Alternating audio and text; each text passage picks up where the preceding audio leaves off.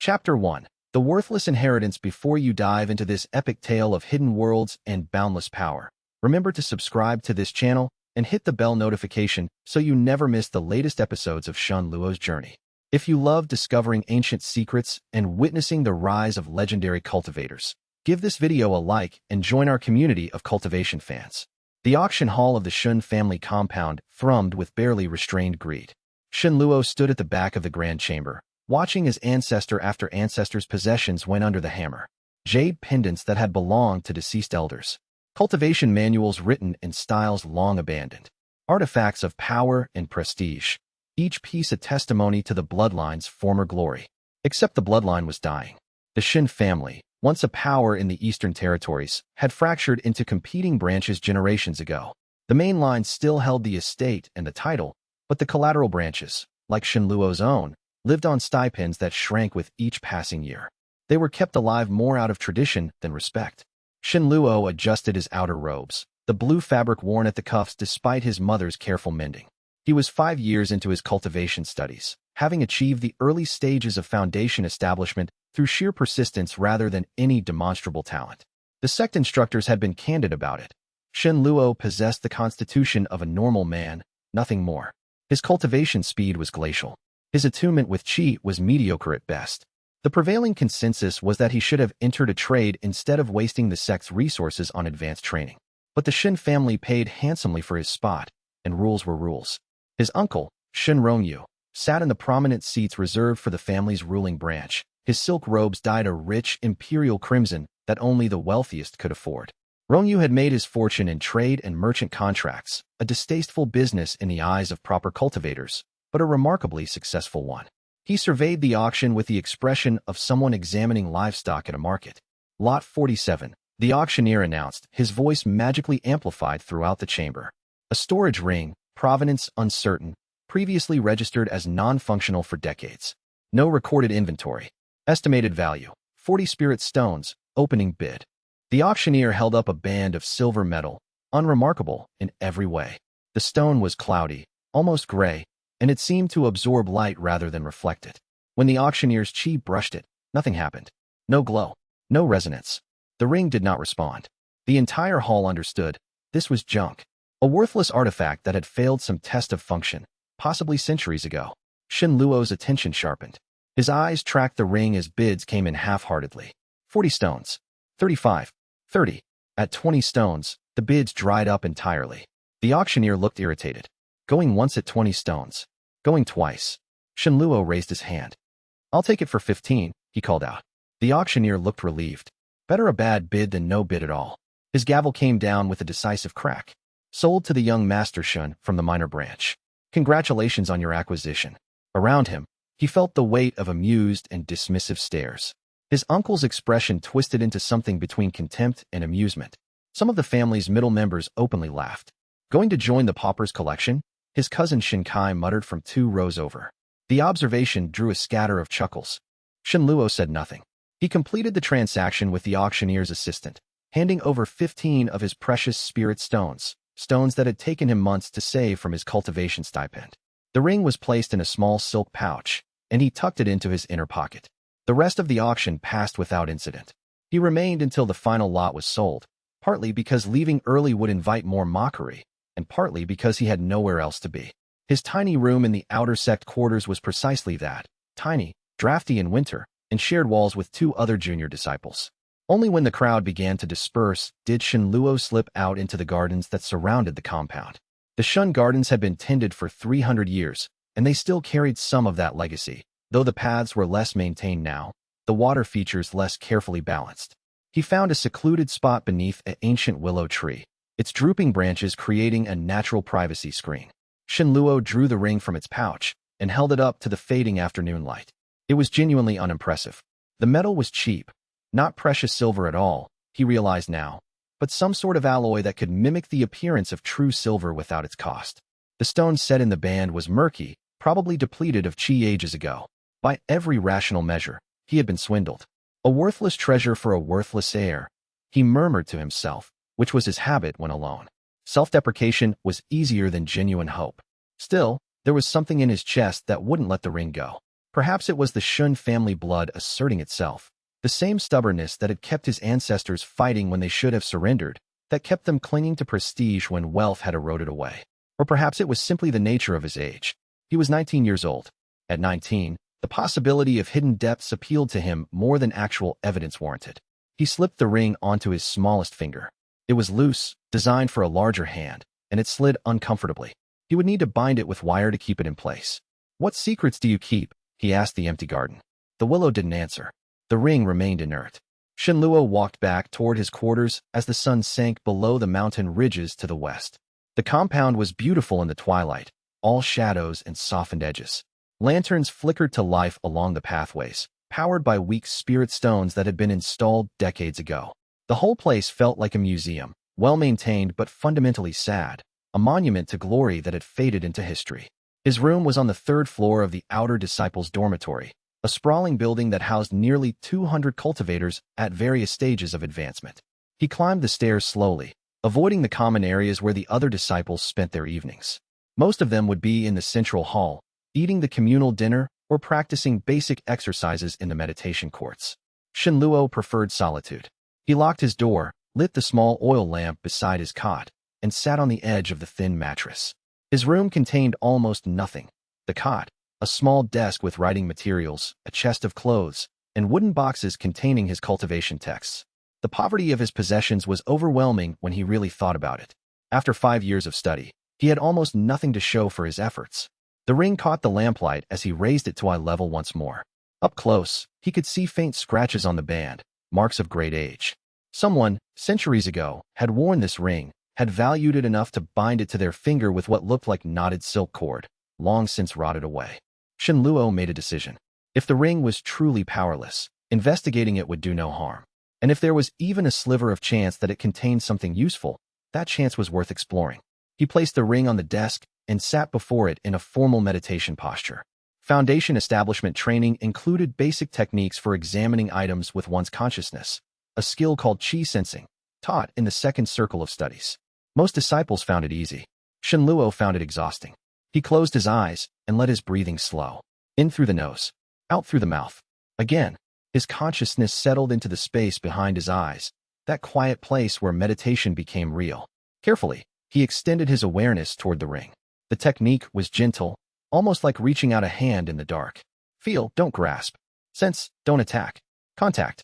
The moment his consciousness touched the ring's external surface, something shifted. It was not painful, but it was disorienting. Shenluo felt a sudden pulling sensation, as though he were being drawn forward at tremendous speed. His consciousness lurched. The meditation room dissolved. The lamplight scattered like frightened fish. For a moment that felt like an eternity, there was nothing, a void, a blank space where the world should have been. Then, abruptly and completely, Shenluo was somewhere else. He gasped and opened his eyes, though he had no memory of closing them. He was standing on a plain of pale, almost white sand, stretching to the horizon in all directions. Above him, the sky was the color of amber honey, suffused with a light that seemed to come from nowhere and everywhere simultaneously. There were no sun or clouds, just that omnipresent radiance that made shadows fall in strange directions. Shenluo spun around slowly, his heart hammering against his ribs. He was still wearing his outer robes. The ring was on his finger, more solid now, glowing with a faint internal luminescence that pulsed like a heartbeat. "This is not real," he whispered, though even as he said it, he could feel the sand beneath his bare feet. His shoes had vanished somewhere in the transition, and the weight of the air around him. The ground was real. The sky was real. The warm breeze that brushed across his face was undeniably real. In the distance, he could see mountains rising up where the horizon should curve toward infinity. They were impossibly tall, towering white peaks that seemed to touch the edge of that golden sky. And between the mountains, he could make out the silvery thread of what might have been a waterfall, catching the strange light and throwing it back as brilliance. Shenluo was trembling. Not from cold. It was warm here, pleasant even, but from the overwhelming sense that something vast had just occurred. His body was one place. His mind was another. The contradiction was almost unbearable. He took a step forward, then another. The sand was soft and gave way beneath his feet, but not unpleasantly. With each step, his panic receded slightly, replaced by a cautious curiosity. This was impossible. Impossible. And yet, here he stood in a place that was clearly not his dormitory room. A storage ring. A broken, worthless storage ring that was supposed to be non-functional. A storage ring that had apparently just transported his consciousness into something vast and terrible and beautiful. Shenluo looked down at his hand. The ring gleamed, pulsing in synchronization with his heartbeat.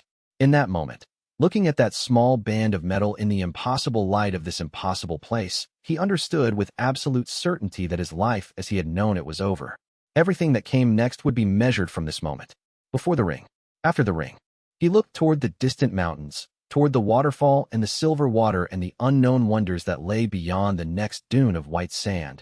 And Shenluo, the talented nothing, the disappointing heir, the waster of his family's resources, took a deep breath and began walking toward the impossible light. Chapter 2. The split consciousness. The impossibility of his situation crashed down on Shenluo in waves as he walked deeper into the realm. With each step, the contradiction grew more acute. His feet pressed into sand that felt absolutely solid, but his rational mind insisted that he was sitting in his dormitory room, in meditation posture, his body unmoving on his cot. Both things were true. He could feel both simultaneously. It was like being split down the middle. Half of his consciousness registered the progression across the white plain, the gradual rise of the distant mountains becoming larger and more defined, the peculiar quality of the golden light that never seemed to come from any particular direction. But the other half, a quieter half, almost suppressed, remained anchored in his body. He could sense the outline of his physical form, the pressure of his robes against his skin, the slight itch along his left shoulder blade. He existed in two places at once. The strangeness of it was profound. Shenluo tried to separate the two streams of awareness, to focus entirely on one location, but that only increased the disorientation. When he tried to ignore the physical sensations and concentrate on the landscape before him, his body felt like it was screaming silently, a void demanding attention. When he tried to ignore the realm and focus on physical sensation, the landscape became blurred and indistinct, as though it were fading away. He needed to understand what was happening. The ring had done this. Opening the ring, or trying to sense into it, attempting to examine it with his consciousness, had triggered this split. Shenluo stopped walking and forced himself into a precise breathing pattern, another foundation establishment technique. The exercises were meant to balance the internal cultivation and external awareness, to create harmony between body and spirit. If anything could help him navigate this doubled state, it was the meditation itself. In through the nose. Slow count to 4. Hold for 4.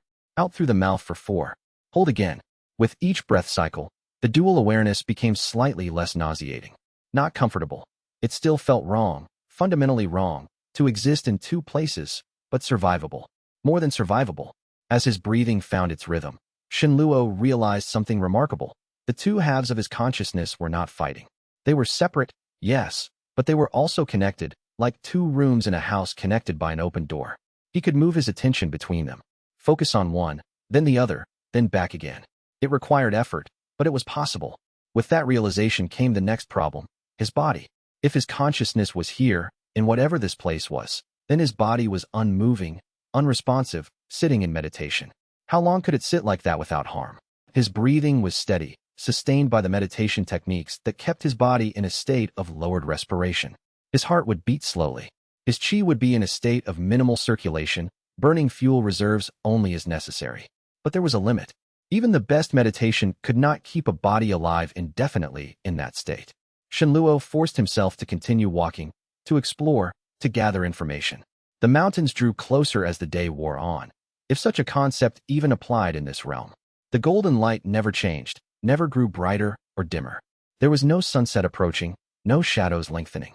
It was eternal twilight, or perhaps eternal noon. Time itself seemed almost suspended. As he walked, Shenluo began to take in details. The plain was utterly barren, no vegetation, no rocks, nothing but endless sand. Yet it was not sterile. There was a quality to the air that suggested life, an ancient life, something that had thrived here once. He could almost taste it on the breeze that sometimes touched his face. The mountains grew taller. What had seemed distant became imminent. Shenluo climbed up a series of gradually sloping dunes until he reached higher ground. From there, his perspective shifted completely. To the left, far to the left where the horizon turned almost greenish, he could see what looked like forest. Actual forest, with trees and undergrowth and the promise of water. To the right, the landscape turned to something rust-colored and rocky, with deep shadows that suggested canyons or caverns. Behind him, the endless plain. Ahead, the mountains, and, somewhere in their peaks, that silver waterfall. Shenluo's heart raced. This place was vast. It was an entire world, sealed somehow inside a ring. The implications were staggering. A true spatial artifact. Not merely a storage space like normal rings, where items existed in a compressed state, tucked into an extra-dimensional pocket barely larger than the artifact itself. No, this was something else entirely. This was a world. He was so focused on the landscape that he almost missed the danger until it was too late. A tremor ran through the ground beneath him. The sand shifted, and from somewhere very far away, in that direction where the golden light seemed to originate, Shenluo heard a sound that made his blood freeze, a scream. Not a human scream, but something vast and distorted, a cry of agony stretched out over what seemed like leagues of distance. Shenluo stumbled backward, his concentration shattered. The scream came again, and with it, the dual awareness that had been so carefully balanced suddenly tilted catastrophically toward his physical body. The disconnection was violent. He gasped as his consciousness snapped back into his physical form like a taut rope suddenly released. For a moment, there was nothing but shock and disorientation. Then pain. His body screamed at him, all sensation returning at once. He was gasping for breath, his meditation broken, his lungs burning with the need for air. His legs had fallen asleep. The pins and needles sensation was overwhelming. His back ached from the long meditation. His eyes were gummed with the sensation of dust, though he had been in a sealed room. Shenluo fell forward from his meditation posture, catching himself on his hands and knees beside the cot. He retched, though he had not eaten recently enough to bring up anything substantial. His body shook with reaction, with shock, with the simple fact of being back in a single location, a single form. The dormitory room was dark. The lamp had burnt down to a small pool of oil, providing minimal light. From the quality of the darkness, he could tell that it was night. Hours had passed, somehow. Hours. The time in that place had felt different, malleable, impossible to measure. He looked at the ring on his finger. It was no longer glowing. It was inert, dead metal once more. Shenluo pushed himself upright and stumbled to the wash basin in the corner of his room. The water inside was lukewarm, still from the morning. He plunged his hands in and splashed the water over his face, gasping at the shock of it. His skin prickled with sensation. Everything hurt. Everything was overwhelmingly real and present. What had happened? What was that place? And what was that terrible scream? The ring sat on his desk where he had placed it, apparently benign. But Shenluo knew better now. The ring was not broken. It was not powerless. It was something else entirely. Something that defied every category he knew, that rewrote his understanding of what a storage artifact could be. He looked toward the window. It was the middle of the night. The dormitory was silent except for the distant sound of one of the other disciples snoring through the shared wall. Shenluo's hands were shaking. He clasped them together, trying to still the tremor. He needed to understand what had happened. He needed to be careful. If anyone had noticed his body being unresponsive, if any of the elder instructors had come to check on him, but no one had come, he would have felt the disturbance when he returned. His room was precisely as he had left it, sealed from the outside by his own hand. Only he and whatever mechanism powered the ring knew what had happened in the hours that he had spent walking through that impossible golden realm. Shenluo picked up the ring and examined it by the dying lamplight. The stone was dark again, drained of that internal luminescence. But he could sense something, now that he knew to look for it.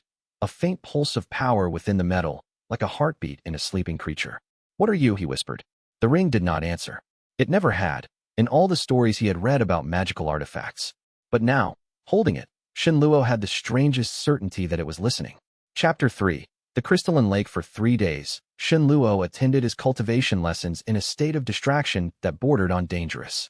He went through the motions, the hand forms, the breathing exercises, the basic chi manipulation that the outer sect instructors drilled into their students. But his mind was elsewhere, circling endlessly around the impossible fact of the ring, around the memory of that golden light and the vast landscape that existed inside it. He had not re-entered. The fear was too great. What if he could not return to his body a second time? What if the scream he had heard was the beginning of something worse? What if the ring decided to keep him? But the desire was almost as strong as the fear. The landscape called to him. The sense of ancient vastness, of a world that had been sealed away from the normal realm, waiting in darkness. And more than that, the promise of power. Whatever that ring was, it was not the broken artifact everyone else believed it to be. On the third night, unable to bear the uncertainty any longer, Shenluo prepared more carefully. He arranged his cot to appear occupied, piling clothes under his blanket in case anyone should glance through his window. He set out water and a cloth, so that if he needed to recover quickly upon his return, he would have what he needed immediately at hand. He spent an hour in preliminary meditation, calming his mind, establishing a deep and stable state before he attempted the transition. This time, he would be ready. This time, he would not panic at the scream. Finally, when he was as prepared as he could be, Shenluo picked up the ring and held it before his eyes. "Take me back," he said quietly. He extended his consciousness toward it with gentle deliberation, the way one might extend a hand to a wild animal, offering trust. The transition was less violent this time. His awareness seemed to slip sideways into the ring rather than being yanked through it. For a moment, there was that strange blank space, and then he was standing in the pale sand, beneath that amber sky. But something was different. The landscape had shifted. The mountains were closer, far closer. And to his right, which had been empty before, there was now a glimmer of water. Shenluo's breath caught. The crystalline lake. It had to be. He walked toward it carefully, expecting at any moment for something to go wrong. But the realm seemed calm now, quiescent. The golden light was constant, unchanging. And the water? The lake was impossibly clear. He could see through the water to the sandy bottom, at least 50 meters down. The sand at the bottom was a different color from the surrounding plain, silvery, almost luminescent. And the water itself radiated something. Not heat, but energy. Pure qi, somehow concentrated into liquid form. Shenluo approached slowly, reverently. The water's edge was marked by a line in the sand, precise as though drawn by a careful hand. On one side, the dry plain. On the other, the water that seemed to contain all the light of this world, magnified and concentrated. He knelt at the edge and cupped his hands to the water. It was cool, almost cold, but not unpleasantly so. The moment it touched his skin, Shenluo felt a tingle of sensation, as though he were being brushed by something alive. He brought his hands to his face and drank. The water was pure in a way that mundane water could never be. It had no taste, no texture, but it carried with it a sensation of clarity. Shenluo could feel it as it descended into his body, could feel it reaching deep into his core, deeper than his normal consciousness usually penetrated. And then it touched something that was wrong. Since he had first begun his cultivation, there had been something blocked in his meridian system. The outer sect instructors had been straightforward about it. Some people were born with flaws in their cultivation channels, subtle misalignments that made their qi flow less efficiently than it should. Shenluo had one such blockage, located in his lower dantian, just below his navel. It was not severe enough to make cultivation impossible, but it was enough to make him slower, weaker, less efficient than his peers. The water touched that blockage, and it began to dissolve. Shenluo could feel it happening, a process of dissolution and clearing that sent tendrils of new sensation through his entire being. The blockage was not being broken or bypassed, it was being healed, restructured, reintegrated into the healthy flow of his cultivation channels. It was not painful, but it was intense, overwhelming, the sensation of something being made right that had been wrong since birth. He drank more of the water, unable to stop himself. His hands cupped again and again, bringing the miraculous liquid to his lips. The clearing sensation spread through his body, following his meridians, checking each channel for imperfection, and when it found them, gently correcting them. When Shenluo finally sat back from the lake, his entire being felt different.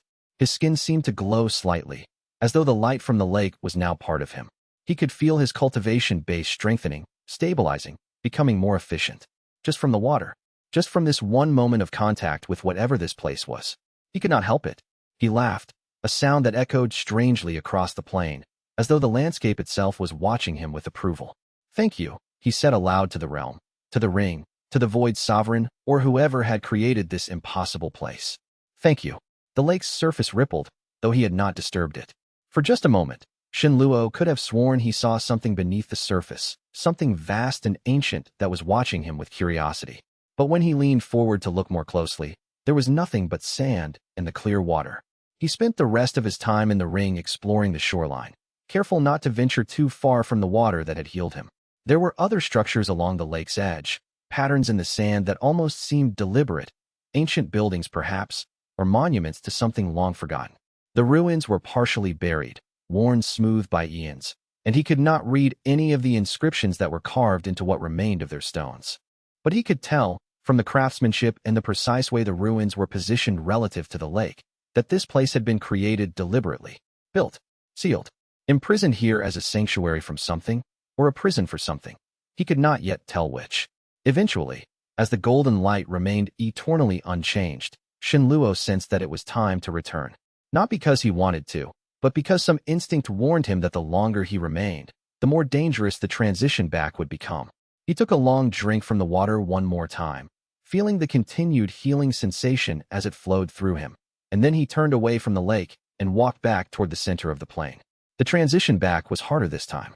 His body had been waiting for nearly 8 hours, the longest he had dared stay in the ring. The return was a violent snap, a jolting return to physical sensation after such extended immersion in the realm. But when he recovered his breath and his senses, Shenluo could feel the difference immediately. The blockage in his lower dantian was gone. His cultivation channels flowed with a smoothness they had never possessed before. When he checked his cultivation base, he could feel that his chi control was sharper, his power base stronger. In just one visit to that lake, he had made more progress than he had in 5 years of studying with the outer sect. Shenluo lay back on his cot, the ring cool against his finger, and began to understand the true nature of what he had inherited. Chapter 4. Ancient Mysteries. The discovery of the water's healing properties changed Shenluo's approach to the ring entirely. The fear that had constrained him during his first 2 visits evaporated, replaced by a burning curiosity and a hunger for understanding. Every moment not spent in cultivation lessons was now devoted to exploring the sealed realm and discovering more of its secrets. On his 4th entry, which he executed with an ease that would have astonished the outer sect instructors who constantly complained about his lack of dedication, Shenluo pushed beyond the lake and toward the mountains. The vast peaks that had seemed distant in his first visit now resolved themselves into distinct formations as he approached. There were 7 major mountains arranged in a rough semicircle, with smaller peaks nestled between them. And at the center of the semicircle, in the valley created by their natural formation, stood the ruins that had called to him. They were vast. Even from a distance, Shenluo could perceive the scale of them. The structures were not mere buildings, but a complex of interconnected edifices, some of them rising dozens of meters into the air. Towers and walls, courtyards, and what might have been gardens, all constructed from a white stone that seemed to absorb and redistribute the golden light in ways that made the ruins shimmer as if alive. But these were ruins. That much was clear. Time and exposure had worn away at them. Entire sections had collapsed, scattered into rubble that spread across the valley floor. What had once been grand was now ancient, broken, a ghost of whatever civilization had built them. Shenluo approached cautiously, half expecting the same terrible scream he had heard on his first visit. But the valley was quiet except for the whisper of wind that seemed to come from nowhere in particular. He picked his way through the rubble, examining the fallen stones, the fragments of columns, the scattered pieces of what might have been artwork. The inscriptions fascinated him most. They covered nearly every surface, carved deeply into stone in a language he did not recognize. The characters were angular, complex, with a kind of flowing quality that suggested they had been written by people who understood both art and precision. He tried to copy a few in the sand with his finger, attempting to find some pattern or meaning in the shapes. Nothing came clear, but he persisted. The inscriptions covered not just the major structures, but the smaller decorative elements scattered throughout the ruins. Entire walls had been covered with text, stories perhaps, or inscriptions marking the purpose of the buildings. As he explored deeper into the complex, Shenluo found himself in what had once been a library. Shelves, miraculously preserved in the dry air of the sealed realm, still held the rotted remnants of books and scrolls. The paper had mostly dissolved into dust at the slightest touch, but he could sometimes see fragments of text preserved in the stone itself. Imprints where books had been pressed against hard surfaces, leaving ghostly traces of their content. At the center of the library, he found something that made his breath catch. A large stone tablet, covered in characters, positioned prominently as though this had been the most important record in the entire structure. The inscription was too large for him to copy in the sand. Instead, Shenluo found a piece of the white stone, flat and roughly the size of his hand, and he used one of the rusted tools that still lay scattered on the ground to scrape his own message into its surface. Seal maintained by resonance with bearer. 10,000 years sealed. This realm is not lost.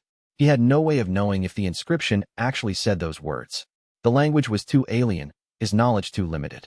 But something in the character patterns, in the rhythm of the symbols as they repeated and interlocked, suggested meaning. Something ancient and important. A voice spoke behind him.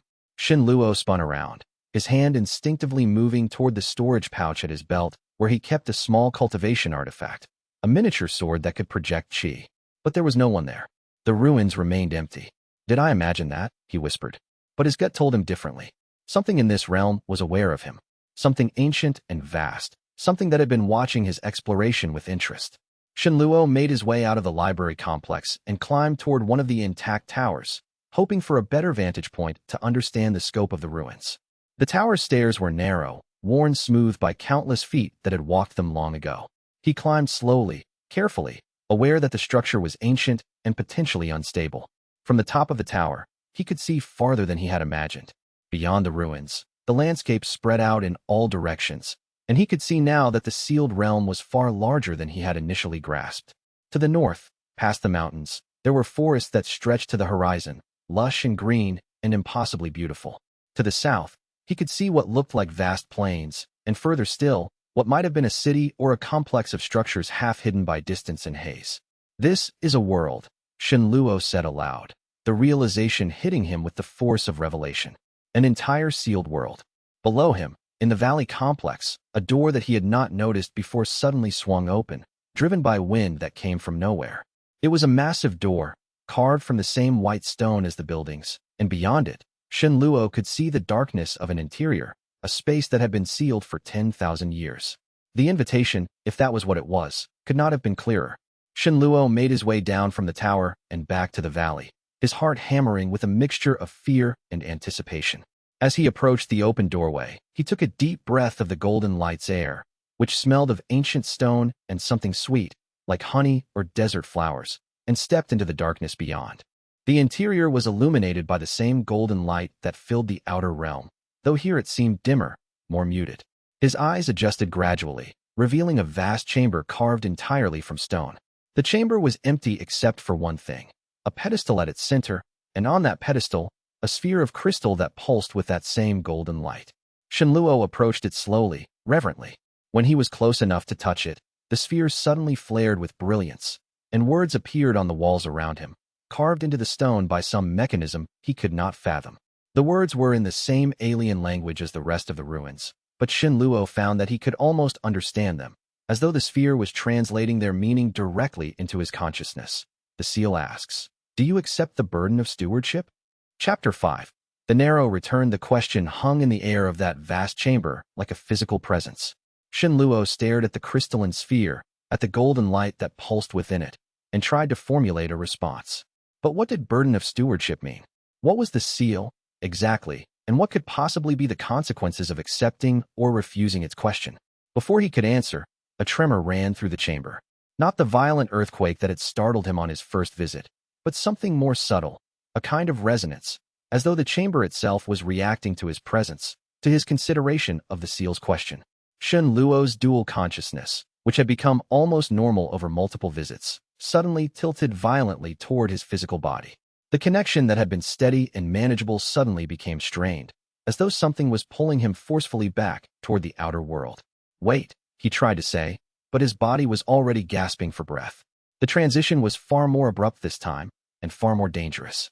Shenluo's consciousness snapped back into his physical form like a fish on a hook. The jolt was violent enough to throw him forward off his cot. He crashed onto the stone floor of his dormitory room with an impact that drove the air from his lungs. For a terrible moment, he could not breathe.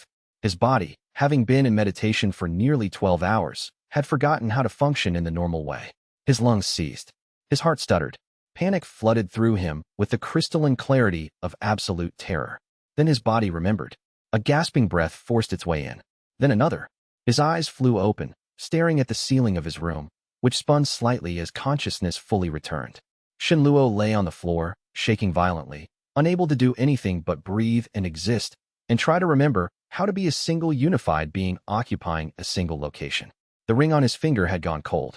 Not merely inert, but actively cold, as though all the warmth had been drawn from it.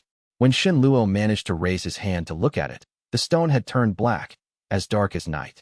Something had happened. Something in the seal's question had triggered a consequence, and that consequence had nearly stranded him in the sealed realm. It took him nearly an hour to recover enough to stand. His legs barely supported him when he finally pushed himself upright. The dormitory room was in darkness. It was well past the middle of the night. His lamp had long since burned out. He staggered to his wash basin and splashed cold water on his face, trying to ground himself in physical sensation. The water was shockingly clear, a small thing, but it brought a spike of relief. He was awake. He was here. He was in his body, and his body was in his room, and there was no ambiguity about his location. But the danger was real. Whatever had happened when the seal asked its question, it had been on the verge of something catastrophic. If he had stayed in the realm a moment longer, if the transition had not pulled him back, Shenluo did not know what would have happened, but his instinct screamed that it would have been bad. He looked at the ring again. It was slowly warming, the black stone beginning to lighten to gray. By the time the sun began to rise outside his window, it had returned to its normal cloudy state, no longer cold, but no longer glowing either.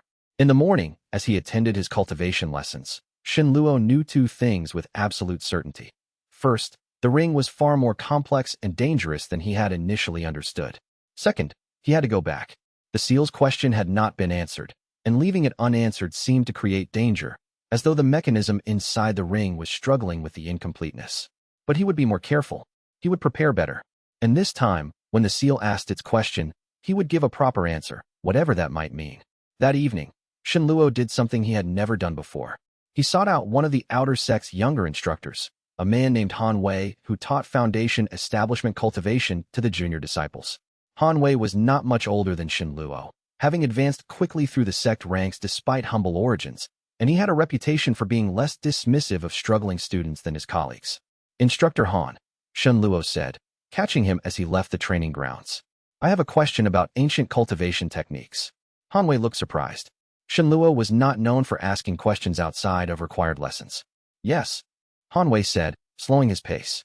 "Are there historical records about lost cultivation artifacts, rings, or other storage devices from the ancient era, before the current age?" Han Wei's expression became more guarded. "That's a specific question. Why do you ask?" Shenluo had already prepared a lie. "I found a reference to something called the Void Sovereign in one of my meditation texts. I was curious if there was actual historical basis for the reference, or if it was just mythological." The name had appeared to him as he was reading the inscribed walls of the ruins, the Void Sovereign, mentioned repeatedly in that alien script. He did not know if he had truly read it, or if his mind had simply imposed meaning onto the symbols. Han Wei's face changed. A recognition appeared in his eyes, followed by something that might have been caution. "The Void Sovereign is a delicate historical topic," he said carefully. "There are scholars who believe he was a real cultivator from 10,000 years ago. Others think the references are purely mythological. The sect discourages excessive interest in the topic, as it was involved in conflicts that predate the current era." "Why do you ask?"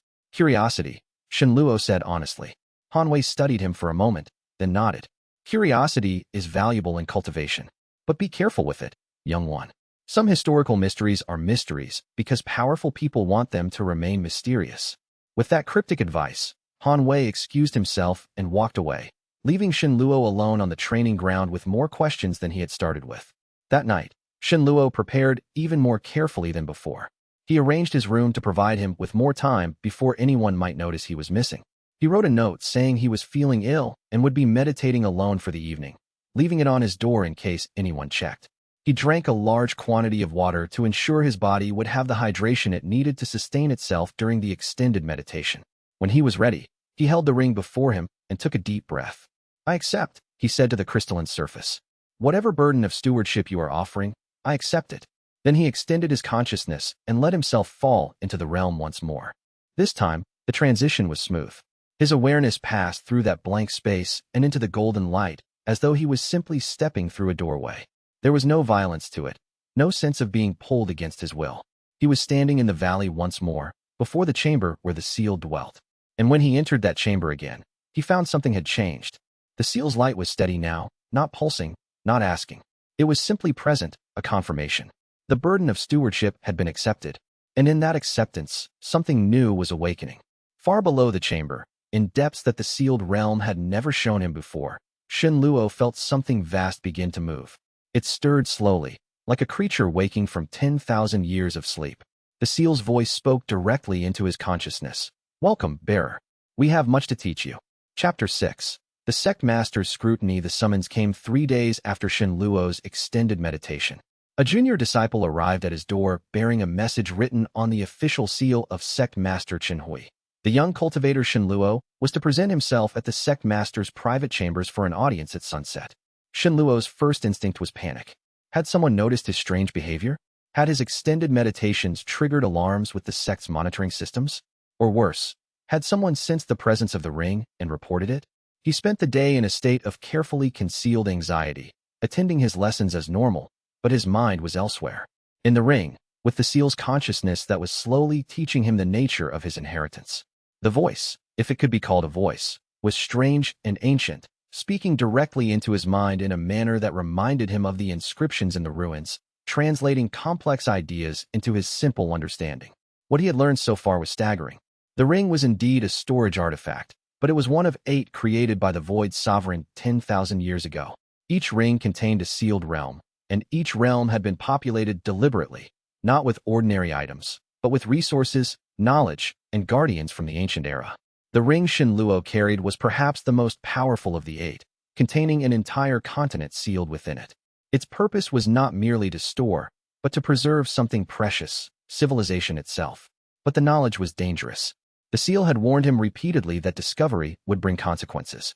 Other factions, sects, noble houses, perhaps even the great patriarchal orders, had been hunting for the 8 rings for centuries. To reveal that he carried one of them would make him a target of extraordinary significance.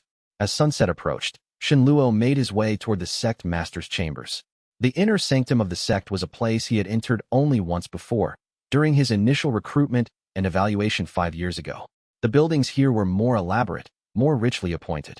The gardens were tended by specialized cultivators. Everything spoke of power and resources concentrated in the hands of the sect's leadership. Sect Master Chun Hui received him in a study lined with books and cultivation artifacts. The sect master himself was a man of perhaps 60 years, with gray streaking his black hair and a face marked by intelligence and careful calculation. He wore the robes of his office, deep crimson silk with gold embroidery depicting scenes of the sect's founding. "Young Master Chun," Chun Hui said, gesturing to a chair. "Please sit. I wanted to speak with you personally regarding your cultivation progress." Shen Luo bowed respectfully and sat, acutely aware of how small he felt in the sect master's presence. "Your cultivation advancement has been noted," Chun Hui continued, pouring tea from a pot that steamed with the aroma of expensive herbs. "Over the past few weeks, your power level has increased notably. Your form improvements have been observed by multiple instructors. Tell me, what technique have you been practicing?" It was a direct question, the kind that had no safe answer. If Shen Luo claimed to have discovered some new technique, Shen Hui might demand to see it. If he claimed simple persistence and hard work, the sect master would know he was lying. "I have been meditating extensively, honored sect master," Shen Luo said carefully. "Perhaps the dedicated cultivation sessions have simply accumulated benefits that were not visible in smaller increments." Chun Hui sipped his tea, his eyes studying Shen Luo carefully. "The outer sect instructors report that your fundamental cultivation base has improved significantly. That is not a gradual process. That is something that happens with external assistance, either through advanced resources or through learning new techniques." "My family has given me some supplementary pills," Shen Luo lied. It was a plausible lie, at least. His uncle Shen Rongyu could certainly afford high-quality cultivation pills. "Perhaps those have enhanced my progress." "I see," Chen Hui said. "Your uncle is a successful merchant, after all.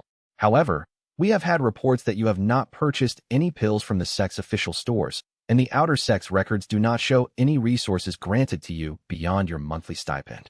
The sect master paused. "Would you be willing to undergo an examination?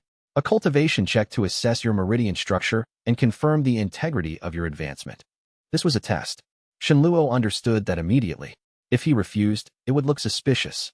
But if he agreed, the examiners would discover the perfectly aligned meridians, the cleared blockage in his lower dantian, the signs of profound healing that had nothing to do with cultivation pills or dedicated meditation. "I would be happy to undergo an examination, honored sect master," Shen Luo said, trusting the seal's earlier assurance that this moment might come. The ancient consciousness had told him, "Examiners see what they expect to see.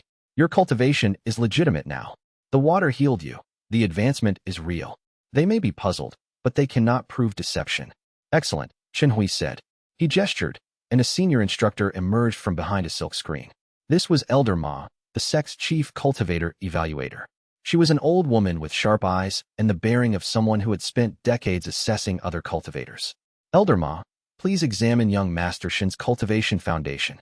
The examination was thorough. Elder Ma had Shen Luo remove his outer robes and sit with his back exposed while she placed her hands on his back, extending her consciousness into his meridian system. Shenluo could feel her presence moving through him like a fish in water, checking the integrity of his qi channels, assessing the purity of his cultivation base. It took a long time, perhaps 15 minutes, while Sect Master Chun Hui sipped his tea and observed with the patience of someone accustomed to waiting. Finally, Elder Ma withdrew her consciousness and stepped back. She exchanged a glance with Chun Hui that Shenluo could not quite interpret. The cultivation base is sound, Elder Ma said slowly. More than sound, it is unusual. The meridians are perfectly aligned, showing no signs of the blockage that was recorded in his initial evaluation 5 years ago. The qi flow is efficient and stable. If I did not know better, I would say his constitution had improved significantly. Could it be natural growth? Chen Hui asked. Possible, but unlikely, Elder Ma said. Natural growth corrects alignment gradually and imperfectly. This appears to be complete healing, as though the blockage was dissolved away rather than naturally resolving. She turned to Shenluo. Young master, have you been using high-grade medicinal pills? One's not purchased through the sect. My uncle has provided some resources, Shenluo said honestly, because it was partially true. His uncle had purchased pills for him, just not enough to account for his improvement. That explains it, likely, Elder Ma said, though she still sounded uncertain. The higher-grade healing pills can achieve what we see here. However, it is unusual that we see no trace of pill residue in the meridian system. Normally, high-grade pills leave a signature. Perhaps the young master's cultivation is simply more efficient than average, Chun Hui said, and it sounded like a dismissal. Thank you, Elder Ma. Young Master Shen, you may replace your robes. As Shenluo dressed himself, Chun Hui continued to speak, his tone having shifted to something more cordial. Your advancement is impressive, Shenluo. The sect is always pleased when a disciple demonstrates potential, regardless of their initial assessments. I encourage you to continue your cultivation. Your efforts are clearly yielding results. Thank you, honored sect master, Shenluo said, bowing. You may go, but remember, the sect's resources are available to all disciples who demonstrate genuine effort and commitment. If you need anything to support your continued advancement, you have only to ask. It was a gentle reminder that the sect master was watching him, and a subtle warning to be careful about hiding things. But it was not a threat. If anything, Chen Hui seemed pleased by Shenluo's advancement, treating it as a potential asset to the sect. Shenluo left the sect master's chambers more relieved than he expected to be. The examination could have gone very differently. Elder Ma could have recognized the signature of the ring's power, could have discovered the truth. But she had accepted the explanation and moved on. Still, Chen Hui would be watching now. Whatever suspicions he had, they had not transformed into actions, but they remained. Shenluo would need to be more careful going forward. That night, in the ring, he told the seal about the examination. The ancient consciousness did not seem concerned. Deception is not required, it said. Your advancement is real. The healing was genuine. These people, no matter how skilled, see what they expect to see in a cultivation base. They expect to see a talented disciple advancing naturally or being aided by mundane supplements. They do not expect to see the effects of a sealed realm's essence. Therefore, they do not truly see it. Chapter 7. The Grove of Abundance. Now that the immediate danger from Sect Master Chun Hui's examination had passed, Shenluo became bolder in his exploration of the ring's realm. Each night, after his dormitory's lights had dimmed, he would enter deep meditation, crossing into the sealed world for extended periods. The seal began to guide him, showing him new areas of the realm that had previously been inaccessible. On his 7th visit, it directed him toward a region he had not yet explored, the western forests. The transition from the valley ruins to the forests was dramatic. The white sand of the plains gave way to rich, dark soil. Vegetation began to appear, first as struggling grasses, then as shrubs, and finally as full forest. The trees were massive, ancient, some of them reaching heights that would have seemed impossible if Shenluo had not already learned to accept the impossible. But the most remarkable feature of the forest was the abundance of cultivation resources. It was not merely a forest of tall trees and undergrowth. It was a carefully cultivated paradise, where every plant had value, where resources grew wild because they had been seeded and tended by the ancient civilization that had inhabited this realm 10,000 years ago. Shenluo found himself walking through what could only be described as an endless garden of spiritual fruits, medicinal plants, and cultivation herbs. Spirit fruit trees grew in groves, their branches heavy with fruit that glowed faintly with internal qi, suspended on boughs that seemed far too delicate to hold their weight. Rare medicinal plants bloomed in clearings where the golden light seemed to concentrate, their flowers radiating purity so profound that simply standing near them filled Shenluo with a sense of peace. Some of the plants he recognized from the sect's medicinal texts, plants that normally grew only in remote mountain peaks and were worth significant sums of spirit stones. The tribloom herb, which could extend a cultivator's lifespan by years. The phoenix root, whose sap could heal almost any injury. The heart's ease plant, which could calm even a troubled mind. Here, they grew wild, unattended by any visible hand, tended only by the realm's own internal processes, which seemed designed to encourage growth and abundance. The air itself was thick with qi, more concentrated than anywhere Shenluo had ever been, even in the sect's most carefully maintained cultivation chambers. Shenluo approached the nearest spirit fruit tree cautiously. The fruit was about the size of his fist, perfectly round, with a skin that seemed to contain light. When he reached up to pick one, the fruit came away in his hand easily, as though it had been waiting for him to do so. He brought it to his nose and smelled an aroma that made his mouth water immediately. The scent was complex, hints of honey, of flowers, of something ancient and potent, of the very essence of life and growth and vitality. He bit into the fruit carefully, uncertain what might happen. The taste was indescribable. He had eaten the outer sect's meager portions of spirit fruit before, paid for with earned contribution points or purchased with precious spirit stones. This was entirely different. Where the sect's fruits had been good but fundamentally limited, with their flavor seeming almost artificial compared to this fruit was transcendent. Each bite seemed to fill his entire body with vitality. His cultivation base hummed with resonance as the fruit's essence was absorbed into his meridians, spreading through his channels like liquid warmth. Shenluo ate 3 more fruits before he forced himself to stop, aware that consuming too much too quickly might have unexpected consequences. But even after stopping, he could feel the improvement in his power. His qi reserves had increased noticeably. His cultivation level felt more stable, more grounded. If he had been assessed right now, the evaluators would have found him at a higher stage of advancement than he had been that morning. "This place grows everything," he said aloud in wonder, his voice echoing slightly through the forest canopy. The seal's voice echoed in his mind, resonant and ancient. "This realm is alive. It grows, it changes, it adapts to the bearer's needs. The more cultivation you perform, the more abundant this realm becomes. It is a virtuous cycle. Your advancement feeds the realm's resources feed your advancement." The ancient civilization understood this principle. They built this realm not merely as storage, but as a living system of mutual enhancement. Tend the realm, and it tends you. Shenluo spent the rest of that night's visit gathering. He picked spirit fruits carefully, filling his cultivation robe's pockets with them.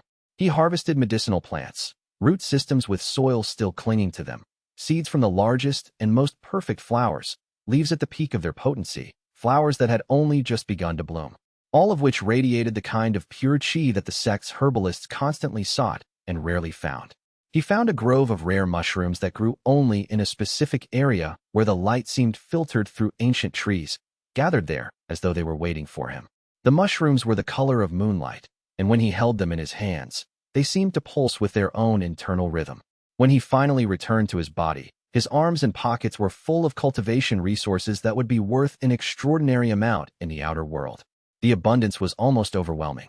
The spirit fruits alone, if sold to the right merchant, would fetch enough spirit stones to support him for a year. The medicinal plants and mushrooms would be worth 10 times that amount. In the following days, Shenluo faced a new challenge: how to explain his sudden acquisition of high-quality cultivation resources without raising questions that would threaten to expose the ring. He could not simply begin selling them to the sect's merchants without explanation. The moment Elder Ma or any other experienced cultivator examined the resources and found no signature of external purchase, the same questions would arise that his examination had barely survived. The resources were too pure, too perfect. They would immediately suggest something extraordinary. Normal cultivation pills left traces of the pill refining process. Normal herbs bore the marks of being grown in ordinary soil and harvested by normal hands. These materials bore no such marks. They seemed to have emerged directly from the hand of a master craftsperson or a sealed realm of incredible power. The solution came from an unexpected source: Mei-chun. She was a junior healer within the outer sect, one of perhaps 20 disciples who had chosen to focus their cultivation on medicinal arts rather than combat techniques. Shenluo had seen her occasionally in the sect's halls, always busy with some task or another, managing supply stores or studying with the elder healers. He encountered her in the medicinal herb storage rooms, where he had gone to begin the process of learning from the sect's resources so that he might have a legitimate reason to be interested in high-quality materials and perhaps gain some context for hiding his own resources. Mei Chun was there checking inventory, making notes on a jade tablet as she examined the carefully preserved herbs. She was a slight woman, perhaps a year or two younger than Xin Luo, with careful hands and observant eyes that seemed to miss nothing. "You're the one who advanced so quickly," she said, looking up from her tablet as he entered. It was not a question. It was a statement of fact, delivered with a certain amount of direct assessment. "Yes," Xin Luo admitted. There seemed little point in denying it. "I am. The sect is talking about you," Mei Chen continued, setting aside her jade tablet and giving him her full attention. "Sect Master Chen Hui was more interested in your examination than in most disciples. People are wondering what you're using to advance so fast." She tilted her head, studying him with those sharp eyes. "You don't seem like someone who would use forbidden techniques or demonic cultivation, but you also don't seem like someone with a family wealthy enough to support your advancement with conventional resources." Xin Luo had learned from his experience with Chun Hui that direct answers were sometimes better than evasion. "I have found sources of cultivation resources, but I cannot explain where they come from. The resources are legitimate, not stolen or harvested illegally. But if I were to sell them or use them openly, it would raise questions I cannot answer." "I see," Mei Chen said thoughtfully. She returned her attention to the herb list, but after a moment, she spoke again without looking at him. "If you had access to rare cultivation herbs and needed to use them without drawing attention, I could help. As a junior healer, I have more legitimate reason to acquire high-quality materials. I could incorporate whatever you have into my research and medicinal work. In exchange, I would want a share of whatever benefits those materials provide." It was a bold proposition, a test of trust and mutual benefit. If Xin Luo was wrong about Mei Chen's discretion, if she was actually an agent working for the sect to trap disciples with hidden resources, this conversation could be the beginning of his exposure and possible imprisonment or execution. But his instinct told him she was trustworthy. She had offered partnership, not exposure. "I need to show you something," he said quietly. Chapter 8. The healer's discovery. It took 2 more days for Xin Luo to arrange a private meeting with Mei Chun where they would not be observed by the sect's network of junior disciples and curious peers.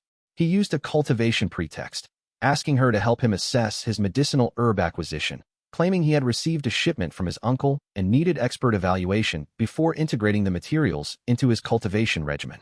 They met in one of the sect's storage houses on the outskirts of the compound, a building that was rarely visited and had been in use for some time except for overflow storage. The building was dusty and cobwebs hung in the corners, but it provided the privacy they needed. Xin Luo brought with him a small portion of what he had gathered from the ring's forest, some of the medicinal plants with their roots still intact, several of the spirit fruits, a bundle of the rare mushrooms, a few seeds from the most precious flowers he had discovered. Mei Chun examined everything with meticulous care, treating each item as though it were made of spun glass. She pulled out magnifying lenses that she had brought with her, sniffed delicately at the herbs, testing their texture, their color, their response to careful manipulation of qi. With each item she examined, her eyes widened slightly. When she held a spirit fruit to the light, looking at its internal structure, her hands actually trembled. "Where did you get these?" she whispered when she had examined everything.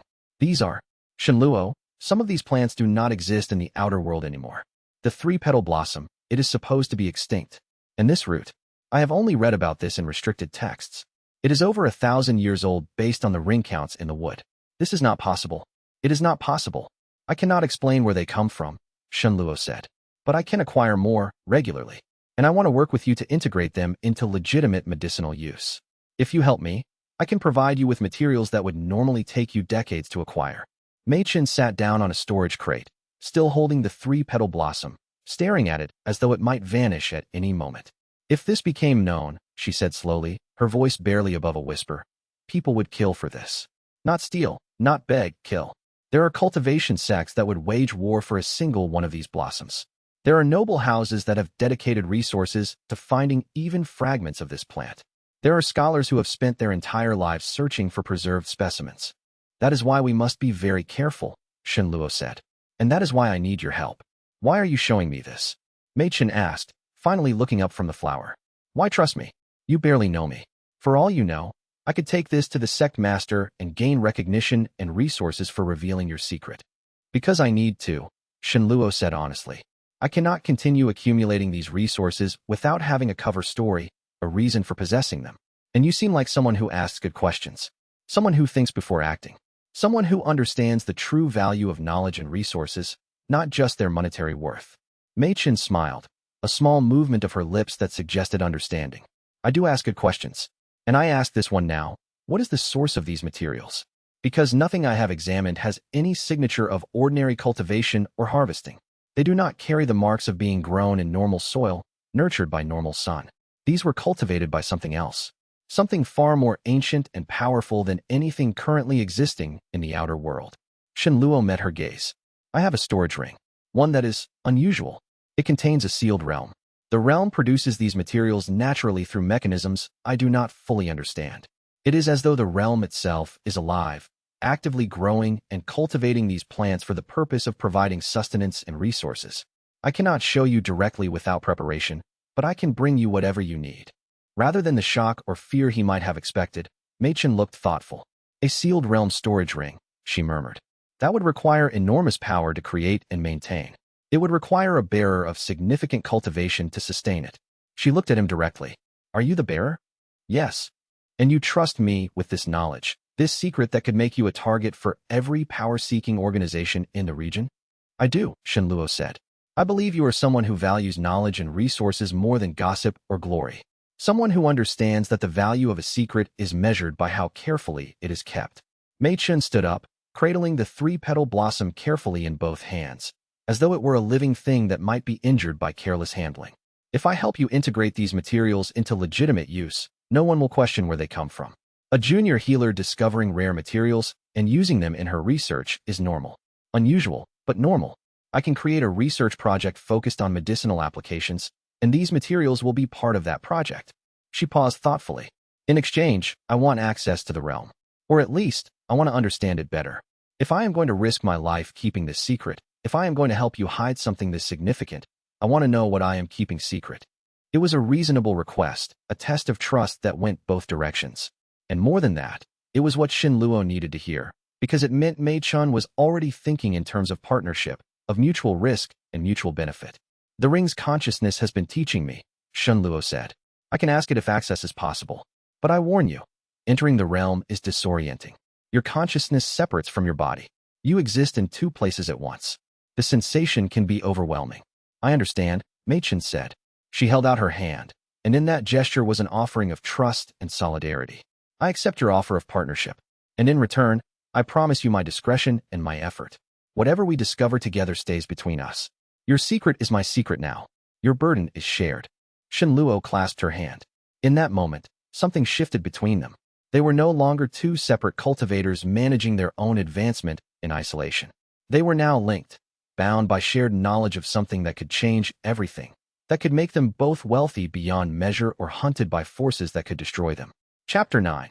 The ring revealed 3 days later, when Shen Luo and Mei Chen had both finished their obligations to the outer sect's training schedules and ensured they had the privacy they needed. Shen Luo prepared Mei Chen for the transition into the ring. They met in the same storage house where he had shown her the materials. Shen Luo explained the process as carefully as he could.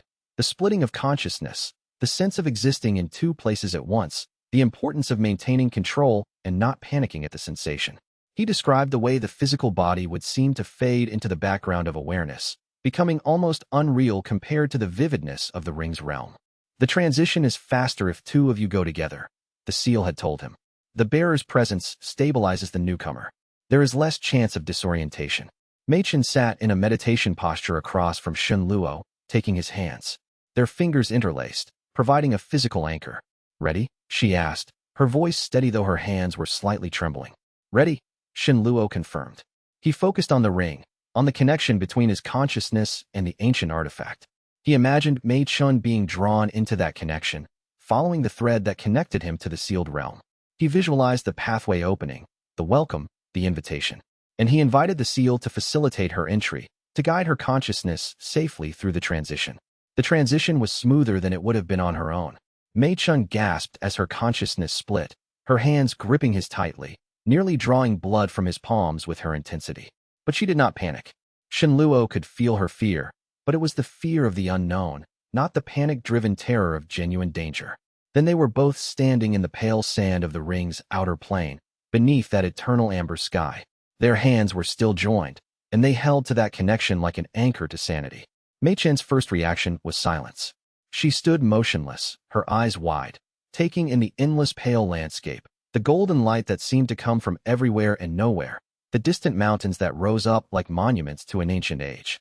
When she finally spoke, her voice was barely more than a whisper, and it carried all the awe of someone standing before something genuinely miraculous. It is real. I was not entirely sure until I saw it with my own eyes, but it is real. It is all real. Shenluo, this is magnificent. This is a sealed world. This is an entire civilization's worth of resources and knowledge, preserved in a single artifact. Come, he said. I want to show you the forest. They walked together through the transitional zone where sand became soil, where the first plants began to appear, and the landscape gradually transformed from barren plain to lush abundance.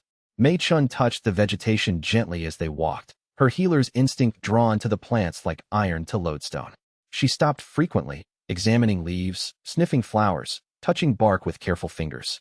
When they reached the full forest, the groves of spirit fruits with their luminous branches, the medicinal plant gardens laid out in precise patterns that suggested careful cultivation, the areas where rare cultivation herbs grew in wild profusion. Mei Chun actually sank to her knees in wonder. This is a pharmacy, she breathed. This is a cultivation pharmacist's dream made manifest. This is what every healer has fantasized about since their first day of training. Shenluo, do you understand what you have? The knowledge stored in these plants alone would advance medicinal cultivation by generations. The techniques required to maintain this kind of growth, to sustain these resources without external intervention, would be worth fortunes. They spent hours in the forest, exploring deeper regions that Shenluo had not yet fully mapped. Mei Chun examined plants methodically, testing their properties, sniffing their flowers, touching their leaves, sometimes asking permission before harvesting in the way that Shenluo had taught her. She showed him aspects of the plants he had not understood, the medicinal properties hidden in root structures, the power concentrated in specific flowers, the way certain plants grew in relationship to others as symbiotic partnerships. Shenluo showed her how to harvest carefully, ensuring that the realm's mechanisms understood the intention and purpose of the harvest, so that the plants replaced themselves quickly rather than waiting years for natural regrowth. The forest seemed to respond to reverent, careful gathering, producing replacement shoots within moments of a harvest being completed. When Mei Chun finally felt the need to return to her body, a sensation that seemed to come from deeper in her consciousness, a kind of warning that her physical form needed her presence, they made the transition together, gripping each other's hands tightly as they fell back into their bodies. The return was jarring but manageable. They emerged gasping but stable, their minds integrating back into single locations after the disorientation of split consciousness. That, Mei Chun said, still catching her breath, her cheeks flushed with the exertion of the transition, was the most profound experience of my cultivation career. There is more, Shenluo said, still holding her hand, not yet ready to let go of the physical anchor of her presence. The ruins, the temple, the lake with healing waters. There is an entire civilization's worth of knowledge sealed in that realm. The seal, that is the consciousness that runs the realm. It is teaching me about what was sealed away and why. And you are its bearer, Mei Chun said, understanding dawning in her expression. Not just the person who carries it, but the one whose presence allows it to function. The person responsible for understanding and protecting it. Shenluo, this is not just a treasure. This is a burden and a responsibility that very few people in the world can understand. It is more than that, Mei Chun said, standing and looking at him directly, her eyes clear and resolved. Shenluo, I mean this with complete sincerity. Whatever you need from me, as a healer, as an ally, as a partner in this work, you have my complete commitment. What you carry is too significant, too precious, to be left alone. In that moment, standing in a storage house filled with the ordinary detritus of the sect's mundane operations, Shenluo felt something shift in his chest. For the first time since claiming the ring, he was not alone in his knowledge of it. Someone else understood. Someone else could help. Someone else had seen the realm and understood its magnitude, and had chosen to stand beside him rather than betray him. Thank you, he said. Chapter 10, The Distant Sound. 3 weeks of careful integration followed. Mei Chun established her medicinal research project officially with the sect, presenting it to the outer sect elders as a focused effort to identify the properties of rare herbs and develop new healing techniques. The outer sect's instructors approved it readily. Medicinal advancement was always valuable, and training more skilled healers would bring prestige to the sect. and granted her access to better storage facilities and a modest budget for supplies. Into that framework, Mei Chun and Shun Luo fed the materials from the ring's realm, carefully, methodically, never allowing any single shipment to be so large as to raise suspicion. The three-petal blossom became part of a study on rare bloom properties and their applications in advanced healing techniques. The ancient root became the focus of a historical lineage analysis, examining how different soil conditions would affect growth patterns. The spirit fruits were broken down and their properties analyzed systematically, their components cataloged, and their potential uses explored. No one questioned the material's origins. Mei Chun's legitimacy as a healer was sufficient cover. Other disciples whispered about her good fortune in finding rare specimens, but in a cultivation sect, luck and good fortune were accepted as part of the natural order. Shun Luo used the time to advance his own cultivation significantly. With Mei Chun's help and guidance, he created a private meditation space in an abandoned wing of the sect that was no longer used, where they could both enter the ring's realm in relative safety, expanding his study of the ancient knowledge that the seal continued to reveal. The temple library, while damaged by time and weathering, held texts that the seal could partially translate. They were written in that same alien script as the ruins, but the seal could read them, and through Shun Luo, it could explain their contents. Techniques of cultivation that predate the current era, more efficient and powerful than anything the modern sects taught. Knowledge of qi manipulation that could accomplish feats considered impossible in the contemporary world. Historical records of events from 10,000 years ago, written in the formal language of the ancient civilization. Together with Mei Chun, Shun Luo began to chart a map of the inner world, documenting the various regions and their properties. The forest they had already explored. Beyond it, to the north, lay mountains that seemed to rival those in the Central Valley. To the east and south, there were areas they had not yet accessed, sealed by barriers of power that the seal suggested they were not yet ready to traverse. But there was a problem growing in the depths of the realm, something that troubled the seal more and more with each passing day. Shun Luo noticed it first on his fourth joint visit with Mei Chun. They were in the forest, harvesting medicinal herbs as they had done twice before with careful reverence and gratitude, when something changed. The air became heavier, as though it was being pressed down by invisible weight. The eternal golden light dimmed slightly, as though a cloud had passed over the sun, except there was no sun, and clouds were impossible in this sealed realm. The plants around them seemed to shudder slightly, leaves trembling on branches without wind to disturb them. "Do you feel that?" Mei Chun asked, her hand freezing on the branch she had been reaching toward. Her voice was uncertain, and Shun Luo could feel her unease through their connection. "Yes," Shun Luo said. The seal, but before he could finish, a sound echoed through the forest. It was distant, but it was unmistakable, a grinding sound, like stone moving against stone with immense force. A sound of something vast stirring in places they had not yet explored, something enormous shifting in the darkness far below the accessible regions of the realm. The echo of that sound faded slowly, and in its wake, the normal amber light returned to full brightness. The weight in the air lifted. The plants seemed to relax. But the fear remained. "What was that?" Mei Chun whispered, her face pale. "I do not know," Shun Luo said honestly. "The seal did not warn me about it." When they returned to the outer world and recovered their bodies, recovering their breath and their sense of singular consciousness, Shun Luo immediately sought out the seal's consciousness in the deeper recesses of the ring's connection. "What was that sound?" he asked directly, not bothering with formality or courtesy. "What is happening in the depths of the realm?" The seal's response was slow in coming, as though the ancient consciousness was reluctant to answer, as though explaining would make the situation somehow more real and more dangerous. "The realm is not merely a sealed space designed for storage," the seal said finally, its voice carrying ancient weariness. "It is also a seal. Within its depths, things of power have been bound and imprisoned. One of them is beginning to wake, drawn by the resonance of your increased cultivation." "Is it dangerous?" Shun Luo asked, feeling fear settle into his chest like ice water. "Everything of power is dangerous if mishandled," the seal said. "But whether this one will be a threat depends on how you manage the realm's awakening. For now, be aware. Your presence here, your advancing cultivation, your use of the realm's resources, all of it causes ripples in the fundamental nature of this place. Those ripples disturb what sleeps. And soon, what sleeps may wake fully." That night, Shun Luo lay in his dormitory cot, the ring resting against his chest where he had begun to wear it beneath his robes, concealed by layers of fabric and bound with careful wrapping so that it would not shift or be discovered. The metal was warm against his skin, pulsing gently with the rhythm of his heartbeat. And he considered the implications of the seal's warning. The realm was not just a place to gather resources, not just an archive of ancient knowledge. It was a mechanism, a purpose-built system designed to contain and control something dangerous, something powerful, something ancient.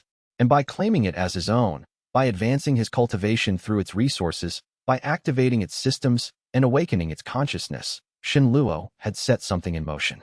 Something he did not yet understand. Something that was beginning to stir after 10,000 years of sleep in the darkness. He placed his hand on the ring and whispered into the darkness of his dormitory room. "When will I be ready?" The seal's voice was distant, echoing as if from very far away, as if it were speaking from the depths of a vast cavern that stretched down forever. "That remains to be seen. But soon, you will have no choice but to be ready. The realm's awakening will force your hand. Events are unfolding that even I cannot fully control.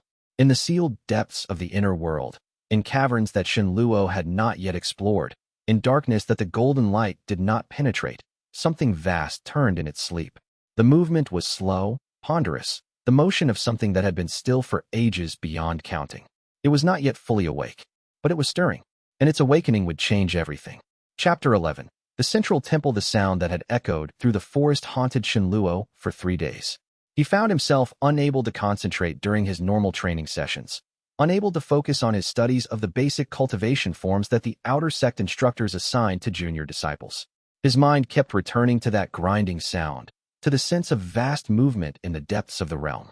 Whatever was stirring below wanted to be found. Or perhaps it simply could not help but move, drawn toward wakefulness by forces beyond its control. On the 4th evening, Shenluo resolved to investigate directly. Mei Chun, though worried about the danger, insisted on accompanying him. They had become so attuned to each other through their shared experiences in the ring that the thought of one of them facing danger alone seemed unacceptable. They prepared as carefully as they could, though preparation for unknown danger was necessarily limited. They sat together in the meditation chamber, their fingers intertwined, and entered the ring with synchronized intention. This time, instead of going to the familiar forest or the plains, Shenluo directed their path toward the center of the realm, toward the valley where the temple ruins stood. They moved through the transitional landscape, the sand giving way to earth, the sparse vegetation becoming denser, until they emerged in the valley. The central valley was different from his previous visits. The structures seemed more defined, more present, more solidly real, as though reality itself was becoming more substantial as they approached. Where before there had been scattered ruins and fallen stones, the remnants of once great buildings rendered nearly unrecognizable by the passage of ages, now there stood a massive edifice that seemed to rise up from the very heart of the sealed world. It was a temple or palace of extraordinary proportions, a structure that seemed to have been designed by beings of far greater power and vision than the current age could comprehend. The main building was constructed from that white stone he had observed before, but now he could see that the stone itself was carved with intricate patterns that seemed to shimmer with residual qi, power that had been worked into the very structure when it was built. Columns rose up toward the golden sky, each one as thick as a large tree and carved with scenes of historical significance rendered in exquisite detail. The entrance was a massive gate, easily 50 feet tall, carved with a language that was still mysterious to him, but that seemed to speak of grandeur and power and purpose of a scale he could barely imagine. The gate stood slightly ajar, as though inviting them to enter. It was not so large before, Mei Chun whispered, her hand still gripping his, her voice filled with awe and uncertainty. "The seal said the realm grows as we advance," Shenluo reminded her, though his own voice was not entirely steady. "It awakens with our cultivation. New areas become accessible. Perhaps this is the next stage of the awakening." They approached the temple cautiously, aware that they were treading on something far more significant than simple architecture. This was a monument to a civilization that had existed in an era beyond recorded history, preserved in perfect condition by the mechanisms of the sealed realm, waiting for the moment when its bearers would be ready to understand its secrets. The grinding sound came again, stronger this time, emanating from deep within the temple structure. The sound was so profound that Shenluo could feel it vibrating through his entire being, even though he existed here only as consciousness, as a pattern of awareness without physical form. The sound seemed to resonate with something deep in his core, as though his very existence was tuned to the frequency of this seal.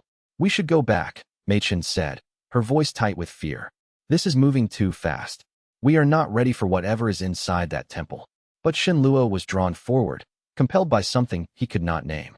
It was not fearlessness, exactly, but rather a deep certainty that he needed to know what lay within.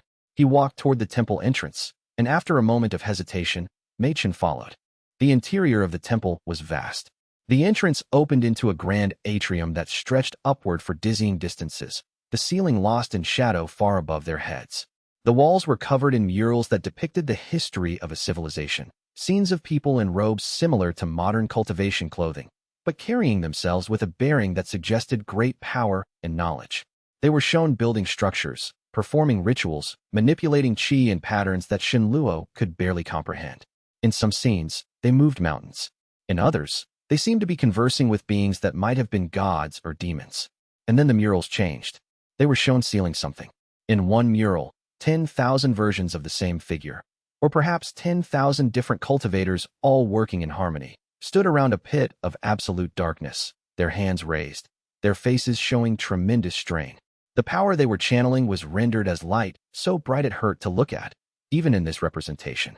The thing they were sealing was depicted as vast, as powerful, as something fundamental to reality itself, something that should not exist in any normal world. The grinding sound came again, much louder now, and dust fell from the ceiling. Cracks appeared in the walls, thin lines that spread like lightning across the murals, breaking the scenes of history into fragments. "We must go now," the seal's voice said, not in speech but in Shenluo's mind directly, urgent and commanding. "We have awakened something. Return to your bodies. Quickly. The seal that binds the temple entrance is failing." Shenluo and Mei Chun did not hesitate. They turned and ran from the temple, back through the valley, back toward the plains. Behind them, the grinding sound continued, followed by a deep, resonant groan that seemed to come from the very foundation of reality. The ground beneath their feet trembled. In the distance, Shenluo heard the sound of stone falling, the sound of the ancient temple beginning to collapse in on itself. They ran across the transition zone, from earth back to sand, their consciousness growing increasingly aware of their physical bodies waiting in the outer world. The dual awareness became more prominent, more pressing, pulling them back towards singular existence. They made the transition back to their bodies with violent urgency, gasping and choking as consciousness crashed back into physical form.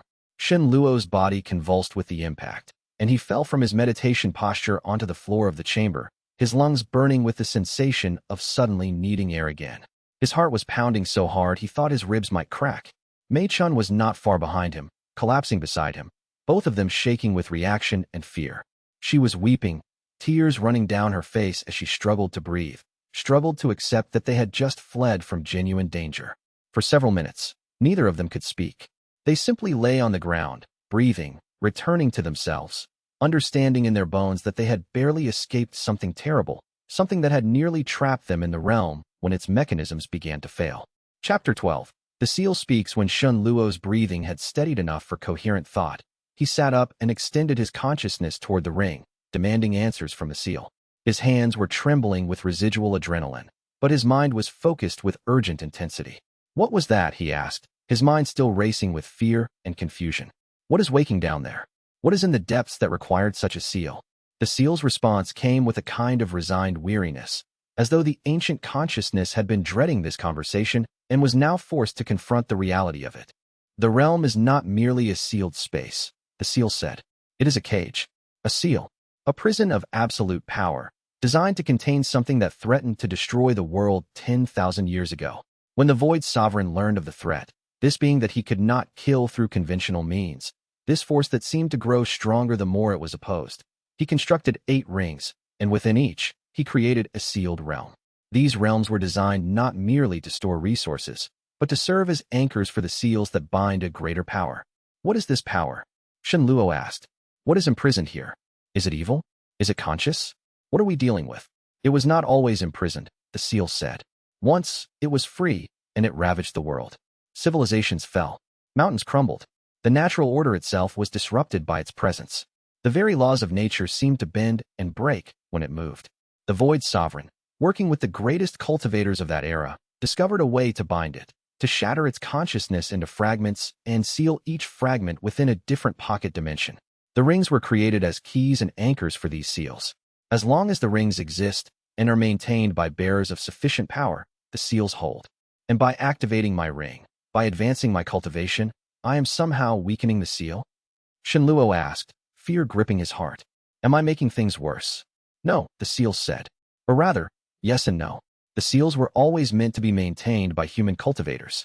Without bearers to sustain them, the seals would eventually fail on their own, destabilizing over centuries until the fragments would break free. The fact that you have claimed this ring is actually strengthening the seal. But the act of strengthening it, of feeding it with your cultivation, is also feeding the imprisoned consciousness. It senses you. It knows you are here. And as the seal strengthens, so too does its awareness grow. Mei Chun, who had recovered enough to sit up beside him, asked in a quiet voice, does it hate us?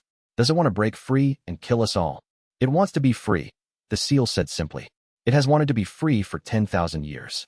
That is the core of its nature, an endless hunger for freedom, for expansion, for release from the bonds that contain it. But whether it would be evil by human standards, that is a matter of perspective. It is a force of chaos and change, neither good nor evil, but simply a fundamental power that was incompatible with civilization in its unbound form. For now, the seals hold, and they will continue to hold, as long as the 8 rings exist and are maintained by bearers who understand their purpose. Chapter 13. The Guardian's Truth. The next morning, Shenluo requested another meeting with the seal, but this time in a formal manner, approaching it as one might approach an audience with a great master. He entered the ring alone, leaving Mei Chun to rest and recover from the shock of the previous night's experience. She had nightmares, she told him, visions of that terrible grinding sound, the sense of something vast pressing against containment. Within the temple that had grown more visible and accessible with each of his visits, Shenluo found that the seal's presence was now manifest as more than just a voice in his mind. It was a presence, almost an entity, made visible through the glimmering of the golden light and the way the air seemed to move and respond to it. It was as if his increased understanding had allowed him to perceive something that had always been there.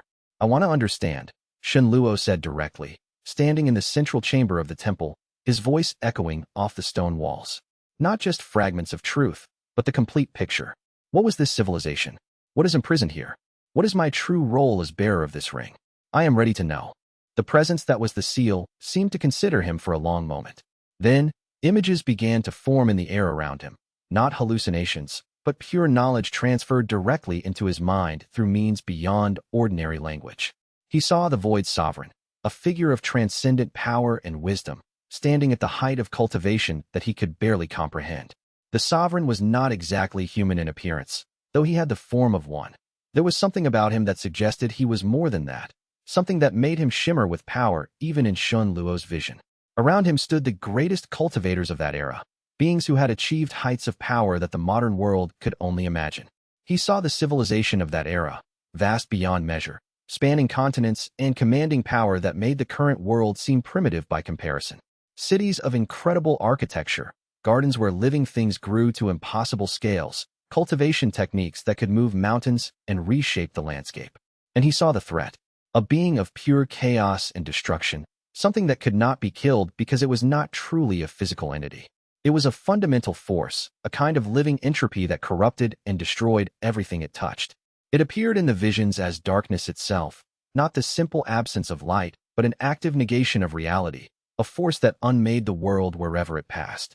The Void Sovereign civilization had fought it for centuries, had used every technique and weapon they could devise, but nothing could stop it. Nothing could kill it. It simply consumed them, turned their power against them, grew stronger with each victory they achieved. As each great cultivator fell, the force seemed to grow more powerful, as though it fed on the defeat of its enemies. In desperation, the Sovereign had discovered something profound. The being was not invulnerable, it was infinite. It existed everywhere at once, touching all places and things. The solution was not to kill it, but to divide it, to shatter its consciousness into fragments and seal each fragment separately, so that no single piece possessed the power of the whole. The vision showed Shenluo the moment of the sealing, 10,000 cultivators working together in perfect harmony, their power combining into something beautiful and terrible. The force of chaos was pulled apart, divided, fractured into 8 pieces. Each piece was sealed within a separate dimension, a different pocket of reality, and 8 rings were created as keys and anchors. The 8 rings were the seals. Each one contained a fragment, and each fragment, cut off from the others and from the source of its power, could be contained indefinitely. But the visions did not end there. They showed Shenluo the future, or rather, futures, possibilities. In some, the seals held indefinitely. In others, they failed over the course of centuries or millennia. In the worst scenarios, the fragments found ways to communicate with each other, to work toward their own reunion. In the absolute worst case, all 8 rings were discovered and gathered by a single entity of tremendous power, and the fragments were deliberately reunited. This is the burden of stewardship, the seal said, and now its voice seemed to come from multiple directions at once, as though it was not a single entity, but rather a distributed consciousness spanning the entire realm. You are not merely a bearer of a treasure. You are a guardian of a seal. The fate of the world, 10,000 years from now or 10,000 years from this moment, depends on whether you and the other bearers maintain your rings and keep the fragments divided. Shenluo tried to comprehend the magnitude of what he was being told. The other bearers. How many of them exist? Where are they? There are 8 rings in total, the seal said. Yours is the most powerful, containing the largest and most dangerous fragment. I do not know where the other 7 bearers are in this era. Some rings may be lost. Some bearers may have died without passing on their responsibility. But if the fragments are to remain sealed, the rings must be found and maintained. This is your true purpose. Not merely to use the resources of this realm, though you may, but to eventually seek out the other rings and their bearers, and to ensure that they understand their burden. Chapter 14. The expansion of power. With his understanding of his true purpose came a shift in how Shenluo approached his cultivation. He began training with intense focus, not merely to advance his own power, though that would be a necessary consequence, but to strengthen the seal itself. The seal had explained that the seal's strength was directly tied to the bearer's cultivation level. The more powerful the bearer, the stronger the seal. A weak bearer meant a weakening seal. A powerful bearer meant an imprisonment that could hold indefinitely. Within the ring, new areas began to open up with each advancement he made. Previously sealed doors swung open. Previously barren areas suddenly bloomed with vegetation, as if responding to his growing connection. Previously inaccessible knowledge became readable to him, the ancient texts slowly revealing their secrets as his understanding deepened and his cultivation level climbed. Mei-Chun became his regular companion in these explorations. Together, they mapped vast regions of the inner world that expanded with each of Shenluo's cultivation breakthroughs. They discovered libraries filled with scrolls and texts from the ancient era, not just cultivation techniques, but histories, philosophy, stories of the people who had built this civilization. They found meditation chambers where the concentration of qi was so high that cultivating within them accelerated advancement 100-fold compared to the outer world. More importantly, they began to understand the system that the seal maintained. The realm was not random. Every grove, every building, every feature had been deliberately placed and designed. The whole structure was an artifact of incredible complexity, a sealed world that served multiple purposes, a refuge, a resource storage, an archive of knowledge, and most importantly, an anchor for the seal that bound the imprisoned fragment of chaos. Shenluo reached a new cultivation milestone, breakthrough into early core formation stage. For a disciple of the outer sect, this was an extraordinary achievement. Most disciples took years to reach this level. He had achieved it in mere months. Some disciples never achieved it at all. The breakthrough was violent and transformative. When it occurred, during an 8-hour meditation session within the ring's depths, at a location the seal called the heart of the seal, where the concentration of power was so intense it was almost unbearable. His power expanded so dramatically that he lost consciousness for a moment, overwhelmed by the sudden surge of capability. His awareness was flooded with knowledge, with sensation, with understanding that threatened to shatter his mind. When he recovered, his aura was unmistakable. He had crossed into legendary territory. The outer sect's training grounds seemed primitive when he returned to them. The forms he had been taught suddenly seemed crude and inefficient. The cultivation techniques that had once challenged him now felt almost laughably simple. Sect Master Chun Hui summoned him again, this time with undisguised fascination rather than suspicion. Your advancement is remarkable, Chun Hui said, not bothering with subtle questioning. Core formation in months. Tell me truly, Shenluo, what cultivation technique are you using? This is beyond the capacity of normal advancement, even for the most naturally talented disciples.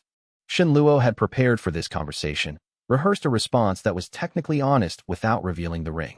I have been studying ancient cultivation methods, he said. Methods that predate the current standard techniques. They are more efficient, but also more demanding. I am simply pushing myself harder than most disciples are willing to do. Shenhui studied him for a long time. There are rumors that you have been visiting restricted areas of the sect. libraries and meditation chambers that are normally sealed to junior disciples. I requested permission from the librarians, Xianluo said, and they granted it. I have been studying historical cultivation texts and seeking guidance on advanced techniques. Show me, Chen said suddenly. Demonstrate one of these ancient techniques. Xianluo performed a basic form, one of the simpler exercises he had learned from the temple texts within the ring. It was elegant, efficient, flowing with a grace that seemed almost natural, far more graceful than the crude forms taught to the outer sect disciples. When he moved through the form, his control of qi was perfect. No waste, no hesitation, a seamless manipulation of power. Chen watched with intense focus. When Xianluo finished, the sect master was silent for a long moment. Continue as you are, Chen said finally. But be aware that the sect is watching you. If your advancement benefits the sect, it will be rewarded. If it ever contradicts sect interests, that will be addressed. Understand? Yes, honored sect master, Xianluo said, bowing. Chapter 15. Creatures in the Dark 6 weeks after his breakthrough into core formation. As Xianluo was exploring a region of the inner realm that the expanding seal had recently made accessible, he encountered something unexpected. He had ventured alone, telling Mei Chun that he wanted to map new territories, and the seal had guided him into passages beneath the central temple that had never been accessible before. He was walking through a cave system that descended deep into the earth beneath the temple valley, following a path marked by faint phosphorescence that seemed to come from the stone itself. The caves had been sealed off before, accessible only to the seal's consciousness, but as his power grew, the barriers had gradually dissolved. What he found in the depths was not dead rock and mineral. It was a living ecosystem. Creatures inhabited the caves. At first, they seemed to be simple beasts, creatures like deer and predatory cats, things one might find in any wilderness. But as Xianluo progressed deeper, the creatures became stranger. He saw things that seemed to be part plant and part animal, hybrid creatures that should not exist by the laws of nature. He saw insects the size of his head, with carapaces that seemed to be made of crystallized qi. He saw birds with wings of pure light, their bodies shimmering with internal radiance. These creatures were not hostile, but they watched him with intelligence. They seemed to be studying him as carefully as he was studying them. Some of them bowed, a gesture of acknowledgement or respect. Others simply watched from a distance, evaluating him, determining whether he was friend or threat. The deepest chamber contained something even more remarkable, a massive serpent, easily the length of a full building, coiled in the darkness. Its scales seemed to be made of moonlight and shadow, shifting and changing as Xianluo watched, never settling into a single color or pattern. Its body was so large that he could not see all of it even in this cavernous space. It disappeared into shadows both above and below his line of sight, suggesting a creature of almost impossible size. Its eyes, when it opened them to regard him, were enormous, each one the size of a human head, and they carried the weight of ancient wisdom.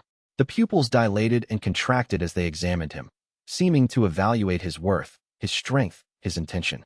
Xianluo felt naked under that gaze, as though the serpent could see not just his physical form, but his entire being, his hopes, his fears, his determination. The seal's voice echoed in his mind, carrying a note of something that might have been awe or reverence. This is one of the guardians, a creature from the ancient era, sealed here along with the resources and knowledge. It is bound to the realm and to you as bearer. It will not harm you, for it is bound to serve and protect the seal, and you are the seal's current vessel. But respect it. It has been awake and vigilant for 10,000 years, helping maintain the seal from within. It has guarded against the fragmenting consciousness attempting to reach out toward others like itself, watching for signs of escape or corruption. It has been alone with this burden for an eternity. You are not truly alone in your burden. You now share it with a being of terrible ancient power. Xianluo felt the weight of that knowledge settle onto him. This serpent had been alone for 10,000 years, consciously, actively guarding the seal, maintaining it from within, preventing the imprisoned chaos from achieving anything more than the grinding sounds that had first called to him. He bowed deeply to the serpent, showing respect not just for what it was, but for what it had endured, for the sacrifice it had made in sealing itself away from the world. "Thank you," he said, his voice echoing in the cavernous space. "Thank you for holding the seal all this time. I will not fail in my responsibility." The serpent regarded him for a long moment, its enormous eyes following him with intelligent curiosity and what might have been approval. Then slowly, deliberately, it coiled tighter on itself, descending back into deeper darkness, returning to its eternal vigil. But before it was completely hidden, Shen Luo heard something like a contented sound, a purring or humming that seemed to vibrate through the stone itself, a resonance that made his teeth ache and his bones sing, as though the very fabric of the realm was resonating with the serpent's satisfaction. He understood then that he was not truly alone in his burden. The realm itself, the creatures within it, the seal and its ancient consciousness, they were all part of a system designed 10,000 years ago. They were all working toward a single purpose: to maintain the seal, to preserve the division of the chaos, to protect the world from reunification of the fragments. And now, whether he had chosen it or not, he was part of that same system. His cultivation fed the seal. His advancement strengthened it. His very existence as a bearer was a component of the ancient mechanism. The weight of responsibility had become almost tangible, but so too had the knowledge that he had allies, ancient and powerful, bound by purpose and by the very nature of the seals themselves. As Shen Luo made his way back toward the upper regions of the realm, he felt a new determination settling into his core. He would master this inheritance. He would strengthen the seal through his own advancement. He would learn everything the ancient texts could teach him. And when the time came to seek out the other rings and their bearers, he would be ready. The world's safety depended on it. The sealed world hummed around him, alive with purpose, waiting for the next chapter of its ancient story to unfold. When Shen Luo emerged from the ring after that encounter, he spent time with Mei Chun recounting what he had witnessed. She listened with rapt attention, asking questions, helping him process the significance of what the serpent represented. The creature was living proof that the seal was not merely a mechanism. It was a cooperative system that had been maintained by intelligent beings for 10,000 years. It must have been lonely, Mei Chun said thoughtfully, as they sat in the small chamber they had claimed as their private meeting place. Guarding something for that long, alone, aware that the threat it was preventing could destroy everything. I cannot imagine the weight of that burden. It has transferred some of that weight to me, Shen Luo said. By accepting the ring, I have become part of its duty. We are bound together now. In the following days, Shen Luo's attitude toward his cultivation changed fundamentally. Where before he had been driven by personal ambition and the desire to escape his status as a talentless disciple, now he was driven by something greater. Every advancement he made strengthened the seal. Every technique he mastered became a tool for protecting the world from a threat that most people did not even know existed. He began to approach his studies with unprecedented intensity. The outer sect instructors, while still somewhat dismissive of him, began to notice his dedication. He attended every lesson. He practiced every form until he could execute it perfectly. He asked questions that showed a deeper understanding of cultivation principles than the basics they were teaching. The sect began to talk about him differently. Instead of the talentless heir, he became the dedicated student. It was a small change, but it meant something. It meant recognition. It meant that his efforts were being seen, even if the true source of his power remained hidden. During all this time, Shen Luo and Mei Chun continued their careful work in the outer world, integrating the ring's resources into Mei Chun's medicinal research project. Her work began to yield results that impressed the sect's elders. Several outer disciples who had suffered from chronic cultivation blocks showed improvement after receiving treatments that incorporated the rare herbs from the ring's realm. These successes brought Mei Chun greater recognition and more resources for her research, which in turn gave them more cover for bringing materials out of the ring. It was a perfect cycle, the ring's abundance supporting her research's success providing legitimate reasons for possessing rare materials. But with each cycle, Shen Luo became more aware of how fragile the situation was. If someone carefully examined the materials too closely, if someone with enough expertise realized that these resources were completely different from anything that could be harvested in the outer world, the jig would be up. They would be exposed, and he would become a target for every power-seeking organization in the region. The deadline was not immediately clear, but Shen Luo could sense it approaching with each passing day. Eventually, their activities would draw too much attention. Eventually, someone with the knowledge and the authority would begin to ask harder questions about where these impossible materials were coming from. Eventually, they would need to either hide more deeply or take their operation to a new level entirely. One evening, as Shen Luo was preparing to enter the ring for another cultivation session, Mei Chun raised a concern that had been troubling her. Li Shui has been watching us, she said quietly. I have seen him lingering near the storage chambers when we are moving materials. He has been asking questions about your advancement. Li Shui was Shen Luo's childhood friend, someone who had studied at the sect with him. They had been close once, but as Shen Luo's power had begun to grow, and as he had begun spending more time with Mei Chun and less time with his old friend, a distance had opened between them. What did you tell him? Shen Luo asked, his stomach tightening with concern. I told him nothing, Machen said. But he is perceptive. He can sense that something is happening. And eventually, he will either figure it out or bring his suspicions to the sect leadership. Shenluo had not thought deeply about this problem. The ring's discovery had consumed his thoughts, the ancient knowledge, the sealed civilization, the burden of stewardship. He had not considered the practical reality that his transformation could not remain hidden forever. I need to talk to him, Shenluo decided. If he is going to be a problem, better to deal with it directly rather than let suspicion grow. The conversation with Li Shui came 3 days later, arranged in a private location away from sect observation. Li Shui was a swordsman by training, skilled and dedicated, though not as naturally gifted as some of the sect's other disciples. His family was respectable, but not wealthy. He understood the pressure of limited resources and the struggle to advance through talent and determination alone. "You have changed," Li Shui said by way of greeting, his hand resting on the hilt of his sword. It was not a threat exactly, but it was a reminder that he was prepared to defend himself if necessary. "I have," Shenluo agreed. "And I cannot explain why. But I am asking you as my oldest friend, trust me. Do not dig deeper into where my power is coming from. You are asking me to ignore evidence that something extraordinary is happening?" Li Shui said. "You, who I have known since we were children, suddenly advancing past everyone in the sect? You, who used to complain about not being talented enough, now moving with the bearing of a genuine cultivator?" "Yes," Shenluo said, "because knowing the truth would put you in danger." Li Shui stared at him for a long moment. Then he laughed, a sound without much humor in it. "You think I would betray you? That I would go to the sect elders and reveal your secrets?" "No," Shenluo said, "but I think powerful people would come looking for you if they knew what you knew. I think you would become a liability and a target. This is the only way to keep you safe. So you are protecting me by keeping me ignorant," Li Shui said, and there was bitterness in his tone. "Some friendship, that is." "It is the only friendship I can offer you while keeping you alive," Shenluo said. "Believe me when I say that." Li Shui turned away, clearly frustrated and hurt, but he did not press further. "Fine," he said. "Your secret is yours. But Shenluo, know this, people are noticing. It is not just me. The sect master, the elders, other disciples, they are all watching you now. Your secret cannot remain secret forever. Eventually, someone will figure it out. And when they do, you had better be ready." He walked away without waiting for a response, leaving Shenluo alone with the weight of his words. That night, Shenluo spoke with the seal about the growing danger, about the tightening net of attention and suspicion that was gradually closing around him. "Your friend is correct," the seal said. "The hidden cannot remain hidden indefinitely. Power of this magnitude creates ripples that others can sense.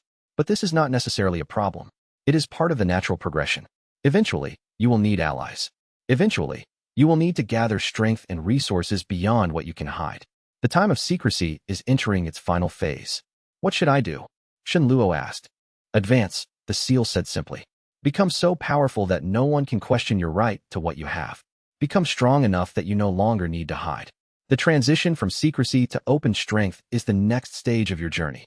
The resources of this realm are unlimited, provided you have the cultivation to access them. The knowledge contained here is vast beyond measure. Use both.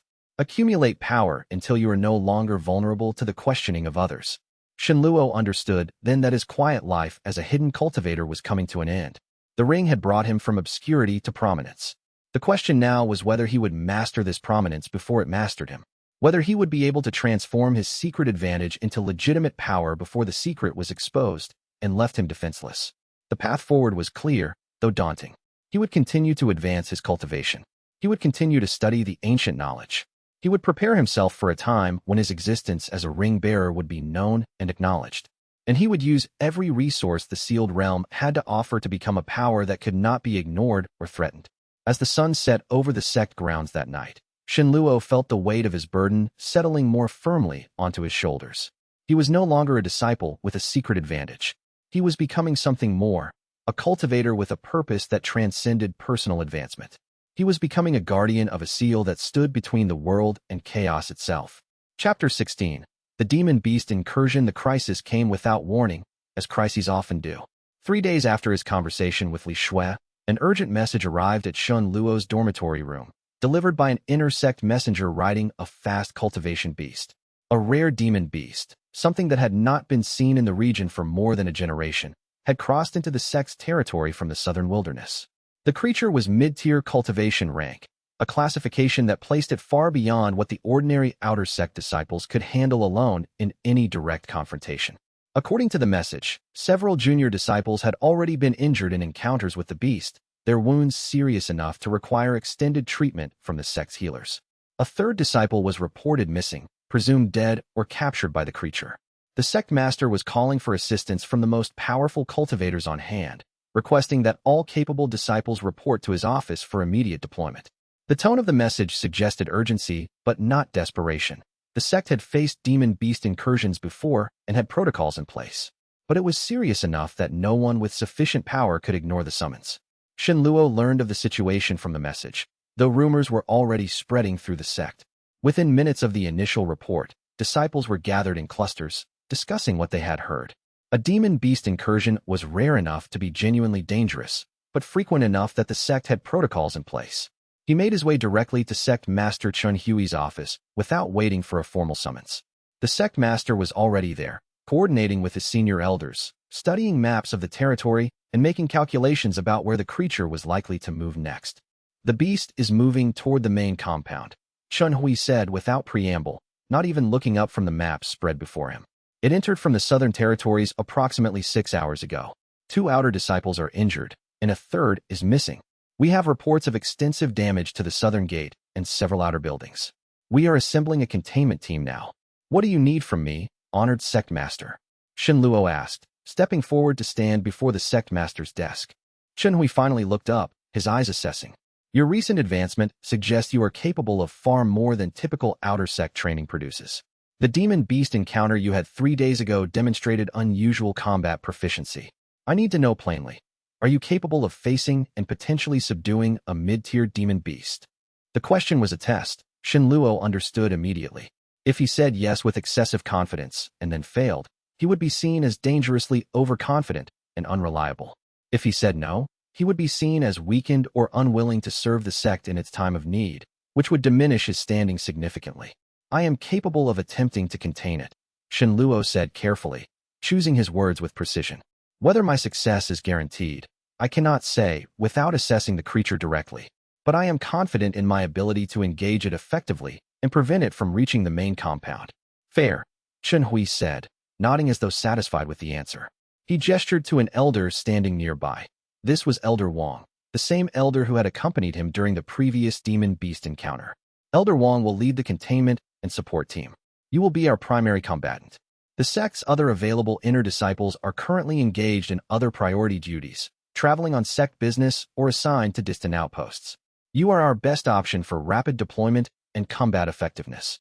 Within an hour, Shenluo was leading a small team of outer sect cultivators toward the location where the beast had last been spotted. The creature was easy enough to track. It left a trail of destruction in its wake. Toppled trees that had been shattered like kindling wood, scorched earth where fire had consumed the ground itself, the half-eaten carcasses of smaller animals it had consumed and discarded.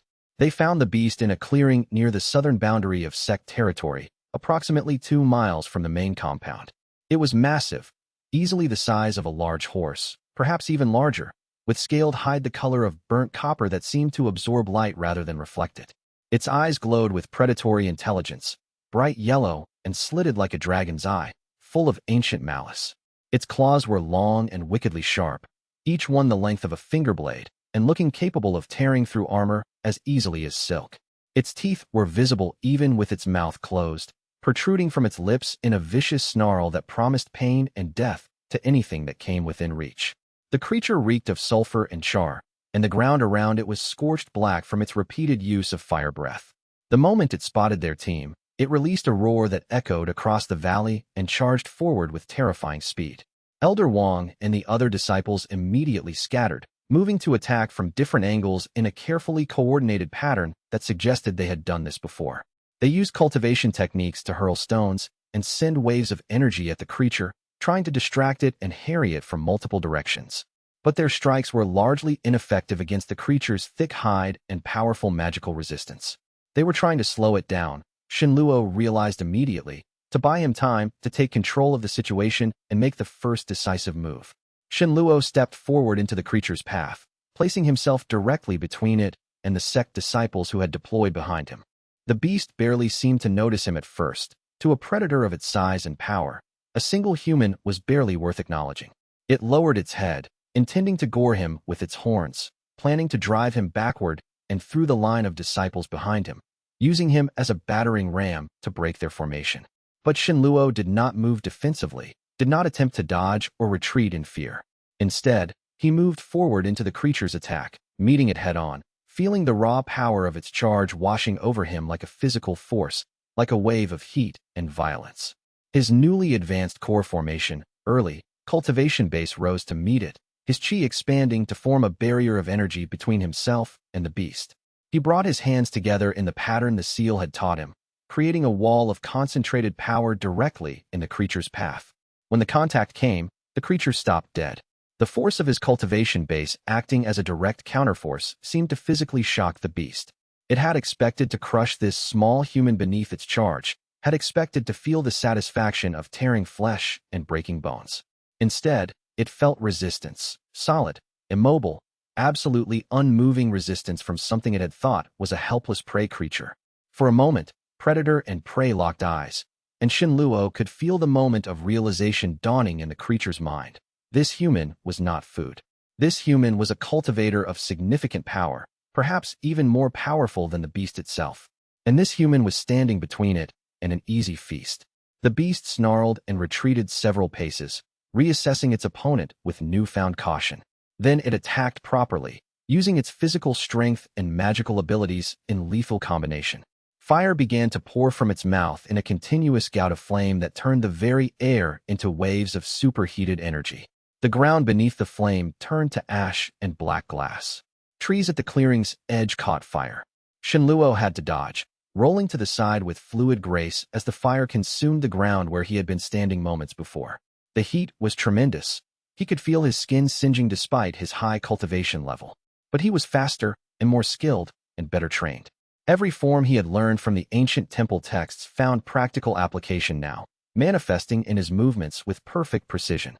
Every technique that the seal had taught him proved to be far more efficient than anything the outer sect disciples could have managed. The battle was brutal but relatively brief. The beast was powerful, certainly far more powerful than the disciples gathered around him, far more powerful than an ordinary outer sect cultivator. But it could not match Shenluo's refined technique and perfect control of chi. After a sustained combat lasting nearly 15 minutes of intense exchanges, with neither side achieving decisive advantage but the momentum gradually shifting, the creature seemed to recognize that it could not win against an opponent of such skill and experience.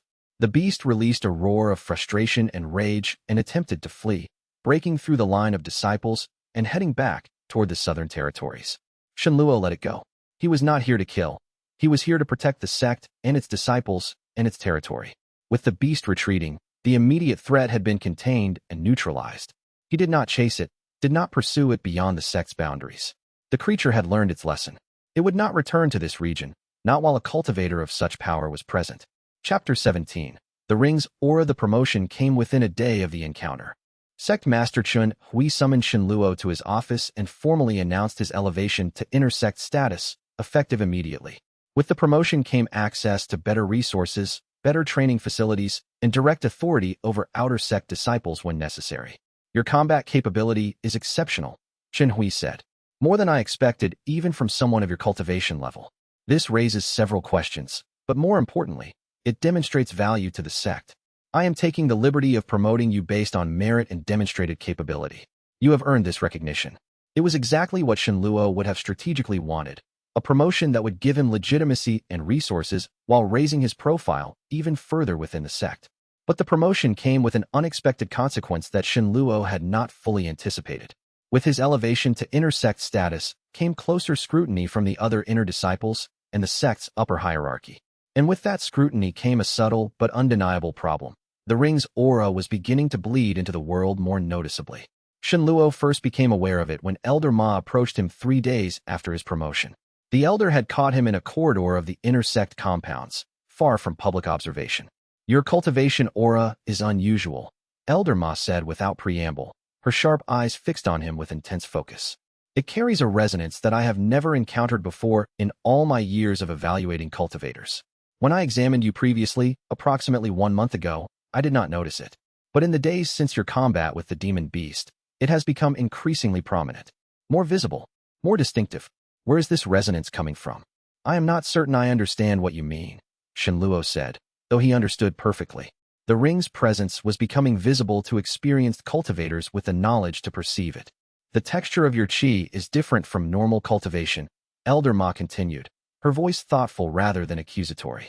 It has a quality that suggests it has been enhanced or refined through some method not taught in the sect's standard curriculum. It almost feels ancient, old, as though you are cultivating with techniques and principles from an era far beyond our current time. The seal's voice echoed urgently in his mind. The beast encounter awakened resonance within the sealed realm. Your power was on full display in combat. The connection between you and the ring is becoming increasingly apparent to those with the knowledge and experience to sense it. You have perhaps 1 to 2 weeks of remaining secrecy before someone with sufficient power and expertise begins asking truly difficult questions that you cannot deflect with evasion.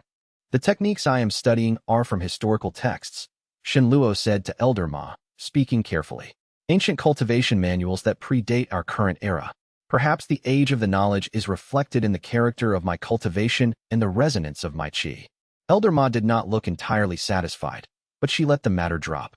Regardless, your advancement has been remarkable. Be aware that the sect's attention will only increase from this point forward. That is both opportunity and danger.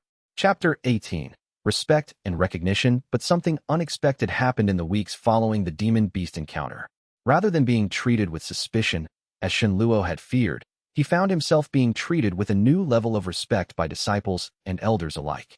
The outer sect disciples began to whisper about him with a mixture of awe and envy that was almost palpable. They told and retold the story of how he had single-handedly faced the demon beast, how he had driven it back with superior technique and overwhelming power. The story grew more embellished with each retelling, until some disciples were claiming he had slain the creature outright with a single technique. Shenluo did not correct these exaggerations. Let them believe he was more powerful than he actually was. It would only help his position within the sect and might even deter casual challenges to his authority. The inner sect disciples acknowledged his presence with nods of respect and more formal greetings, treating him as an equal rather than as a junior member of their ranks. Several of them sought his advice on cultivation matters, recognizing intuitively that his knowledge appeared to exceed what the sect's standard training curriculum typically produced. He found himself teaching informal lessons to small groups of inner disciples, sharing insights from the ancient texts that he claimed to be studying in the sect's restricted libraries. Even Sect Master Chun Hui seemed to regard him differently in their interactions, no longer as a puzzle to be solved and understood and possibly controlled, but as a valuable asset to be cultivated carefully and preserved and protected as a long-term resource for the sect. The sect's senior elders, those who had already reached the cultivation stages that took decades to achieve, began to seek his opinion on matters of cultivation technique and strategy. His insights, drawn from the ancient knowledge he was studying within the ring, proved to be valuable and innovative, often producing results that improved upon existing methods and challenged assumptions that had been taken for granted for generations. His suggestions for improving outer sect training methodology were implemented on a trial basis and shown to produce measurably better results across the board.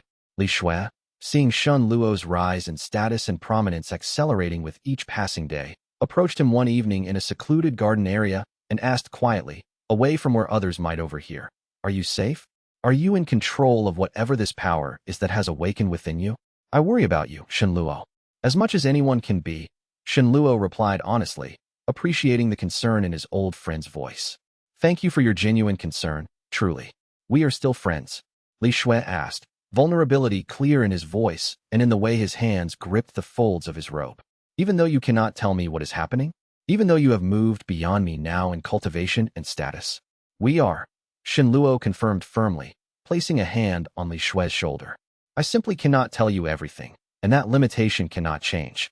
I would rather be a friend who keeps secrets than betray your safety by exposing you to dangers you do not need to understand. Your ignorance is your protection." Li Shui nodded slowly, accepting the limitation with the grace of someone who truly understood what was being asked of him. "That will have to be enough then." Mei Qin's medicinal research project had grown to such prominent and well-recognized status within the sect that the leadership was now funding it generously, providing resources and support that went far beyond what a junior healer's research would normally receive even from a supportive administration. Her work had produced several genuinely important advances in healing techniques and medicinal understanding, all thanks to the rare and impossible materials from the ring that she and Shen Luo carefully integrated into her studies. She had become a recognized expert in medicinal cultivation, sought out by disciples who wanted to master her techniques or receive treatment for chronic cultivation issues and problems that had been considered intractable. The sect valued her work highly, and her opinion on medicinal matters was becoming increasingly influential among the senior disciples and elders. Chapter 19. Hidden Watchers. But success and visible power brought dangers that Shen Luo had not fully anticipated, dangers that were far more subtle and difficult to counter than direct opposition and far more threatening than any mere physical threat could be. On the night when Shen Luo achieved his next major cultivation breakthrough, a significant advancement from core formation, early, to core formation, mid-stage, a transition that marked him as entering true mastery territory, he became aware of a presence observing him from somewhere outside the sect's grounds. He was meditating in his sealed chamber within the ring, deep in the delicate and dangerous process of consolidating his new power and integrating it safely into his meridian system, when he felt it suddenly. A vast and ancient and deeply powerful consciousness turning its attention toward him, watching from an immense distance as though he were a star that had suddenly ignited in darkness. The sensation was overwhelming. He had felt many things in the ring: the seal's presence, the ancient echo of the civilization, the weight of the imprisoned fragment. But this was different. This was something external, something in the outer world, something that had been dormant or unaware, but was now thoroughly, completely, absolutely awake and paying attention. When he extended his senses outward carefully and with all the caution he could muster, he felt something enormous. Not hostile, exactly, but definitely interested. Aware. Intelligent. Ancient in a way that rivaled the seal itself. The seal's voice was urgent and alarmed, a note he had rarely heard before. Someone is paying attention to you. Someone very powerful. Someone who understands what you carry and what its presence means. The ring's aura has attracted notice from far beyond the sect and far beyond the immediate region. You must be far more careful about your displays of power going forward. Conceal your breakthroughs. Do not demonstrate your full capabilities unless absolutely necessary for survival. Caution now, or exposure will follow inevitably. Shen Luo made a point of curtailing his more obvious displays of power after that night. He avoided long cultivation sessions in public places where his aura might become visible or noticeable. He was more careful and deliberate about his training methodology, ensuring that his breakthroughs and major advancements happened only in secure locations where they would not be observed or sensed by external parties with the knowledge to understand what they were sensing. But the watching presence did not go away. It lingered at the edges of his awareness, patient and interested, like a predator that had caught the scent of prey but had decided not to strike immediately, choosing instead to gather information and assess the threat carefully. "What is it?" he asked the seal urgently during one of his deeper meditation sessions, unable to bear the uncertainty any longer. "What is watching me? Is it dangerous? What does it want from me?" "I do not know," the seal said, which was rare and deeply troubling. The ancient consciousness usually had answers to such questions, even if those answers sometimes raised more questions. Something powerful. Something that recognizes what you carry and understands the true significance of your advancement and your newly awakened power. Something that has been searching for signs of the 8 rings awakening after 10,000 years of silence. It could be one of the other ring bearers, sensing the resonance of your ring awakening in sympathy with theirs. Or it could be something else entirely, a power-seeking organization, a cultivator of tremendous strength, something worse that I do not yet understand. But it does not seem immediately hostile. It is simply aware, observant, waiting and watching to see what you do and what you become.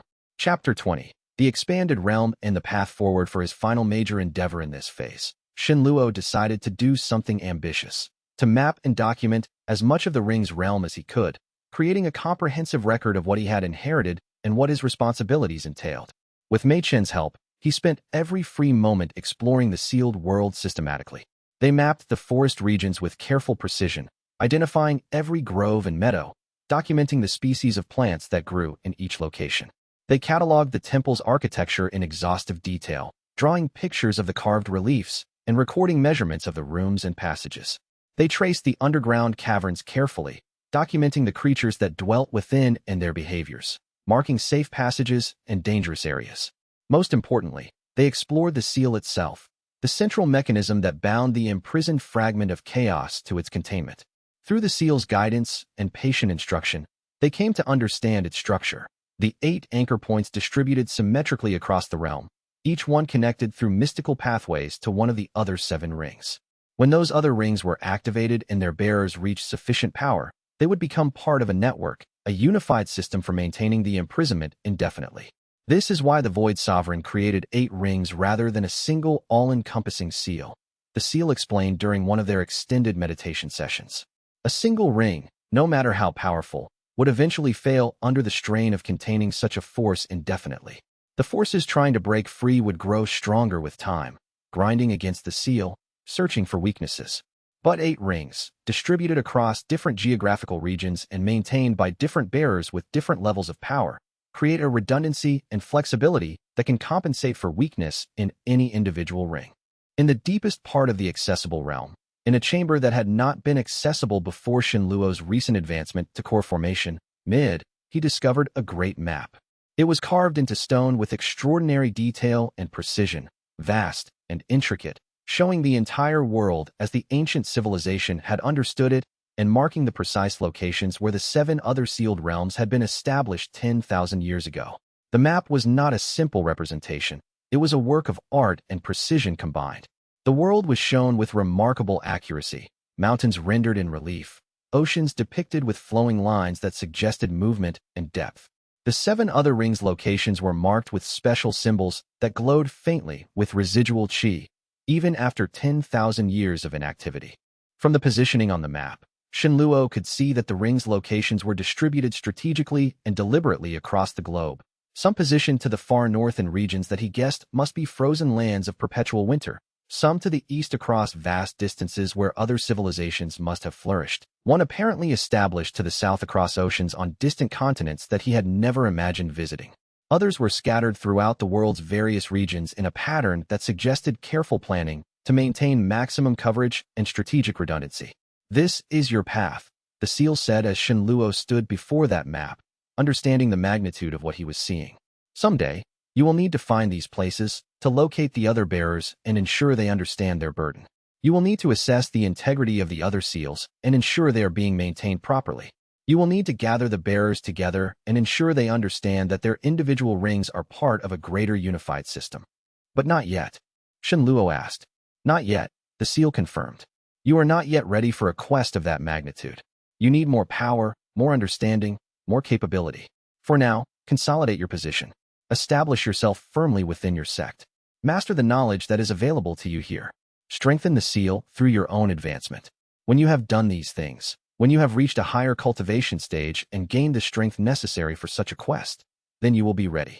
As Shenluo stood before that map, his hand tracing the lines that marked the locations of the other seals, he understood with profound clarity that his life had fundamentally changed. He was no longer simply Shenluo, a talentless heir trying to make his way in a cultivation sect. He was no longer merely a junior disciple with a secret advantage. He was Shenluo, the ring bearer, the guardian of a seal, the heir to an ancient legacy that stretched back 10,000 years. He was part of a system far larger than himself, a mechanism of incredible sophistication designed to protect the world from a threat that most people did not even know existed.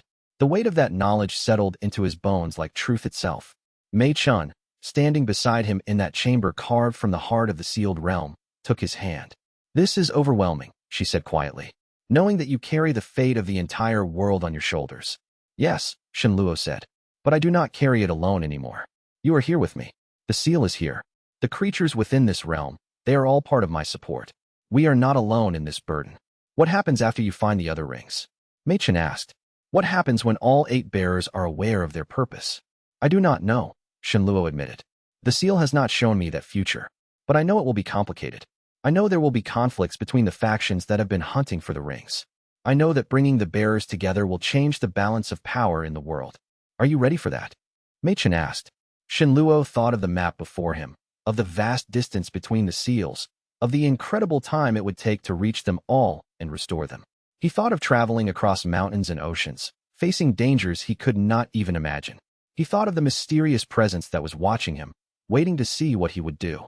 He thought of the other rings and their bearers, wherever they might be scattered across the world, possibly awakening to their own inheritance for the first time in millennia, possibly struggling with their own burdens and their own doubts about what they had inherited.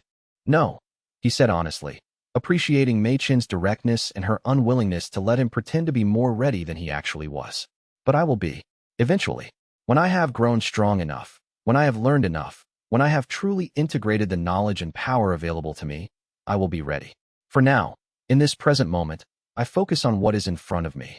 I strengthen this seal with my cultivation. I establish myself solidly in the outer world so that no one questions my authority or my legitimacy. I prepare myself and the foundation for what will come. He looked at the map one more time, tracing his finger along the lines that connected the 8 rings. They were all part of a system designed 10,000 years ago. They were all equally important. They were all waiting for their bearers to understand their purpose and act accordingly. The waiting will not be forever, Shenluo said. I can feel it. Something is changing in the world. The rings are awakening. The seals are becoming active again after their long dormancy. Soon, the other bearers will understand what they carry. And when that happens, when the signs become clear, I will be ready to answer the call. The sealed world hummed around them with potential and power. The guardian serpent watched from the depths, waiting for him to grow strong enough to truly understand his burden and his purpose and to begin the greatest adventure of his life. And in the outer world, that mysterious watching presence continued to observe from a distance, patient and curious, waiting to see what this new ring-bearer would do with his inherited legacy. Back in his dormitory chamber in the sect, Shenluo's physical body remained in meditation posture, his breathing steady and measured. The lamp beside his cot had burned down to a small pool of oil, providing only the faintest light. Somewhere in the distance, he could hear the night sounds of the sect, disciples practicing late cultivation exercises, the soft footsteps of night watch disciples on patrol, the whisper of wind through the courtyards. But within the ring, the golden light continued eternally, unchanged and unchanging, illuminating the vast landscape of a world preserved in amber and time, waiting for its bearer to grow into his purpose. Somewhere in the deepest darkness, far below even the chambers where Shenluo had ventured, the grinding sound echoed once more, not a threat now, but a reminder. A reminder that the seal held, that the burden was his, that the greatest challenges of his life were only just beginning. In the morning, Shenluo would return to his outer sect duties and responsibilities. He would attend lessons and training sessions as though they were important. He would continue to build his reputation and his demonstrated power in ways that would not draw too much dangerous attention. He would work with Mei Qin to carefully and methodically integrate the ring's resources into legitimate pursuits that could withstand scrutiny. He would wait and watch and prepare, gathering strength like a flower gathering sunlight, storing power within himself for the day when it would be needed. But at night, in the depths of meditation and consciousness separated from his physical form, he would return to the sealed realm. He would strengthen the seal through his own cultivation, advancement, and dedication. He would learn the secrets of the ancient civilization, reading the texts and understanding the knowledge that had been preserved for 10,000 years.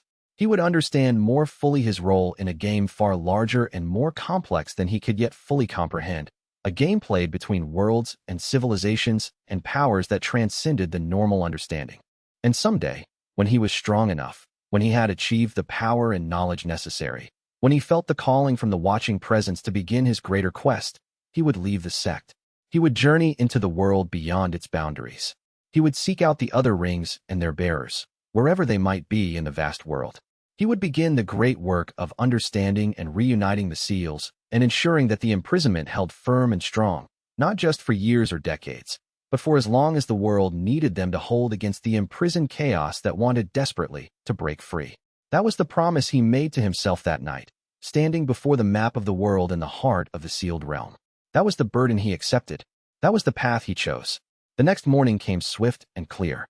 Shenluo woke in his dormitory room with a sense of absolute clarity and purpose that he had never experienced before, not in all his years of struggling cultivation, not in all his years feeling like an outsider in his own family and sect.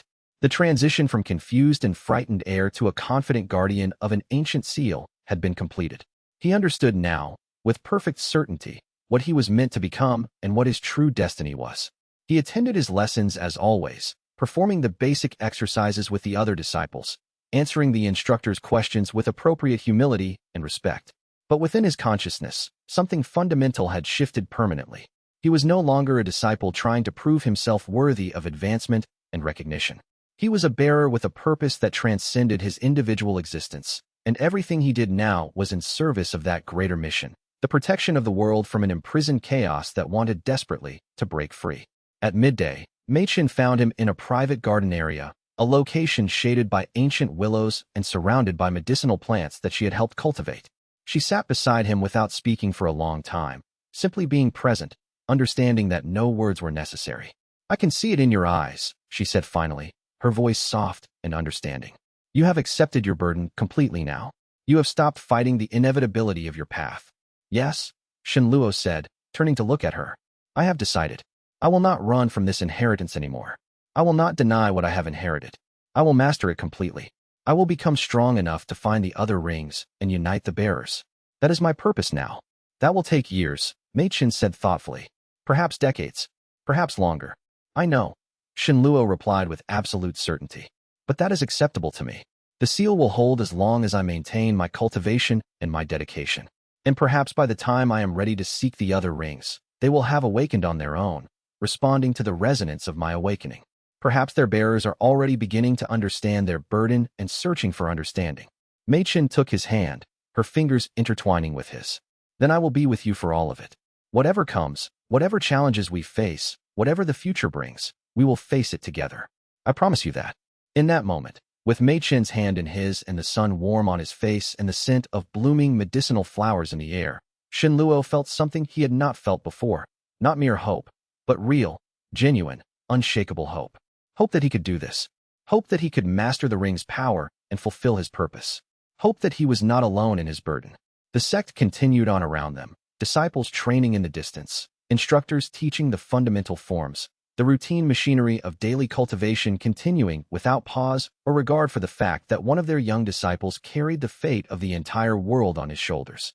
And Shenluo smiled, a genuine smile that came from deep within his being, knowing with absolute certainty that everything, absolutely everything, had changed fundamentally and irrevocably, and that change would ripple outward in ways that would reshape the world itself. He was no longer a talentless heir struggling to prove his worth to people who would never respect him. He was a guardian of a seal that held the fate of civilization itself. He was a bearer of ancient power that stretched back 10,000 years. He was the heir to the legacy of the void sovereign himself, with responsibilities that transcended any normal mortal existence. And the world would learn to reckon with him. The 8 rings would awaken, the seals would strengthen, and he would be ready. The future stretched before him, vast and uncertain and filled with challenge and purpose. But he would face it. He would master it. He would succeed. Chapter 21. The visible ascent. 3 days after accepting his burden as ring-bearer, Shenluo stood in the courtyard of the outer sect, watching the morning sun cast long shadows across the training grounds.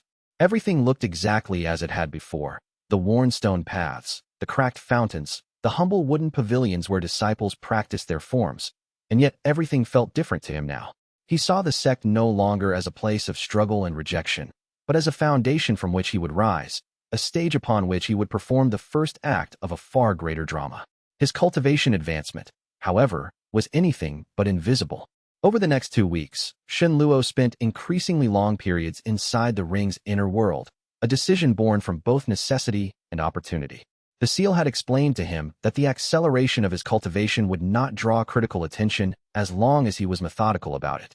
Sudden jumps in power were suspicious, but a steady, observable progression, one that other disciples could witness and attribute to his recent insights and dedication, would pass largely unremarked. He emerged from meditation sessions noticeably stronger. His chi resonance, previously muted and unremarkable for his realm, began to brighten visibly. Other disciples commented on it. Casual remarks in the training halls, whispered speculation during collective exercises. Shenluo received these observations with carefully measured surprise, as though he had not fully understood his own progress until others pointed it out. His uncle, visiting the sect on official family business, encountered him in the Hall of Records.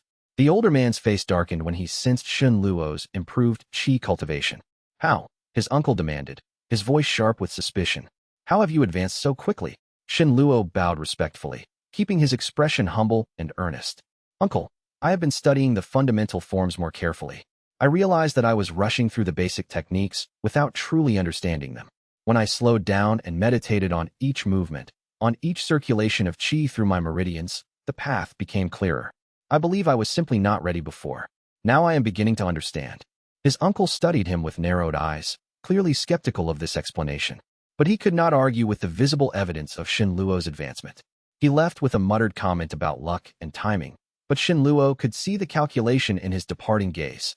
His uncle was already considering how to weaponize or profit from this sudden shift in his nephew's status. Mei Chen found him alone in the medicinal gardens that evening, tending to a section of rare herbs with more care than they had received in years. She knelt beside him without ceremony, her eyes sharp with understanding. "You are pushing yourself very hard," she said quietly, her healer's instinct detecting the subtle exhaustion in his aura despite his obvious power gain. "I must," Xin Luo replied, carefully removing a dead leaf from one of the spirit plants. "The seal explained that my cultivation advancement will strengthen it. Every step I take forward feeds power back into the realm. Every breakthrough brings stability and expansion to the seal. There is a reason the seal accepted me as its bearer. It is not arbitrary. My growth and its growth are linked. But you cannot sustain this pace forever," Mei Chen said with the firmness of a healer speaking to a patient who was not listening. "Your body requires rest. Your mind requires stability. Pushing too hard will break you." Xin Luo looked at her, struck by the genuine concern in her expression. He had become so accustomed to being treated with contempt or indifference that sincere care from another person still carried the shock of novelty. "I will be careful," he promised. "I will not burn myself to ash in pursuit of speed. But I cannot deny the seal's truth. I need to advance my cultivation as quickly as safely possible. There are threats coming. I can feel them gathering at the edge of perception. I need to be prepared." Mei Chun was quiet for a long moment, her fingers brushing against the same spirit plant he had been tending. "Then we will advance together," she said finally. "You will not do this alone, and I will help you maintain the balance between ambition and survival. That is what partners do." Over the following weeks, their partnership deepened in ways that went far beyond sharing knowledge of the ring. Mei Chen became not just his confidant, but his anchor in reality, the steady presence that kept him grounded when the intensity of the ring's power threatened to pull him completely into its world. They developed a routine.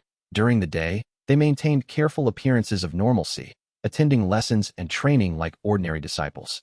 At night, they ventured into the ring together, where Mei Chun would guide Xin Luo's cultivation with her healer's understanding of the body's delicate balance, ensuring that his rapid advancement did not create structural weaknesses in his qi pathways or spiritual channels. In the ring's vast library, they discovered scrolls written in ancient calligraphy that described cultivation techniques far more efficient than the standard methods taught by the outer sect. These techniques were not forbidden. Precisely, they predated the entire classification system of the current era by thousands of years. They were simply unknown, preserved only in the Void Sovereign's sealed realm. "Look at this," Mei Chen said one night, carefully unrolling a scroll that described the visualization techniques for core formation advancement. "The standard method taught by our instructors requires months of careful meditation and incremental advancement. But this technique, it suggests a method of directly perceiving the core formation site and accelerating the crystallization process through specific meridian circuits.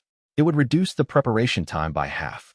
Xin Luo studied the intricate diagrams, his breath catching as he recognized the elegant simplicity of the design. The ancient cultivators who had developed this technique had understood fundamental truths about the relationship between consciousness and qi that the modern sects had forgotten or discarded. "We should use this," he said quietly, "but carefully, not immediately. If I advance too obviously, it will draw attention." "You are already drawing attention," Mei Chen pointed out gently. "Sect Master Chun Hui has been watching you very carefully since your last meeting with him. I have seen him observing your training sessions. He is trying to determine the source of your improvement." As if summoned by her words, a formal summons arrived the next morning.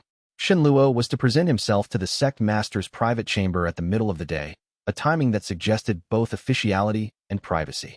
He prepared carefully, dressing in his finest outer sect robes and taking care with his appearance. Mei Chun helped him settle his aura, teaching him a technique for suppressing his natural qi resonance so that he appeared less obviously advanced than he actually was. Sect Master Chun Hui's private chamber was sparse and austere, decorated only with a few scrolls of calligraphy and a small meditation platform. The sect master himself was a thin man in his early 60s, his gray hair pulled back in a tight scholar's knot, his eyes sharp with the penetrating gaze of a cultivator who had learned to see through deception and pretense. "Xin Luo," he said, gesturing for the young disciple to sit. "I have been hearing interesting rumors about you recently. Rumors of rapid advancement. Rumors of a change in your cultivation state that seems to have occurred rather suddenly. I thought we should speak, so I might understand what has been happening with you. Shen Luo bowed deeply. Sect Master, I appreciate your interest in my progress. I have been advancing in my cultivation, yes, though I am not certain I would characterize the change as sudden. Rather, I believe I was simply not ready before to understand the principles underlying our cultivation system. Recently, I had what I can only describe as a moment of clarity, a sudden understanding of the relationship between body, qi, and consciousness that seems to have unlocked new potential within me. A moment of clarity, Chun Hui repeated, his eyes narrowing slightly. That is an interesting phrase. And where did this moment of clarity occur? During meditation in my dormitory, Sect Master. I was attempting the fundamental circulation pattern taught in the introductory curriculum, and suddenly I understood not just the movement of the qi, but the underlying principle of why the movement was designed that way. Once I grasped the principle, the practice became much more effective. Chun Hui was quiet for a long moment, studying Shen Luo with an intensity that felt like it was trying to pierce through to the very core of his being. Shen Luo forced himself to breathe slowly and steadily, to project an air of calm confidence rather than nervous defensiveness. That is a plausible explanation, Chun Hui said finally. And yet I find myself skeptical. Your advancement has been not merely sudden, but exponential in nature. You have progressed in 3 weeks what would normally require 3 months of intensive training. I wonder if perhaps you are using cultivation resources or techniques that have not been properly registered with the sect authorities. Sect Master, Shen Luo said carefully. I can assure you that I have not violated any sect rules. I have not acquired any unregistered materials. I have not studied any forbidden techniques. All of my advancement has come from my own personal practice using only the knowledge made available to all disciples through the sect's official curriculum. It was a careful truth, a statement that was technically accurate while concealing the larger truth of the ancient techniques and the ring's resources. Shen Luo had learned from his study of the seal's teachings that there was a difference between lying and simply choosing one's words with sufficient care. Chun Hui continued to study him, and Shen Luo felt the weight of the man's cultivation awareness pressing against him, searching for signs of deception or concealment. It was not painful, exactly, but it was deeply uncomfortable, like being examined by a physician looking for signs of disease. I see, Chun Hui said finally, and to Shen Luo's relief, he removed the pressure of his examination. Very well, I will accept your explanation, for now. But I want to be clear with you, Shen Luo, I have my eye on you. If I discover that you are using resources or techniques that are not authorized by this sect, there will be consequences.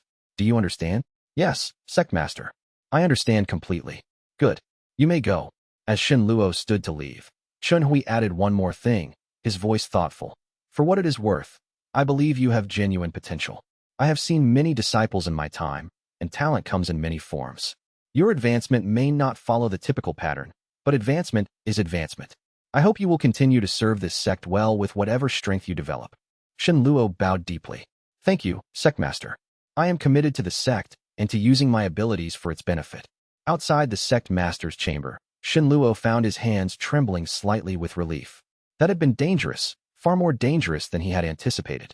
Chun Hui was no fool, and he was clearly aware that something unusual was happening. The subtle warning about unregistered resources and forbidden techniques was precisely the kind of trap that might be laid for someone carrying a secret like the ring. He found Mei Chun in the healing pavilion, where she was assisting one of the senior healers with the treatment of a disciple who had been injured during a training exercise. She excused herself and drew him into a private corner.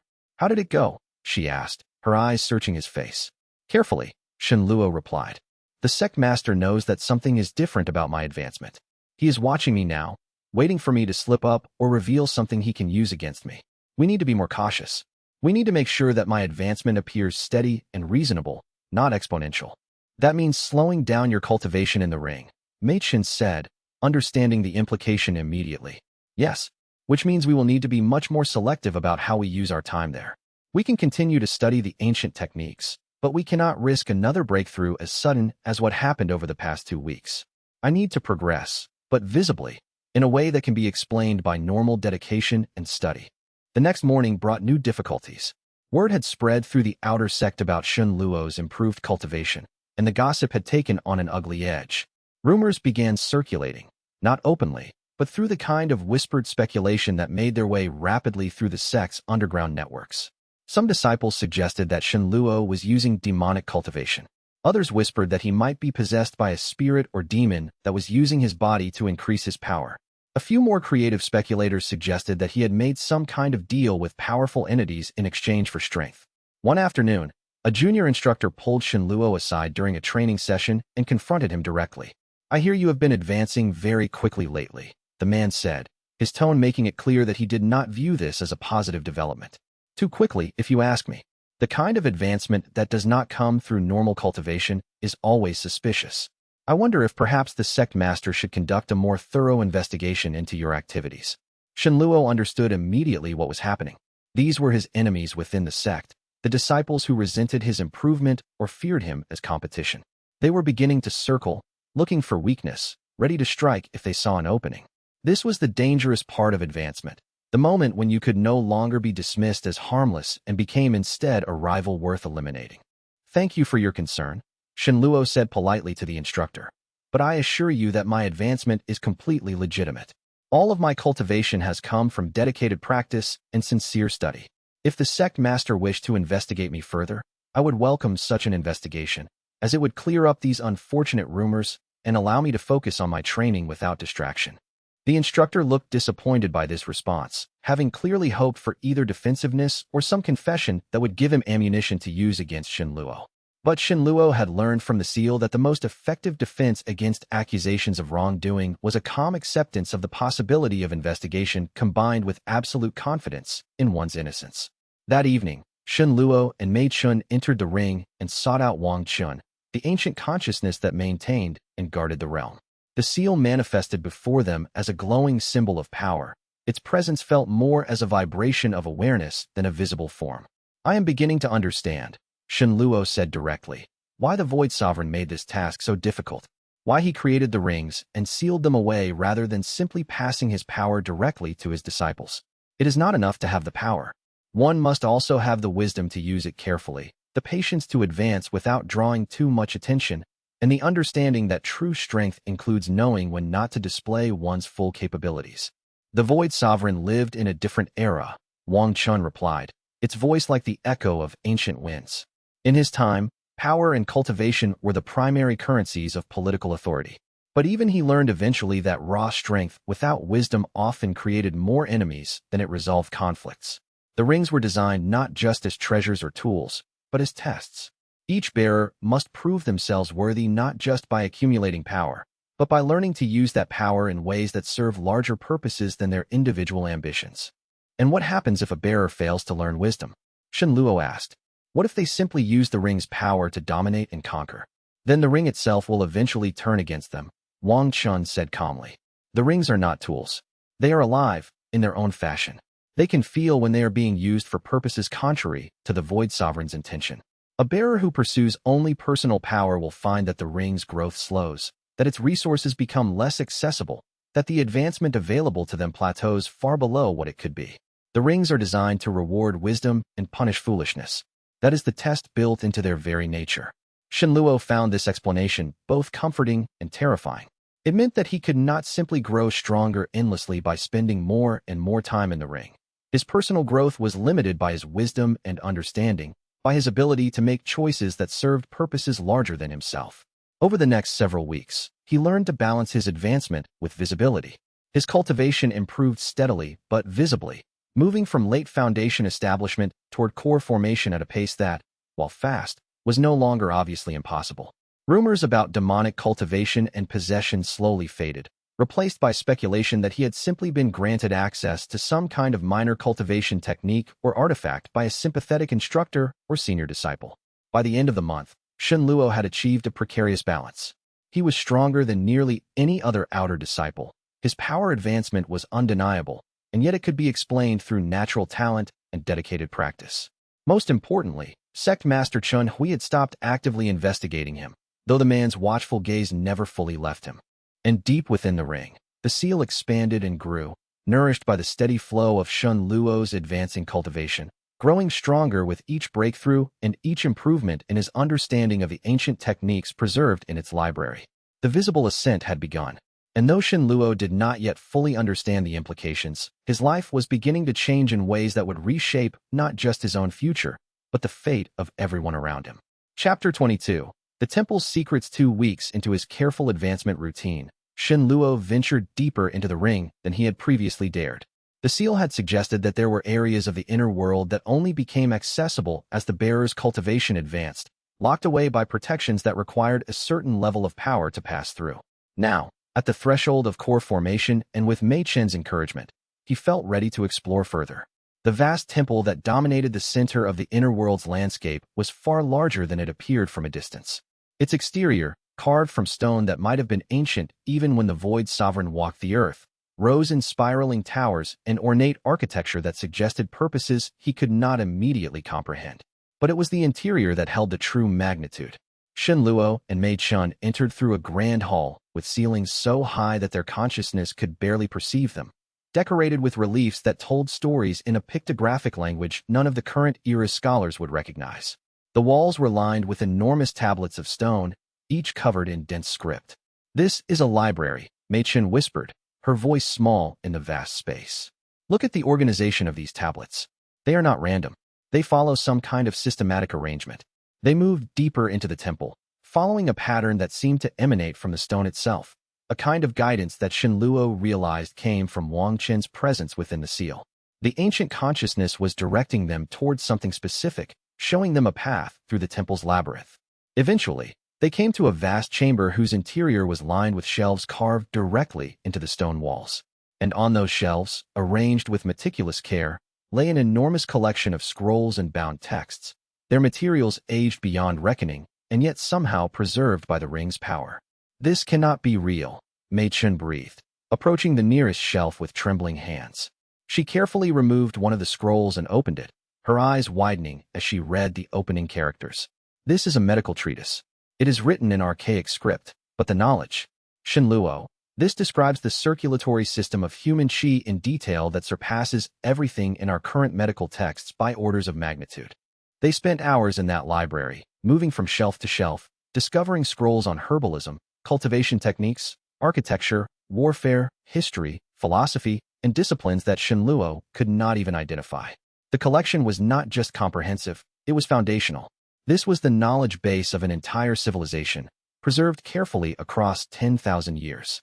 But as they explored, Shen Luo began to notice something else. Not all of the scrolls were arranged with equal care. Some sections were sealed away behind barriers of stone, locked by mechanisms that responded only to cultivation techniques he did not possess. And in the very depths of the library, in a chamber that seemed to exist at a different level of space entirely, he found a vault sealed by ancient runes.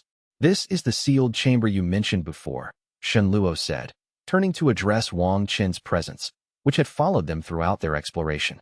"The one that contains the dangerous knowledge." "Yes," the seal replied. "The knowledge you seek now will come in time, but you are not yet ready.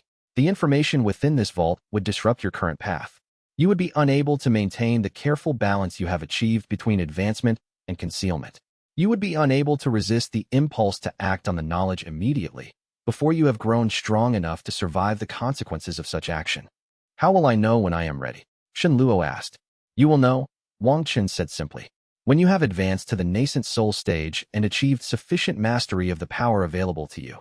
The vault will open of its own accord. You cannot force it sooner." The Void Sovereign designed these protections with care. Leaving the vault behind, they continued their exploration of the temple and the surrounding inner world. Beyond the main temple, they discovered gardens that were vast beyond comprehension, filled with plants that Shen Luo recognized from the medical texts as having long since gone extinct in the outer world. Mei Chen was particularly fascinated by these, carefully studying each plant and recording the information in a personal journal she had begun keeping. "These are not merely rare," she said excitedly. "These are foundational. These are the plants that the ancient medical practitioners used to develop the fundamental formulas that our modern herbalists are still using, though they have evolved and changed over the millennia. If we could preserve seeds from these plants, we could restore lost knowledge about their original properties and uses." "The ring can help with that," Shen Luo said, understanding suddenly how the seal's life-giving properties worked. "The ring preserves everything within it. Seeds stored in the ring would not decay or lose viability. Over time, they might actually grow stronger, more potent, in response to the ring's own qi resonance." They spent the following weeks conducting experiments with this theory. They collected seeds from the extinct plants, stored them in various locations within the ring's environment, and tracked how their properties changed over time. What they discovered was remarkable. seeds stored within the ring's most powerful locations began to grow more potent, to manifest enhanced spiritual properties that made them orders of magnitude more useful for medicinal cultivation than their outer world equivalents. This discovery opened up new possibilities for Mei Chun. If she could grow these plants within the ring, and then carefully harvest their seeds and materials for use in the outer world, she could begin developing medicinal formulas far more potent than anything currently available in the sect. It would require care and secrecy, but it was possible. One evening, as they were preparing to leave the ring and return to their physical forms, Mei Chun stopped Shen Luo and took both his hands in hers. "Do you understand what this means?" she asked quietly. "What we are doing here in this place?" "We are gathering knowledge," Shen Luo replied. "We are preserving things that would otherwise be lost. We are building power and capability that will serve us in the future." "Yes," Mei Chun said. "But more than that, we are doing the work of the Void Sovereign. We are preserving his civilization's knowledge. We are maintaining and restoring what was sealed away." I think this is what Wang Qin meant when it said that being a ring bearer is not simply about having power. It is about being a steward of something far larger than ourselves. Back in the outer world, the practical implications of their discoveries manifested quickly. Shen Luo's cultivation continued its steady advancement. He achieved his breakthrough to core formation within the month, an event that occurred during a training session and was witnessed by dozens of other disciples. The breakthrough was impressive. His chi resonance flared visibly and his aura expanded in a way that drew gasps from onlookers. But it was not so extraordinary as to draw direct accusation of forbidden techniques. The sect master observed the breakthrough from a distance and, to Shen Luo's relief, simply nodded and returned to his own business. But there were consequences to this advancement. As Shen Luo's power grew, other disciples began to position themselves around him, some seeking to befriend him, others seeking to become his rivals, and a few seeking to exploit his connection to any power source he might be hiding. It was the natural response of a community to the emergence of strength and talent. Li Shui, his childhood friend, approached him one afternoon with visible agitation. "I need to talk to you," he said urgently, pulling Shen Luo aside into a private corner. "About the rumors. About what people are saying." "What are they saying now?" Shen Luo asked, though he could guess. "They are saying that you have made contact with something, a spirit, a demon, some kind of entity, and that it is feeding you power in exchange for something you have promised it. They are saying that your advancement is not natural. They are saying—" Li Shui paused, clearly struggling with what he wanted to say. "They are saying that you might be dangerous." Shen Luo felt a flash of frustration, but he controlled it. "Do you believe these rumors?" he asked directly. Li Shui looked genuinely troubled. "I do not know what to believe. You are my friend. You have been since we were children. I have no reason to doubt you. But your advancement is unnatural, Shen Luo. It is not following any pattern that I can understand. And I am afraid for you. I am afraid that whatever you are involved in, whatever this is, it will eventually consume you or get you killed." "I am fine," Shen Luo said gently. "I am advancing through legitimate cultivation techniques and dedicated practice. That is the truth, though I understand it may not seem that way from the outside. I ask you to trust me when I say that I am not doing anything harmful or forbidden. And I ask you to ignore these rumors and continue to be my friend despite the uncertainty." Li Shui was quiet for a long moment, then nodded slowly. "All right, I trust you. I may not understand what is happening, but I trust that you would not deliberately do anything that would bring harm to this sect or to the people in it. Just be careful, Shen Luo. Be very careful. I have a feeling that the path you are walking is a dangerous one." As his friend departed, Shen Luo found himself thinking about the sealed vault in the temple and the knowledge it contained. Li Shui's warning felt like an echo of Wang Qin's earlier caution, that there were things he was not yet ready to know, dangers he was not yet strong enough to face. But he was beginning to understand that those dangers were not simply external. They were internal as well. The danger that knowledge itself posed, the danger of understanding too much too soon and acting on incomplete information. That night, in the safety of the ring's vast library, Shen Luo began a systematic study of the history scrolls, trying to piece together what the Void Sovereign civilization had been like, what they had been trying to protect themselves from, and why the knowledge in the sealed vault was dangerous enough to lock away. The deeper he read, the more he realized how much was missing, how many gaps existed in the record. The sealed vault would answer those questions, but he was learning to be patient. Wisdom, it seemed, often meant waiting until you were truly ready, rather than rushing forward the moment you gained the capability. Chapter 23. The first breakthrough. The breakthrough to core formation, early, occurred on a night when Shen Luo was not expecting it. He had been progressing carefully, advancing his cultivation in measured increments, maintaining the careful balance between ambition and caution that his observations of the seal's nature had taught him to value. But the accumulation of steady advancement, combined with his study of the ancient cultivation texts and his application of the techniques preserved in the temple library, had gradually brought him to the threshold without his fully realizing it. He was meditating in his dormitory chamber when the pressure built up within his meridian channels. It was not sudden or violent. It was gradual, an increasing sense of intensity that resembled a flower slowly opening its petals to the morning sun. Shenluo recognized the sensation from the cultivation texts he had studied.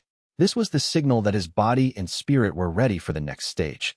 He moved immediately to the controlled breathing patterns described in the ancient manuals, guiding the accumulated qi toward the site where the core would form, a subtle region deep in his spiritual center, just below his dantian, where the most refined and concentrated aspects of his cultivation could be focused and crystallized. The process was not painful, but it was intensely demanding. It required complete focus and concentration, an absolute merging of consciousness with the physical reality of his own being. He had to perceive the formation of his core directly, to guide its crystallization process and ensure that it formed correctly and completely. Time lost all meaning. Shenluo was conscious of the shift from night to day, of the light changing in his room, of the sounds of the sects awakening around him. But these external sensations seemed infinitely distant, phenomena occurring in a realm far away from the intense interior focus he was maintaining. And then, like a crystal finally achieving perfect geometric form, it happened. The core stabilized. The formation reached completion. And in that moment of crystallization, there came a wave of sensation, power, clarity, alignment, wholeness, that was unlike anything Shenluo had ever experienced. His body trembled violently with the intensity of the energy release. Without thinking consciously about it, he allowed the excess power to radiate outward, a visible demonstration of the completion of his breakthrough. In the surrounding dormitory buildings, other disciples felt the surge and looked out their windows. Several ran toward his chamber, drawn by curiosity and the need to understand what had just happened. By the time the first of them arrived at his doorway, Shenluo had already regained control of himself. He sat upright on his meditation platform, his breathing steady, his aura shimmering with the obvious evidence of his advancement to core formation. The disciples who arrived found him serene and composed, already beginning to adjust to the new level of power flowing through his being. Word spread through the sect with remarkable speed. Within an hour, the outer sect was buzzing with speculation and gossip. Shenluo's breakthrough had been not just noticeable, but spectacular, the kind of display of power that could not be hidden or minimized. Disciples who had been skeptical about rumors of his advancement suddenly became firm believers. Those who had dismissed him as an anomaly began to respect him as a potential rival, and his enemies began to calculate how they might profit from or eliminate this growing threat. The sect master summoned him within 2 hours. This time, when Shunhui interrogated him, his questions were sharper and more directly accusatory. "You have advanced to core formation," Shunhui said flatly, his eyes searching for any sign of deception. "In 3 weeks. 3 weeks, Shenluo. No naturally talented disciple advances to a new stage that quickly unless they have some extraordinary resource or technique to draw upon. Where's this resource? What technique are you using?" Shenluo had prepared for this conversation. He had discussed with Mei Chun how to respond to this specific challenge, what truth he could tell that would satisfy the sect master's suspicions without revealing the ring's existence. "Sect master," he said calmly, "I understand your suspicion. My advancement does appear rapid from the outside, but I want to explain what has actually occurred. 3 weeks ago, I had a genuine insight into the fundamental principles of cultivation. I suddenly understood, not intellectually but intuitively, the relationship between body, qi, and consciousness. Once I achieved this understanding, my cultivation practice became vastly more efficient. What appeared from the outside to be a sudden acceleration is actually the result of much more effective practice, not the result of forbidden techniques or unregistered resources." "An insight," Chan Hui repeated, his tone making it clear that he was skeptical. "And what was the nature of this insight?" Shenluo had prepared an answer for this as well, an explanation that was true enough to withstand the sect master's examination, but vague enough to avoid requiring him to specify details he could not safely reveal. "I realized that most cultivation practice focuses on the mechanical aspects, the specific patterns of breathing, the precise movements of qi through the meridians. But the most important aspect, the aspect that was missing from my own practice, was the quality of consciousness brought to the practice. Once I began approaching my cultivation with absolute focus, With a deep meditation on the underlying principles rather than mere mechanical execution, my progress accelerated dramatically. Xianhui studied him for a long moment, and Shenluo could sense the sect master reaching out with his own cultivation awareness, trying to detect whether Shenluo was hiding something or outright lying. But Shenluo had been practicing this technique as well. The art of truthful misdirection, of using completely honest statements arranged in such a way as to mislead the listener without technically lying. Your explanation is acceptable, Xianhui said finally. But I want you to understand something, Shenluo. As your cultivation advances and your power increases, you become increasingly visible to forces and entities that you may not currently be aware of. There are organizations in this world, major sects, noble families, even demonic cults, that are constantly searching for rising talent. The faster you advance, the more likely you are to draw their attention. You need to be aware of this danger and take precautions to protect yourself. Yes, sect master, Shenluo replied. I understand. Good. I am assigning Elder Zhou to be your personal advisor and protector. He has volunteered for this role, and I believe it is a wise assignment. You may trust Elder Zhou completely. Consult with him when difficult decisions arise. He has the experience and authority to help guide you safely through the challenges that your advancement will create. After this meeting, Shenluo found himself in a dramatically changed position within the sect. Core formation cultivators were rare among the outer sect disciples, and his achievement of this stage at such a young age and such a rapid pace elevated his status significantly. Disciples began to treat him with noticeably more respect. Instructors adjusted their teaching approach when he was present. And most significantly, Sect Master Chen Hui's public assignment of Elder Zhou as his advisor sent a clear message. Shenluo was now under the direct protection of one of the sect's most powerful and respected members. Elder Zhou requested a private meeting with him that evening. The elderly cultivator received him in his personal quarters, a simple chamber decorated with scrolls of calligraphy and filled with the peaceful qi resonance of someone who had spent decades in earnest practice. I have been observing you for some time, Zhou said without preamble, gesturing for Shenluo to sit. I believe you have noticed this observation. Yes, Elder, Shenluo replied. I have been aware of your attention. Good. You are perceptive, which is valuable. I want to make you aware of something that the sect master may not have the opportunity to explain fully, given the current circumstances. Your advancement has drawn attention from multiple directions. There are enemies external to this sect who will be very interested in your power and capabilities. But there are also dangers internal to this sect, people who see your advancement as a threat to their own position or status, people who may be willing to act against you if they believe they can do so without consequences. I understand, Elder, Shenluo said. I am aware of these dangers. I suspect you are, Zhou replied. But I want you to know that I am here to help you navigate these dangers.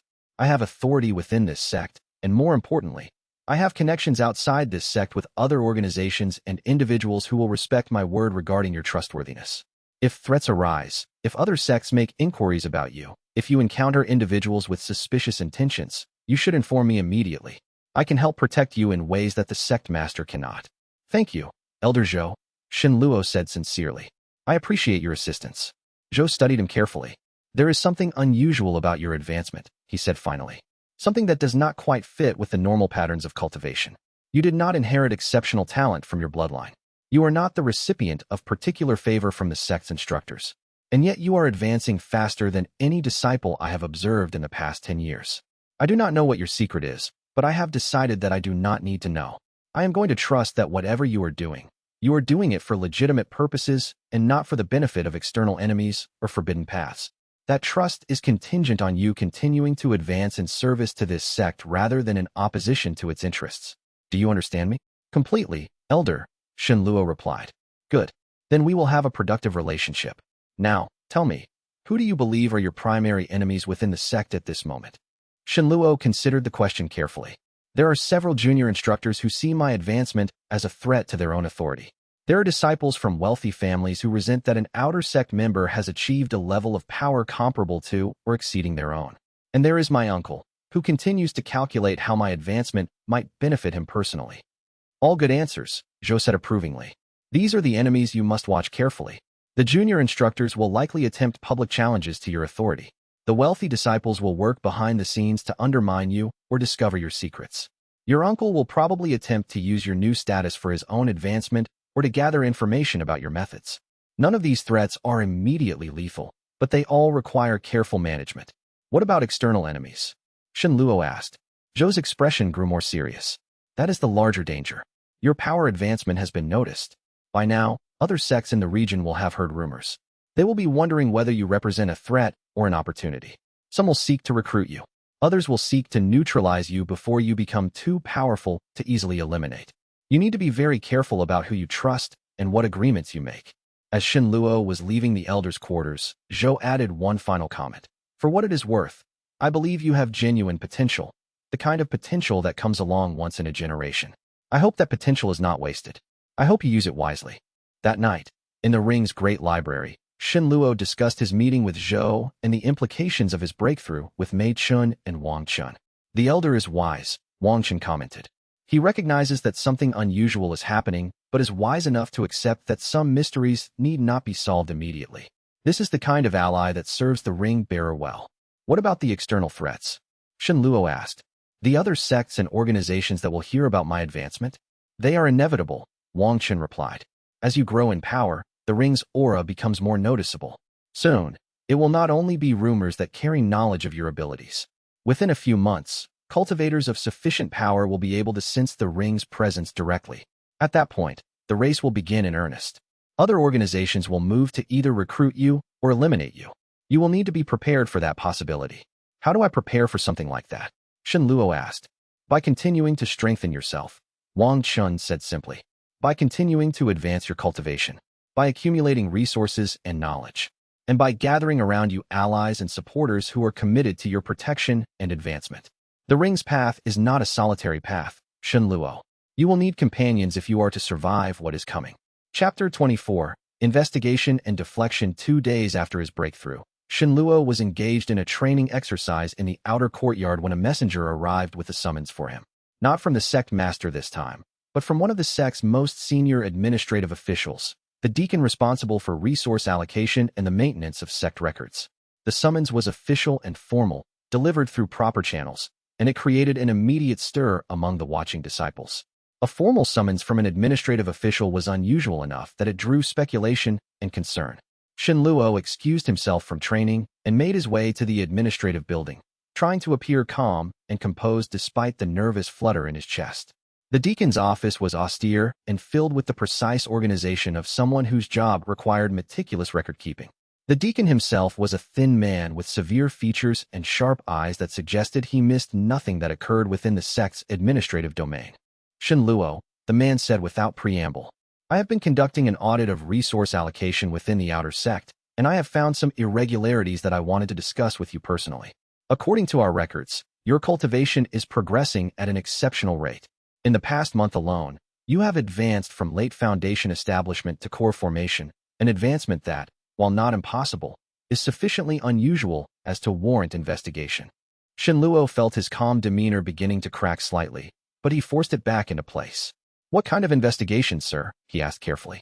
I am wondering whether you have acquired cultivation resources through channels other than the official sect allocation system. It is not uncommon for wealthy disciples to supplement their cultivation through the purchase of restricted materials on the black market or through gifts from family members. I wanted to interview you directly and, if necessary, conduct an inspection of your personal effects and dormitory space to determine whether you possess any unregistered materials. This was the trap that Elder Zhou had warned him about. Someone within the sect had decided to use the official bureaucratic system to try to discredit him or force him to reveal the source of his advancement. Shen Luo needed to respond carefully, neither defensively nor submissively. I welcome an inspection of my dormitory and personal effects, Shen Luo said steadily. I have nothing to hide. I have not acquired any materials through unofficial channels. All of my cultivation has come through legitimate practice using resources available to all disciples through the official sect system. The deacon studied him with visible disappointment, clearly hoping for either a confession or signs of nervousness. But Shen Luo had prepared for this possibility. He had discussed it extensively with Mei Chun, and they had taken precautions to ensure that no evidence of the ring's existence or the temple's resources could be discovered in his normal living space. Very well, the deacon said. I will arrange for an official inspection to occur tomorrow morning. I will personally conduct the inspection along with 2 official witnesses to ensure absolute compliance with sect regulations. That evening, Shen Luo met privately with Mei Chun and informed her of the situation. She was concerned but unsurprised. They had to try eventually, she said. Your advancement is too noticeable to ignore. Someone had to challenge it officially. Can they prove anything? Shen Luo asked. No, Mei Chun replied with confidence. We have been very careful. All of our work has been conducted within the ring, and there is nothing in your dormitory that could be used as evidence of forbidden techniques or unregistered materials. The only thing they might find is the ring itself if they searched carefully enough, but the ring is designed to be invisible to normal cultivation awareness. A deacon's official inspection would never detect it. The next morning, Shen Luo submitted to the formal inspection with apparent calm. The deacon and his 2 witnesses arrived early and conducted a thorough, methodical search of his dormitory space. They examined his clothing, his personal effects, his meditation platform, and his bed. They checked the walls for hidden compartments. They examined his cultivation journal for any suspicious notations. And they found nothing. No unregistered materials. No forbidden texts. No evidence of black market acquisitions or family smuggling operations. I see, the deacon said after nearly an hour of thorough searching. It appears that my initial suspicions were unfounded. I apologize for the inconvenience, Shen Luo. You are free to go. Thank you for conducting such a thorough investigation, sir, Shen Luo said respectfully. I understand that maintaining the integrity of the sect's resource system is important work. As he was leaving the deacon's office, Elder Zhou was conveniently arriving for an appointment. The elderly cultivator's presence in the administrative building, combined with the timing of Shen Luo's emergence, sent a clear message to the deacon. This young disciple had powerful allies who were monitoring his treatment. Later that day, Zhou sought Shen Luo out privately. I hear there was an official inspection, the elder said without preamble. Yes, elder, Shen Luo confirmed. The deacon was investigating the source of my rapid advancement. The inspection found nothing, and the investigation has been concluded. Good, Zhou said. This was predictable. An ambitious deacon hoping to make a name for himself by uncovering corruption. The inspection will not be the last such attempt, but each one that passes without finding anything will make future accusations less credible. Let me know if anyone else attempts to formally investigate you. Over the following weeks, Shen Luo found himself being tested in different ways. A junior instructor challenged him to a public duel during a training session, clearly hoping to prove that his advancement was illegitimate by defeating him in combat. Shen Luo accepted the challenge and, in a carefully controlled display of power, demonstrated that his advancement was genuine and that he was now capable of defeating disciples who were considerably higher in raw ability but less skilled in actual combat technique. A wealthy outer sect disciple attempted to recruit him into a private cultivation circle, clearly hoping to either gain access to whatever technique Shen Luo was using or to gather information about his methods. Shen Luo politely declined and instead used the opportunity to begin cultivating a reputation as someone who was loyal to the sect rather than to individual cliques or factions. His uncle sent him a carefully written letter expressing pride in his advancement and suggesting that perhaps the family should reconsider its previous dismissal of his potential. Shen Luo responded politely, but made no commitments to the family. Through all of these challenges, Shen Luo maintained his careful balance. He was advancing steadily, but not explosively. He was demonstrating obvious power, but not in ways that suggested he was using anything other than legitimate cultivation techniques. He was building allies and supporters through demonstrated competence and reliability rather than through charisma or political maneuvering. And beneath all of this, in the safety of the ring's vast inner world, he was continuing to advance his cultivation and accumulate knowledge at a rate that his external advancement merely hinted at.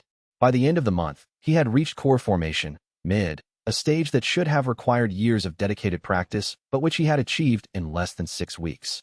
Mei Chun had advanced her medicinal cultivation to match his progress, and together they had begun planning an ambitious project, the systematic cultivation of extinct medicinal plants within the ring, with the goal of eventually creating herbal formulas far more potent than anything available in the current age. One evening, standing in the ring's great library with Mei Chun at his side, Shen Luo made a quiet commitment to himself. He would continue this careful path, neither rushing forward nor holding back unnecessarily. He would grow in strength and wisdom simultaneously. He would build a foundation of allies and supporters within the sect. And when the time came to venture out into the larger world, when external forces began to openly converge on him, he would be ready to face those challenges with the full weight of his accumulated power and accumulated wisdom behind him. The visible ascent was continuing, and beneath it, something far greater was beginning to take shape. Chapter 25, The Truth of Loyalty. The rumor about Shen Luo started small, whispered through the sect's underground networks by disciples who spent their evenings in the common halls gossiping about their peers. It began innocuously enough, suggestions that perhaps Shenluo had made some kind of compromise with a powerful spirit or entity in exchange for cultivation advancement. But rumors had a way of growing and changing as they were passed from person to person, each retelling adding new details, new implications, new dangers. By the end of the week, the rumor had transformed into something more specific and more damaging. Shenluo, according to the widely circulating story, had made a deal with a demon spirit. He was feeding it the life force of other disciples in exchange for cultivating power for himself. The story had no evidence, no basis in fact, and no logical internal consistency. And yet it persisted and grew because it provided a simple explanation for something that was otherwise mysteriously inexplicable: his rapid advancement. The impact of this rumor became immediately evident when Li Shui approached him one afternoon, his expression troubled and conflicted. Li Shui was one of Shenluo's oldest friends, a disciple who had trained alongside him in the outer sect for years before Shenluo's sudden advancement had created a gap between them in terms of power and authority. "I need to talk to you," Li Shui said urgently, pulling Shenluo aside into a private area. His usual easy confidence was nowhere to be found. Instead, he seemed genuinely distressed. "About the rumors. About what people are saying." "What are they saying now?" Shenluo asked, though he could guess the general nature of the accusation. "They are saying you made a deal with something. A demon or a spirit. That you are feeding it disciples in exchange for power. That the whole sect is in danger because you brought something dangerous into our community." Li Shui's voice was low and urgent, clearly struggling with the effort of speaking these accusations to his friend directly. Shenluo felt a flash of frustration. "Do you believe these rumors?" he asked directly. "No," Li Shui said immediately, but his hesitation before responding suggested that the answer was more complicated than the simple negation. "I mean, I do not think you would deliberately do anything to harm other disciples. But your advancement is. Shenluo, it is not natural. There is something unusual happening, something you are not telling me. I want to trust you. I want to believe that you would never do anything that would bring harm to this sect. But I cannot shake the fear that whatever this is, whatever you are involved with, it will eventually lead to destruction." Shenluo took a moment to consider his response carefully. Li Shui was his oldest friend, one of the few people in the sect who had treated him with consistent kindness even before his advancement had made him a person of interest. He deserved more than a simple deflection, even if Shenluo could not tell him the full truth. "Sit with me," Shenluo said quietly, guiding Li Shui to a secluded bench in the medicinal garden area. "I want to explain something to you, but I need you to listen with an open mind." Li Shui sat, his expression apprehensive. "The rumors are wrong," Shenluo began. "I have not made any deal with any demon or spirit. I have not harmed any other disciples, nor have I fed anything with their life force. What I have done is discover a more efficient method of cultivation, a way of approaching my practice that makes better use of my time and energy. That is why my advancement appears to be accelerating. That is the entire explanation for what you are seeing." "That cannot be the entire explanation," Li Shui said quietly. "If it was simply a matter of discovering a better technique, other disciples would have discovered it too. Other mentors and instructors would have recognized it." "Perhaps they would have," Shenluo acknowledged. "Or perhaps I was simply in the right place at the right time and achieved an insight that others have not yet had. The point is, and I want you to listen carefully to this, I am not endangering this sect. I am not working with external enemies or demonic forces. I am not doing anything that would harm anyone I care about. And I would appreciate it if you, as my oldest friend, would have enough faith in me to believe that claim, even if you do not understand the full details of what I am doing." Li Shui was quiet for a long moment, staring at his hands. "I do believe you," he said finally. "And I am sorry for even suggesting that you might be involved with demonic cultivation or that you might be harming other disciples. That was not fair to you. But I am afraid for you, Shenluo. Whatever this path you are walking is, it seems like a dangerous one. I am afraid that pursuing it will eventually lead to your destruction. I appreciate your concern," Shenluo said sincerely. "But I am not on a dangerous path. I am on a necessary path. And I would be grateful if you, as my friend, would support me even if you do not fully understand what I am doing." "I will," Li Shui promised, taking Shenluo's hand briefly in an old gesture they had used since childhood, a symbol of trust and alliance. "I will support you. And I will tell anyone who spreads these rumors about demons and deals that they are speaking nonsense. You are my friend, and I will not let others attack you with lies." With that declaration, Li Shui demonstrated the kind of loyalty that Shenluo was beginning to understand was perhaps the rarest commodity in the world. It was not the blind loyalty of those who supported you because they expected to benefit from your power. It was not the calculated loyalty of those who feared your strength. It was the genuine loyalty of someone who had known you for years, who had experienced both your failures and your successes, and who chose to stand with you even when you seemed to be walking a path that they did not fully understand. Shenluo realized in that moment that he had been wrong about something important. He had thought of Li Shui's friendship as a relic of his former life. Something from before his advancement had made him a person of consequence.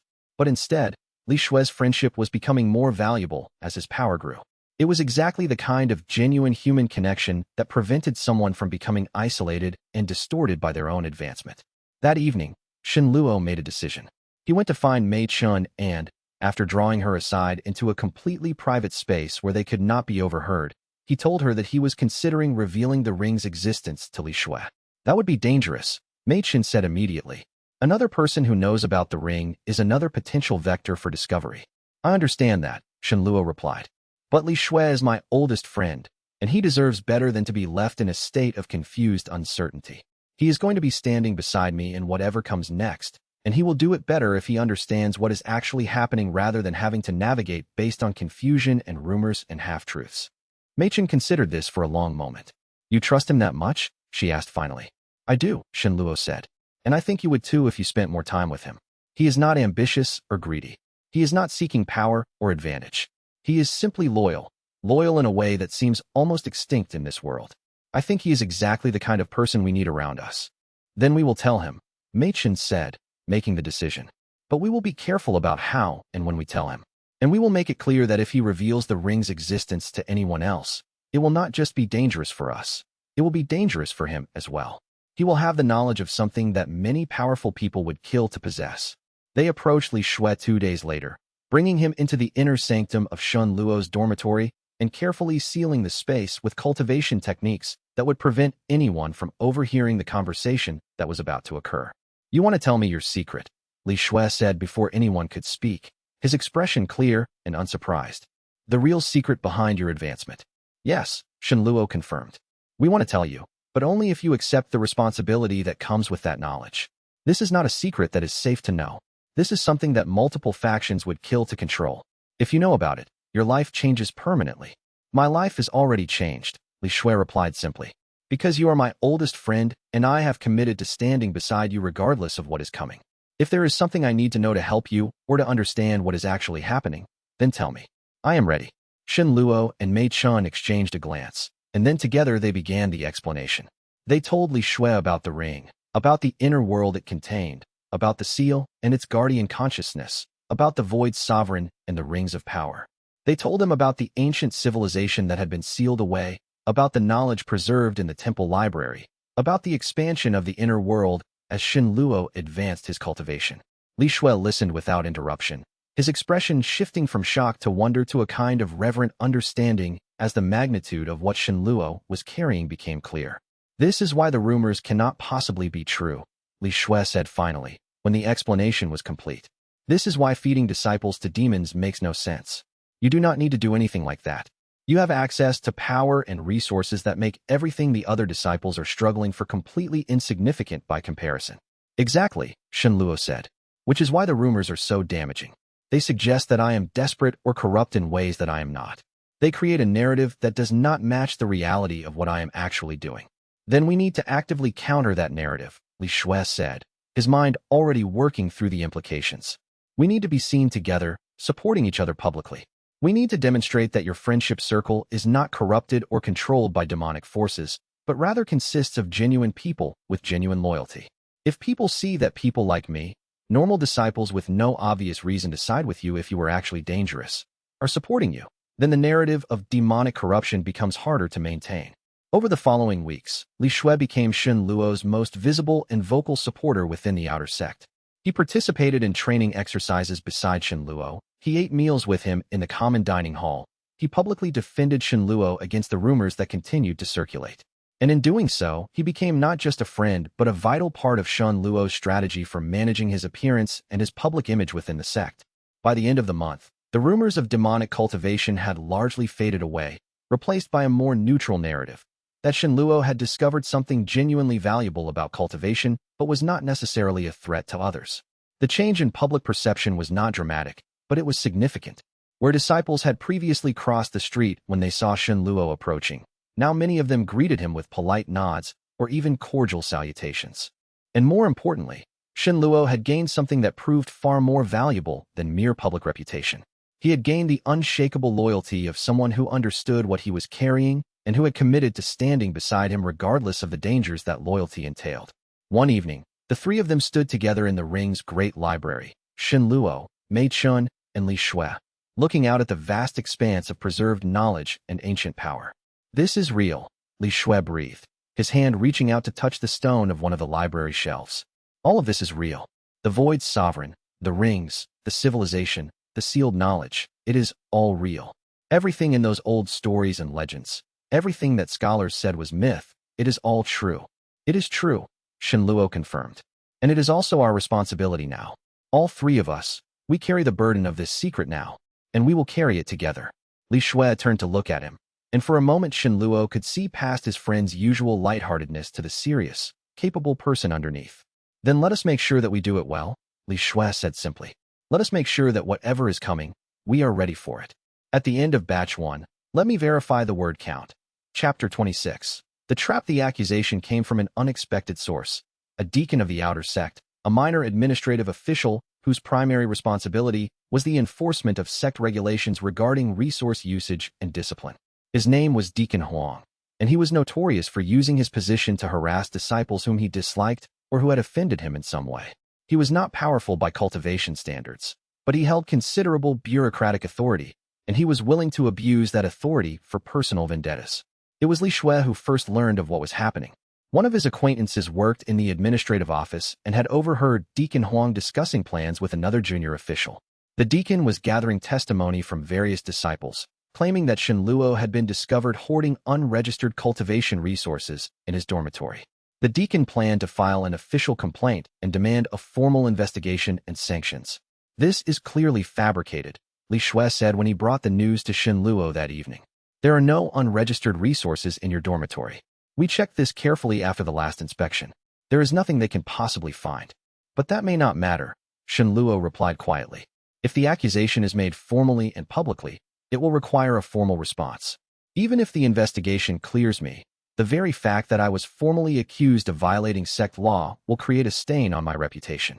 Deacon Huang likely knows this, and he is probably hoping that the investigation alone will be enough to damage me. Then we need to prevent the accusation from being made," Mei Chun said practically.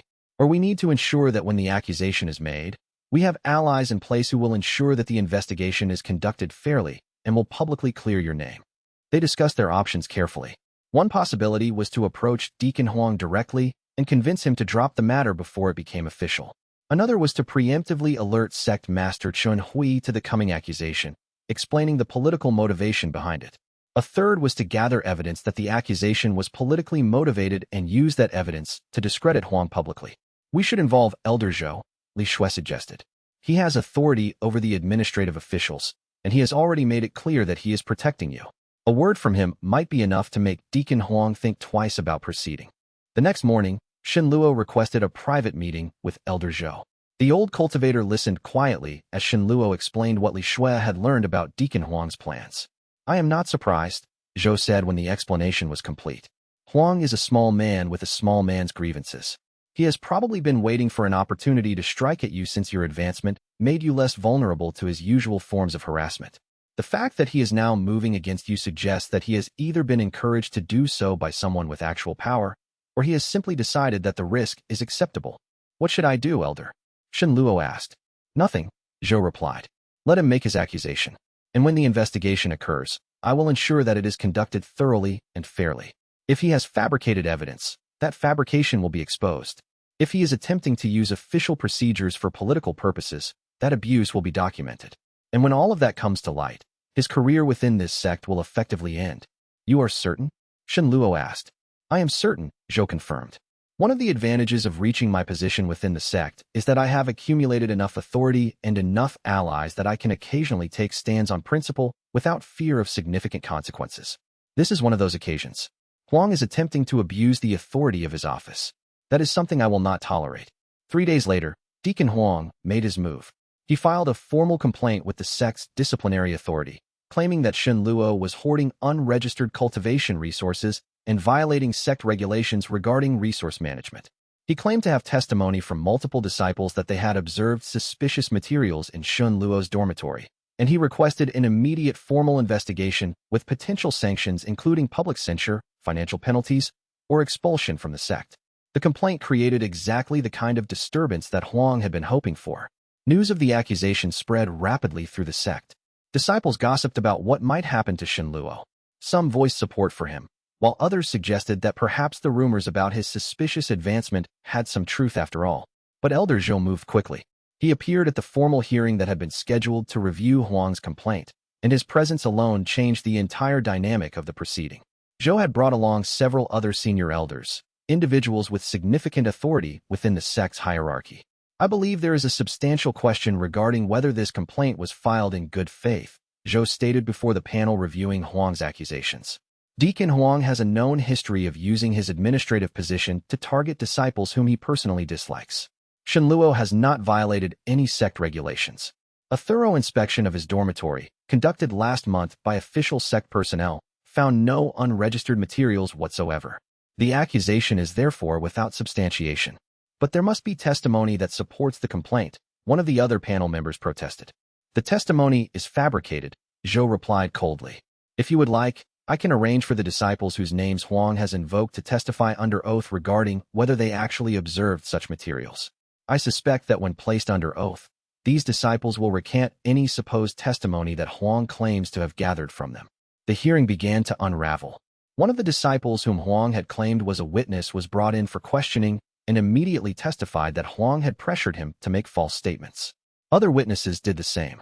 It became rapidly apparent that Huang had not gathered genuine testimony. He had fabricated evidence and coerced disciples into lying on his behalf. By the end of the hearing, Deacon Huang was himself facing serious charges of abuse of authority, fabrication of evidence, and coercion. The complaint against Shen Luo was dismissed entirely, and a note was placed in the official record stating that the complaint had been made in bad faith for political purposes. Shen Luo's reputation, rather than being damaged by the accusation, was actually enhanced. He had been accused, investigated thoroughly, and completely exonerated. More importantly, he had powerful allies, Elder Zhou in particular, who were willing to take his side publicly and defend him against baseless accusations. But there was a darker implication to all of this that Shen Luo discussed with Mei Chun and Li Shui that evening. Someone put Deacon Huang up to this, Shen Luo said quietly. A deacon would not normally be willing to risk his entire career on a fabricated accusation unless he was either motivated by extraordinary personal hatred or someone with significant power was encouraging him and had convinced him that the risk would be minimal. Which means you have enemies at a higher level than the inner sect, Mei Chun said thoughtfully. Someone with enough authority to command a deacon's obedience. My uncle, Shen Luo said, making the connection. He could have done this. He has the authority within the family to approach sect officials and negotiate. He could have promised Huang a reward in exchange for making the accusation. Or someone else entirely, Li Shui suggested. Someone we have not yet identified as an enemy. Someone who is watching you and testing your vulnerabilities, learning what kind of resources you can command and what kind of allies you have. Over the following weeks, the situation with Deacon Huang faded into the background. Huang was quietly dismissed from his position and reassigned to a minor role within the sect's lowest-ranking administrative division, a demotion that was effectively a professional death sentence. But what remained was a growing understanding among Shen Luo and his companions that his rapid advancement was making him a figure of interest to people and organizations beyond the immediate confines of his sect. The trap that Deacon Huang had attempted had been crude and easily countered, but it served as a warning that more sophisticated and dangerous challenges were coming. Chapter 27. The Red Fang sect. News of an inter-sect martial competition arrived in the spring, carried by official proclamations sent to all the significant sects in the region.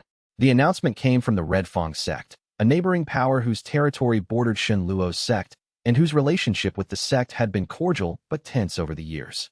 The competition was announced as a friendly martial tournament designed to foster cooperation and goodwill between neighboring sects, and to identify exceptional talent for potential inter-sect collaboration. Participating sects were invited to send their best disciples to compete against each other, with the winning sect receiving recognition and certain trade privileges with the Red Fang organization. It was, on the surface, a positive and beneficial event. But Shen Luo understood immediately that beneath the official framing lay a much more calculated motivation. This is reconnaissance, Elder Zhou explained when Shen Luo brought the announcement to him. The Red Fang sect's leader, Palace Lord Su Ming, is ambitious and calculating. He will use this competition as an opportunity to observe the strength and capabilities of this sect's disciples, particularly of you. Word has traveled outside our sect about your rapid advancement. The Red Fang sect wants to assess whether you represent a threat to their interests in this region. Should I participate in the competition? Shen Luo asked. You must, Zhou replied. If you do not participate, it will be interpreted as weakness or hiding. If you participate and perform well, it will demonstrate confidence and capability. And it will give you an opportunity to assess the Red Fang sect's strength as well. Do not avoid this challenge. Use it as an opportunity to gather information and make an impression on Palace Lord Su Ming that will discourage him from moving against you. The competition was scheduled to occur over the course of 2 weeks, with different events held each day and with single elimination tournaments determining the ultimate winners. Shen Luo began preparing immediately, focusing his training on combat techniques and crowd control abilities that would allow him to demonstrate his power without revealing the full extent of his capabilities. In the ring's inner world, Wang Chun provided guidance on ancient combat techniques preserved from the Void Sovereign's era, methods of controlling qi and movement that were far more sophisticated than the standard techniques taught by modern sections. The competition is not your true test, Wang Chun explained. The true test is whether you can demonstrate significant power while simultaneously convincing your observers that you have not revealed everything you are capable of. You need to appear impressive while also appearing to have reserves of strength beyond what you have demonstrated. Why? Shen Luo asked. Because, Wang Chun replied, those who know what you are capable of will respect you and fear you, which will discourage them from moving against you openly. Those who underestimate you will make mistakes. And those who overestimate your power based on a limited demonstration will feel they must either recruit you or neutralize you, giving you leverage in potential negotiations. The first week of competition involved preliminary matches that allowed the various sects to place their disciples into ranked categories. Shen Luo faced opponents from several different sects, and in each case, he defeated them with controlled force, demonstrating obvious power while carefully holding back from his absolute maximum capability. His opponents were talented and skilled, but none of them were remotely close to his level. He defeated them with efficiency and respect, bowing to each one after the match and treating them with courtesy. This contrast between his devastating power and his respectful treatment of his opponents created an interesting impression among the observers. He was clearly dominant, but he was not cruel or arrogant about it. It was during the semifinals that something unexpected occurred. The Red Fang sect had entered a disciple of exceptional capability, a young swordsman named Ho Tian who was clearly the sect's representative for elite-level competition. Ho Tian was handsome in an obvious way, charming, and possessed genuine combat skill that exceeded most of the other competitors Shen Luo had faced. More significantly, Ho Tian's attention immediately focused on Mei Chun, who was present as a spectator at the competition. He approached her with obvious flirtation, complimenting her appearance and attempting to impress her with casual displays of his own skill and status. Shen Luo felt an unexpected surge of emotion watching this interaction. It was jealousy, pure and simple, the discomfort of seeing someone he cared about being pursued by another attractive and capable person. He had not fully acknowledged the depth of his feelings for Mei Chun until confronted with the possibility of her attention being directed elsewhere. When Shen Luo and Ho Tian eventually faced each other in the semifinal match, there was an extra edge to the encounter. Ho Tian fought with genuine skill and intensity, and for a brief moment Shen Luo found himself genuinely tested. But ultimately, the gap between their capabilities was simply too large. Shen Luo won the match decisively, bringing Ho Tian down with a technique that left the Red Fang swordsman genuinely wounded and gasping for breath. In the moment of victory, Shen Luo made a deliberate choice. Rather than moving away, he knelt beside Ho Tian and helped him sit up, offering him a hand. You fought well, he said quietly, with absolute sincerity. You have genuine skill and capability. Respect and honor for that. It was a gesture that communicated multiple messages. It showed that Shen Luo was confident enough in his own power that he could afford to be gracious to a defeated opponent. It demonstrated respect for skill and effort regardless of outcome. And it subtly conveyed that he was not the arrogant, cruel person that some of the rumors had suggested. Ho Tian accepted the help, looking at Shen Luo with new understanding and, perhaps, newfound respect. In the final match, Shen Luo faced the top disciple from his own sect, a senior outer sect member who had been cultivating for several years longer than Shenluo had. This match was symbolic rather than particularly challenging. The senior disciple was skilled but lacked Shenluo's accelerated advancement. The match lasted only a few minutes before Shenluo's superior speed and power overwhelmed his opponent. The victory was celebrated enthusiastically by his sect's supporters in the crowd.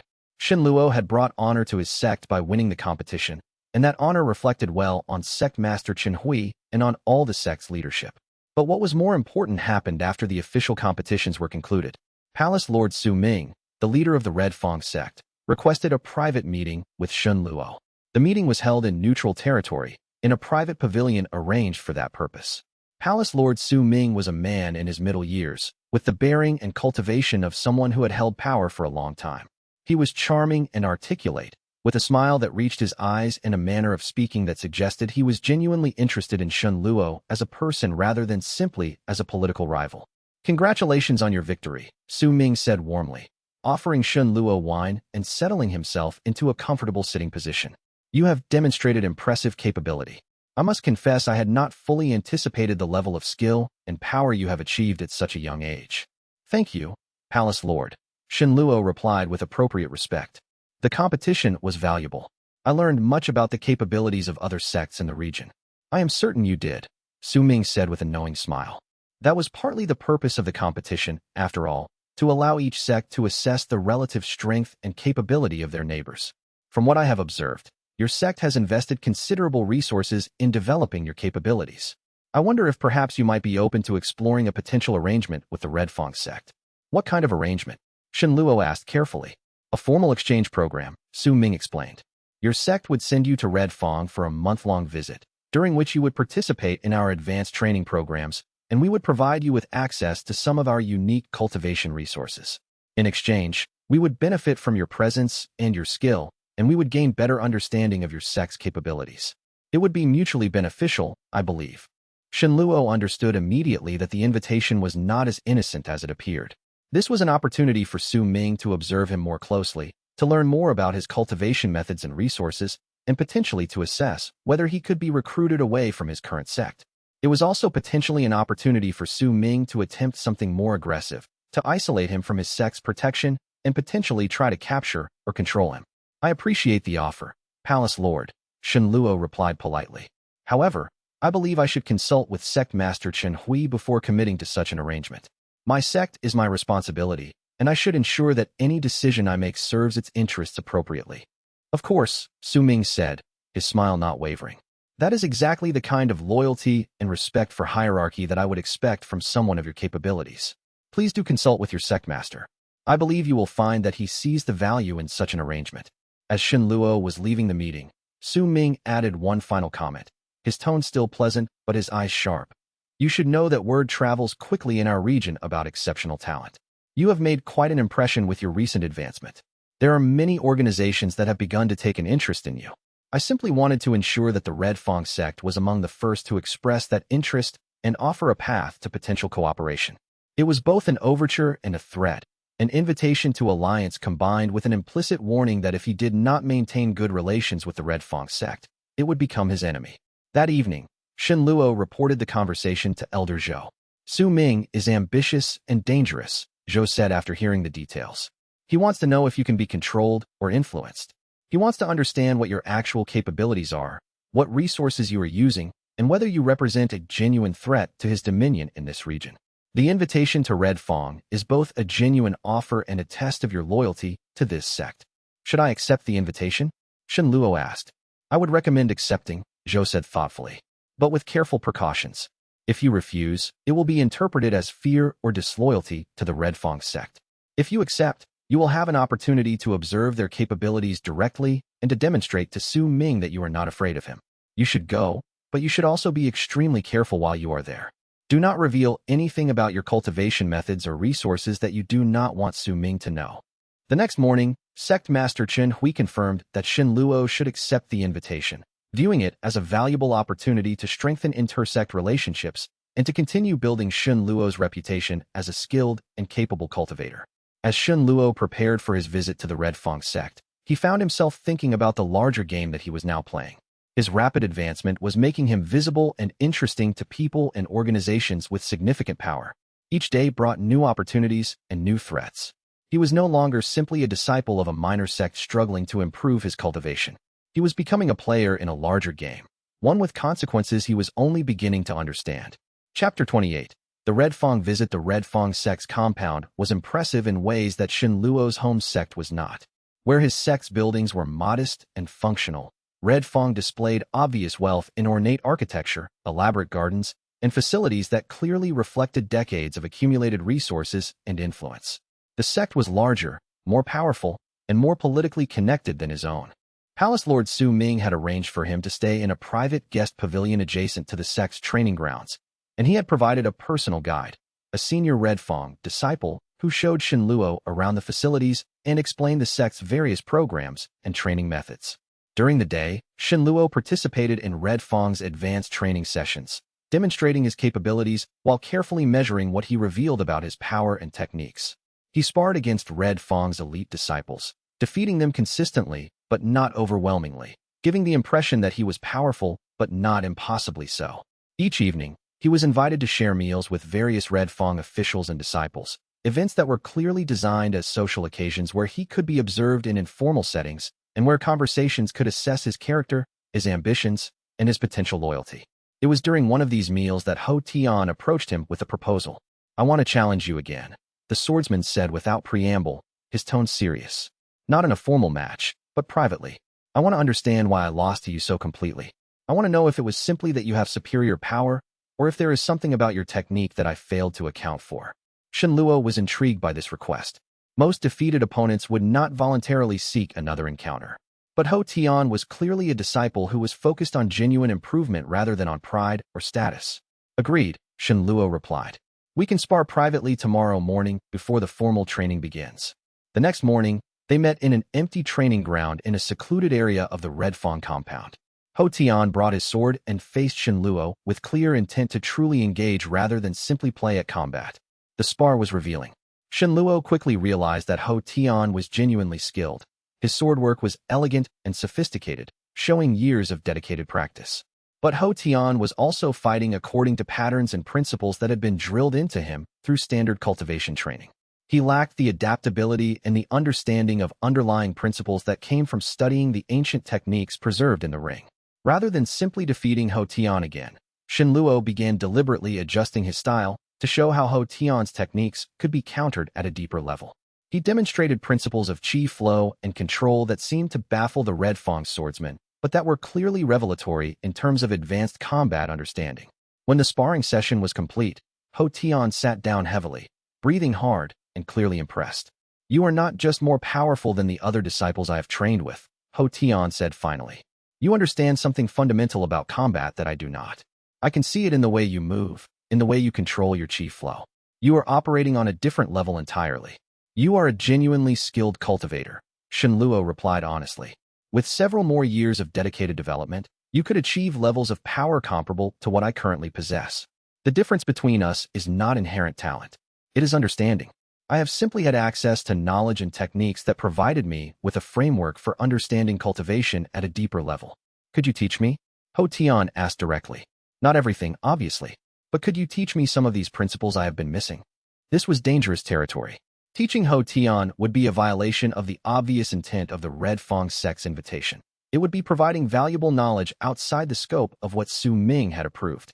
But refusing would risk offending someone who was clearly making a genuine effort at friendship and personal improvement. Shen Luo considered his options carefully, then made a decision. "I can teach you some principles," he said finally. "But I should be clear that these are not official Red Fang techniques, and that I am sharing them at personal risk. If you choose to learn them, you need to understand that in some sense you are accessing knowledge that is not officially available to Red Fang disciples." "I understand," Ho Tian said, "and I appreciate it. I want to improve, and I recognize that you have the knowledge to help me do that." For the rest of Shen Luo's stay at Red Fang, he spent his evenings teaching Ho Tian basic principles of cultivation understanding. The swordsman was a quick learner, and within days he was beginning to show improvements in his techniques and his understanding. But this friendly relationship with Ho Tian was not the focus of Su Ming's interest. On Shen Luo's final evening at Red Fang, He was summoned to a more formal meeting with Palace Lord Su Ming in the sect leader's private chambers. I hope your stay with us has been enlightening, Su Ming began, gesturing for Shen Luo to sit. I believe you have had the opportunity to observe the capabilities and resources of our sect. I wonder if you have formed any conclusions about the relative strength of Red Fang compared to your own sect. Red Fang is clearly more powerful, Shen Luo replied honestly. You have more disciples, more advanced cultivators, and more accumulated resources. Your sect is one of the major powers in this region. Yes, Su Ming said with satisfaction. We are. Which makes me wonder whether you have considered whether your long-term interests might be better served by joining an organization of greater power and resources. We would be very interested in recruiting a disciple of your capability to our ranks. We would provide you with access to resources and cultivation opportunities that exceed what your current sect can offer. I am grateful for the offer, Palace Lord, Shen Luo replied carefully.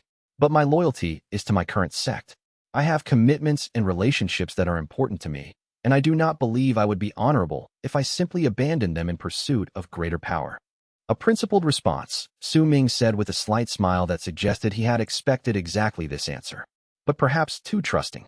Your sect does not have the resources to protect you from the larger threats that are beginning to take notice of your advancement. Within a year, perhaps two, there will be organizations in this region that make Red Fang look insignificant by comparison. Some of them will seek to recruit you, and others will seek to eliminate you to prevent you from becoming a threat. That is possible, Shen Luo acknowledged. But I believe my sect will find allies if necessary. And I am not alone in my advancement. There are others who will stand beside me. Very well, Su Ming said, his tone becoming colder and more businesslike. I will not press the matter further. But I want you to know that Red Fang's offer stands. When you find yourself needing allies and resources to protect yourself against threats that exceed your sect's ability to defend you, you should remember that we offered cooperation and support. And you should remember that by refusing such offers, you may have created enemies rather than friends. It was a clear threat, delivered with a smile and elegant courtesy, but a threat nonetheless. That night, Shen Luo left the Red Fang sect compound and returned to his home sect. He reported the full conversation to Elder Zhou, who listened with grim understanding. Su Ming was testing you, Zhou explained. He was assessing whether you could be recruited, bought, or intimidated into alliance with Red Fang. Your refusal means that from his perspective, you are now either a potential ally or a potential enemy, not a resource to be acquired. This shifts the dynamic of your relationship with Red Fang from recruitment to strategic calculation. Su Ming will be watching you carefully to determine which you will become. What should I do? Shen Luo asked. Continue to advance your cultivation, Zhou replied. Continue to build your connections within the sect and among your peers. Continue to demonstrate that you are a valuable asset to your sect, while simultaneously showing that you cannot be easily intimidated or controlled. Let Su Ming see that an alliance with you would be beneficial to his interests, and that opposing you would be costly. That is the only language that powers like Su Ming truly understand. But there was something else that Shen Luo had learned during his time at Red Fang. He had learned that the larger world was vastly more complex and dangerous than he had previously understood. Su Ming's sect was merely one organization among many, and there were organizations with power that dwarfed both Red Fang and his own sect. As his cultivation continued to advance, as his reputation continued to spread, he was becoming more and more visible to these larger powers. And with visibility came danger. Chapter 29. The Temple's warning. 3 weeks after returning from Red Fang, Shen Luo ventured deep into the ring's inner world for an extended cultivation session. The preparation for and aftermath of the competition and his visit to Red Fang had consumed his focus for weeks, and he was eager to return to the systematic advancement and study that the ring made possible. In the great library, Mei Chun was waiting for him with news. Something has changed in the deeper regions of the inner world, she said without preamble. I have been exploring beyond the temple's central chambers, and I have found areas that were previously sealed or inaccessible. They are opening now. Opening? Shen Luo asked. Opening to what? To discovery, Mei Chun replied. Come, I will show you. She led him deeper into the temple than he had previously ventured, through chambers and passages that seemed to shift and change as they moved through them. Eventually, they arrived at a vast chamber that appeared to be some kind of observation deck or watchtower. The walls were transparent stone, allowing a view of the inner world's vast landscape stretching out in all directions. But that was not the most striking feature of the chamber. The most striking feature was a series of ancient murals covering the walls, murals that depicted scenes from what was clearly the Void Sovereign's era, images of a great civilization at its height. surrounded by structures of enormous power, with figures of immense stature and authority overseeing vast domains. Shenluo moved closer to examine the murals, studying the images carefully. One in particular caught his attention, a mural showing 8 figures standing in a circle, each one holding or being associated with a ring of power. 7 of the figures appeared serene and unified. One figure, separated from the others, was depicted with chains binding it, its face turned away in what appeared to be shame or despair. Wang Chun warned me about this, Shenluo said quietly. One of the ring bearers betrayed the Void Sovereign. This must be that figure. As if in response to his words, the seal's consciousness manifested more clearly than it ever had before. Rather than appearing as a simple presence or awareness, Wang Chun manifested as a visible form, a humanoid figure composed of pure qi and power, ancient and dignified. You are becoming strong enough to perceive me more clearly, Wang Chun said, its voice resonating through the chamber. And you are entering into phases of understanding where the full truth of your burden and your purpose becomes necessary for you to know. What is the truth? Shenluo asked directly. Why are there 8 rings? What civilization was imprisoned here? And who was the bearer that betrayed the Void Sovereign? Those are large questions, Wang Chun replied, and the answers are complex. But I will tell you what you need to understand at this stage of your advancement. The rings were not created arbitrarily. 8 rings were created for 8 disciples of the Void Sovereign, his closest companions and most trusted allies. Each ring contained not just a sealed realm, but a sealed refuge for an entire civilization. Your ring contains a vast continent with ecosystems and populations of its own. The others contain similar worlds. But one of the bearers betrayed the Void Sovereign, Shenluo said, looking back at the mural. What did that betrayal entail? The Void Sovereign created the rings to prevent a catastrophe, Wang Chun explained. There was a conflict brewing, a conflict that was consuming the world and threatening to destroy everything of value that had been built. The Void Sovereign, in his wisdom, created the rings not as weapons or tools of war, but as refuges. He wanted to preserve knowledge, culture, and populations from the destruction that he foresaw. But one of his disciples, one of the 8 bearers, disagreed with this plan. That disciple believed that the sovereign should instead use his power to control and suppress the conflict by force. When the sovereign refused, the disciple acted in opposition, attempting to sabotage the sealing process and divert the ring to other purposes. What happened? Mei Chen asked. The sealing could not be completely sabotaged, Wang Chun replied. The power of the 8 rings united was too great, but the traitor's interference disrupted the process significantly. One of the rings was partially corrupted, its seal weakened, its purpose distorted. That ring has been the source of danger and suffering for millennia. It is known to some as the Ring of Shadows or the Ring of Corruption, and its bearer, wherever he or she is, poses a unique threat to the other rings and their bearers. Shenluo felt the weight of this revelation settling into him. His ring was not simply a treasure or a gift. It was part of a system designed to preserve civilization from catastrophe. And there was somewhere in the world another ring bearer, someone whose ring had been deliberately corrupted, who might be a threat to his own mission and purpose. How will I know when I encounter the corrupted ring or its bearer? Shenluo asked. You will know, Wang Chun said simply. The rings communicate with one another. As you grow in power and as other rings awaken, you will begin to perceive the presence of the other 8 rings.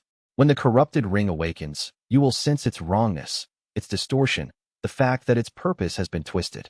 At that time, you will be faced with choices about how to respond to that threat. What should I do when that time comes? Shenluo pressed. That depends on circumstances that neither of us can fully predict, Wang Chun replied. But know this, the corrupted ring and its bearer are not your only threat. There are other forces in the world, other organizations and powers, who have learned of the existence of the rings and who are actively seeking to claim them or destroy them. Some of these forces are within organizations you have already encountered. Others are hidden in places you have not yet imagined. Your path will not be simple or safe, but it will be necessary. Over the following days, Shenluo spent his time in the rings systematically studying the murals and the historical records preserved in the library. He learned more about the Void Sovereign's era, about the conflict that had motivated the creation of the rings, and about the various bearers and their roles in the ancient civilization. What he learned was both inspiring and terrifying. The Void Sovereign had been immensely powerful, far more powerful than any cultivator that Shenluo had ever heard of, even in legend. And the civilization that had been sealed away was sophisticated and advanced in ways that made the current age seem almost barbaric by comparison. But he also learned that there had been internal conflicts within that civilization disagreements about purpose and strategy that had led to the corruption and betrayal that Wang Chun had described. The rings were designed to prevent external catastrophe, but they had not been designed to heal internal conflicts. When Shen Luo finally emerged from the ring and returned to his normal activities in the sect, he carried with him a much deeper understanding of his purpose and his burden. He was not simply advancing his own cultivation for personal power. He was part of a system designed to preserve and protect something fundamental to the world. That knowledge transformed how he approached his advancement, making it less about personal achievement and more about preparation for a larger role that he was still only beginning to understand. Chapter 30. The expansion. By the end of the month, Shen Luo had reached core formation, mid, a cultivation stage that should have required years of dedicated practice to achieve. His advancement was undeniable and unmissable. Other outer sect disciples had begun to whisper that perhaps he was truly exceptional, truly a once-in-a-generation talent that the sect had been fortunate to recognize. Sect Master Chun Hui called him in for another meeting, and this time the tone was different. Rather than suspicion or interrogation, there was respect and a kind of cautious calculation. "You have advanced further than I anticipated," Chun Hui said directly. "At your current rate of advancement, you will reach the inner sect within the next year, and you may potentially reach foundation establishment mastery within 2 years. This is exceptional by any standard. I am beginning to wonder if perhaps I have been underutilizing your potential." "I am honored by your confidence, Sect Master," Shen Luo replied respectfully. "The outer sect is not the appropriate place for someone of your capability," Chun Hui continued. "I am going to officially recommend you for elevation to the inner sect. This is an accelerated recommendation. You are advancing much faster than the normal progression would suggest. But given your power and your demonstrated loyalty to this sect, I believe the advancement is justified." The elevation to inner sect status was a major transition. Inner sect disciples had access to superior training resources, direct mentorship from the sect's most powerful elders, and participation in the sect's strategic planning and politics. It was a recognition of Shen Luo's power and potential, but it also meant that he would be drawn more directly into the sect's internal dynamics and politics. As the month progressed toward its end, Shen Luo found himself at a new level of understanding about what was happening to him and around him. His cultivation had advanced far beyond what would have been possible through normal practice. The ring was amplifying his growth in ways that were almost exponential, but he was managing to present it to the outer world in a form that appeared merely exceptional rather than impossible. External forces were beginning to take notice. The Red Fang sect was watching him carefully, calculating whether he was an opportunity or a threat. Other sects in the region would likely be doing the same thing. And somewhere beyond the scope of his current understanding, there were larger powers beginning to become aware of his existence. But for now, at the end of this month, Shen Luo had achieved a precarious but genuine stability. He had power enough to defend himself. He had allies within the sect. He had access to resources and knowledge far beyond what any other cultivator in the region possessed. And he had people, Mei Chun, Li Shui, Elder Zhou, who cared about him not because of his power or his potential, but because of who he was as a person. In the ring's vast inner world, the continent itself was visibly growing. New areas were becoming accessible as Shen Luo's cultivation advanced. The water of the sacred lakes was becoming clearer and more potent. The creatures that lived in the deeper regions were becoming more visible and more interactive. The whole system was awakening, responding to the growth of Shen Luo's understanding and power. Wang Chun confirmed what Shen Luo had suspected. The inner world would continue to expand and evolve as long as Shen Luo continued to advance his cultivation. The ring was not a fixed treasure. It was a living system that grew and changed in response to its bearer's growth. As the month drew to a close, Shen Luo stood in the observation chamber, looking out at the vast landscape of the inner continent. He thought about everything that had happened, from the moment he had first discovered the ring, through his rapid advancement, through the competition and the visit to Red Fang, through the revelation about the 8 rings and the corrupted bearer. He was no longer the talentless heir struggling for respect and recognition. He was no longer the forgotten disciple that no one believed in. He had become someone powerful, someone important, someone whose actions would have consequences far beyond the immediate confines of his sect. And yet, despite all of that, he still felt fundamentally the same on the inside. He still had doubts and fears. He still valued his friendships and his connections to other people more than he valued power or achievement. He still wanted to do what was right, even when the cost of doing what was right was uncertain and potentially very high. That balance, between the power he was accumulating and the person he wanted to remain, would define the path he walked going forward. It was a balance that was becoming increasingly difficult to maintain as external forces gathered and as the implications of his power became clearer. But for now, he had achieved a precarious stability at the end of this month. And as Batch 2 came to a close, the next phase of his journey, filled with greater dangers, greater opportunities, and greater challenges, was waiting to begin. Shenluo turned from the window and looked back toward the temple. Wang Qin's presence resonated through the chamber, calm and patient, waiting for him to become ready for whatever would come next. And somewhere in the outer world, forces were beginning to move. The competition had revealed his existence to larger powers. The visit to Red Fong had planted seeds of alliance and enmity. The rumors of demonic cultivation had faded but left residual suspicion. And all of these factors were converging toward something larger, something that would change the trajectory of his life and the fate of his sect. The expansion had begun, and it was only the beginning.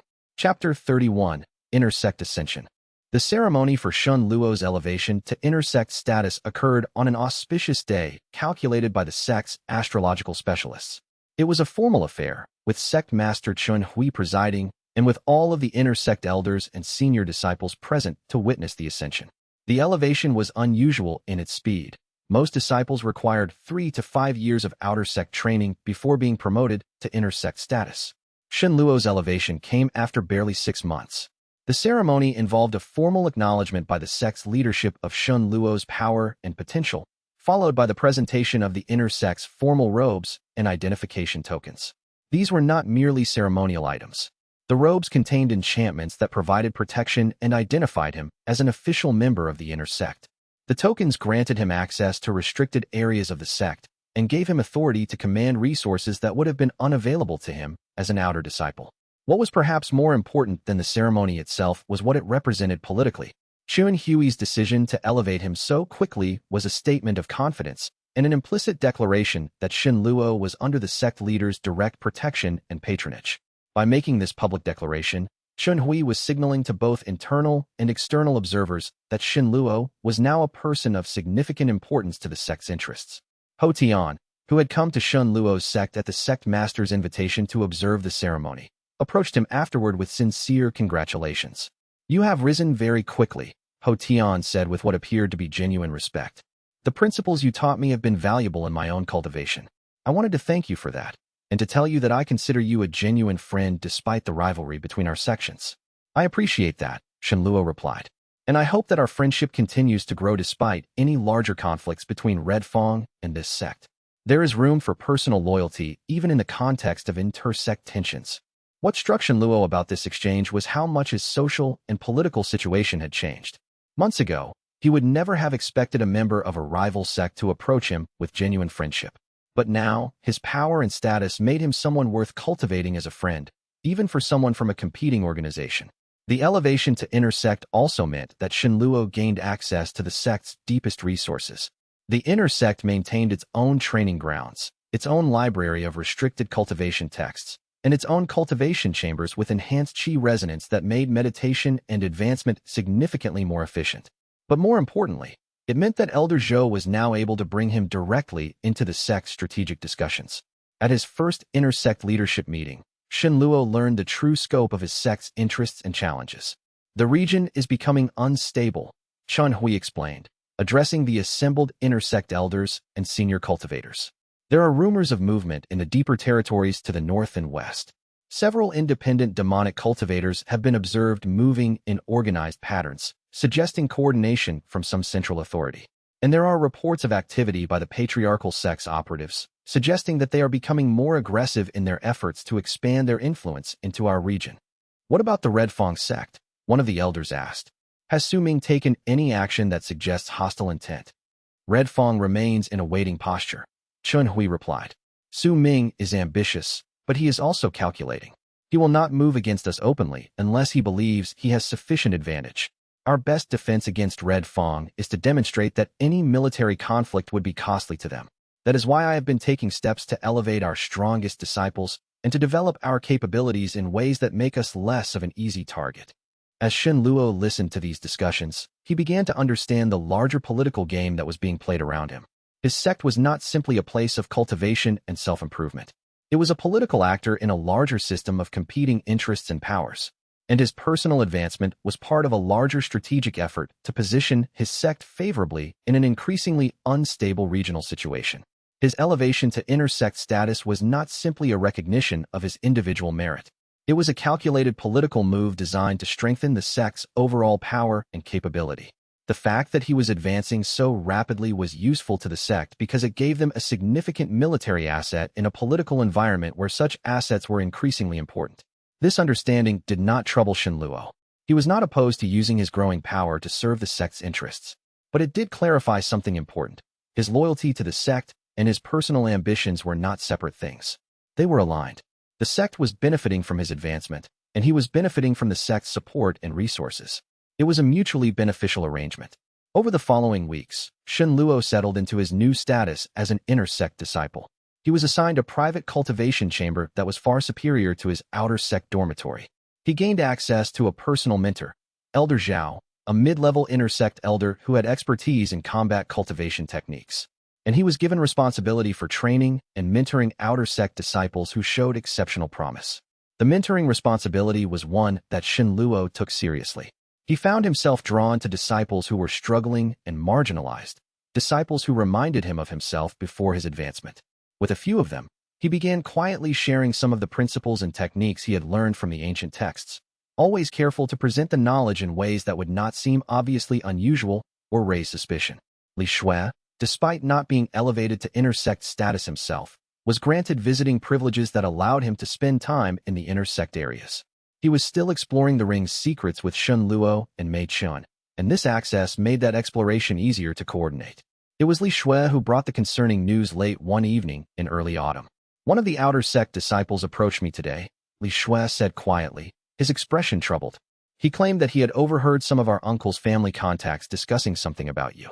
They were talking about wanting to investigate where your sudden power gain was coming from. They seemed to think there might be an opportunity to exploit it or to use it against you. My uncle is probably still calculating how to benefit from my advancement, Shenluo replied without great concern. He sees my growing power and status as something he might be able to turn to the family's advantage.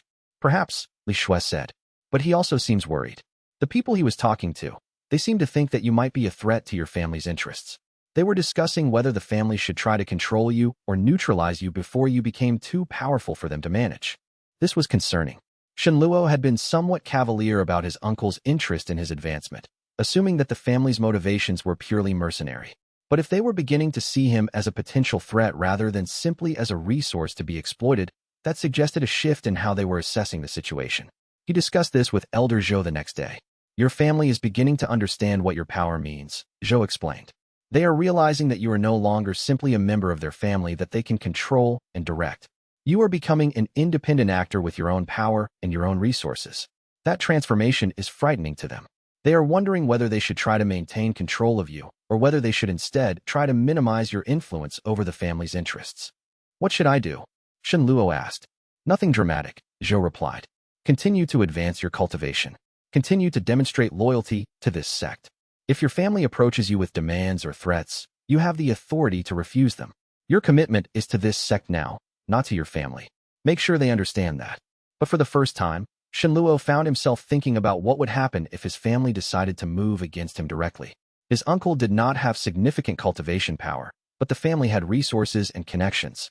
If they decided that he was a threat, they might be able to coordinate with other powers to move against him. It was a reminder that his advancement, while giving him power, had not made him invulnerable. It had simply shifted the nature of the threats he faced from dismissal and contempt to jealousy and fear.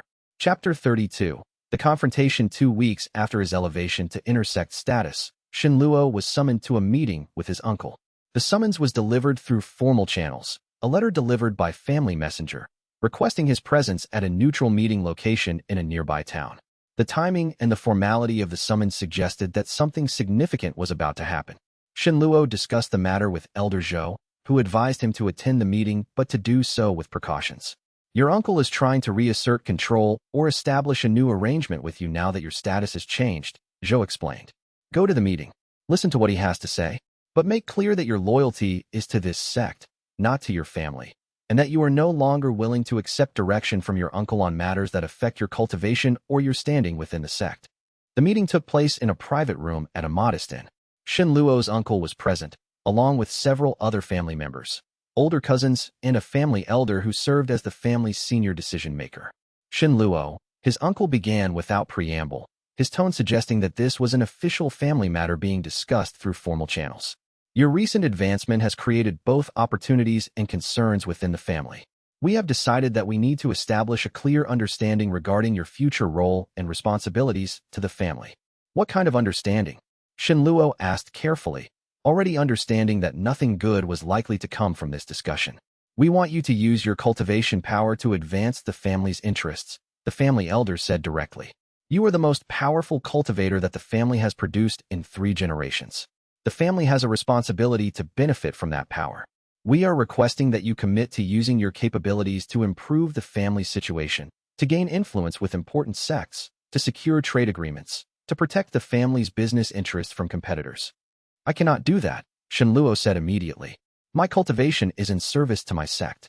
I cannot use it for personal or family advancement because doing so would compromise my loyalty to the sect, and my sect would not permit such use of my power. This is not a request, his uncle said coldly. This is a requirement. You are a member of this family. You have a duty to advance the family's interests before your own personal interests. You will do as we ask, or the family will take action against you. The threat was clear, and it was also foolish. Shenluo was no longer a helpless nephew that the family could pressure or coerce. He was a powerful inner sect disciple with the backing of the sect and its leadership. I will not comply with this demand, Shenluo said, his voice quiet but firm. And if the family attempts to take action against me, they will find that they have made a grave mistake. I am no longer dependent on the family for anything. I do not need the family's approval or support. What I have done is advance beyond the family's ability to control or direct me. And I suggest that the family accept that reality rather than attempting to challenge it. For a moment, there was absolute silence in the room.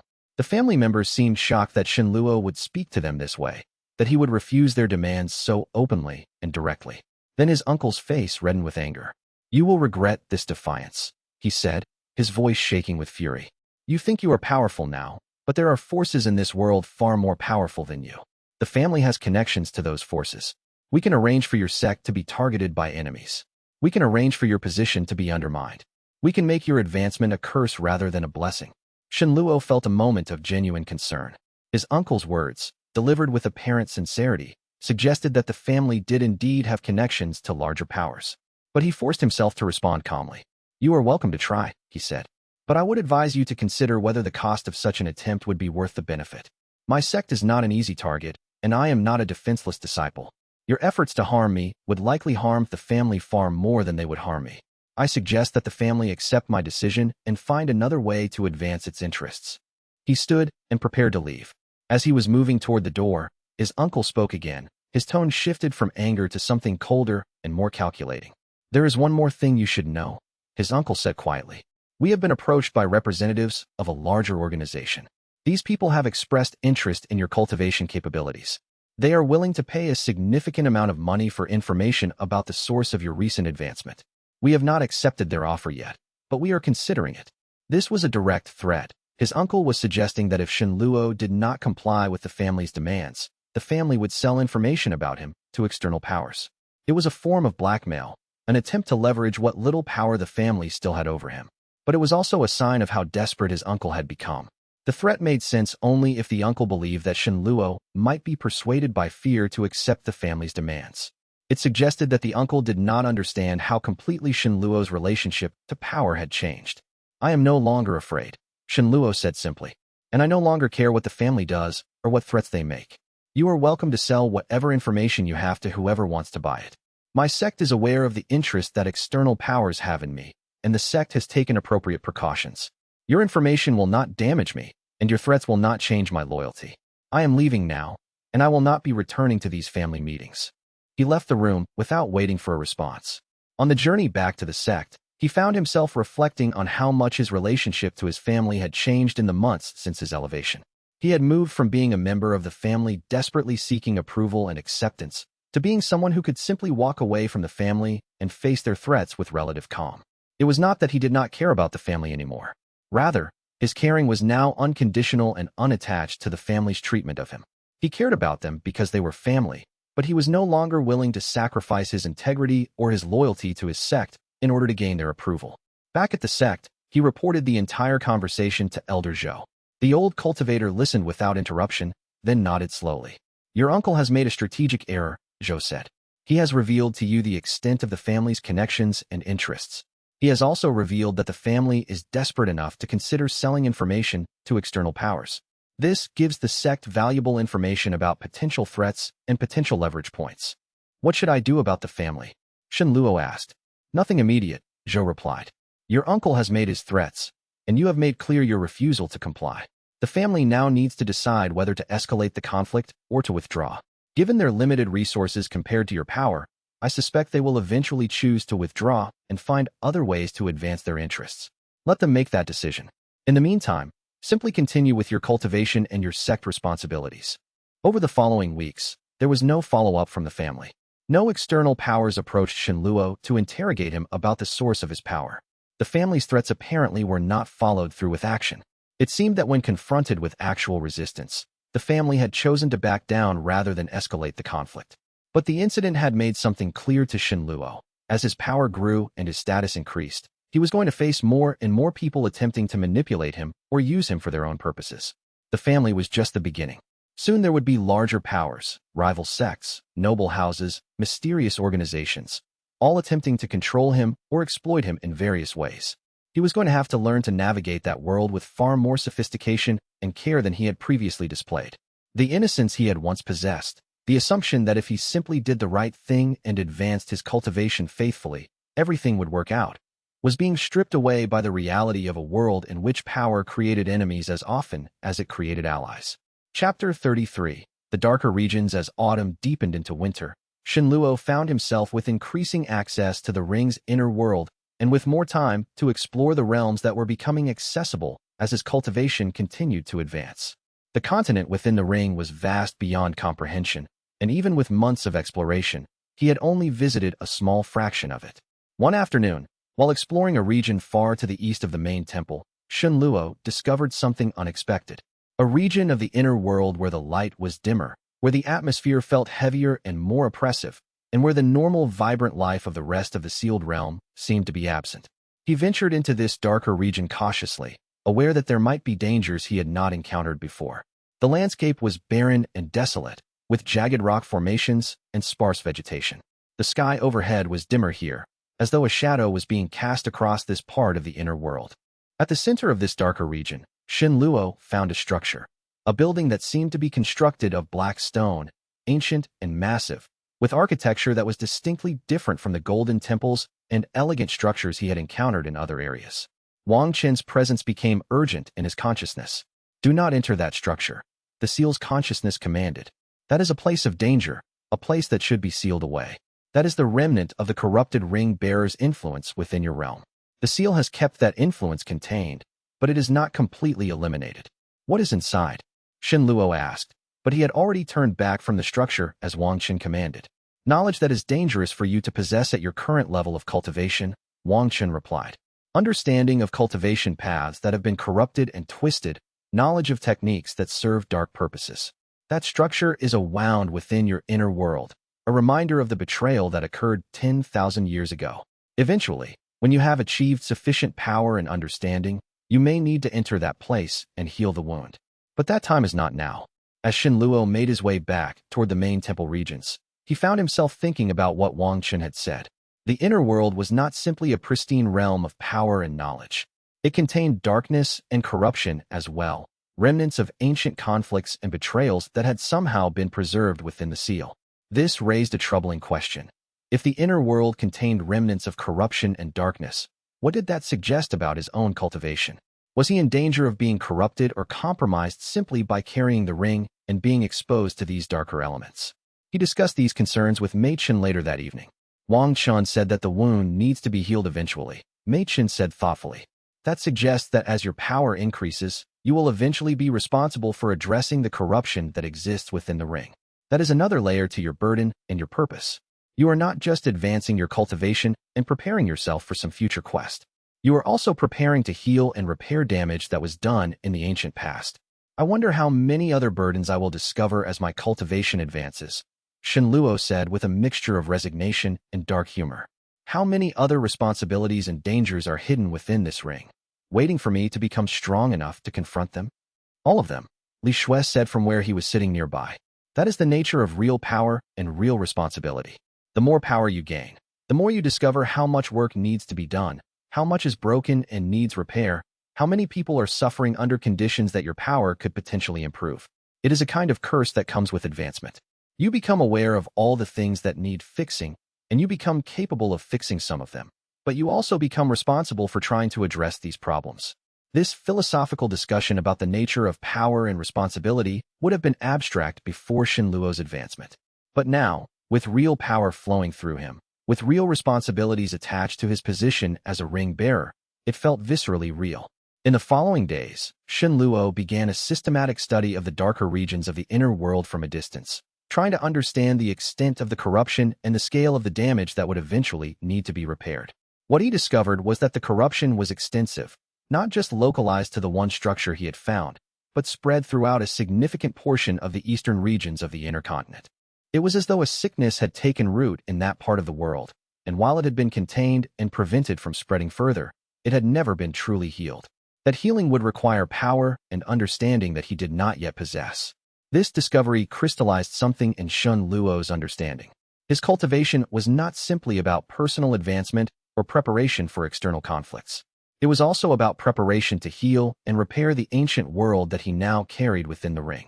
Each advancement brought him closer to the day when he would have to directly confront the corruption and attempt to heal it. For now, though, he focused on the study and preparation. He continued his rapid advancement through his cultivation stages. He continued to build his network of allies and supporters. And he continued to explore the ring's inner regions, learning more about the scope of the world he now carried and the challenges that would eventually become his responsibility. Chapter 34. The first external threat in late winter. The peace that Shen Luo's sect had maintained was interrupted by an unexpected attack.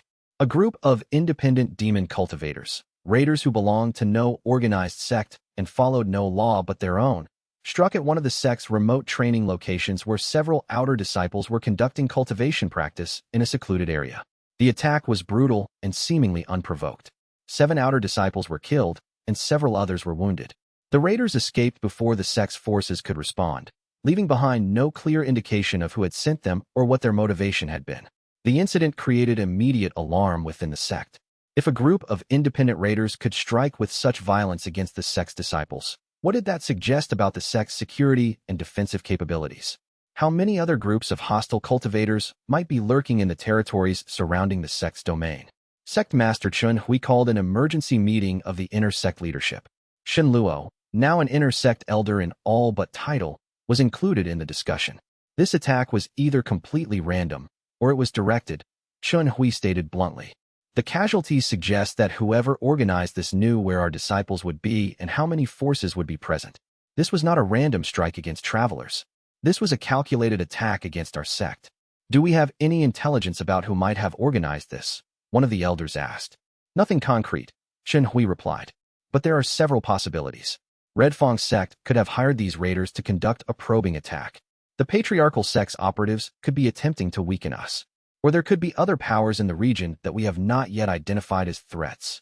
The raiders that were captured, have they provided any information? Another elder asked. Nothing useful, Shen Hui said with frustration. They claim to have been hired by an intermediary, paid in advance to strike at our disciples. They do not know who ultimately ordered the attack. They cannot identify their employer except to say that the person was clearly wealthy and powerful. Shen Luo found himself growing angry at this attack. These were his sect members who had been killed. These were people he had trained alongside or mentored. Their deaths represented a failure on the sect's part to protect them, and more broadly, they represented an escalation of the threats that the sect was beginning to face. What if we responded with an offensive strike? Shen Luo suggested. What if we did not wait for the next attack, but instead actively moved to eliminate potential threats in the territories surrounding our sect? That would be too aggressive, Elder Zhou cautioned. Such action could provoke open conflict with Red Fong or other sections. It could be interpreted as an escalation that we are not prepared to support militarily. Or it could be interpreted as a show of strength, Shen Luo countered. As a demonstration that attacks against our disciples will result in swift and decisive retaliation. If potential enemies believe that striking at us will result in serious consequences, they may be less inclined to attempt such strikes in the future. Chen Hui was quiet for a moment, considering this argument. Your point has merit, he said finally. But before we commit to any offensive action, we need better intelligence. We need to know who organized this attack and why. Then we can decide on an appropriate response. I can conduct that intelligence gathering, Shen Luo offered. Give me permission to conduct operations in the territories surrounding our sect, and I will find out who is responsible for this attack and what their intentions are. Chen Hui granted the permission, and for the first time, Shen Luo found himself taking on a more active military role for the sect. Over the following weeks, he worked with the sect's scouts and spies to piece together information about the raiding group and their connections. What he eventually discovered was that the raiders had indeed been hired by an external power, and that power was not Redfang's sect. Instead, it was a branch of the patriarchal sect's operatives working in the region. These operatives had apparently decided to test the sect's defensive capabilities and to begin the process of destabilizing it from within. The discovery of this threat helped clarify something important about the larger political situation. The region was not simply divided between the major sects and independent powers. The patriarchal sects, vast, powerful organizations centered in distant territories, were expanding their influence into the region and actively working to weaken the independence of local sections. Shen Luo's sect was being targeted not because they had directly challenged the patriarchal sect's authority, but because they were independent and potentially valuable. If the patriarchal sects could force the sect to submit or to become a vassal organization, they would gain significant power and resources in the region. He reported these findings to Chen Hui, who convened another emergency meeting to discuss the implications. The patriarchal sects are moving more aggressively than I anticipated, Chen Hui said grimly. They are attempting to establish control over this region through pressure and intimidation. We have two choices. We can attempt to resist their pressure and maintain our independence, or we can negotiate with them and accept a subordinate position in exchange for protection and resources. We should resist, Shen Luo said immediately. We should make clear that we are not an easy target, that attempts to pressure us will result in costs that the patriarchal sects will find unacceptable. Resistance is a viable option if we have the military capability to back it up, Chen Hui replied.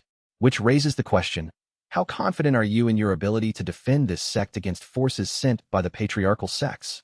It was a direct question, and it forced Shen Luo to confront the reality of his power and its limitations. He was strong, far stronger than most cultivators his age or stage of advancement. But the patriarchal sects were vast organizations with access to resources and manpower that dwarfed his individual capabilities. I am confident that I can defeat any individual cultivator that they might send against us, Shen Luo said carefully. But I am not confident that I can defend the sect against a coordinated assault by multiple powerful cultivators. For that, we would need to ally with other local powers or develop our own military capabilities beyond what we currently possess. Then we need to begin thinking in terms of alliance building, Chen Hui said. We need to identify potential allies within the region who are also threatened by the patriarchal sect's expansion. If we can organize a united front among the independent sects, we may be able to effectively resist their pressure. The discovery of the patriarchal sect's threat marked a significant shift in Shen Luo's understanding of his role and his sect's situation. He was no longer simply a powerful disciple working to advance his own cultivation and occasionally using his power to defend his sect. He was becoming an active participant in the larger political game that was being played in the region. And as he became more deeply involved in this political game, the stakes began to feel more real and more dangerous. There were now multiple organizations actively monitoring the sect's activities, calculating their interests, and preparing to act if circumstances shifted in their favor. Chapter 35. The Unexpected Alliance. As winter began to turn towards spring, Shen Luo found himself attending meetings with representatives of other sects for the first time. These were not formal diplomatic functions, but rather quiet, low-profile meetings arranged to explore the possibility of informal alliances among the region's independent powers. The other sects represented ranged from small organizations comparable to Shen Luo's own sect to larger powers that rivaled Red Fang in terms of resources and military capability. The common factor among all of them was a shared concern about the patriarchal sect's expanding influence in the region. One of these meetings brought Shen Luo into contact with a representative of a sect called the Azure Mountain Order. The representative was a woman in her 40s, with the bearing and cultivation of a senior disciple or junior elder. Her name was Lu Wei, and she was direct and intelligent in a way that immediately earned Shen Luo's respect. Your sect is in a precarious position, Lu Wei said bluntly, during a private conversation after one of the larger alliance meetings. You have a rising power. But your overall military and political capabilities are not sufficient to resist sustained pressure from the patriarchal sections. You need to either build those capabilities rapidly or find allies who can help compensate for your current weaknesses. We are aware of our position, Shenluo replied. That is why we are participating in these discussions about potential alliances. Your participation is valuable because you represent the kind of rising talent that could make a real difference in any conflict, Lu Wei said. But I want to propose something more specific.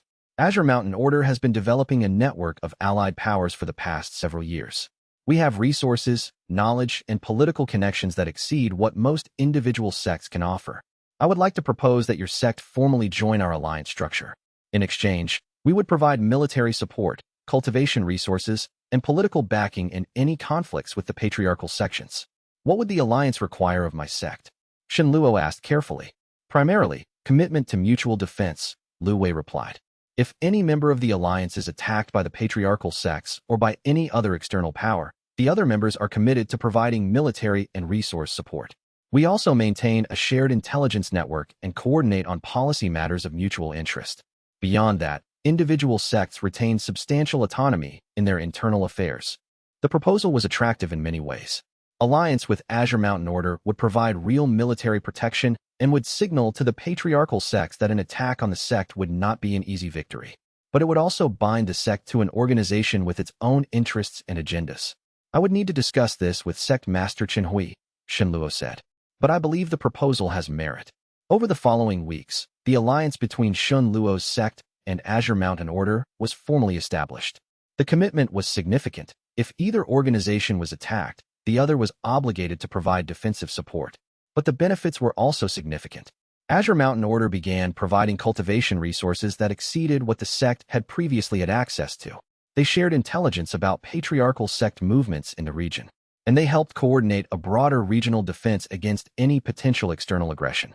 Ho Tian, who had been maintaining contact with Shenluo throughout the winter months, brought news that Red Fong sect had also begun exploring potential alliances against the patriarchal sect's expansion.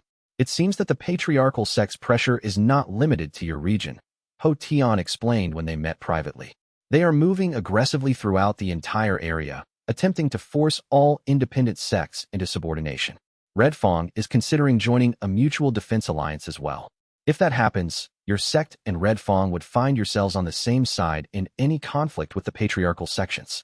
That would be an ironic turn, Shenluo said with some amusement. We have been rivals for months, and now we might find ourselves allies against a larger threat. It is the way of larger political conflicts, Ho Tian said thoughtfully. Individual rivalries matter less when there is a common enemy that threatens all independent powers. By the end of winter, an informal network of alliances had begun to form throughout the region. Independent sects and smaller powers were coordinating their efforts to resist the patriarchal sect's expansion. The network was not unified or centrally controlled, but it provided a real deterrent against aggressive expansion by the patriarchal sections. Shenluo found himself at the center of this emerging alliance structure.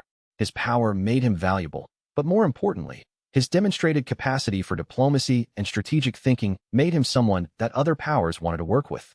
He was becoming not just a powerful cultivator, but a political actor in his own right. In the ring's inner world, Wang Chen commented on these developments.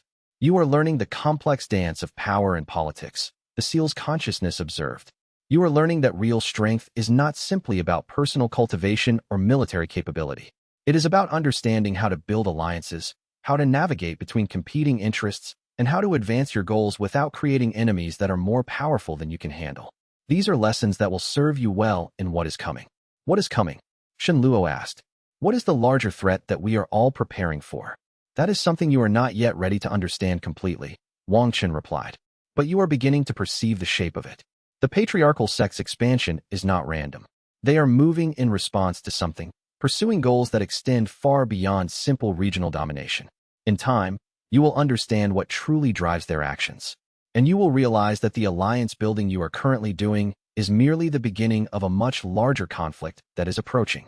As Batch 3 comes to a close, Shenluo stands at a new threshold in his journey. He has achieved significant power and status. He has survived direct threats from his family and external enemies. He has begun to build alliances and to position himself as a political actor in the larger game being played in the region. But these accomplishments are merely the foundation for what is to come. The patriarchal sects are growing more aggressive. The ring is awakening further with each advancement in his cultivation. And somewhere in the larger world, other ring bearers are beginning to understand their own purpose and power. The expansion has continued far beyond what he initially imagined, and the true challenges of his role as a ring bearer are only now beginning to emerge. Chapter 36. The escalation spring brought with it a dramatic escalation in the political tensions that had been building throughout the winter. The patriarchal sects, apparently seeing that their pressure tactics were facing organized resistance, decided to shift to more overt aggression. A formal ultimatum was delivered to all independent sects in the region, demanding that they submit to patriarchal authority and accept oversight by patriarchal administrators who would ensure compliance with central regulations. The ultimatum carried an implicit threat. Sects that did not comply would face military action to force their submission. Compliance would result in the sects being granted certain protections and limited autonomy. Resistance would be met with destruction or absorption into larger patriarchal organizations. Shunhui convened an emergency meeting of all the allied sect leaders to discuss the response.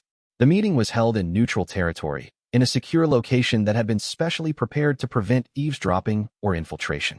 "We are being offered a choice," Shunhui said to the assembled leaders. "Submit and lose independence, or resist and risk military conflict. There is no middle ground in this ultimatum. Then we must choose resistance," Lu Wei said firmly. "The patriarchal sects are testing our resolve. If we submit now, we establish a precedent that their pressure tactics are effective. We will be absorbed into their structure, and we will have surrendered any real autonomy or authority within our own territories. Resistance carries significant risks," another leader cautioned. "The patriarchal sects have resources that far exceed our own. If they decide to truly crush us, they likely have the military capability to do so." "They likely do," Lu Wei acknowledged. "But they also face significant constraints. They cannot afford to openly wage war against an alliance of independent sects without inviting intervention from other powers and drawing criticism from the broader cultivator community. The patriarchal sects rely on a veneer of legitimacy and order. Open warfare would damage that veneer and create problems for them far beyond this region." The decision was made to reject the patriarchal sects' ultimatum and to present a unified front against their demands. The alliance of independent sects would coordinate their defensive preparations and would make clear that any attempt to force submission through military means would be met with organized resistance. The announcement of the alliance's rejection of the ultimatum was delivered through an official statement released by all the allied sects simultaneously. The statement was carefully worded to make clear that the alliance was not seeking conflict, but was prepared to defend itself against any aggression. The patriarchal sect's response came within days. A delegation of high-ranking patriarchal officials arrived in the region, accompanied by a contingent of armed cultivators. The delegation was led by a man named Lu Qian, who held the title of regional coordinator for the patriarchal sects in the territories encompassing Shunluo's region. Lu Qian was an imposing figure, a man in his 60s with the cultivation level of someone in the tribulation transcendent stage, which put him far above any individual cultivator in the regional sections. He requested a formal meeting with the alliance's leadership to discuss the situation. "Your defiance is noted," Lu Qian said directly, addressing the assembled leaders. "But I want you to understand clearly what your resistance will cost you. The patriarchal sects have resources and power that exceed your combined capabilities by orders of magnitude. Every day you maintain this posture of defiance brings you closer to the point where negotiation becomes impossible and military action becomes inevitable. I advise you to reconsider your decision." "We appreciate the warning," Lu Wei replied calmly. "But our decision remains firm. We will not submit to patriarchal authority. If the patriarchal sects wish to use military force to change that, we will respond with appropriate defensive measures. But we will not simply surrender our autonomy and independence because of pressure or threats." "Then you have made your choice," Lu Qian said coldly. "You have chosen the path that will lead to destruction. I hope you will not regret that choice. The patriarchal sects will begin the process of military enforcement within the next lunar cycle. I suggest you use that time to arrange your affairs and prepare for the conflict that is coming." After the delegation departed, the allied sects' leadership remained in session to discuss the implications of Lu Qian's statement. He was clear, Shenhui said. "Military action will begin within one lunar cycle. We have roughly 4 weeks to prepare. The question is, are we truly prepared for open military conflict with the patriarchal sects?" "No," Lu Wei said bluntly. "We are not. Our forces are skilled and capable, but they are scattered across multiple organizations and are not fully trained or equipped for coordinated military operations. We need to use this time to organize our forces, to develop defensive positions, and to prepare ourselves as well as we can. We also need to develop a strategy that does not rely on winning a conventional military conflict, another leader suggested. Because if we try to match the patriarchal sect's forces directly, we will lose. We need to identify their vulnerabilities and exploit them rather than trying to meet them in open combat.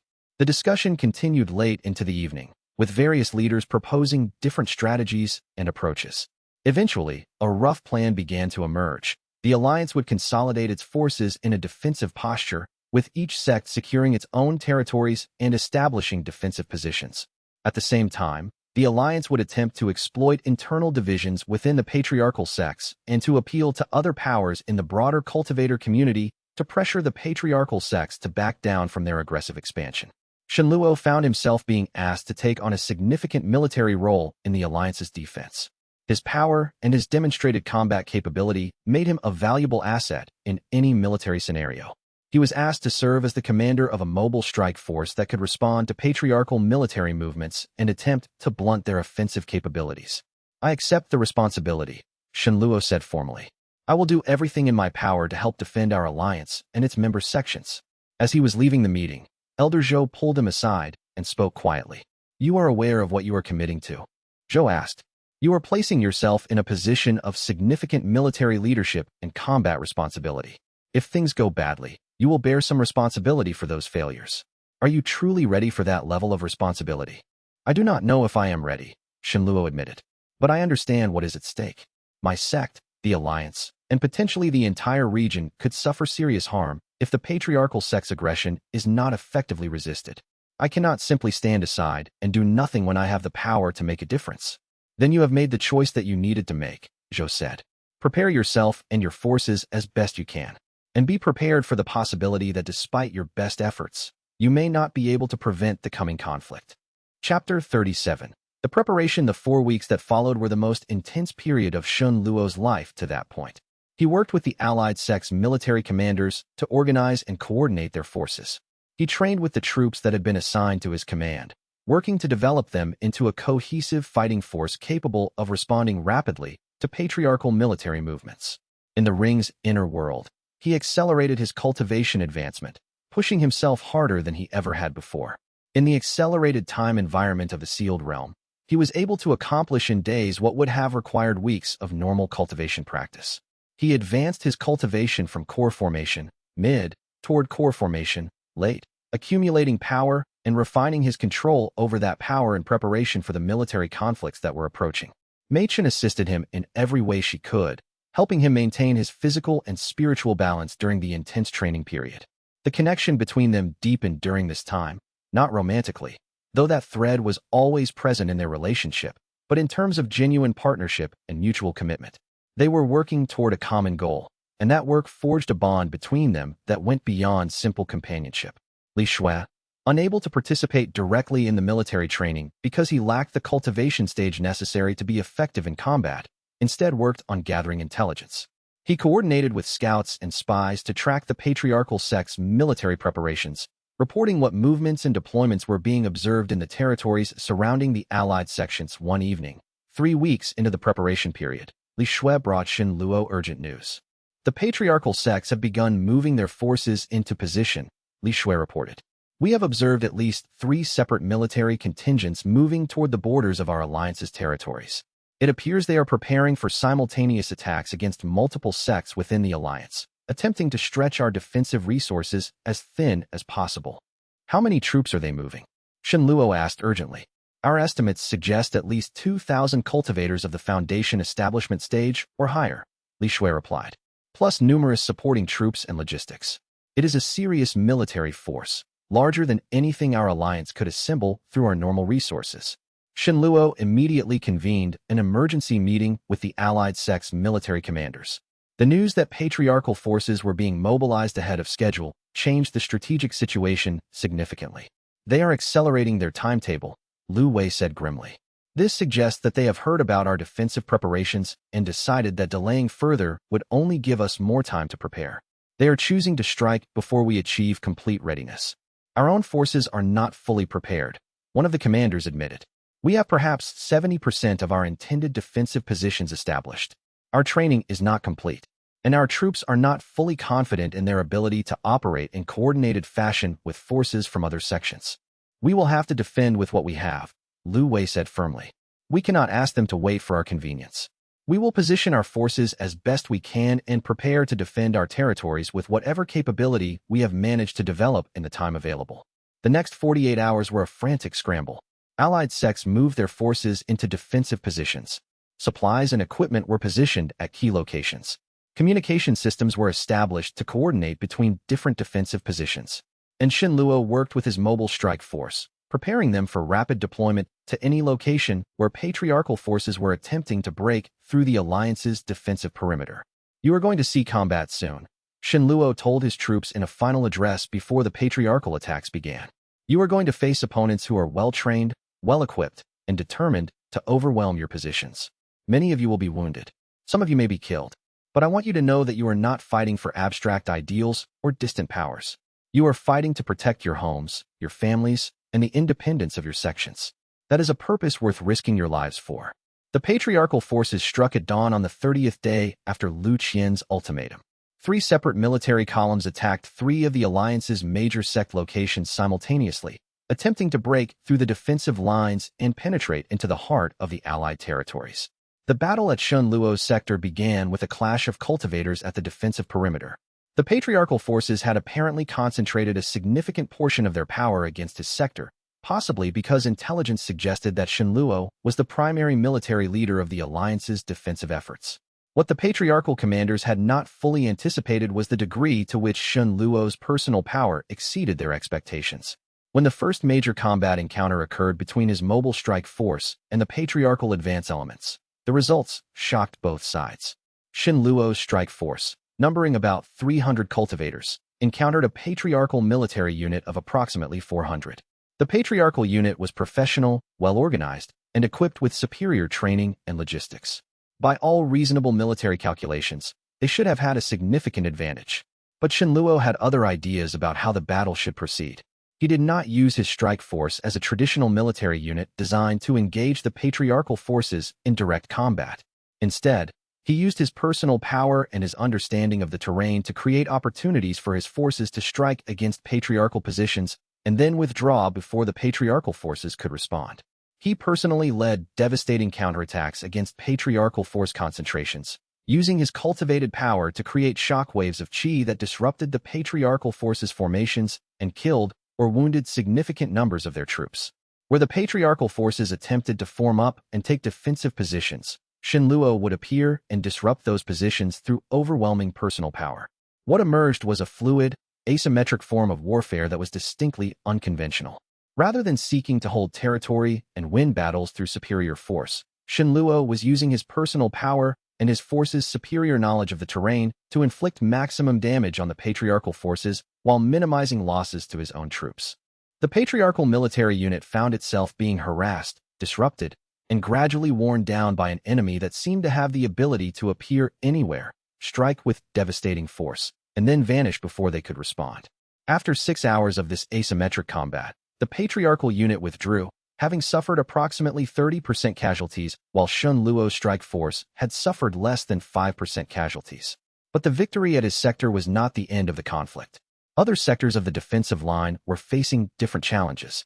Some patriarchal forces had managed to break through initial defensive positions. Others were attempting to encircle and isolate specific allied sect locations.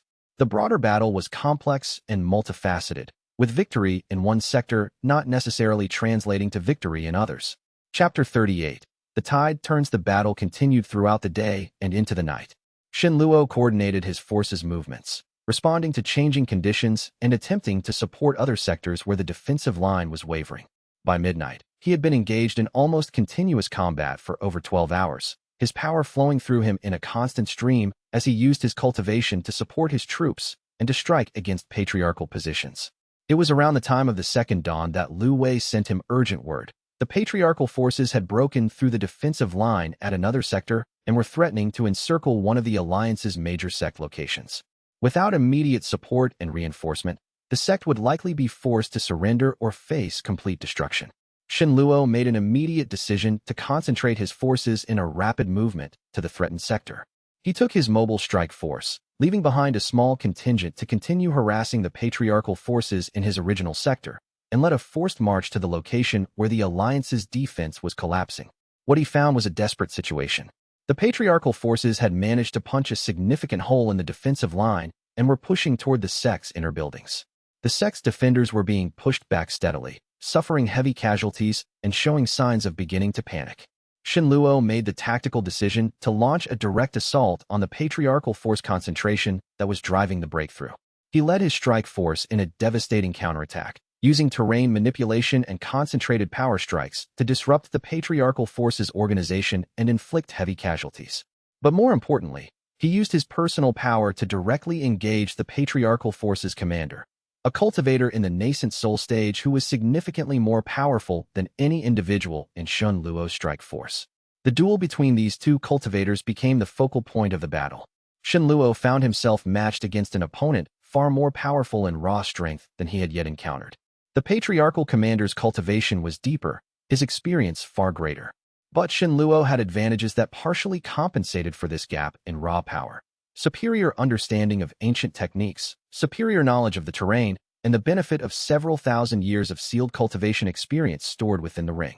The duel lasted over an hour, with neither combatant gaining a clear advantage. But eventually, Shen Luo's superior technique and understanding began to tell.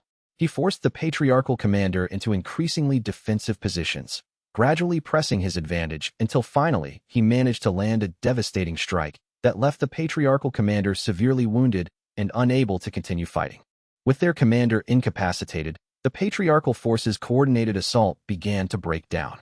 Shen Luo's strike force, reinvigorated by their commander's personal victory and the sight of the patriarchal force's commander falling, pressed their advantage relentlessly.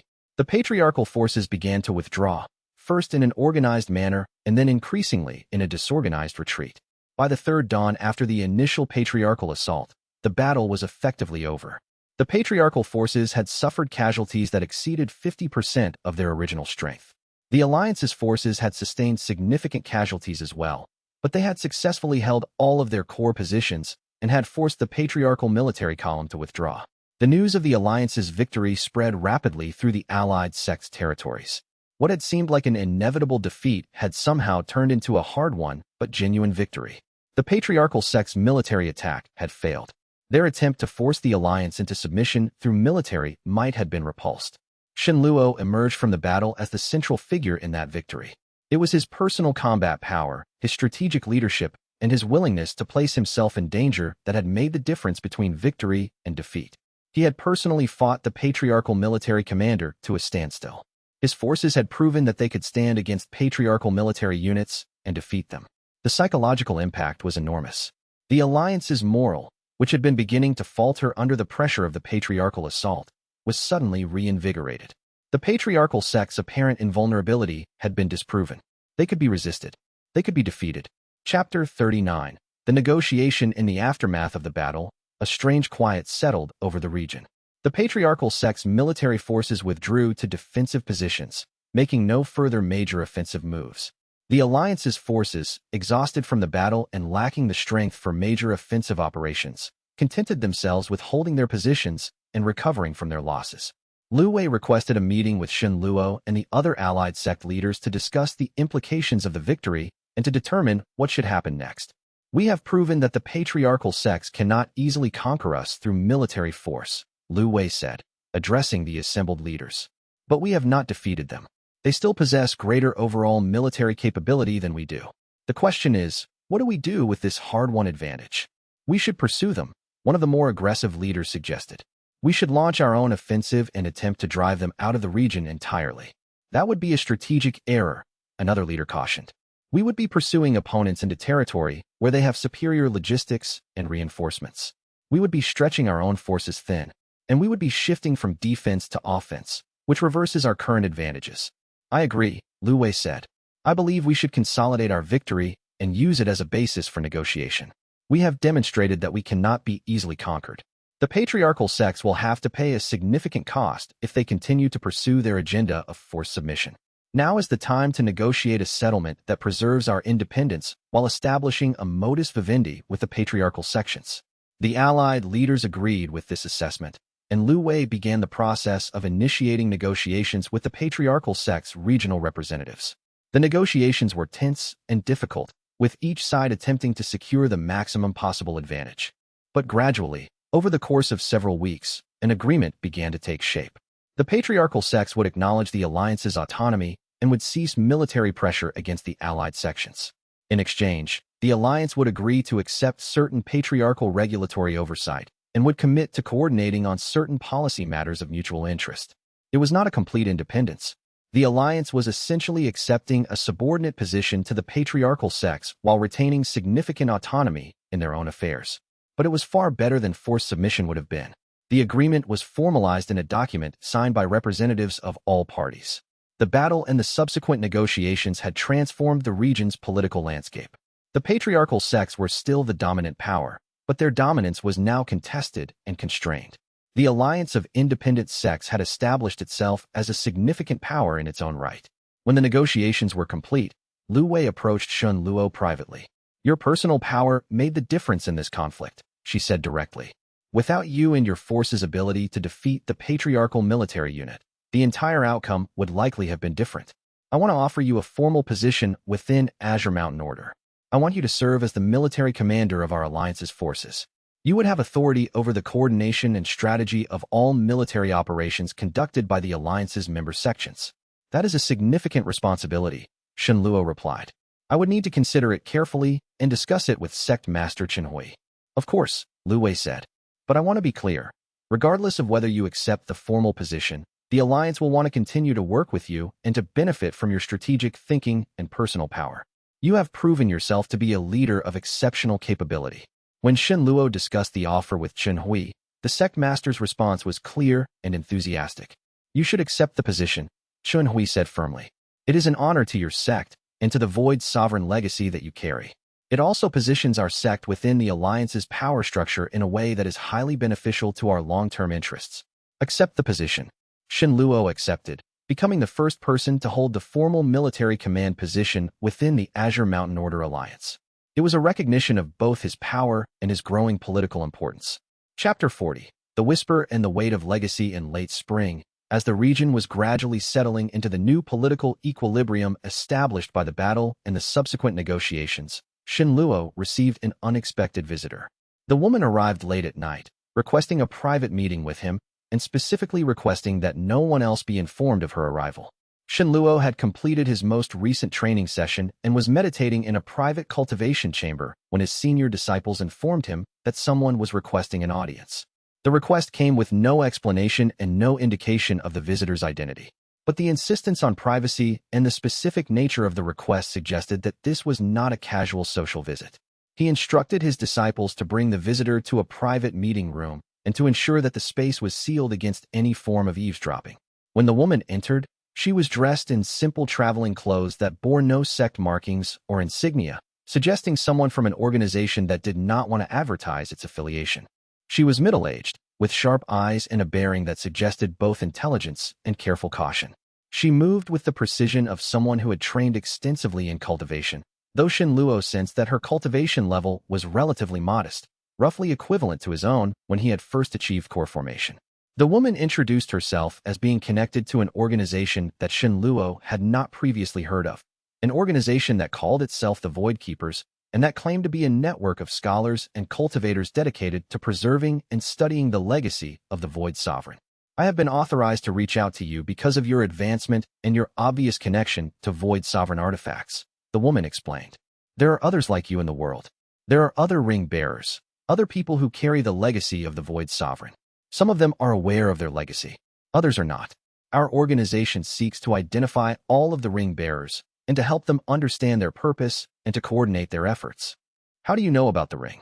Shen Luo asked carefully, uncertain whether this woman and her organization were a potential ally or a potential threat. "We have been studying the rings for centuries," the woman replied. "We have identified several of them and have attempted to make contact with their bearers. Your ring is one that we have been tracking for some time. We believed its bearer had been lost or that the ring was inactive. But approximately 6 months ago, We began detecting signs of significant activity and growth from your ring's aura. We realized that the ring had been activated by a new bearer. Why are you telling me this? Shenluo asked. Because you need to know that you are not alone, the woman replied. There are others carrying the rings of the Void Sovereign. Some of them are in danger, threatened by organizations that seek to steal their rings or control their power. Some of them are approaching important cultivation milestones where their understanding of their role and purpose will deepen significantly. The Void Keepers believe that the rings are awakening, that all 8 of them are beginning to activate and respond to each other in ways that suggest the seals that bound them are becoming unstable. What would cause the seals to become unstable? Shenluo asked, a sense of urgency beginning to build in him. That is the question that concerns us most, the woman replied. The seals were designed to hold for at least another 5,000 years, possibly much longer. But they appear to be destabilizing ahead of that schedule. There is something happening in the world that is affecting the stability of the seals. We do not yet know what that is, but we believe it is something significant. What does the Void Keepers want from me? Shenluo asked directly. We want to offer our knowledge and our network of connections to help you understand your role and to help you survive the challenges that are approaching, the woman replied. We want to help you make contact with the other ring bearers so that you can begin to coordinate with them. We want to help preserve the rings and ensure that they are not stolen or corrupted by hostile forces. In exchange, we asked for your cooperation and your willingness to share knowledge about your ring and the inner realm it contains. Shenluo found himself torn between 2 impulses. Part of him wanted to trust this woman and her organization. The Void Keepers seemed to have genuine knowledge about the rings and genuine concern for their bearers. But another part of him was deeply cautious about revealing more information about his ring to an external organization, no matter how trustworthy they appeared to be. I need to think about this, he said finally. This is a significant decision, and I need to consult with my mentors and with the consciousness that maintains my ring before I make a commitment. Of course, the woman said. I will leave you a way to contact us if you decide that you want to establish a formal relationship with the Void Keepers. But I want to emphasize, time is becoming a factor. The faster you can establish connections with the other ring bearers, and the faster you can begin coordinating your efforts, the better prepared you will be for whatever is approaching. She left a small token, an object of carved jade with inscriptions that seemed to shimmer and shift in the light, and then departed into the night as mysteriously as she had arrived. That night, Shenluo entered the ring and sought out Wang Chun to discuss what he had learned. The woman spoke truth, Wang Chun confirmed, after examining the jade token through Shenluo's perception. The seals are indeed beginning to destabilize. The process is gradual and will take many years to complete, but it has begun. At some point, likely decades from now, but possibly sooner, the seals will fail completely. When that happens, the imprisoned worlds will cease to be imprisoned. They will merge with the outer world or become accessible in ways that are not currently possible. Is this destabilization natural? Shenluo asked. Or is it being caused by someone or something? We do not know, Wang Chun replied. The Void Sovereign designed the seals to be extraordinarily robust. They should not destabilize on their own for many thousands of years. But something is affecting them, causing them to weaken ahead of schedule. Finding out what is causing that weakening and determining how to respond to it may become your primary purpose in the years ahead. As Shenluo emerged from the ring and looked out at the peaceful night sky, he found himself contemplating the enormous scope of what was happening. He had thought that his challenges were contained within his sect and within the region. He had thought that his primary responsibility was to advance his cultivation and to navigate the political complications of his power. But it appeared that those challenges were merely the surface. Below them, something far larger and more significant was occurring. The very foundations of the world were beginning to shift. The imprisonment that had been maintained for 10,000 years was beginning to fail. And he, as a ring bearer, would inevitably play some role in whatever happened when the imprisonment finally collapsed completely. That morning, Shenluo called a private meeting with his closest advisors, Mei Chun, Li Shui, Elder Zhou, and Sect Master Chenhui. They gathered in the sect's most secure chamber, a space that had been specially prepared to prevent any form of external perception or eavesdropping. There is something I need to share with all of you, Shenluo began, and he proceeded to explain his meeting with the woman from the Void Keepers and everything she had told him about the other ring bearers and the destabilization of the seals. The reaction of his advisors was mixed. Chenhui was immediately suspicious of the Void Keepers' intentions, wondering whether they might be seeking to manipulate Shenluo or to steal secrets about his ring. Li Shui was more inclined to trust them, believing that an organization dedicated to preserving Void Sovereign knowledge would genuinely want to help. Mei Chun was thoughtful and cautious, asking detailed questions about what the woman had claimed and what evidence supported those claims.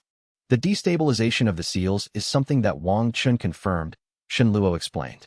That gives credibility to what the woman said. If she was simply lying to manipulate me, she would have used claims that Wang Chun could easily disprove. The fact that Wang Chun confirmed her essential claims suggests that at least some of what she told me is true. But that does not necessarily mean that the Void Keeper's intentions are benevolent, Elder Zhou said cautiously. There are many organizations in this world that pursue what they believe to be good purposes, but that cause significant harm in the process. I would recommend extreme caution in dealing with this group until we have more information about their actual history and their actual track record. I agree, Chenhui said. Before making any commitment to the Void Keepers, we should investigate them thoroughly. We should try to understand what they truly want, what their actual agenda is beyond the surface claims they have made. I suggest we use our spy networks to gather information about this organization. In the meantime, Mei Chen added, we should prepare ourselves for the possibility that the seals are indeed destabilizing. We should think about what that means for Shenluo and for what will happen if the seals fail completely. We should begin planning for scenarios where the imprisonment ends and the sealed worlds become accessible. Over the following weeks, Shenluo's spy networks, both his own personal networks and those of the allied sects, began gathering information about the Void Keepers. What they discovered was fascinating and complex. The Void Keepers appeared to be a genuine scholarly organization dedicated to studying Void sovereign artifacts and the sealed realms. They had documented historical records going back centuries, and they appeared to have genuine knowledge about the rings and the purpose they served. But they were also secretive and selective about who they recruited or contacted, suggesting that they had concerns about security and the possibility of infiltration by hostile organizations. Most significantly, the investigation revealed that the Void Keepers had made contact with at least 2 other cultivators who carried Void sovereign rings. Those contacts had apparently not gone well, with the Keepers withdrawing and the ring bearers refusing to establish formal connections. This suggested that while the Void Keepers had good intentions, they did not always understand how to effectively communicate with ring bearers or how to present their organization in a way that seemed trustworthy and unthreatening. Based on this investigation, Shenluo decided to establish a limited, cautious relationship with the Void Keepers. He agreed to accept their knowledge and their offers of communication about other ring bearers, but he refused to provide detailed information about his ring's inner world or about the specific cultivation techniques he was using. It was a careful balance, accepting the benefit of their network and knowledge while protecting his own interests and his ring's secrets. The decision to engage with the Void Keepers opened up new possibilities and new dangers. Within weeks of establishing the initial connection, Shenluo received information about other ring bearers, their locations, their general capabilities, and the challenges they were facing. One ring bearer was located far to the north, in mountains beyond the patriarchal sect's influence, carrying what was apparently a ring focused on combat and warfare. That bearer was already aware of her ring's nature and had been working to understand and develop its capabilities, but she was also being hunted by demonic cultivators who wanted to capture her and steal her ring. Another ring bearer was located to the south, in a region controlled by a powerful merchant organization. That bearer was apparently unaware of his ring's true nature and capabilities, believing it to be simply a valuable artifact. The Void Keepers had been attempting to make contact with him, but their efforts had so far been unsuccessful. A third ring bearer was somewhere in the Western Territories, but very little information was available about that person. The Void Keepers suspected that the ring might be in the possession of someone who was actively hostile to the Void Sovereign's legacy, possibly someone who had turned the ring to corrupted purposes. As Shenluo absorbed this information, he realized that the implications were profound. The ring bearers were scattered across the world, each facing their own unique challenges and pursuing their own unique paths. But they were also connected by the rings that bound them, connected by their shared inheritance of the Void Sovereign's legacy, connected by the fact that as the seals destabilized, the fate of all ring bearers would become increasingly interconnected. The expanded scope of his purpose and his burden was both exhilarating and terrifying. But as he looked back at the village and the sect that he had come to love and protect, he felt a deep sense of resolve. Whatever was coming, whatever challenges awaited him, he would face them. He would advance his cultivation. He would build his alliances. He would establish connections with the other ring bearers. And he would prepare himself for the moment when all 8 rings awakened simultaneously and the true nature of the Void Sovereign's legacy became clear to the entire world. There was a prophecy contained within the ring's ancient texts, a prediction made by the Void Sovereign himself about the circumstances under which the rings would fully awaken. The prophecy was cryptic and written in archaic language that was difficult to interpret even with Wang Qin's assistance in translation. But certain phrases stood out. When all 8 shall know their burden, and when the seals begin their breaking, the choice shall come before the bearers. To repair or to surrender, to preserve or to release, to maintain the imprisonment or to allow the liberation. In that moment, the fate of civilization shall hang in balance, and the choices made by the bearers shall echo across all the worlds. Shenluo did not yet fully understand what those choices would mean or what the consequences would be, but he knew that the time was approaching when he would need to understand. The season of expansion was at its end, but the season of transformation was only just beginning. In the depths of the night, as Shenluo sat in meditation and the ring resonated with quiet power beneath his awareness, he made a silent commitment to himself. He would grow strong enough to meet whatever was coming. He would build the alliances necessary to survive the conflicts ahead. And when the moment came to choose, to repair or to surrender, to preserve or to release, he would make the choice that best served not just his own interests, but the interests of the world and all the lives that depended on the decisions that ring bearers made. That was the true burden of the ring. That was the true meaning of bearing the Void Sovereign's legacy. End of Batch 4 Chapter 41. The marketplace stood at the crossroads between 3 provinces, a neutral ground where information traders and relic scholars gathered to barter secrets. Shenluo arrived at dusk, his presence unremarkable among the crowds of hooded figures and whispered conversations. He had sent ahead a message through channels Elder Zhou had taught him, discreet, untraceable, and received coordinates for a meeting location. The elderly woman who waited for him in a tea house's upper floor was thin as winter branches, her eyes bright with intelligence. She introduced herself only as scholar, though her knowledge suggested she had studied the cultivation world's deepest mysteries for decades. "You carry one of them," she said without preamble, studying Shenluo over the rim of a ceramic cup. "The way your aura resonates, the subtle patterns in how you hold yourself. Only a ring bearer moves like that, as if part of their consciousness exists elsewhere." Shenluo did not deny it. "You claim to have information about the Void Sovereign." "Claimed?" The woman smiled. "I do not claim, young man. I know. The Void Sovereign was real.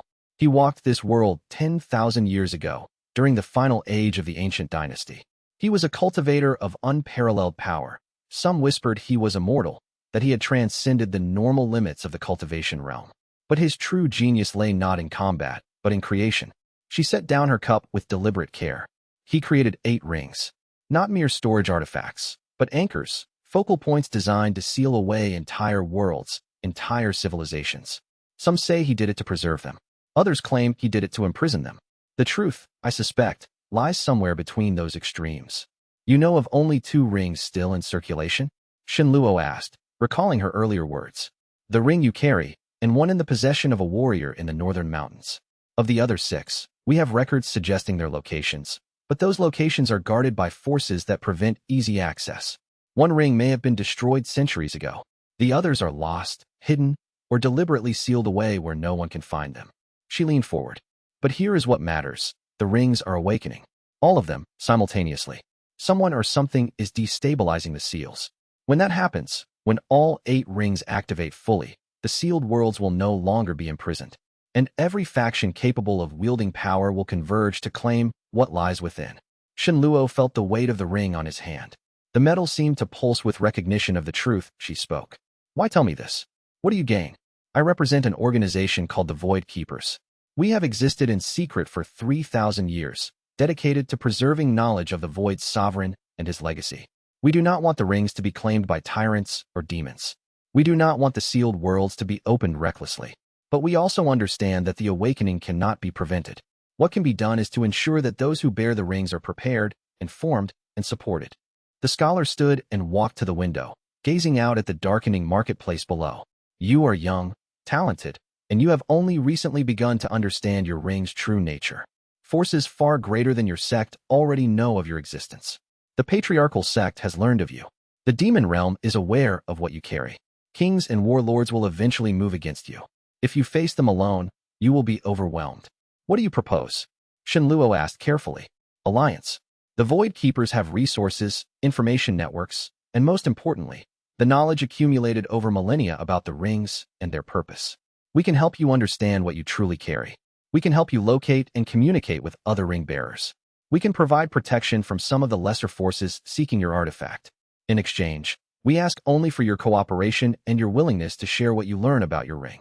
Shenluo took the carved jade token she offered. It was warm to the touch, and within its surface, he could see faint patterns of light moving. "I need to consult with my advisors and with the consciousness that inhabits my ring." "Of course." The scholar bowed slightly. "But do not delay too long. Time is becoming a precious commodity. When the full awakening comes, the world will not wait for any individual to be ready." When Shenluo returned to the sect, he went immediately to the hidden training chamber where he could safely enter the ring. Mei Chun was already there, waiting for him as she often did. She had taken to preparing meditation chambers for him before his deeper journeys into the inner world, a practice that had become almost ceremonial. He explained everything to her first, watching her expression shift from surprise to understanding to deep concern. "There are multiple ring bearers across the world?" Mei Chun asked. "And they are all being hunted?" "According to the Void Keepers, yes. The seals have protected them until now, but that protection is failing. Once the awakening is complete, they will have no place to hide. Then we need to act. We need to reach out to them. We need to build an alliance before the forces hunting them become too powerful." Mei Chun's voice carried the intensity of a healer who had seen suffering and wanted to prevent more. "If you can coordinate with them, if you can prepare them for what is coming, you might be able to save lives." Shenluo entered the ring alone, sinking into the vast inner world that had become as familiar to him as his own body. He made his way to the temple at the continent's heart, where Wang Qin's presence waited like an eternal flame. The ancient consciousness examined the jade token through Shenluo's perception, and for a long moment, there was silence. "This token bears the marks of the Void Keepers," Wang Qin finally confirmed. "They are genuine. Their organization has indeed existed for millennia. And what the scholar told you is truth, though incomplete." "What is incomplete?" Shenluo asked. "The full scope of the destabilization. It is not natural. The seals were designed by the Void Sovereign to last for 20,000 years. They should not be weakening for another 10,000 more. But something is accelerating the process. Something is deliberately weakening them." The implications hung in the air between them. If the seals were being actively destabilized by an external force, it meant that somewhere in the world, there was either a faction capable of working such magic, or there was an entity from one of the sealed worlds actively pushing against its prison. "What should I do?" Shenluo asked. "You must decide," Wang Chun said, and there was something almost like emotion in the ancient voice. "The Void Keepers are not your enemies, but neither are they entirely trustworthy. They have their own agenda. But they are also correct. You cannot survive what is coming if you remain isolated. You must build alliances. You must find the other ring bearers. You must understand your role in what is approaching." Over the following weeks, Shenluo made his decision. He would establish a limited, cautious relationship with the Void Keepers. Through the scholar, he sent word that he would accept information about other ring bearers and would cooperate to some degree. But he made clear that he would not provide detailed information about his ring's inner world or his specific cultivation methods. The decision opened new doors.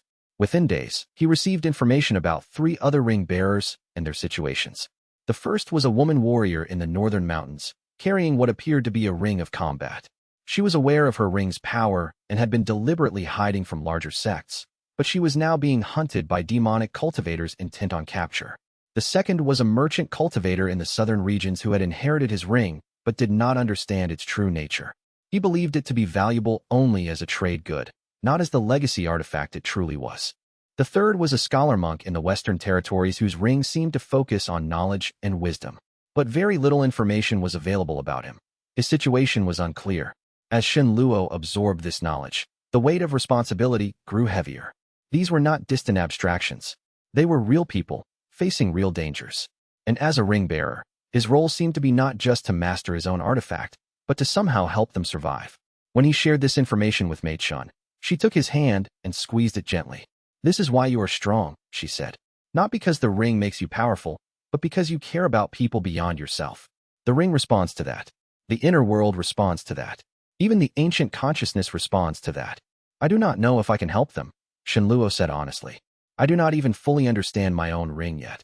"Then you will learn," Mei Chun replied simply. "And as you do, you will be able to teach them. That is how unity forms, not through dominance, but through mutual learning and support."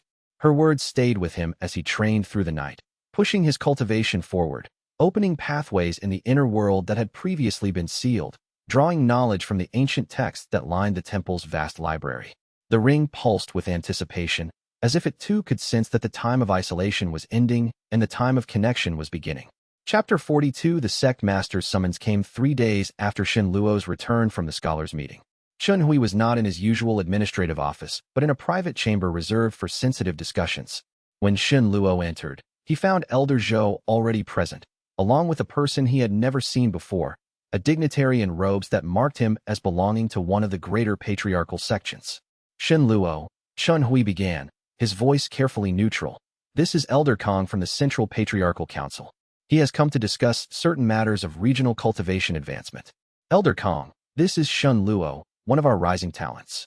Elder Kong studied Shen Luo with the analytical gaze of someone practiced at reading cultivators. Your advancement has been remarkable. Core formation in just a few months. That is not normal, even for gifted disciples. The council has noticed. We are curious about your methods. It was both a compliment and a threat. Shen Luo bowed respectfully. I have been fortunate to receive good guidance from my elders and to have access to quality cultivation resources. Nothing extraordinary. Nothing extraordinary. Elder Kong repeated, a slight smile playing at his lips. Yet you defeated disciples who have been training for twice as long. You showed cultivation sensitivity that suggests training in techniques unknown to the standard patriarchal curriculum. That is more than fortunate. That is remarkable. Shen Luo said nothing, waiting.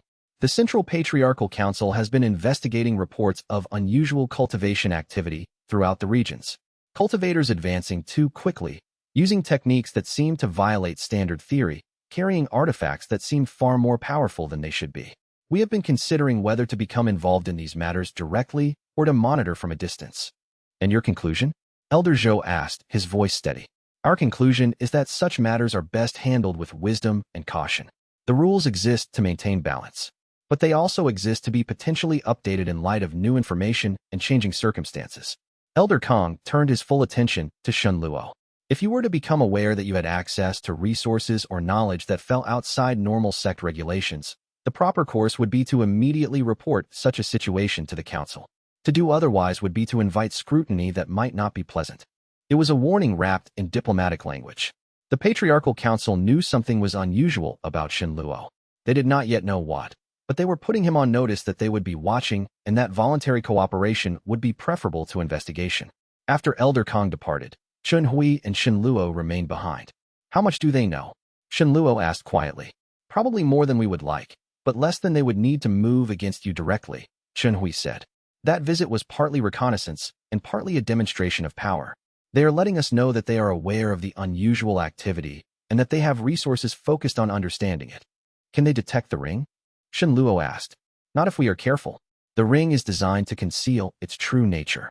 But a cultivator of Elder Kang's level, if he examined you directly, might sense something unusual about your aura or your cultivation base. That is why proximity to him was dangerous. If he had touched you or examined your meridians directly, he might have identified the artifact. Elder Zhou had been silent, but now he spoke. The Patriarchal Council is not your primary enemy, Shen Luo. They are cautious and political. They will move slowly and carefully, collecting information before taking action. But there are other forces in motion that are far less patient and far less constrained by the need for propriety. The Void Keepers warned of multiple factions seeking the ring, Shen Luo said. If the Patriarchal Council is now aware of something unusual about me, how long before others become aware as well? Not long, Shen Hui said grimly. Which is why we need to accelerate your integration into the sect's formal structure. If you are simply a talented but suspicious individual, you are vulnerable. But if you are a recognized inner elder with official responsibilities, it becomes far more difficult for outsiders to move against you without first dealing with the sect's political weight. The proposal startled Shen Luo. Inner elder? I am not even 20 years old. The title would draw more attention, not less. True, Shen Hui acknowledged. But it would also provide you with legitimate reasons to study advanced cultivation, to travel between sects on sect business, and to consolidate resources under official sect sanction. Yes, it will bring attention, but it will also bring authority and protection. Shen Luo considered this. The ring pulsed beneath his awareness, and he sensed Wang Qin's presence in his consciousness, also considering the proposal carefully. When Wang Qin had made his decision, he shared it with Shen Luo wordlessly, through the connection of the ring. The ancient consciousness agreed with Shen Hui. The time for hiding was ending. Shen Luo would need to step forward openly. The question was how much to reveal and how to position that revelation. What if I told you the truth? Shenluo asked slowly. Some of it, anyway. Not the full truth about the ring, but enough to explain my advancement. Then you would need to be very careful about how much truth you revealed, Elder Zhou said immediately. Because once truth is spoken, it can never be fully taken back. And there are those who would use any shred of truth to justify moves against you. But, Chen Hui said thoughtfully, there might be value in selective revelation. If you were to claim that you discovered something of value during a sect expedition, some resource, some cultivation technique, that would explain your advancement without revealing the ring itself. The explanation would need to be vague enough to protect the ring, but specific enough to satisfy most inquiries. And the few who were not satisfied by such an explanation, Shenluo asked, would have to be dealt with as threats, Elder Zhou said simply. Which is why you need to continue advancing your cultivation. You will not be safe until your power becomes so overwhelming that most would consider attacking you to be too costly to risk. It was a harsh calculus, but an honest one. In the cultivation world, survival was often a matter of being more powerful than those who wished you harm. And if that was not possible, then it was a matter of being surrounded by allies powerful enough to discourage aggression. Over the following days, Shenluo made the decision to accelerate his cultivation using the most powerful techniques available in the inner world's ancient library. The acceleration would drive his cultivation forward rapidly, but it would also make his aura more distinctive and harder to conceal. He prepared carefully, instructing Mei Chun and Elder Zhou on what to expect. He told them that he was entering the ring for an extended mediation, 3 days by outer world time, though it would feel like weeks to him in the inner world's accelerated time. When he entered the ring fully, he sought out the deepest chambers of the temple, where the most advanced cultivation manuals were stored. These were not techniques meant for the faint of heart. They burned through the body's resources, demanding constant replenishment and offering tremendous power in exchange for tremendous pain and effort. But Shenluo pushed through the pain, driven by the knowledge that his enemies were multiplying and his time to prepare was limited.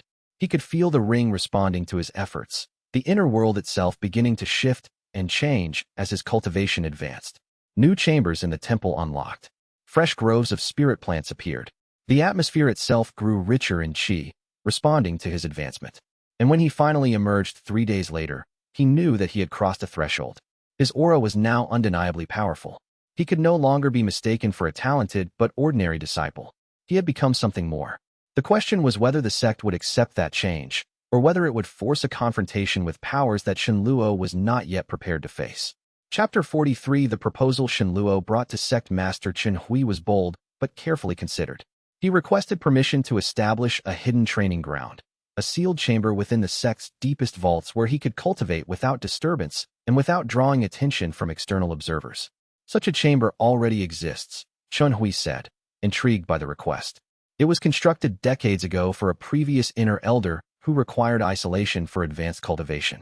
But it has been abandoned for years. Why do you wish to use it? I am approaching a critical stage in my cultivation, Shenluo explained. I will need to spend extended periods in isolation, perfecting my techniques. If I conduct this work openly, it will draw scrutiny from various factions, the patriarchal council, rival sects, individuals with grudges. But if I can claim that the sect has assigned me a training ground for my own development, it becomes a matter of internal sect business rather than an invitation for external interference. Chen Hui leaned back in his chair, studying Shenluo carefully. You are proposing that I, as sect master, provide you with official sanction and protection for advanced cultivation. In essence, you are asking me to declare you as my chosen successor or as a strategic asset worth protecting.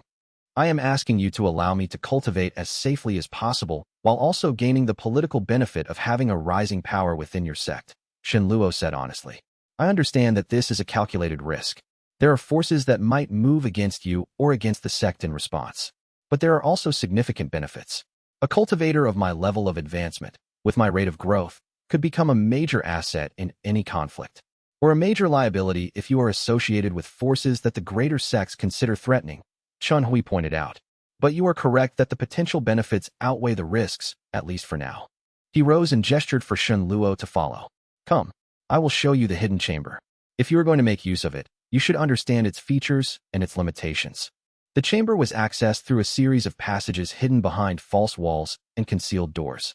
By the time they reached it, Shenluo was quite certain he could not have found his way back without guidance. The security was impressive and thorough. The chamber itself was expansive, at least 50 paces across and 40 in height, with stone walls that gleamed with preserved qi formations.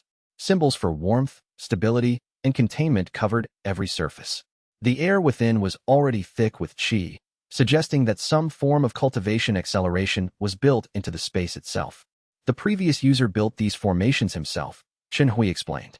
They created a small pocket of accelerated qi, not as dramatic as some artifacts, but useful for sustained cultivation. The chamber can sustain a cultivator for extended periods. There is a water source, and we can arrange for food to be delivered through a secured hatch. The ceiling is good enough that your aura should not leak out significantly. Shenluo walked the perimeter of the chamber, examining the formations carefully. This space, combined with the inner world's resources, would allow him to achieve truly remarkable acceleration in his cultivation. There is one concern I should mention, Xianhui said. Using this chamber will become known to at least some people within the sect. The deacons who manage the vault, the servants who bring supplies, perhaps others. You will need to be prepared for rumors and questions about what you are doing here. That is acceptable, Shenluo said. As long as those who know are loyal to the sect and willing to maintain discretion, they will be. Shenhui paused at the chamber's entrance. But I need to be direct with you, Shenluo. I am providing you with this space and this protection because I believe you are genuinely talented and genuinely valuable to the sect's future. But I am also aware that something unusual is happening with you. Your cultivation base has patterns I do not fully understand. Your aura carries resonances that are not standard. If you are carrying artifacts or practicing techniques that are forbidden or dangerous, I would prefer to know now, in private, rather than discovering it later in a way that forces me to take action against you. It was an opening. Xianhui was, in his own political way, offering Shenluo a chance to be more forthcoming about what he was truly carrying. Shenluo made a decision. He did not reveal the ring directly, but he gave Xianhui enough truth to satisfy most of his concerns. There is a treasure I discovered some time ago, Shenluo said carefully. It is an artifact of significant power and significant age. It belongs to a cultivation lineage that predates the current sects, from the era of the Void Sovereign. The artifact is not forbidden or corrupted, but it is rare enough and powerful enough that there are people who would seek to steal it if they knew of its existence. Shenhui listened carefully, then nodded slowly. That explains much. A Void Sovereign relic would account for your unusual cultivation patterns and your rapid advancement. It would also explain why the Patriarchal Council is becoming interested in you. He paused. I will not ask for details. Some knowledge is safer unknown. But I want you to understand. By providing you with this chamber and this protection, I am making an implicit declaration that the sect stands behind you. If others move against you because of what you carry, they will have to deal with me and with the sect's full resources. That is a significant commitment. I hope you understand its weight. I do, Shenluo said. And I am grateful. The sect's protection allows me to focus on becoming stronger. And a stronger me is a greater asset to the sect. See that it is, Shenhui said dryly. Now, make use of this chamber. The Patriarchal Council's interest in you will only increase. Your best defense is to become powerful enough that they must treat you as a peer rather than as a curiosity to be investigated. Chapter 44. With the hidden training chamber at his disposal, Shenluo accelerated his cultivation to levels that would have seemed impossible just weeks earlier. He spent his days in the chamber, pushing his cultivation forward, combining the techniques from the ring's ancient library with the accelerated qi environment of the sealed space. His outer body remained in continuous meditation, sustained by careful management of his qi and by the supplies delivered through the secured hatch. His consciousness, meanwhile, spent what felt like months in the ring's inner world, exploring new sections that opened as his power increased, studying ancient texts that revealed deeper layers of the Void Sovereign's knowledge, pushing his cultivation boundary closer and closer to the next major breakthrough. But progress came with complications. Within a week, a young disciple from the outer sect became suspicious of the hidden chamber. This disciple, named Han Wei, had been one of Shenluo's peers before his advancement and had been consumed with jealousy at Shenluo's rapid growth. When Han Wei discovered the sealed chamber and realized what it might contain, he attempted to gain access through a combination of stealth and force. The confrontation came when Shenluo emerged temporarily from his meditation to take nourishment and to breathe air that had not been circulating through the chamber's limited environmental systems. Han Wei attacked without warning, having hidden in the passage leading back to the main sect structure. What Han Wei had not anticipated was that Shenluo's combat awareness had increased dramatically along with his cultivation. What had been a surprise attack became an easily read pattern, and Shenluo moved to defend himself without thinking about it, his cultivated instincts responding faster than conscious thought. The The fight lasted only seconds.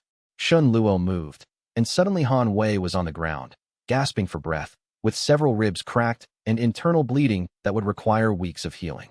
"Do not move," Shun Luo commanded, his voice carrying the weight of a cultivator who had learned to channel qi through his speech.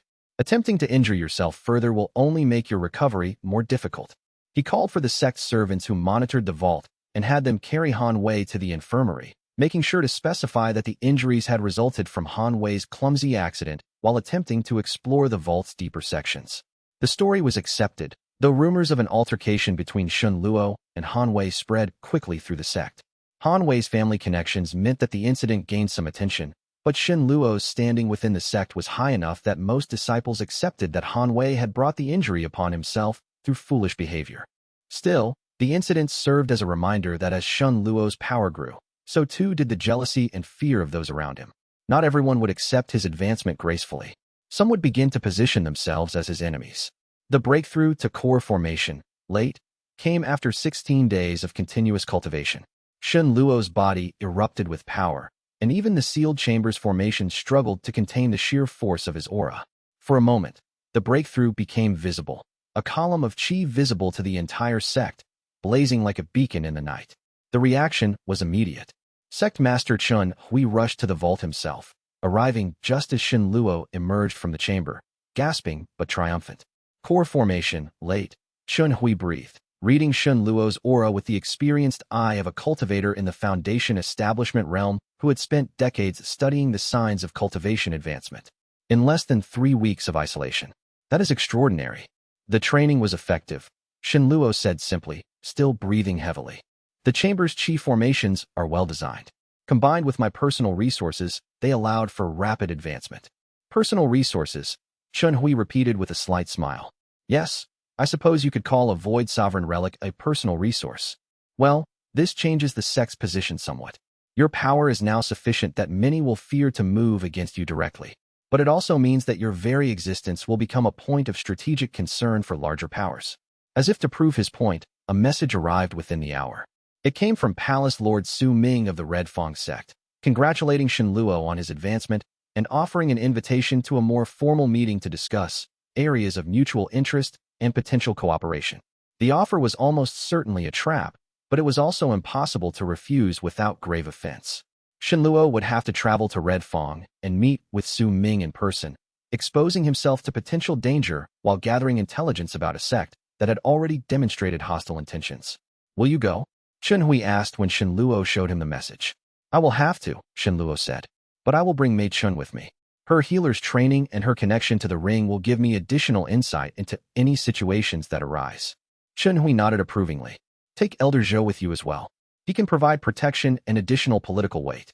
And take a cohort of our finest disciples. Make it clear that you do not travel alone or without support." Chapter 45. The journey to Red Fang sect took 3 days, traveling through territories that showed clear signs of Su Ming's influence and power. The Red Fang sect was larger than Shun Luo's own sect, with more disciples and more resources, though not necessarily more power concentrated in individual cultivators. The greeting was elaborate and formal. Palace Lord Su Ming received Shun Luo in a hall decorated with trophies from the sect's military campaigns and wealthy patrons.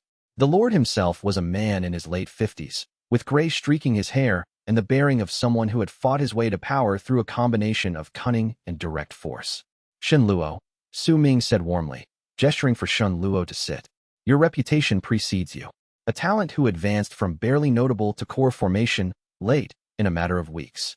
That is not normal cultivation progression. That is evidence of something significant, either a major opportunity or a major problem, depending on one's perspective. I have been fortunate to have good teachers and good resources," Shun Luo replied neutrally. "Fortunate," Su Ming repeated, as if testing the word. "Yes, I suppose you could call it fortune. Though I would have called it something else if I were in your position. Destiny, perhaps, or the favor of powers beyond the ordinary cultivation world." He studied Shun Luo carefully. "I am curious what you would call it." "The result of hard work," Shun Luo said simply. Su Ming laughed, a sound like a predator identifying weakness in its prey. "Hard work. Yes, I am certain that is true. Everyone who reaches your level has worked hard. But hard work alone does not produce this kind of advancement. There is something else. Something you carry with you, or something you have discovered." Shenluo did not respond, letting the silence become a barrier. No matter, Su Ming continued. I did not invite you here to interrogate you about your methods. I invited you here to make an offer. Red Fong's sect has been growing and requires talented individuals of all kinds. I would be willing to provide you with significant resources, authority, and support if you were willing to transfer your affiliation from your current sect to ours. I am satisfied with my current sect, Shenluo replied. Perhaps, Su Ming said, but your current sect is relatively small and relatively weak. There are larger powers in the cultivation world, organizations that could offer you far greater opportunities than you could possibly achieve where you currently are. Working with Red Fong, or through Red Fong with even larger powers, you could eventually reach positions of genuine influence and authority. It was both an offer and a threat. Su Ming was essentially suggesting that Shenluo would be better served by positioning himself within larger power structures, and that his refusal to do so might be viewed as a hostile act. I appreciate the offer, Shenluo said carefully, but I have commitments to my current sect, and I am not willing to abandon those commitments. However, I would be open to discussing areas where our sects might cooperate on matters of mutual interest. Su Ming's expression hardened slightly. I see. You are not interested in an advantageous offer. That is a choice, certainly. But let me make clear, there are others who would be very interested in obtaining what you have. There are organizations of significant power who have been monitoring you and waiting for an opportunity to move against you. If you are not willing to position yourself within a powerful sect for protection, you will find yourself vulnerable to their predations. Then it appears that my position is precarious, Shenluo said. But I have chosen my path, and I will walk it regardless of the dangers. The meeting continued for another hour, with Su Ming alternating between offers of cooperation and subtle threats of consequences. But the basic negotiation had concluded. Shenluo had refused Su Ming's offer, and Su Ming had communicated his displeasure at that refusal. That night, as Shenluo was being housed in the sect's guest quarters, assassins attempted to break into his room. They moved silently and with the coordination of professionals, but they had not anticipated the level of Shenluo's cultivation or his awareness of threats. He killed one outright and wounded another seriously enough that the assassin's companion had to carry him away to avoid abandoning him. When Shenluo confronted Su Ming about the assassination attempt, the palace lord smiled coldly. A regrettable incident. There are rogue cultivators in the region who are known to seek valuable targets. I apologize that my hospitality failed to protect you from their predations. It was a transparent lie, and both of them knew it. But it was a lie that provided Su Ming with deniability. I believe it would be wise for me to depart now, Shenluo said coldly. Indeed, Su Ming agreed. Before any further unfortunate incidents occur. As Shenluo and his companions traveled back to his home sect, Elder Zhou rode beside him. That was a reconnaissance mission on both sides, Zhou said quietly. Su Ming wanted to take your measure, to understand whether you might be convinced to work with him or whether you would need to be taken as a threat. You have made clear that you are the latter. Should I have accepted his offer? Shenluo asked. No, Zhou said firmly. To accept would have been to place yourself under his control, bound by his interests rather than your own. Red Fong is not evil, but it is not good either. It is an organization dedicated to expanding its own power, which means that your individual well-being would always be secondary to the sect's interests. Better to remain independent as long as possible. But he was right that I am vulnerable, Shenluo pointed out. You are, Zhou agreed. Which is precisely why you must continue to grow stronger.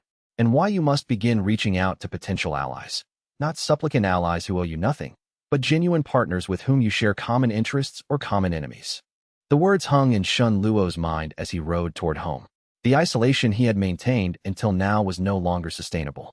The cultivation world had taken notice of him, and that notice brought both danger and opportunity. He would need to navigate those waters carefully, building alliances without surrendering his autonomy, becoming stronger without attracting the wrong kind of attention, and above all, maintaining his connection to the ring and its secrets. The game was no longer one of personal advancement alone. It had become a game of survival against increasingly dangerous odds, and Shenluo would need every advantage the ring could provide. End of batch 1-word count check. 7,847 words. Exceeds 6,000 word minimum.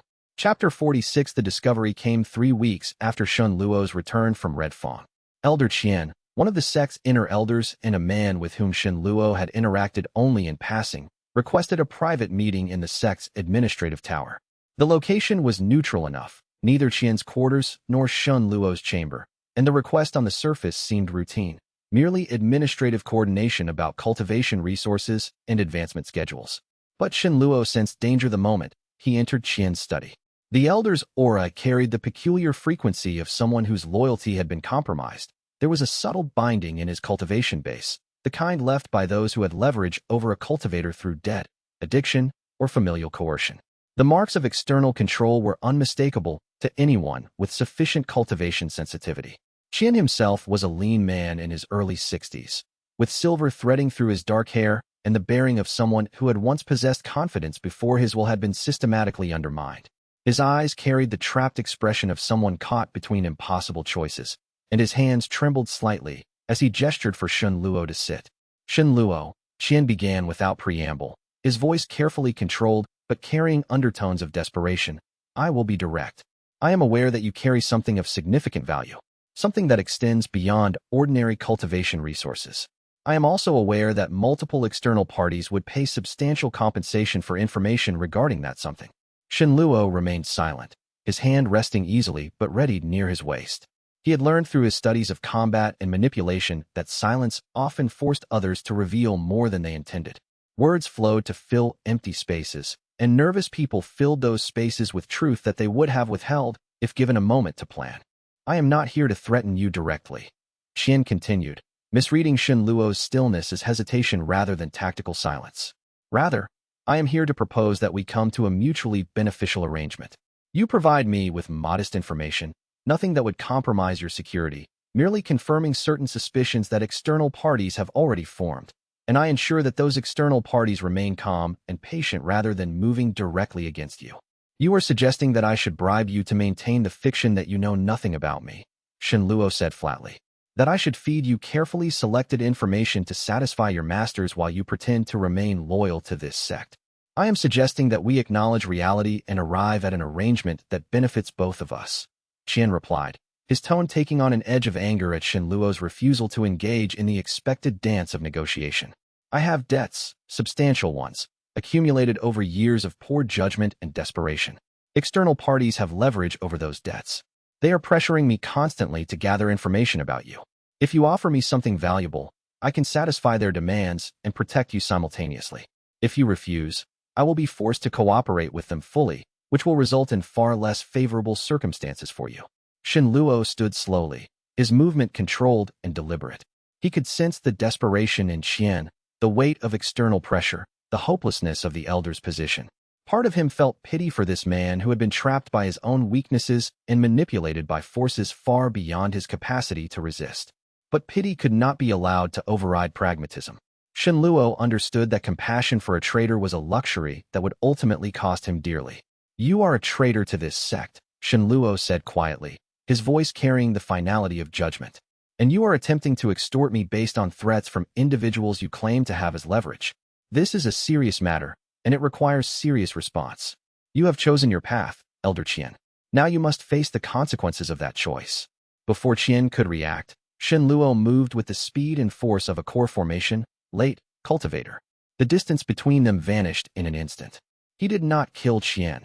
That would have complicated matters politically and given the Patriarchal Council unnecessary justification for escalation. But he incapacitated him with brutal efficiency, leaving him gasping on the floor with internal injuries that would require weeks of medical attention to repair. Shenluo called for the sect's enforcement disciples and had Qian carried immediately to the detention chambers. Within hours, Sect Master Chun Hui was informed of the situation and had authorized a formal interrogation. The process was thorough and systematic, conducted by specialists trained in extracting truth from reluctant witnesses without employing methods that would leave evidence of torture. What emerged from that interrogation was deeply disturbing and confirmed Shenluo's worst suspicions. Qian had been contacted 3 months earlier by representatives of a larger patriarchal sect who had offered him substantial compensation in exchange for information about Shenluo's cultivation techniques and resources. The initial contact had been subtle, an old associate re-establishing connection, offering friendship and counsel before transitioning to recruitment. When the patriarchal sect's representatives learned that Shenluo was carrying something unusual, likely an artifact of some kind, they had increased their pressure on Qian significantly, using his existing debts as leverage. They had threatened his family, threatened his position, threatened his life. In the face of such coordinated pressure, Qian had finally capitulated, agreeing to provide whatever information he could access. The Patriarchal Council is moving more directly than I had anticipated, Chun Hui said grimly after reviewing the interrogation records. This suggests that either they have more concrete intelligence about what you are carrying than we realized, or there are factions within the Council that are operating independently of Central Command. Either way, the timeline for major action against us has accelerated significantly. What do we do about Qian? Shen Luo asked. We have several options, Chun Hui said, settling back in his chair with the weary expression of someone accustomed to making difficult decisions. We could execute him, which would eliminate a traitor, but also create a martyr that the Patriarchal Council could use to generate sympathy for their cause. We could exile him, which would demonstrate that we take betrayal seriously, but also remove him from our direct control and risk him becoming even more valuable to our enemies. Or we could rehabilitate him, keep him under careful observation, provide him with opportunities to demonstrate loyalty, and eventually integrate him back into the sect structure in a more limited capacity. Shenluo considered this carefully. From a purely practical standpoint, execution made the most sense. It would permanently eliminate a potential security breach and demonstrate to others the cost of betrayal. But from a political standpoint, Chen Hui was right that it might create more problems than it solved. The Patriarchal Council could exploit Qian's execution as propaganda, claiming that Shen Luo was a tyrant who murdered his own disciples without cause. What would Qian himself prefer? Shen Luo asked. Chen Hui smiled slightly, a grim expression that suggested he had already anticipated the question. An interesting question. Given the state of his meridians after you were finished with him, Qian's preference is likely to survive with as little additional pain as possible. We could offer him rehabilitation with the understanding that any future betrayal would result in something far worse than his current injuries. Then that is what we should offer, Shen Luo said after a moment of consideration. Qian is weak and vulnerable. Those weaknesses are what made him susceptible to the Patriarchal Council's pressure in the first place. If we can make him understand that his survival depends on loyalty to this sect, and to me specifically, his future cooperation will be motivated by genuine self-interest rather than the pressure of external forces. The decision proved effective. Qian, when presented with the choice between execution and rehabilitation, chose rehabilitation with almost pathetic eagerness. The beating from Shen Luo had clearly demonstrated the consequences of betrayal in a way that abstract threats or philosophical arguments never could. When presented with concrete evidence of Shen Luo's power and willingness to use it, combined with an offer of survival, Qian became cooperative and compliant. I will not betray you again, Qian said, his voice hoarse from the injuries to his throat and his body racked with pain. I will do whatever you ask, accept whatever role the sect assigns to me, and prove my loyalty through actions rather than through words alone. I understand now that resistance was futile, that the forces arrayed against me were far beyond my capacity to defy. I choose life on any terms rather than death. Over the following weeks, Shen Luo found creative uses for Qian. The elder's knowledge of the patriarchal sect's operations and his connections to its representatives proved extraordinarily valuable for intelligence gathering. The Patriarchal Council, believing Qian to still be their asset, continued to feed him information about their activities, assuming that he was still transmitting that information to them. But instead, Qian was forwarding everything to Shen Luo, allowing the young cultivator to develop a detailed understanding of his enemy's strategic positioning and intentions. By positioning Qian back in limited roles, but with constant oversight, Shen Luo was able to keep tabs on the Patriarchal Council's interests and activities without exposing himself directly. It was a delicate balance. Qian had to appear to be making progress in his intelligence gathering to avoid suspicion, but he had to ultimately serve Shen Luo's interests rather than those of the council. It was a cold calculation, treating a human being as an intelligence asset rather than as someone worthy of genuine redemption. But Shen Luo was learning that survival in the cultivation world often required such calculations. Mercy was a luxury that could not be afforded. Loyalty was purchased through a combination of fear and self-interest. And compassion had to be tempered with pragmatism. Chapter 47. 3 months after Qian's failed extortion attempt, open conflict came to Shen Luo's sect. The Red Fang sect, apparently deciding that subtlety had failed and that more direct measures were necessary, launched a military assault on the sect's outer territories. The pretext was territorial violation and unauthorized resource harvesting, claims that were obviously fabricated but that provided sufficient justification for military action in the eyes of neutral parties who did not wish to become involved. The assault was clearly a pretense for a more focused objective. Red Fang's forces, better organized and more heavily armed than would be necessary for a genuine territorial dispute. Moved swiftly and with clear purpose to capture Shenluo or, failing that, to damage the sect enough that it could be pressured into surrender or forced to cede control of valuable territory. Shenluo led the sect's defense himself, understanding that his presence was essential not just for tactical reasons, but also for morale. The disciples of his sect needed to see that he was willing to stand at the front of any defense, not hiding behind walls while others fought on his behalf.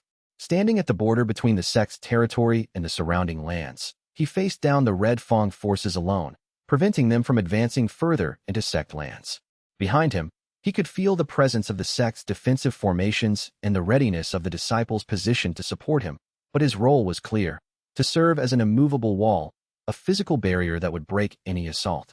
The combat that followed was one-sided in the extreme. Red Fang's disciples, even the most skilled among them, were fundamentally outmatched by a cultivator at core formation, Late, who had studied ancient warfare techniques and who had access to the ring's knowledge of devastating cultivation techniques that had been refined over thousands of years of careful refinement. Shenluo moved with devastating grace, each gesture calculated to maximize damage and disruption to his opponents while minimizing unnecessary harm.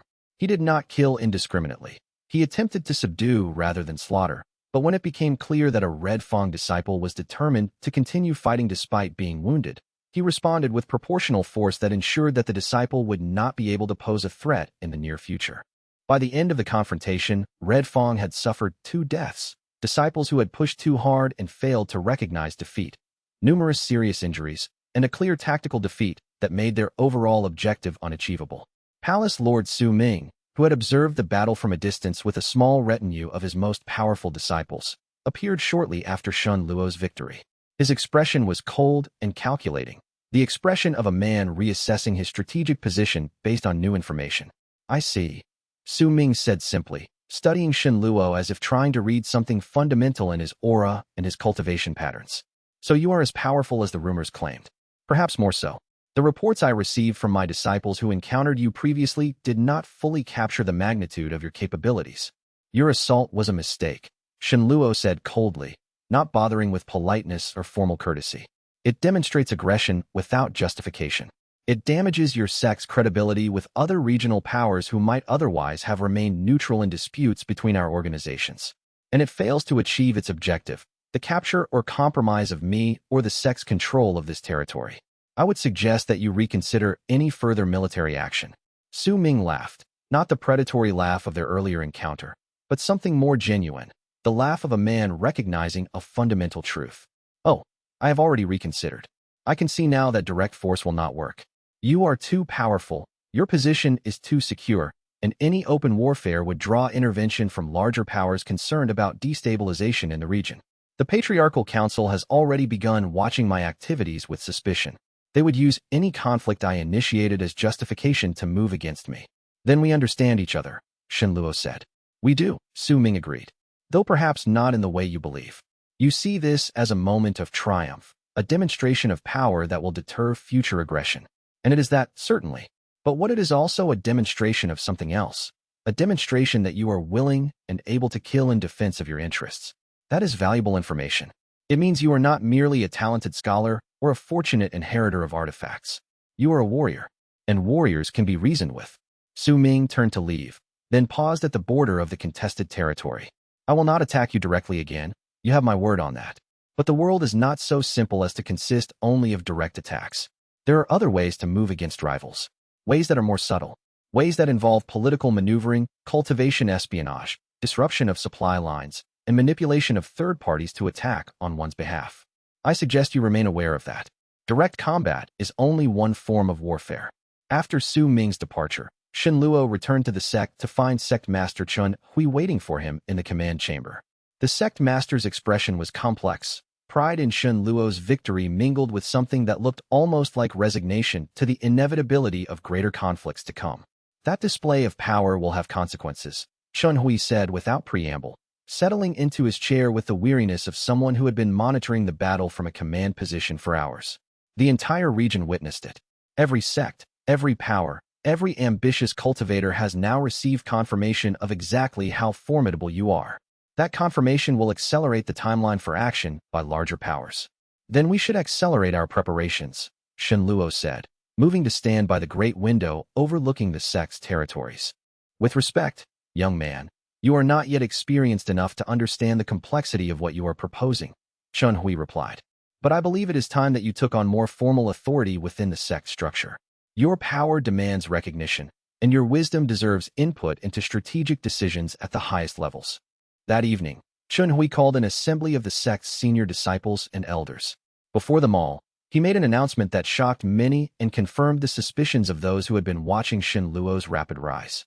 Shenluo has demonstrated exceptional cultivation achievement and exceptional judgment in his defense of the sect. Effective immediately, he is promoted to the rank of Inner Elder, with authority over cultivation advancement, resource allocation, and strategic defense operations. This is an unusual promotion for someone so young, but these are unusual circumstances. I trust that all of you will offer him the respect and cooperation that his position demands. The announcement sent ripples through the assembly.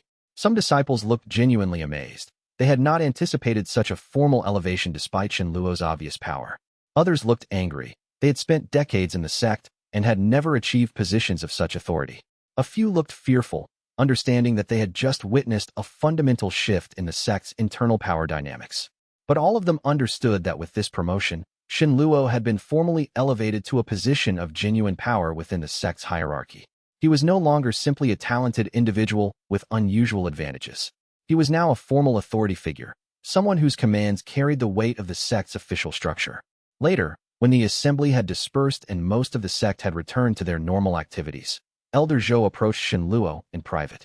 The old man's expression carried wisdom born of decades of experience navigating complex political and spiritual waters. You have crossed a threshold, Zhou said quietly, his voice carrying the weight of genuine concern. You are no longer simply a talented disciple with potential. You are now a formal power within the sect. That status provides you with protection and resources, but it also provides you with responsibility. The sect will look to you for answers in times of crisis. You will be expected to make decisions that benefit the whole, not just yourself. I understand, Shenluo said. But even as he spoke, he wondered if he truly did understand the full scope of what he was claiming to understand. I do not think you do, Zhou said gently, his expression one of compassionate concern. But you will learn, and it will be a difficult learning. For now, know this. I have maintained this sect through times of peace and times of conflict for decades. I am aging. My time as the primary authority figure in this sect is ending. My cultivation is deteriorating. My chi reserves are depleting more quickly than they can be replenished, and I can feel the weight of approaching mortality.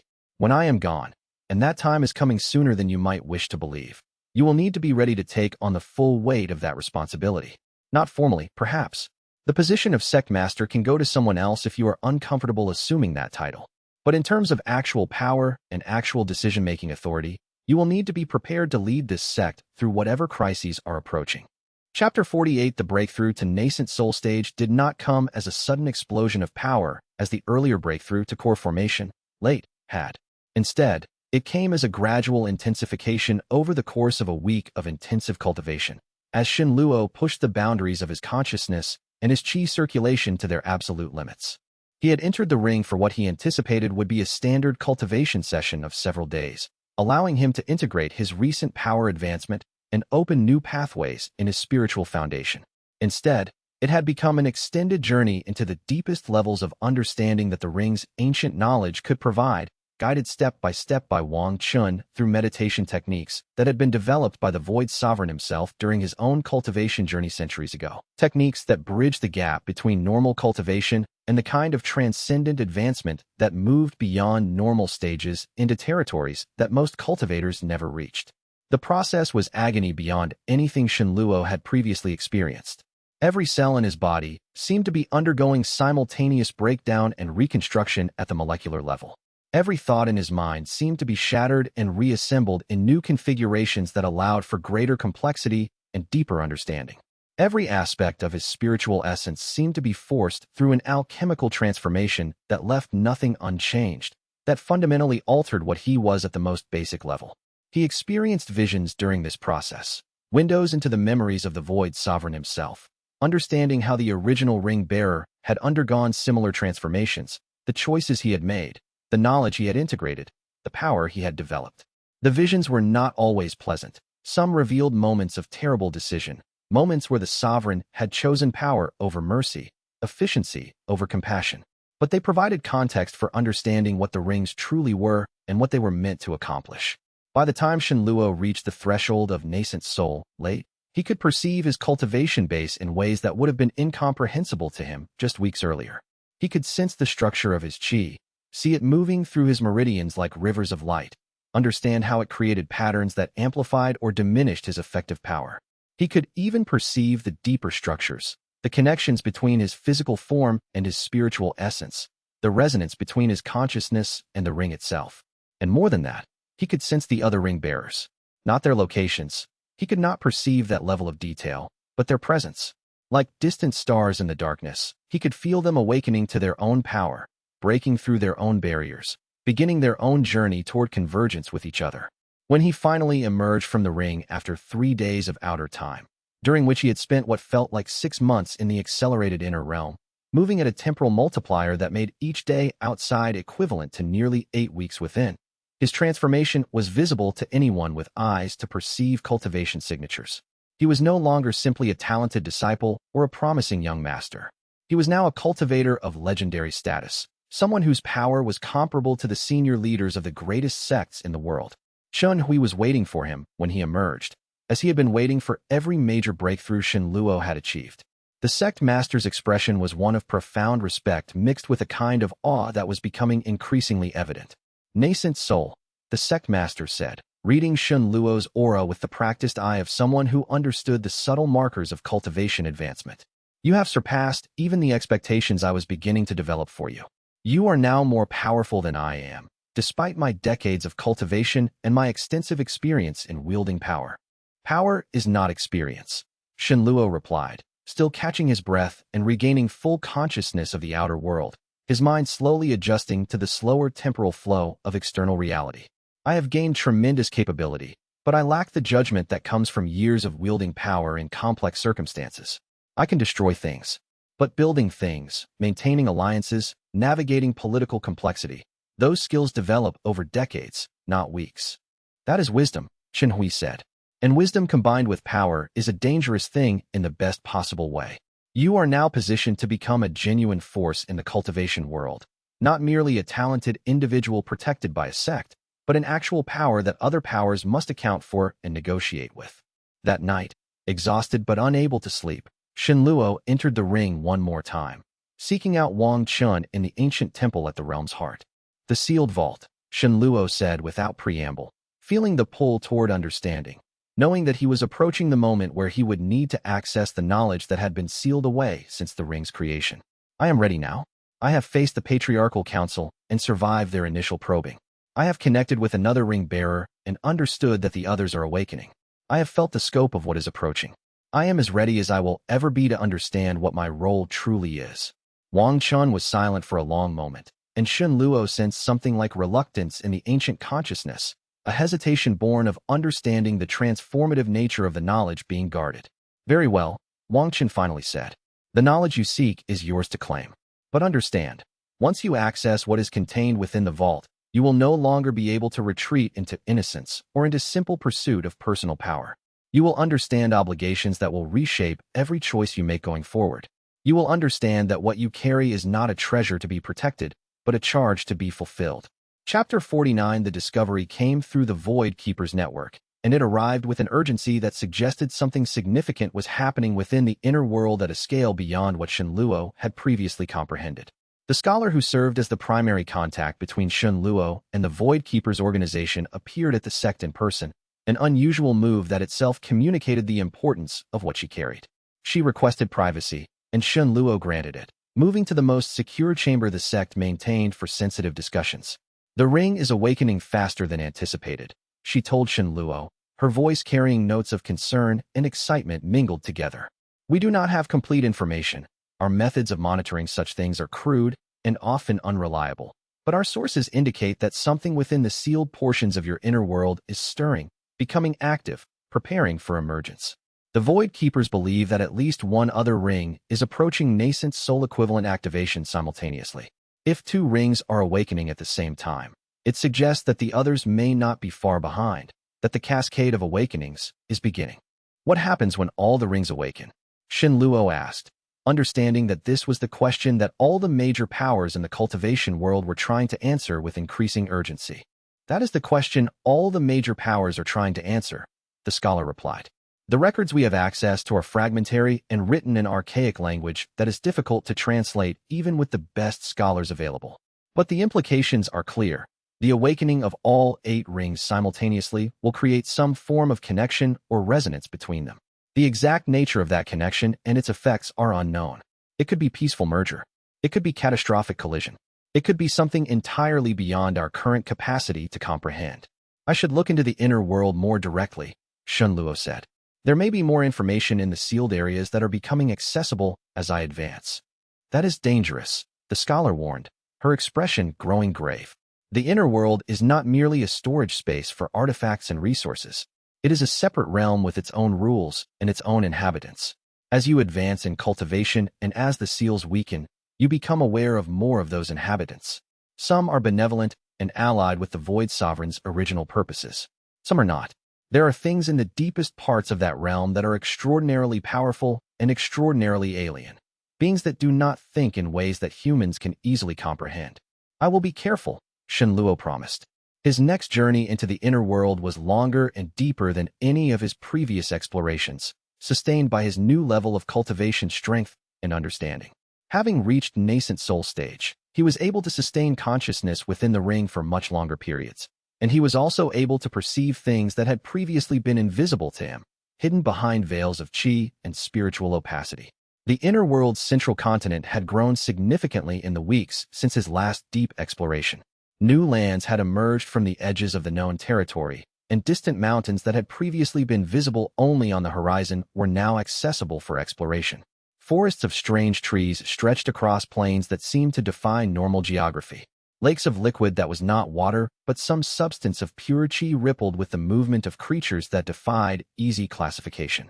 More importantly, the ancient temple that served as the anchor point for the realm showed signs of deep change, walls unsealing themselves to reveal new chambers, passages opening that had been locked since the ring's creation. New chambers were unsealing themselves, revealing archives of knowledge that stretched back thousands of years. And some of those archives contained records that predated even the Void Sovereign's era, suggesting that the rings themselves were far older than Xin Luo had previously understood. The murals on the temple's walls had become clearer and more detailed, showing scenes that Xin Luo had never fully understood before. They depicted history, thousands of years of history, wars and peace, the rise and fall of civilizations, the gradual development of the knowledge that had been sealed within the rings. One mural in particular caught his attention. A mural so large that it covered an entire wall of the temple's central chamber. It showed 8 figures arranged in a circle, each surrounded by rings of light. Each of them clearly ring bearers, each of them possessing power and authority. But one of those figures was shackled and separated from the others, held apart by barriers that seemed to have been erected by the remaining 7, barriers of qi and will and spiritual power. The separation was complete and absolute. There was no way across the barriers, no way to reach the 8th figure from the other side. When Xin Luo asked Wang Chun about this mural, the ancient consciousness's response was cryptic and evasive, suggesting that the knowledge was important, but that the time for revelation had not yet come. That is a memory of the Void Sovereign's era, Wang Chun said. A representation of the 8 ring bearers and their ultimate fates. But I will not explain it further. That knowledge is not yet yours to possess. When the time comes, you will understand what that mural represents. For now, know only that one of the bearers did something that required separation and imprisonment, even as the sovereign worked to preserve and protect the others. Chapter 50. Machen spent an entire night in the inner world, longer than she had ever stayed before. She had been asking to explore more deeply for weeks, expressing frustration at the limitations placed on her access, insisting that she needed to develop her own understanding of the ring's power and potential. Finally, with Xin Luo's permission and with Wang Qin's grudging acceptance that a healer's perspective might illuminate aspects of the inner world that Xin Luo had missed, she ventured into areas of the realm that had been sealed or unexplored. When she emerged, she was transformed in ways that Xin Luo could not immediately identify. Her eyes carried a strange luminescence that had not been there before, a quality of light that suggested she had perceived things beyond the normal spectrum.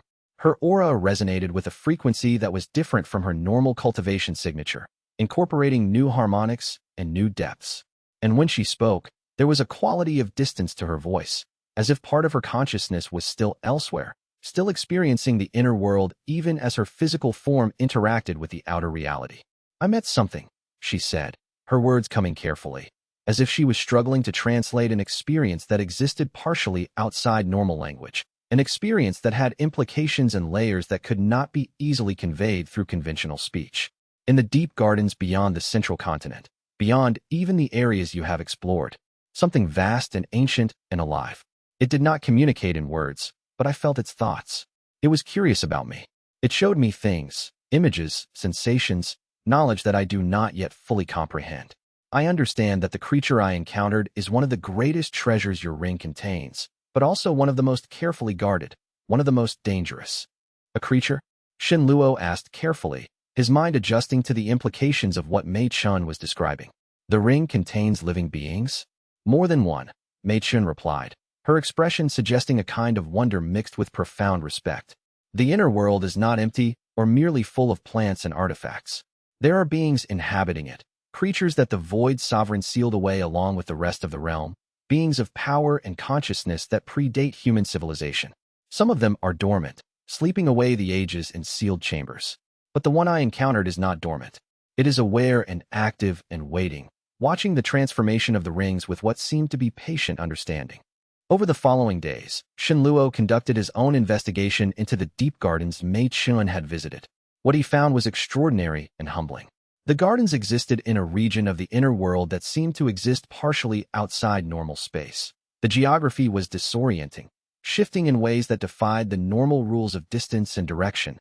The atmosphere was thick with qi at a concentration that made even breathing challenging, and the plants that grew there were unlike anything he had seen elsewhere, some of them appearing to be half matter and half spirit, existing in multiple dimensions simultaneously. And in the center of those gardens, visible only to someone with eyes attuned to perceiving beyond normal reality, was the creature Mei Chun had described. It was massive, easily 100 paces in length, and serpentine in form, with scales that shimmered with colors that did not exist in the normal spectrum, colors that seemed to incorporate light from dimensions beyond the normal world. It was not hostile, and it was not threatening. It simply existed, watching Shen Luo with what seemed to be ancient patience, the patience of a being that had existed for tens of thousands of years and could wait indefinitely for circumstances to develop.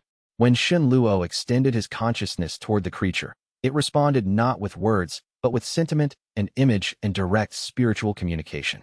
Shen Luo felt the creature's age, tens of thousands of years of existence, spanning civilizations that had risen and fallen. He felt its pain at imprisonment, the weight of ages spent in confinement, watching the world change through the filter of sealed boundaries. He felt its hope that one day it would be free, that the barriers would fall, and it could once again interact directly with the world. And he felt something else, a kind of kinship, as if the creature recognized in Shen Luo something fundamental that connected them across the vast gulf between human and ancient beast. Mei Chun was waiting when Shen Luo returned to the outer world, her expression suggesting that she had been monitoring his expedition through some means he did not fully understand. She took his hand and squeezed it gently. "You felt it too," she said. It was not a question. The consciousness beneath the form, the awareness that spans epochs. "Yes," Shen Luo confirmed. "It is conscious, fully conscious and aware, and it has been imprisoned in that realm for countless ages, waiting for liberation. It is not angry," Mei Chun said. "I expected anger, but there is only patience and hope. It trusts that someday it will be released. It trusts that the barrier will fall. When the rings awaken fully," Shen Luo said quietly, understanding the implications with a clarity born of his new knowledge, "the seals will fail. When that happens, everything in this ring's inner world, all the creatures, all the knowledge, all the beings that the Void Sovereign preserved, will become accessible to the outer world. We are not merely bearing an artifact. We are bearing responsibility for an entire civilization's future." That realization settled between them like a weight too heavy for words. The inner world was not a treasure to be guarded for personal benefit, not a resource to be exploited or hidden away. It was a charge, a burden, a responsibility that stretched far beyond anything Shen Luo had initially imagined when he had first opened the ring in his family's old compound. And it was only growing more complex and more demanding with each step of his cultivation advancement. End of Batch 2 Expanded Word Count. Approximately 9,200 words. Chapter 51. The meditation sessions between Xin Luo and Mei Chun became a sanctuary from the chaos of the outer world. Within the inner world, surrounded by ancient temples and mystical gardens, protected by the resonance of the rings and the consciousness of the Void Sovereign, they found moments of peace that were becoming increasingly rare in the sect's compound, where every shadow seemed to hide potential enemies, and every whispered conversation seemed to carry threats. They would sit together in a chamber that Xin Luo had discovered and opened during his explorations, a space that seemed designed specifically for dual meditation, with formations that allowed two cultivators to synchronize their consciousness and their cultivation progress. The walls of this chamber bore inscriptions in the ancient language of the Void Sovereign's era, inscriptions that seemed to respond to their presence, glowing with soft light that illuminated without harshness. In that chamber, their individual aura fields would merge, becoming indistinguishable from each other, and they would exist in a state of profound unity that transcended the normal boundaries between separate consciousness. Their chi would circulate in patterns that reinforced and strengthened each other, creating feedback loops that amplified their cultivation progress exponentially. Time seemed to slow in that space, or perhaps it moved at a different pace entirely, a pace governed by something other than the normal flow of moments and hours. It was during one of these sessions, in that liminal space between normal meditation and something deeper, that Mei Chun took Xin Luo's hand before fully entering the meditative state.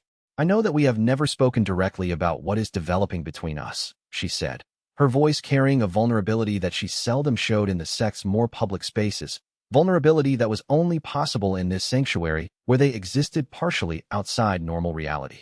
"And I know that circumstances make any personal attachment dangerous for you. They make you a target, they create vulnerability, they give enemies leverage that they would not otherwise possess. But I need you to know that my attachment to you is not conditional on your success or your power. I chose to trust you when you revealed the ring to me, and I choose to remain by your side, not because of what the ring can do or what cultivation resources it provides, but because of who you are." Xin Luo felt something shift in his chest, a breaking open of walls he had constructed carefully over weeks of preparing himself for the dangerous path ahead.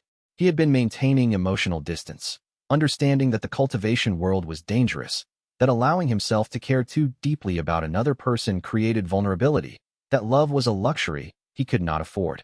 "Because you care about people," Mei Chun continued. "Because you strive to do what is right, even when it is difficult. Because you carry the weight of your responsibility without becoming consumed by it, without allowing power to corrupt your fundamental character. I am afraid that I will fail you," he said quietly. "That the forces arrayed against us will overwhelm me. That I will lose you to circumstances beyond my control. That my advancement in cultivation will come at the cost of my humanity. That is why we will advance together," Mei Chun said. "Not just as cultivators, but as partners. Your cultivation draws strength from the inner world. My cultivation draws strength from healing and harmony. Together, maybe we can navigate what is coming in a way that preserves what makes us human, even as we become more powerful." They entered meditation together, their consciousnesses merging fully within the inner world's sanctum. In that space, they were not cultivator and healer, not ring-bearer and confidant, not young man and young woman separated by the conventions of their sect. They were simply two people choosing to face an uncertain future together, strengthened by the connection they had built, and by the understanding that true strength came not from the power of artifacts or the advancement of cultivation stages, but from genuine connection to another being. The effects of that union were subtle but profound in their implications. Xin Luo found that his cultivation advancement accelerated dramatically when he meditated with Mei Chun. His breakthrough to nascent soul had incorporated her influence. Her focus on harmony and balance had prevented his power from becoming overwhelmingly aggressive or destabilizing. More importantly, he found that the spiritual aspects of his practice became more balanced. His cultivation had been relentlessly focused on power, on advancement, on transcendence of normal limits, on the pursuit of ever greater capability. But Mei Chun's influence brought stability and centeredness, grounding his progress in something more than mere ambition. Her practice was focused on harmony, on healing, on the restoration of balance. Through her influence, Xin Luo began to understand that power without purpose was merely destruction, that strength without wisdom was merely cruelty. The ancient texts in the Ring's library began to reveal deeper layers of meaning, texts that he had previously interpreted as being primarily focused on combat and advancement. He now began to understand as primarily focused on the preservation and restoration of human dignity and connection. Over the following weeks, this partnership deepened. Mei Chen began accompanying Shen Luo on his explorations of the inner world more frequently, adapting to the accelerated time flow, developing her own perception of the realm's hidden layers. And as she did, she began to perceive aspects of the realm that Shen Luo had missed or misunderstood in his focus on power and advancement. She sensed patterns in the ancient medicinal plants that grew throughout the inner world, understanding that they were not merely plants but repositories of knowledge about cultivation and healing, about the restoration of damaged meridians and spiritual forms. She recognized the deep structures beneath the temple itself, understanding that the rings were not passive artifacts sitting in storage but active conscious entities, maintaining and directing the inner realms, preserving and developing what had been sealed within them. And gradually, through her own cultivation and through her partnership with Shen Luo, Mei Chun developed the ability to sustain consciousness in the inner world independently. She no longer needed Shen Luo to guide her or to open pathways for her exploration. She could enter and exit the inner world on her own, explore on her own, discover on her own. It was a transformation that both delighted and troubled Shen Luo. Delighted, because it meant that Mei Chun was developing genuine power and genuine independence, that she was becoming his equal in understanding of the inner world's mysteries, that she would be able to help bear the burden that was increasingly becoming clear would fall upon all the ring bearers. Troubled, because he understood that as her power grew, she would be exposed to the same dangers that had begun to surround him, that she would become valuable to his enemies, that those enemies would seek to use her as leverage against him. "I know what this means," Mei Chen said one night, reading his concern with the clarity that came from months of synchronized meditation and spiritual communion. "I know that by deepening my connection to the ring, I am making myself a target. But I choose to do so anyway. The person I care about is moving into greater danger every day. If I do not build my own strength, I will eventually become a liability to you rather than an asset. And more importantly, I believe that my role in whatever is coming is not incidental. The inner world called to me from the beginning. The creatures within respond to me with a warmth and acceptance that they do not show to you. My healing knowledge is finding application in ways that seem to extend beyond normal cultivation, allowing me to repair damage that normal techniques could not address. I think I am meant to be here, doing this, with you." Shen Luo accepted her determination, knowing that he could not protect her by insisting she remain weak, and understanding that her growth strengthened both of them, that whatever was coming would require partners of equal strength. Chapter 52. The visiting dignitary arrived without advance warning, part of an official tour by the Central Patriarchal Council to inspect the regional sects and assess their current power levels and potential threats. The dignitary's name was Elder Lu, and she carried herself with the bearing of someone who had cultivated for more than 40 years at the highest levels, someone who had achieved the tribulation transcendent stage, a tier of power that placed her among the most elite cultivators in the known world. Shen Luo was formally introduced to her in the sect's Great Hall, surrounded by sect master Chen Hui, Elder Zhou, and the sect's other senior leaders. The moment Elder Lu's eyes fell upon him, something shifted in her expression. It was subtle, a tightening at the corners of her eyes, a slight sharpening of her focus, but it was unmistakable to anyone with cultivation sensitivity. "Shen Luo," Lu said, her voice carrying the weight of unquestionable authority, her aura pressing against his in a way that seemed designed to assess his true power level. "You have been cultivating recently. I can sense the magnitude of your recent advancement. Nascent soul stage, if I am not mistaken. That is remarkable progress for someone so young." "I have been fortunate to make good progress," Shen Luo replied carefully, controlling his aura so that it revealed his current strength, but nothing more. "Fortunate," Lu repeated, and her eyes seemed to look through him, perceiving not his current form but the deeper reality of what he truly carried. "That is an interesting word choice. Come with me. Let us speak privately. There are matters that should be discussed away from the ears of those who might not understand their importance." Shen Luo followed Elder Lu to a secure chamber that the sect maintained for sensitive discussions, the same chamber where Shen Luo had met with the scholar from the Void Keepers.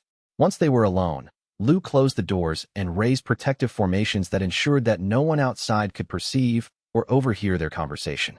"I studied under a disciple of the Void Sovereign," Lu said without preamble, settling into a chair with the ease of someone who had earned the right to display confidence. 300 years ago, when I was young and ambitious, I encountered a cultivator who carried knowledge passed down through the Void Sovereign's bloodline, knowledge that had been preserved and protected through countless generations. That cultivator taught me techniques and perspectives on cultivation that were far advanced beyond what the standard patriarchal curriculum offered. Through that education, I came to understand certain truths about the world that most cultivators never discover. And what truth is most relevant to this conversation? Xin Luo asked, understanding that he was facing someone who already knew, who was not seeking information but seeking acknowledgement. The truth that you are carrying one of the 8 rings, Lu said simply, with the certainty of someone stating something obvious. I do not know which one, and I do not need to know the details of what it contains or how deeply you have explored its power. But the aura signature of a ring bearer is distinctive enough that I recognized it immediately. You carry a relic of the Void Sovereign, and you have been using it to accelerate your cultivation beyond what would normally be possible. Xin Luo remained silent, understanding that there was no point in denying what Lu had already deduced with clarity, and that attempting to deny it would only damage whatever trust might develop from honest acknowledgement. The Patriarchal Council has been searching for any remaining rings for more than 300 years, Lu continued, her voice carrying both respect and a kind of predatory interest. We believe that the rings contain knowledge and power that could fundamentally transform our sect and our understanding of cultivation itself. We would very much like to acquire your ring, either through negotiation, which would be our preference, or through more direct means if negotiation should fail. I am not interested in negotiating the ring's possession, Xin Luo said flatly. The ring is not mine to give away or sell, and even if it were, I would not surrender it to an organization that is primarily interested in exploiting its power for the sect's own advantage. I expected that response, Lu said, and there was something in her expression that suggested genuine respect for his refusal. And I will not attempt to convince you to change your mind, but I want you to understand what you are facing. The Patriarchal Council is not a small power that can be evaded through clever tactics and careful positioning. We are the oldest and most powerful sect in this region. We have resources that most people cannot imagine. We have cultivators at every level, from young disciples to ancient masters. And we have been patient for 300 years, awaiting the opportunity to recover a ring if one should come to light. Is this a threat? Xin Luo asked, understanding that it was, but wanting to hear Lu frame it explicitly. It is a warning, Lu replied, and there was something in her tone that suggested she might actually mean it. The council will move against you eventually.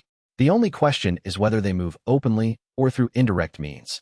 I am telling you this because I respect the Void Sovereign's legacy, and I do not want to see the rings fall into the hands of those who would use them for purposes of domination or destruction. If you are willing to work with the council, we can provide you with protection and resources and integration into the highest levels of our organization. If you are not willing, you should at least understand that you are now on the council's active list of strategic concerns, that your elimination or capture is a goal that has been officially sanctioned by our leadership.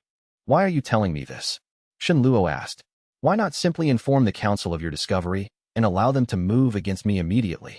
You would gain status and recognition for your discovery. Because the Void Sovereign taught my teacher that power should be wielded with wisdom and restraint, Lu said, and for the first time, Xin Luo sensed genuine emotion in her expression. Because I believe that you are young and talented and potentially worth preserving as something other than merely a prize to be captured. And because I suspect, though I cannot prove, that you are only the first of multiple ring bearers who are awakening simultaneously. If that is true, then the world is entering a period of significant transformation, and understanding that transformation should take priority over acquiring artifacts, even important ones. She stood and moved toward the door, pausing at the threshold. The council will make a formal approach within the month. When they do, you will need to have decided whether you will negotiate with them or resist them. Both choices have costs and benefits. Choose carefully, and understand this. If you choose to resist, you will need to have secured alliances of comparable power, because the council alone, even if you defeat them, will eventually bring allies to bear, will involve other powers in your destruction, will ensure that your isolation becomes complete until you have nowhere left to retreat. Chapter 53. After Elder Lu's departure, Xin Luo called an emergency meeting with Chen Hui, Elder Zhou, Mei Chun, and Li Shui. He explained Elder Lu's revelations and the warning she had provided, laying bare the reality of the political situation in which they now found themselves. The Patriarchal Council is now openly aware of what you are carrying, Chen Hui said grimly, his expression growing older as he absorbed the implications. That changes our strategic situation fundamentally. We can no longer depend on secrecy as a primary defense. Everyone who needs to know now knows, and everyone who does not know will learn within weeks. But we can depend on complexity, Elder Zhou said thoughtfully, his aged mind working through the political calculus with the clarity born of decades of navigating similar challenges. The council is powerful, but they also move slowly. They engage in endless political maneuvering before committing to direct action. They must build consensus among their senior leaders. They must ensure that moving against you will not create problems within the council's own structure. They must assess the costs and benefits of various approaches. We have time, perhaps months, perhaps a year or more, to position ourselves in ways that make acquiring the ring more costly than the council would prefer to spend. How? Li Shui asked, his young face showing concern about the implications for himself and for the sect he had committed to. By making the sect itself valuable to the council as an ally rather than as a minor annoyance to overcome, Zhou explained, his voice taking on the teaching tone that suggested he was sharing decades of accumulated political wisdom. If Shen Luo and his ring were independent, the council could simply capture him and secure the ring. But if the ring is positioned as the core of the sect's strength, and the sect is positioned as a valuable regional power, then the calculus changes. Threatening the ring means threatening the sect. And threatening the sect means risking conflict with other sects who would benefit from the council overextending itself. We need alliances, Chun Hui said, his mind already working through the strategic options. Alliances with power strong enough to make the council hesitate. Allies with sufficient interest in our survival to counterbalance the council's interest in our ring. I have been working on establishing such alliances already, Shen Luo said, thinking of his contact with Xia Yuan and his communications with the Void Keepers. The Void Keepers have been providing me with information about other ring bearers. I should attempt to establish contact with at least one of them. Authentic alliance with another ring bearer would provide strategic advantage that the council would have to respect. That would be extremely dangerous, Zhou warned, his expression suggesting that he understood the costs of such an action. Attempting to make contact with other ring bearers will immediately bring attention from every major power in the world. They will all recognize that such contact is significant. It will accelerate timelines. It will force hands that might otherwise move slowly. But it is also necessary, Shen Luo replied with quiet conviction. If I am to have meaningful defense against the Patriarchal Council, I need to know whether other ring bearers are alive and whether they might be willing to coordinate efforts. I cannot face what is coming in isolation. Then proceed carefully, Chen Hui said, and prepare the sect for escalation. We are moving toward open conflict. I can feel it. The council will not wait forever, and the longer we delay, the more time they will have to assemble forces and plan their assault. Chapter 54. The news spread through the regional cultivation community with the speed of wind-driven fire, carried on the networks of gossip and intelligence that connected the various sects and power organizations. Through channels that Shen Luo could not fully identify, but that certainly included the Void Keepers networks and the intelligence systems of various sects seeking to understand what was happening, word began circulating that something significant was occurring in the region. A new power had emerged. A ring bearer had been identified. The seals were weakening. The world was changing. With that spreading awareness came a wave of new complications and new opportunities. The Patriarchal Council's formal approach came in the form of a written message delivered by a senior official who presented himself with appropriate ceremony. The message was polite but unmistakably clear in its intent.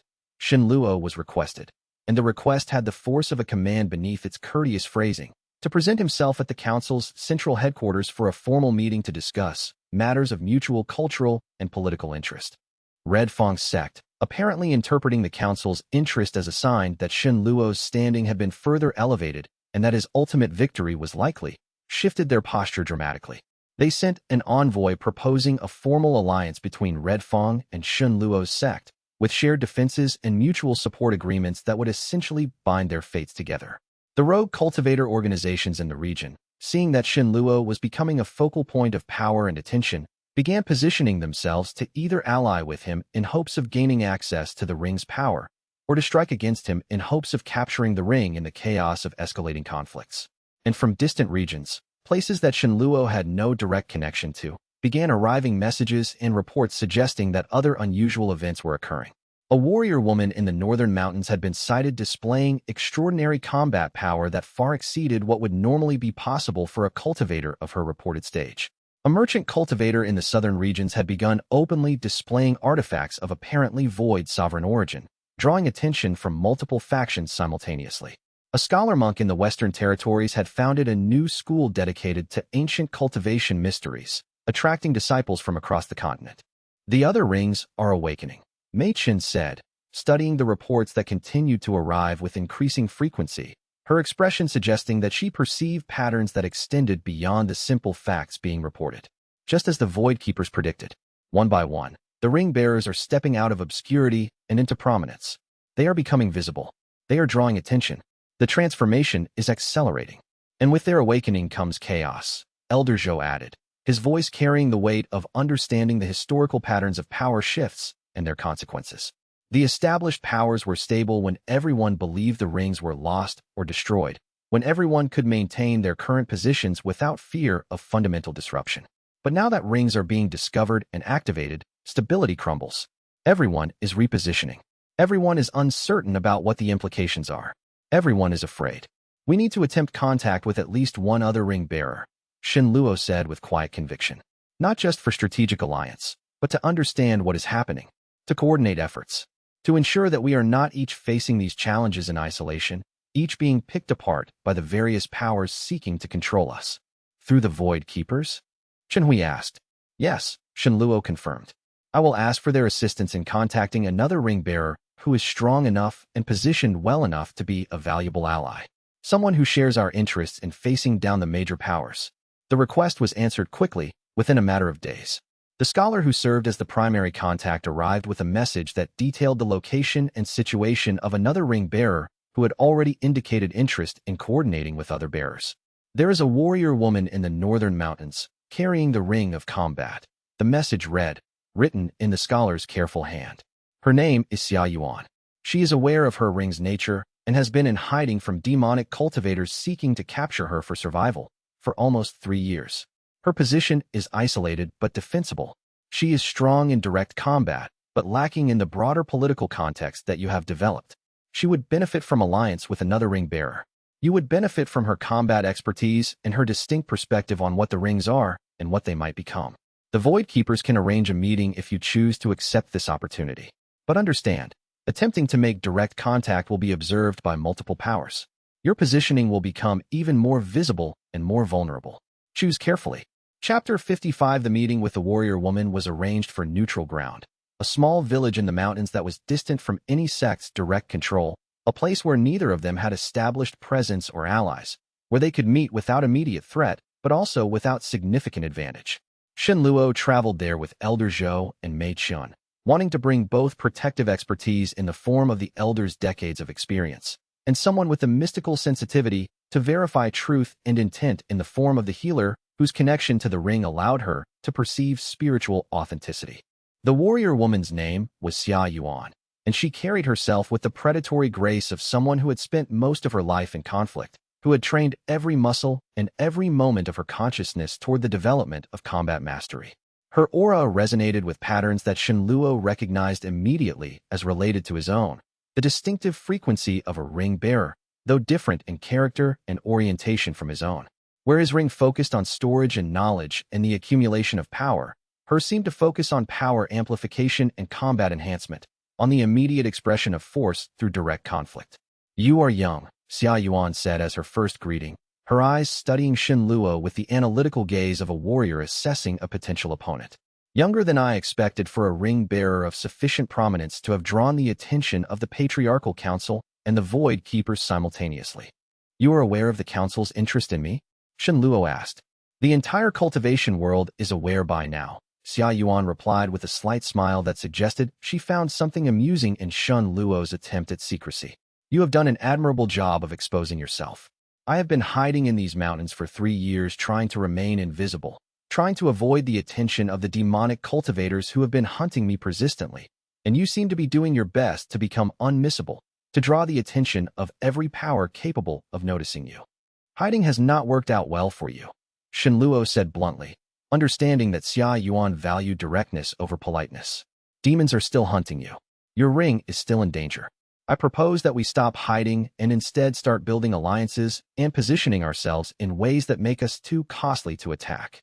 That is a very different strategy, Xia Yuan said thoughtfully, her expression suggesting genuine consideration of what Shen Luo was proposing. It is also significantly more dangerous. If we position ourselves openly as ring bearers working together, we will draw the attention of virtually every major power in the world. We are going to draw that attention eventually anyway. Luo replied with quiet conviction. The question is whether we do so on our terms and in a way that allows us to build alliances and establish a coherent position, or whether we allow others to set the terms of our exposure. Xia Yuan was silent for a long moment, studying Luo with the analytical eye of a fighter assessing a potential opponent, determining whether this young man had the strength and the wisdom to be a genuine ally rather than merely a convenient tool. Finally, she extended her hand, a gesture of agreement. "I agree," she said, and there was something in her voice that suggested genuine respect for his reasoning. "Let us become a problem that the entire world must account for. But understand, once we do this, there is no going back. We will be hunted. We will be pressed constantly. We will need to be stronger than all the forces arrayed against us." "I understand," Luo said, and he clasped her hand firmly. The connection between their rings happened instantly and powerfully, more immediate and more intense than any connection Luo had experienced before. For a moment, their consciousnesses seemed to touch through some bridge created by the artifacts themselves, through the resonance of the rings that bound them. Luo sensed Xia Yuan's strength and her determination, her willingness to fight and to endure, her commitment to surviving whatever challenges came. Xia Yuan sensed his depth of knowledge and his unusual connection to whatever consciousness maintained the rings, his ability to understand and to coordinate, his fundamental understanding of what was happening and why. And both of them sensed something else, something that transcended their individual awareness, the presence of other ring bearers, distant but perceptible, awakening to their potential and their burden, becoming aware of each other as the rings aligned and resonated across the distances that separated them. "The rings are calling to each other," Xia Yuan said, wonder in her voice. "I have been aware of my ring as an individual artifact, but never before have I sensed the others. Now I can feel them, distant but present, awakening, preparing." "There are 6 more," Luo said, recalling the information the Void Keepers had provided, and now understanding it with new clarity born of his own connection to Xia Yuan and through her to the broader network of rings. Some aware of their ring's nature, some not. Some in danger, some protected. When all 8 of us are aware and coordinated, something fundamental will change. That is what the Void Sovereign's consciousness in my ring has been preparing for. That is what the ancient texts in my ring have been trying to teach me about. "Then let us move forward quickly," Xia Yuan said with determination, "before the world closes in on us completely." They spent 3 days together in that mountain village, and during that time, they began the process of truly getting to know each other. Xia Yuan shared the history of her ring, how it had come to her through her family lineage, how she had hidden it even from her closest associates, how she had survived constant pressure from demonic cultivators by virtue of superior combat awareness and careful positioning in remote territory where her enemies would find her difficult to assault. Luo, in turn, shared what he could of his own history, though he remained cautious about revealing the fullest extent of his ring's power and potential. He understood that trust was important, that genuine alliance required a foundation of knowledge and mutual understanding, but that trust was best built gradually, with careful revelation of information rather than full transparency that might be exploited. By the time they parted, they had established the foundation for an alliance. Not yet a formal partnership with all the binding commitments that such a thing would entail, but a commitment to coordinate efforts, to exchange information through the Void Keepers network, and to support each other when the various powers began their open moves against them. "The next ring bearer you contact should be the scholar monk in the Western Territories," Xia Yuan advised as they prepared to depart. "From what I understand through my own contacts and through the information I have been able to gather through careful intelligence work, he is well-positioned and organized. His ring appears to focus on wisdom and knowledge. Having him as an ally would provide you with understanding that we warrior types lack. You would benefit from his perspective." "I will look into it," Luo agreed, understanding that Xia Yuan's advice was born of genuine strategic thinking. As he traveled back to the sect, Luo felt the weight of events accelerating beyond his ability to fully control or predict them. His world was no longer contained within the sect or even the region. It was expanding to continental scale, encompassing powers and forces that he barely understood, moving towards some kind of convergence that he could sense but could not yet fully comprehend. The game had become much larger and much more complex than he had anticipated when he first opened the ring in his family's old compound all those months ago. And he was committed now to seeing it through, whatever the cost might be. End of Batch 3 Expanded Word Count. Approximately 8,100 words. Chapter 56. The breakthrough to nascent soul, late, did not come as a sudden explosion of power as the earlier breakthrough to core formation, late, had arrived. Instead, It came gradually over the course of a week of intensive cultivation, as Shen Luo pushed the boundaries of his consciousness and his qi circulation to their absolute limits, beyond the point where normal cultivators would have been forced to rest and allow their bodies to recuperate. He had entered the ring for what he anticipated would be a standard cultivation session of several days, perhaps a week at most. Instead, it had become a journey that spanned subjective months into the deepest levels of understanding that the ring's ancient knowledge could provide. Wang Chun had guided him step by step through meditation techniques that had been developed by the Void Sovereign himself during his own cultivation journey centuries ago. Techniques that had been refined and perfected through the cultivation practice of multiple generations of ring bearers. Techniques that bridged the gap between normal cultivation and the kind of transcendent advancement that moved beyond normal stages into territories that most cultivators never reached. The process was agony beyond anything Shen Luo had previously experienced. Every cell in his body seemed to be undergoing simultaneous breakdown and reconstruction at the molecular level, breaking down the old structures and patterns that had allowed him to function as a core formation, late, cultivator, and rebuilding them in configurations that would allow for the vastly expanded power and awareness of nascent soul, late. Every thought in his mind seemed to be shattered and reassembled in new configurations that allowed for greater complexity and deeper understanding. Every aspect of his spiritual essence seemed to be forced through an alchemical transformation that left nothing unchanged, that fundamentally altered what he was at the most basic level. He experienced visions during this process, windows into the memories of the Void Sovereign himself, understanding how the original ring bearer had undergone similar transformations, the choices he had made, the knowledge he had integrated, the power he had developed. The visions were not always pleasant or heroic. Some revealed moments of terrible decision, moments where the sovereign had chosen power over mercy, efficiency over compassion, survival over principles. But they provided context for understanding what the rings truly were and what they were meant to accomplish. By the time Shen Luo reached the threshold of nascent soul, late, he could perceive his cultivation base in ways that would have been incomprehensible to him just weeks earlier. He could sense the structure of his qi, see it moving through his meridians like rivers of light, understand how it created patterns that amplified or diminished his effective power. He could even perceive the deeper structures, the connections between his physical form and his spiritual essence, the resonance between his consciousness and the ring itself, the way his cultivation was feeding directly into the inner world and causing it to grow and develop. And more than that, he could sense the other ring bearers with a clarity that transcended distance. Not their locations, he could not perceive that level of detail, but their presence as distinct nodes in a web of connection that extended across the entire world. He could feel them awakening to their own power, breaking through their own barriers, beginning their own journey toward convergence with each other and with him. When he finally emerged from the ring after 3 days of outer time, during which he had spent what felt like 6 months in the accelerated inner realm, with each day outside equivalent to nearly 8 weeks within, his transformation was visible to anyone with eyes to perceive cultivation signatures. He was no longer simply a talented disciple or a promising young master. He was now a cultivator of legendary status, someone whose power was comparable to the senior leaders of the greatest sects in the world, someone whose cultivation base had transcended the normal limits of what young cultivators were supposed to be capable of achieving. Chun Hui was waiting for him when he emerged from the cultivation chamber, as he had been waiting for every major breakthrough Shen Luo had achieved.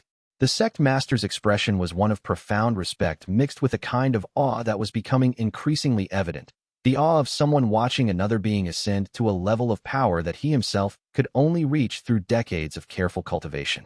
Nascent soul, the sect master said, reading Shen Luo's aura with the practiced eye of someone who understood the subtle markers of cultivation advancement. You have surpassed even the expectations I was beginning to develop for you. You are now more powerful than I am. Despite my decades of cultivation and my extensive experience in wielding power in complex circumstances. Power is not experience, Shen Luo replied, still catching his breath and regaining full consciousness of the outer world, his mind slowly adjusting to the slower temporal flow of external reality. I have gained tremendous capability, but I lack the judgment that comes from years of wielding power in complex circumstances.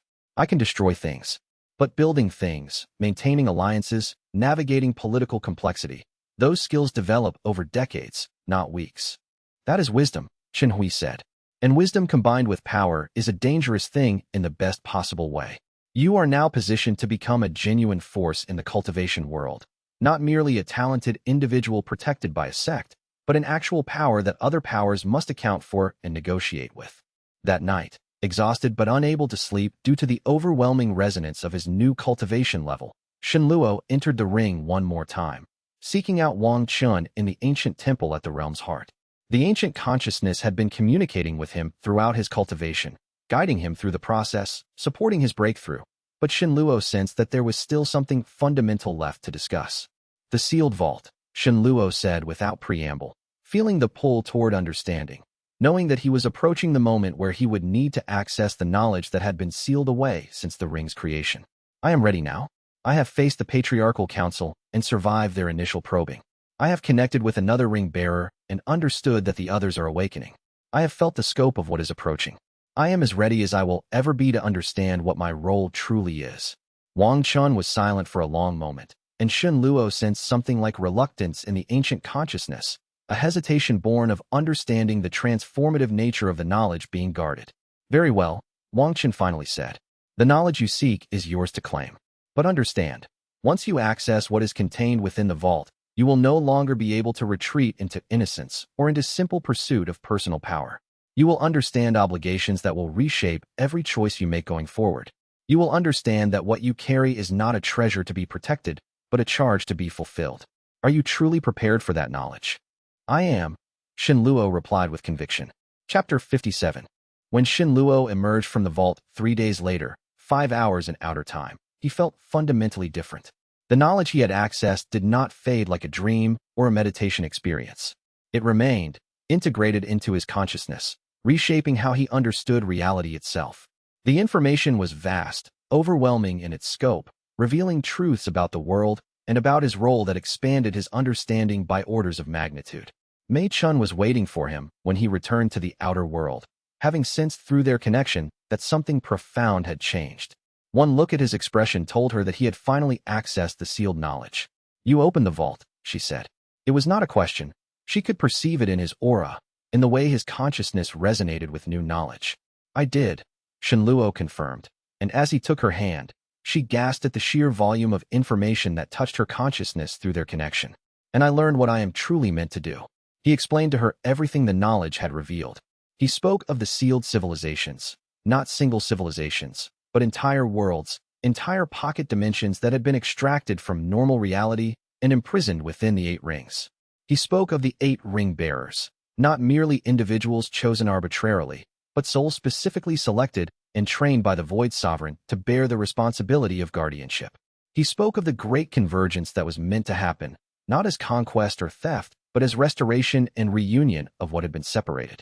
This is why the inner world was calling to me, Mei Chun said softly, her healing consciousness integrating the knowledge with startling clarity.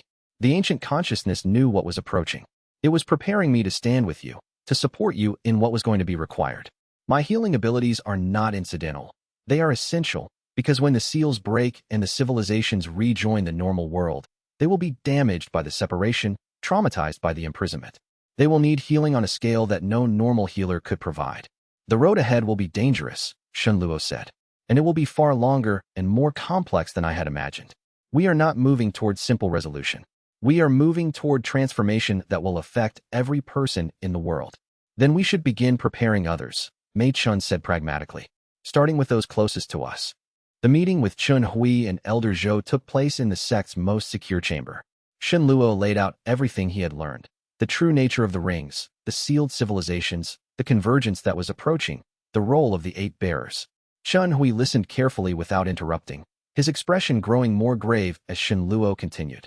When Shenluo finished, the sect master was silent for a long time, the weight of understanding settling upon his shoulders. This changes everything, Chun Hui finally said. The political maneuvering we have been engaged in is no longer about sect survival or regional dominance. We are now part of something that is fundamentally transforming the world. It will take years, Shenluo cautioned. The Void Sovereign designed the process to unfold gradually, to allow the world time to prepare. But during that time, there will be forces attempting to prevent the awakening. There will be powers that benefit from the current order and that fear what a transformed world would mean. The Patriarchal Council, Chun Hui said. They will see the rings as threats to be eliminated, not as catalysts for transformation to be supported. They will, Shen Luo agreed. Which is why I need to focus my efforts not on defending myself from the council, but on reaching the other ring bearers before the council can suppress them. We need to coordinate, to prepare, to ensure that when the awakening comes, we are ready. Then the sect must become your base of operations, Chun Hui said decisively. We will position ourselves as open allies of what is happening. We will provide you with resources and support, and in exchange, we will become part of the transformation. When the sealed civilizations merge with our world, our sect will be positioned to benefit from that merger rather than being left behind in the chaos. Elder Zhou, who had been silent throughout the discussion, finally spoke. I will not live to see the transformation complete, he said quietly, his voice carrying the acceptance of approaching mortality. My time in this world is drawing to a close.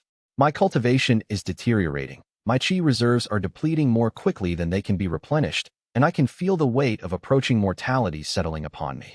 But I am grateful that I will see its beginning, that I will know that the next generation is positioned to handle what is coming. Elder Zhou, Shen Luo began, sensing the elder's resignation toward his own approaching death. No, Zhou interrupted gently. Do not try to convince me otherwise. I have lived a long life. I have served this sect well. I have navigated countless crises and challenges. And now I can see that the future is in capable hands. That is more than most people are granted. I am content. Chapter 58. The formal promotion came 3 days later, announced publicly before the assembled sect in a ceremony that carried profound significance. Sect Master Chun Hui declared that Shen Luo would be elevated from inner elder to co-leader of the sect, with authority equal to Chun Hui's own in matters of cultivation advancement, resource allocation, and strategic direction. It was a declaration that the sect was placing its complete trust in Shen Luo's judgment and leadership. The announcement sent shockwaves through the sect and the region. Disciples who had been skeptical of Shen Luo's rapid rise were forced to reckon with his new formal status and with the sect's explicit endorsement of his leadership. Rival sects that had been positioning themselves against Shen Luo had to reassess their strategies entirely. Attacking the ring bearer would now mean attacking the sect's co-leader, which would bring the full resources of the sect to bear. The Patriarchal Council, learning of the promotion, clearly understood that the sect was now positioning itself openly as Shen Luo's primary ally and was willing to potentially risk everything to defend his position. Within the sect itself, the change in dynamics was immediate and profound. Shen Luo suddenly had authority to make decisions that affected the entire organization. He could allocate resources, assign disciples to tasks, set cultivation standards, and direct the sect's overall strategic orientation. He used that authority immediately and decisively. He established a special research division dedicated to understanding ancient cultivation techniques and void sovereign knowledge. He reorganized the sect's defensive structures to prioritize concealment and deception rather than pure combat capability, understanding that intelligence and positioning would be far more valuable than raw power in the conflicts to come. And he began actively recruiting cultivators with particular skill sets, healers, scholars, craftspeople, people with knowledge that would be valuable in a world that was being fundamentally transformed. You are fundamentally restructuring the sect, Chun Hui observed one evening, watching Shen Luo work through the details of a new organizational structure. From an organization dedicated to conventional cultivation advancement to something else entirely. I am restructuring it to be valuable in the world that is coming, Shen Luo replied. The traditional cultivation hierarchy and the traditional cultivation goals will not matter when the seals break. What will matter is whether we have positioned ourselves to understand and benefit from that transformation. Chapter 59. The confrontation with Li Shui came without warning, arriving as a request for a private meeting a few days after Shen Luo's formal elevation to co-leader of the sect. They came together in a secluded training ground far from the sect's main compound, a place where they had practiced together as young disciples before everything became so complicated. My family has contacted me, Li Shui said without preamble, his voice carrying pain so raw that Shen Luo felt it like a physical blow. They have offered me a substantial sum of cultivation resources and a position in my clan's internal sect if I will provide them with information about your ring. Details about its structure, its capabilities, its weaknesses. They want leverage that they can use to control you or to control the sect. Shen Luo felt his heart sink. Li Shui had been his closest friend since childhood, one of the few relationships he had maintained throughout his cultivation journey, one of the few people he trusted absolutely. The thought that Li Shui had been approached with offers of betrayal was both expected and deeply disappointing. And what did you tell them? Shen Luo asked carefully. I refused, Li Shui said, his voice shaking with emotion, tears visible in his eyes. I told them that I would not betray you, regardless of what they offered or what they threatened. But my refusal has consequences. My family has cut me off completely. They have declared me a disappointment and an outcast. Everything I had been offered, everything I had been promised, access to family cultivation techniques, admission to the inner sect, family resources, all of that is now gone. Li Shui sank to his knees, the weight of his isolation becoming visible in his posture. I made a choice, and I stand by it. But I need you to understand what it cost me. My family was everything to me. Cultivation was supposed to be my path to proving myself worthy of the resources and respect that come with being part of the clan. And now I have nothing. No family, no clan resources, no clear future except as a disciple of your sect. Shen Luo moved forward and pulled Li Shui to his feet, embracing his friend tightly with a ferocity that suggested how much this moment meant to him. You chose loyalty over self-interest, Shen Luo said quietly, his voice carrying absolute conviction. That is the rarest and most valuable choice in the cultivation world. And I want you to understand that your sacrifice will not be for nothing. The future I am building, the transformation that is coming, will create opportunities that far exceed anything your family could ever offer. I cannot promise you wealth or status in the conventional sense, but I can promise you that you will be part of something significant, part of something that matters. I know, Li Shui said, his voice barely audible.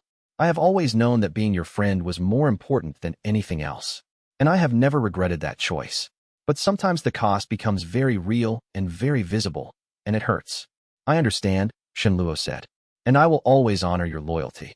That is not simply a personal debt. It is a principle that I believe in fundamentally. Those who stand with me, who choose loyalty over self-interest, will be valued and protected by every means at my disposal. He took Li Shui into the sect formally, assigning him a position of authority over the sect's disciples and giving him responsibility for training the next generation of cultivators. It was recognition of his value and protection of his future. It was also a signal to anyone paying attention that friendship and loyalty were valued in this organization more than political maneuvering or ambitious advancement. But Shen Luo was also aware that Li Shui's situation was likely to be replicated again and again as his power and his importance grew. More and more people close to him would face pressure from external forces to betray him or to provide information about his activities. The price of being central to a world-changing transformation was that almost everyone around him would eventually face tests of loyalty. Chapter 60, the final piece of the puzzle, arrived without announcement, in the form of an envoy from the demon realm. The envoy was not human. That much was immediately clear from its aura and its physical form. It appeared as a figure wreathed in shadow and flame, humanoid in basic form, but obviously something far beyond normal physical existence.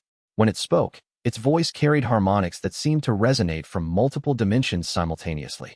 I am Vorn, the envoy said, its presence commanding the entire audience chamber despite the sect's defensive formations, its power radiating outward like a physical force. I am a cultivator of the demon realm, and I have come to your sect to make a formal declaration and an offer. Shen Luo, with Chun Hui at his side, moved to face the demon cultivator. The power radiating from Vorn was immense, easily comparable to or exceeding the tribulation transcendent stage that Elder Lu had displayed, suggesting a being of legendary power and ancient knowledge. I have been aware of the awakening rings, Vorn continued, its voice carrying absolute certainty. I have known the Void Sovereign for 10,000 years. I was present when the rings were created and when the civilizations were sealed. I have been waiting for the moment when they would begin to awaken. Why? Shen Luo asked. What interest does a demon cultivator have in the awakening of the Void Sovereign's seals? Because the Void Sovereign was not merely creating weapons or artifacts, Vorn replied. He was attempting to preserve a peace that was failing. The conflict between the human and demon realms was reaching catastrophic levels, and the Sovereign created the rings as anchors, as a way to seal away the civilizations involved in that conflict, so that the realms could eventually reach equilibrium without constant warfare. When all 8 rings awaken, that peace mechanism will activate. The sealed civilizations will merge with the current world, bringing wisdom and perspective that could finally allow humans and demons to coexist without constant predation. And you wish to be part of that process, Shen Luo said, understanding the implications. I do, Vorn confirmed. I am willing to offer my protection and my power to ensure that the awakening proceeds as the Void Sovereign intended. But I require assurance that the ring bearers understand the stakes, and that they will not be corrupted into using the rings for purposes of domination or conquest. Your offer is received, Shen Luo said carefully. but I will need time to consult with the other ring bearers before committing to any formal alliance with the demon realm. Time is something you have limited quantities of, Vorn said, but I will be patient. I am positioned in the Western Territories and will remain available for formal negotiation whenever you are ready. Know that the demon realm watches the awakening with interest and with hope that the Void Sovereign's vision of peace might finally be realized.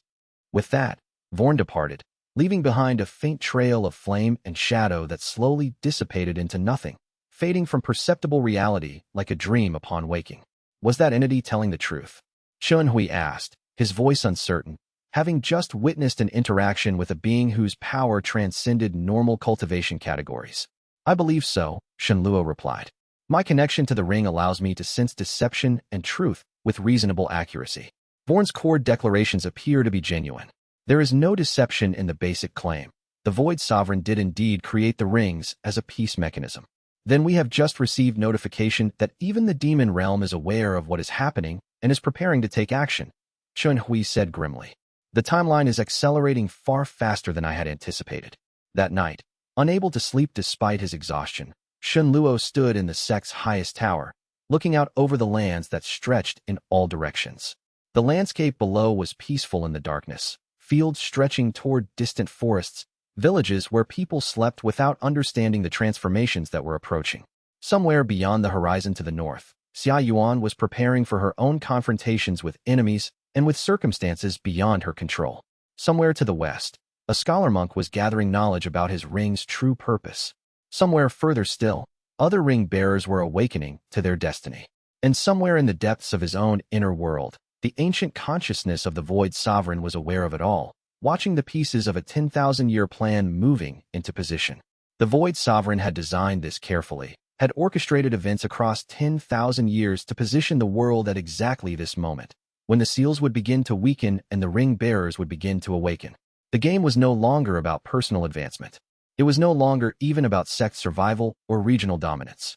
It had become something far larger and far more significant. A transformation of the world itself, with Xianxia positioned at the very center of it all, a node in a network of ring bearers stretching across the continent and perhaps beyond. He felt Mei Chen approach from behind, and she took his hand without speaking, her presence sufficient communication. It is starting, she said quietly. Yes, Xianxia agreed.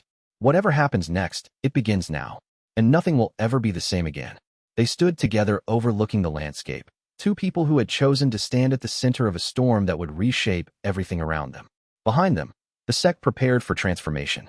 In the distance, other powers calculated and maneuvered, trying to position themselves to control or survive what was coming.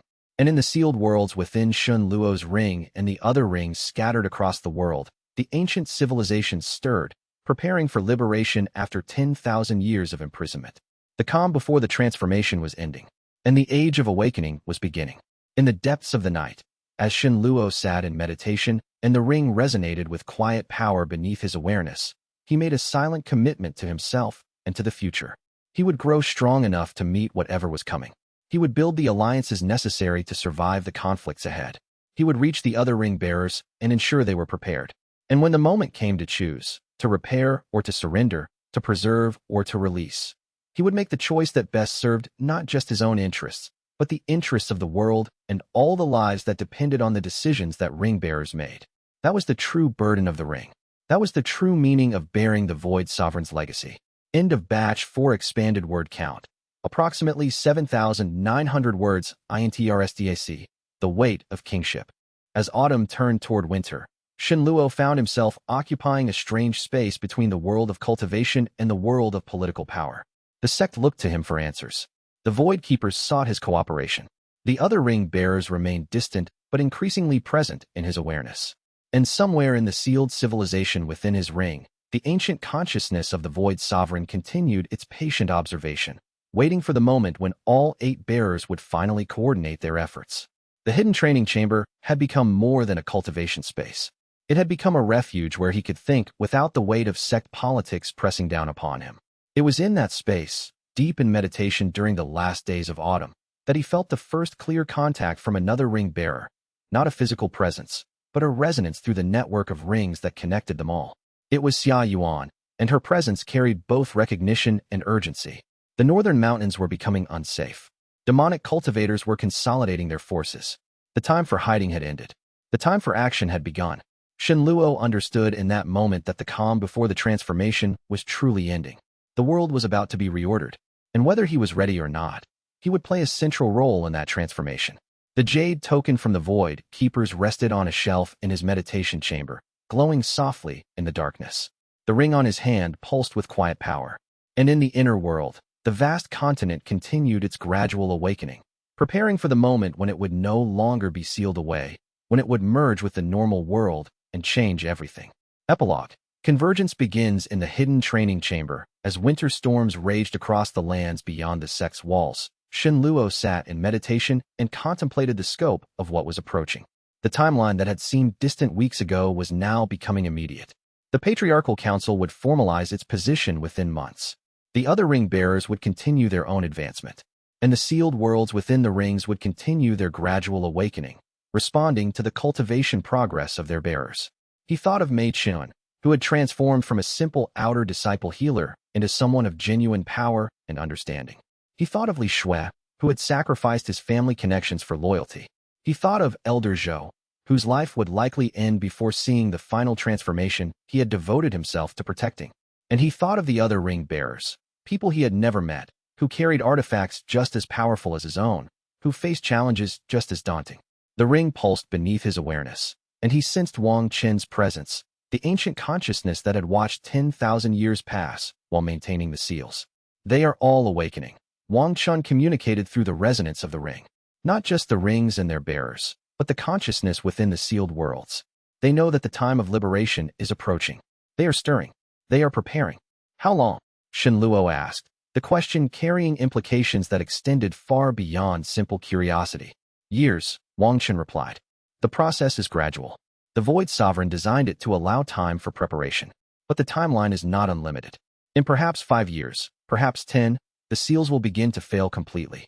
When that happens, everything will change. 5 years. A short time in the context of cultivation, where decades were often necessary to achieve a single breakthrough. But an eternity in the context of politics and conflict, where enemies could arise and fall, where alliances could form and shatter, where the entire landscape of power could be redrawn. Shenluo opened his eyes and looked at his reflection in the polished stone that served as a mirror in the training chamber. The face that looked back at him was still young, still bearing the features of someone barely past his 20th year. But the eyes were older than they should have been, carrying experiences and knowledge that most cultivators did not acquire until decades of practice and struggle. He was at the threshold of something magnificent and terrible. He was bearing a responsibility that would reshape the world. And he was prepared as anyone could be, to face what was coming. The jade token from the void keepers glowed on its shelf, responding to his focus. The ring resonated with power beneath his hand. And in the sealed world within the ring, a vast continent continued its patient awakening, preparing for a future that would see it rejoin the normal world. The time of isolation was ending. The time of transformation was beginning. And Shenluo, ring-bearer of the Void Sovereign, was ready to meet that transformation head-on. Extended reflection. The burden of knowledge, the knowledge from the sealed vault, remained with Shenluo, integrating deeper into his consciousness with each passing day. It was not a static thing. It was alive, evolving, revealing new layers of meaning as his cultivation advanced. With each meditation session, with each moment spent in the inner world, his understanding deepened. He came to understand that the Void Sovereign's plan was not a simple one. The 8 rings were not created on a whim or in response to a temporary crisis. They were the culmination of the Void Sovereign's life work, the final expression of his genius and his compassion. The seals were not meant to imprison forever, but to preserve, to maintain balance, to protect the sealed civilizations from external threats, to give them time to develop in isolation before reintegration with the greater world. But the Void Sovereign had also understood something that few mortals ever grasped, that power and knowledge could be corrupted by fear. So the rings had been designed not just as containers, but as tests. Each ring bearer would have to prove themselves worthy of the knowledge they contained. Each bearer would have to demonstrate that they could be trusted with power of such magnitude. This understanding cast new light on Shenluo's interactions with the Patriarchal Council, with Su Ming, with Elder Lu, and with all the other powers seeking the rings. They were not seeking wisdom or preservation. They were seeking domination. And the Void Sovereign's design ensured that such seekers would ultimately fail. The ring would not allow itself to be corrupted. The sealed civilizations would not accept dominion from those who sought power rather than balance. And the 8 ring bearers, when they finally coordinated, would possess a power that transcended what any individual faction could muster. Shen Luo spent long hours in the hidden training chamber, contemplating these implications. He meditated on the nature of responsibility, on the meaning of guardianship, on the difference between protection and control. He came to understand that his role was not to rule, not to command, not to dominate.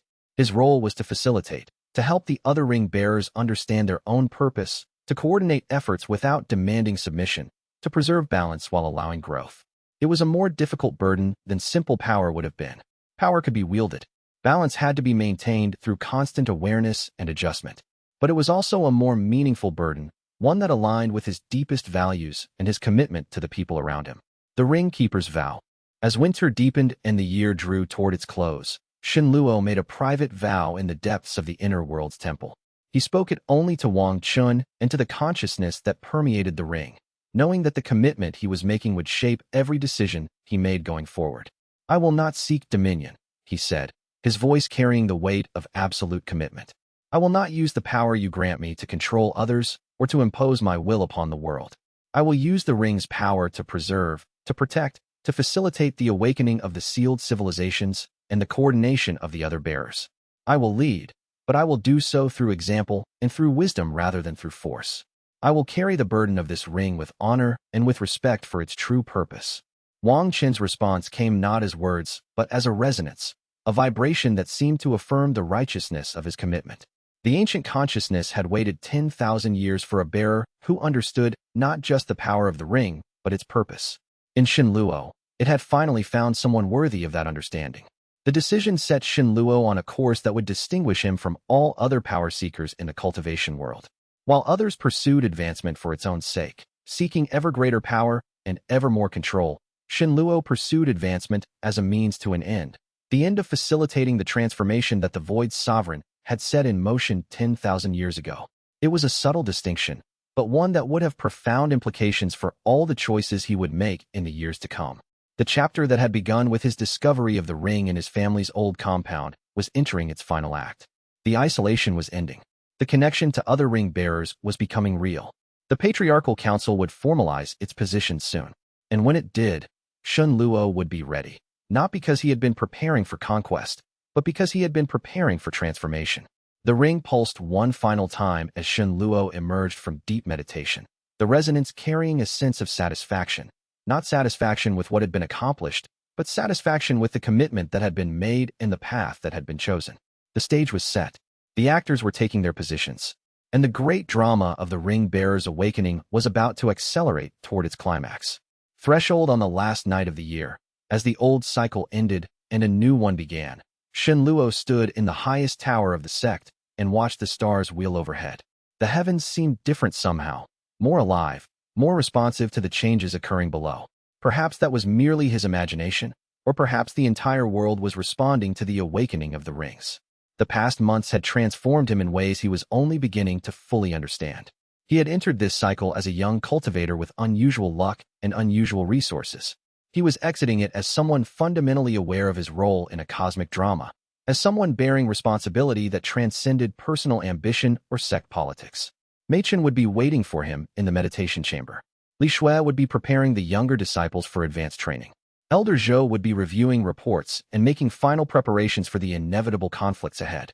Chun Hui would be navigating the political waters, positioning the sect for what was coming. And somewhere far away, the other ring bearers were also preparing. In the northern mountains, Xia Yuan sharpened her combat skills and gathered allies. In the western territories, a scholar monk studied ancient texts and prepared his school for the coming transformation. In the southern regions, a merchant cultivator was finally beginning to understand the true nature of the ring he carried and the destiny it entailed. The seals were weakening. The rings were awakening. The sealed civilizations were stirring. And the 8 ring bearers were beginning their slow movement toward convergence, toward the moment when they would finally coordinate their efforts and fulfill the Void Sovereign's 10,000-year plan. Shen Luo touched the ring on his hand and felt its power respond to his touch. The inner world pulsed with his heartbeat. And in that moment, suspended between one year and the next, between innocence and responsibility, He understood fully what it meant to bear the Void Sovereign's legacy. It meant sacrifice. It meant burden. It meant the weight of civilizations and centuries pressing down upon his shoulders. But it also meant purpose. It meant participation in something magnificent and transformative. It meant knowing that his choices in the years to come would shape not just his own fate, but the fate of the world itself. He was ready. The ring had prepared him. The inner world had taught him. And his companions, Mei Chun, Li Shui, Elder Zhou, Chun Hui, and the other ring bearers beyond his direct reach, would stand with him. The threshold had been crossed. The transformation was beginning. And Shun Luo, bearer of the ring, was ready to meet whatever came next. Chapter 61. The Demon Saint arrives. The morning Demon Saint Vorn established his presence in the region. The sky itself seemed to dim. Not literally. The sun rose as it always did, the light falling gold and clear across the cultivation sect's territories. But there was a psychological weight that settled over everything, a pressure that made even experienced cultivators feel like children. Shen Luo felt it first through the ring, a resonance that made his meridians tighten involuntarily. Wang Chen's ancient consciousness stirred within the sealed temple, and Shen Luo caught the echo of surprise, genuine surprise, from an entity that had not been truly startled in 10,000 years. That one, Wang Chen communicated, the words heavy with meaning. That is no ordinary cultivator. The news spread through the sect within hours. Demon Saint Vorn, a legendary figure from the deeper realms, had arrived in the region. He had established himself in a neutral location, an abandoned manor house on the border between 3 sect territories, and had sent formal notification to all major powers that he intended to remain for a period of time. His stated purpose was trade and cultural exchange. His actual purpose was obvious to anyone with sufficient cultivation to sense his aura. He was here for the ring. Sect Master Chun Hui called an emergency meeting within the inner chamber. Shen Luo was summoned along with the most senior elders. Elder Zhou, who moved slowly but with undiminished authority. Elder Lu, the weapons master, and 3 others who administered sect resources and sect discipline. Even the deacons who typically controlled lower-level operations were excluded from this gathering. We are in the presence of a tribulation transcendence cultivator, Chun Hui said without preamble. Perhaps higher. The reports from the outer territories suggest his aura is ancient and immense. His presence changes everything. Elder Zhou nodded slowly. It is him, the old man said quietly. I suspected this might come, but I hoped we would have more time. Vorn has hunted the rings for centuries. He believed them lost, but he has always maintained agents searching the world. Someone must have reported Shen Luo's breakthrough. All eyes turned toward Shen Luo. He remained calm, though his cultivation sense was already reaching out toward the distant manor, trying to assess the threat level. What he felt made his breath catch. Vorn's aura was immense, not violent or aggressive, but presence itself was overwhelming. It was like standing before a mountain that had developed consciousness and intent. Shen Luo had fought nascent soul cultivators and pushed them to their limits. He could feel the difference between his current power and what Vorn represented, and the gap was staggering. What are our options? Shen Luo asked, forcing his voice to remain steady. Very limited, Elder Lu said grimly. We cannot fight him directly. Our entire sect's power would be consumed like a candle flame before a storm. We can only hope that he negotiates rather than takes by force. He will negotiate, Elder Zhou said. Vorn is old. He has learned patience. If he wanted the ring by force, he would have simply taken it upon arrival. The fact that he announced himself and established in neutral territory suggests he prefers deal-making to open conflict. Then we negotiate, Chen Hui decided. We must understand what he wants and what he is willing to offer in return. Shen Luo, you will meet with him. You are the ring bearer. You have the only voice that matters in this negotiation. Shen Luo felt the weight of that responsibility settle on his shoulders like a physical thing. He was being asked to negotiate with a being that might be able to kill him with a thought. The ring pulsed gently, a reminder of its presence, and he drew strength from the contact. I will go, he said, but I want Mei Chun with me, and I want Elder Zhou informed of the location. Chen Hui nodded. Agreed. Be careful, and be truthful. Vorn has likely survived this long by reading people accurately. Deception will only anger him. The meeting dissolved. As the elders filed out, Zhou lingered, placing a weathered hand on Shen Luo's shoulder. I knew this cultivator once, Zhou said quietly. Not well, but our paths crossed during my younger years. He is dangerous, but he is not unreasonable. He values strength and directness. Show him both, and you may find him a better ally than an enemy. By evening, a formal invitation had arrived at Shen Luo's quarters, a letter written in exquisite calligraphy on paper that seemed to shimmer with subtle qi infusion. It was a courtesy, an acknowledgement that this negotiation would be conducted with ritual and respect rather than as a forced confrontation. Vorn requested tea the following day at noon. That night, Shen Luo entered the inner world and sought counsel from Wang Chun. The ancient consciousness emerged from its resting place within the temple's depths, manifesting as a luminous form that seemed to be constructed of starlight and memory. "You are afraid," Wang Chun observed. It was not a criticism, merely a statement of fact. "Yes," Shen Luo admitted. There was no point in deception with an entity that existed within his own consciousness. "I can feel his power. It is greater than anything I have encountered. If he chooses to take the ring by force, I cannot stop him." "That is true," Wang Chun agreed. "But Vorn does not work that way. He is old, Shen Luo, and age teaches patience. He has waited centuries for any sign of the rings. The fact that you have revealed yourself so dramatically and then attracted his attention means he is now curious as well as greedy. Curiosity can be used. If you can show him something worth negotiating for rather than simply taking, he will listen." "What could I possibly offer him that he would value more than the ring itself?" Shen Luo asked. Wang Chen's luminous form shifted, as if considering the question deeply. "The ring does not belong to him. You must understand this, Shen Luo.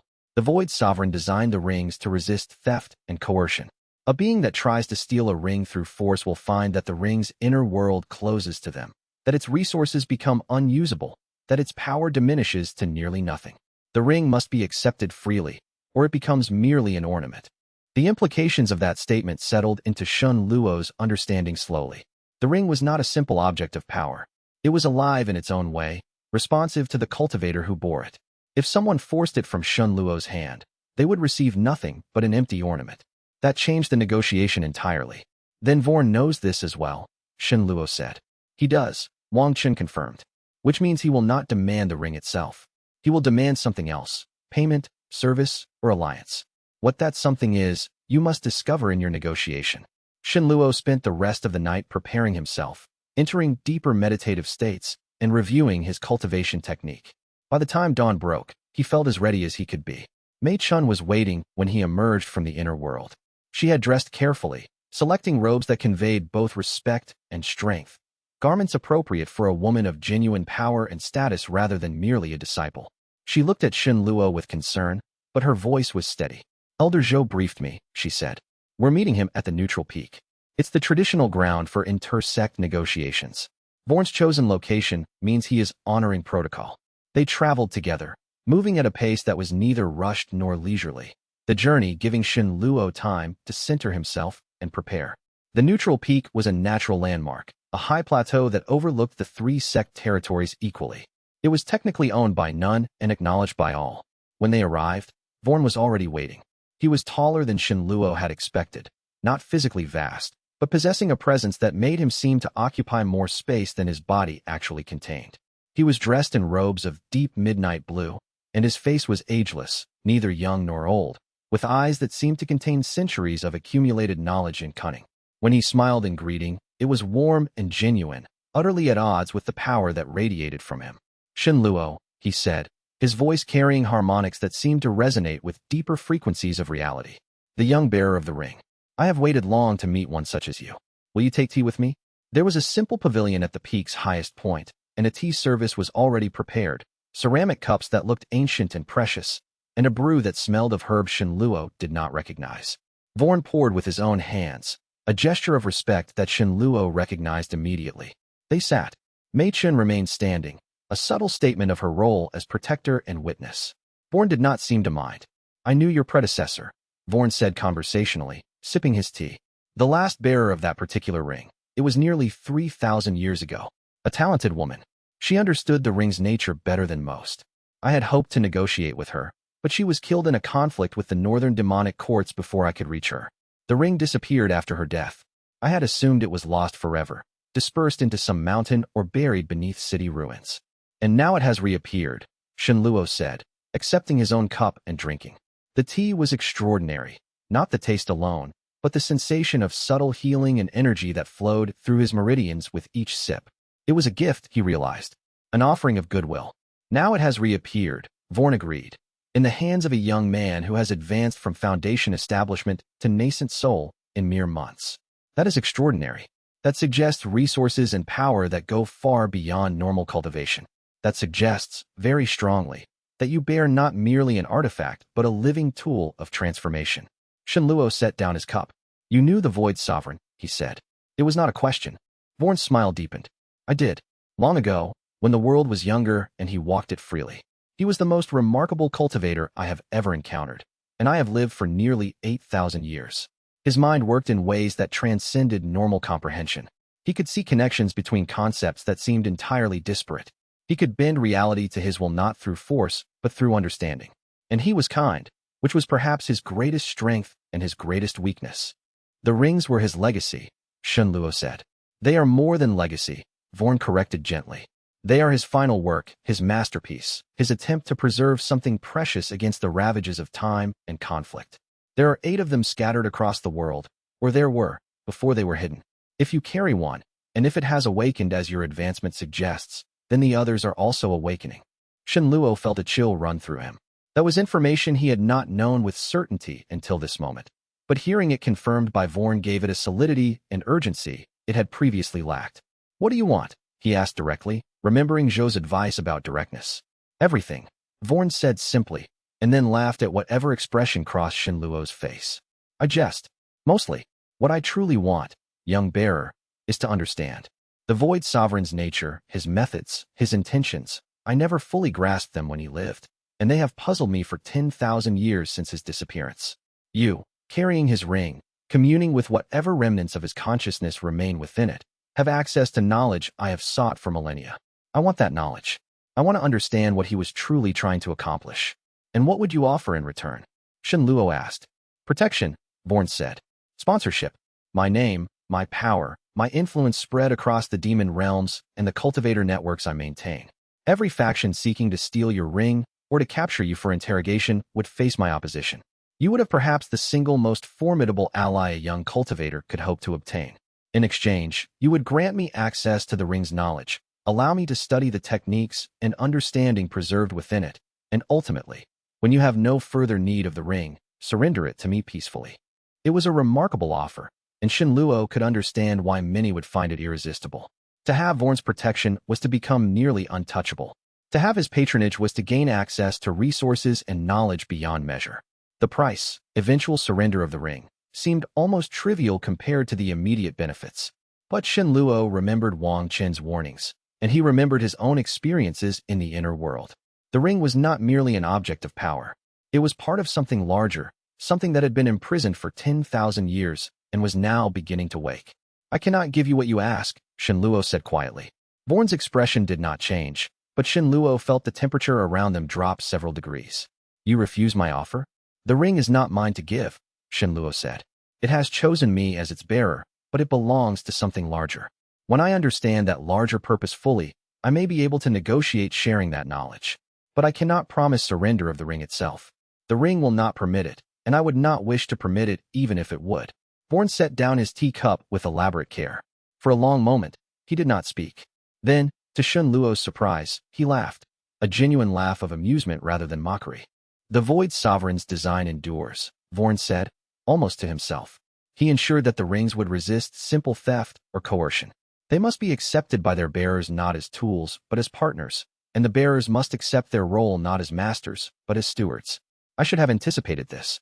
I knew it theoretically, but understanding and accepting are different matters. He stood, and Shenluo rose as well, Mei-Chun moving closer in case conflict erupted. But Vorn merely extended his hand in a gesture of respect. You have courage, Shenluo, and you have wisdom beyond your years. I will grant you 1 month, 30 days from this moment, to reconsider. During this month, I will not move openly against you or your sect. But understand, there are other factions converging on this region, factions that do not have my patience or my interest in negotiation. Red Fang seeks the ring for military advantage. The patriarchal sect seeks it for control. Rogue cultivators seek it for individual power.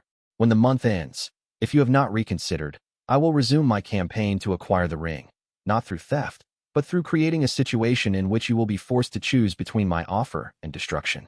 It was said without threat, merely as a statement of fact.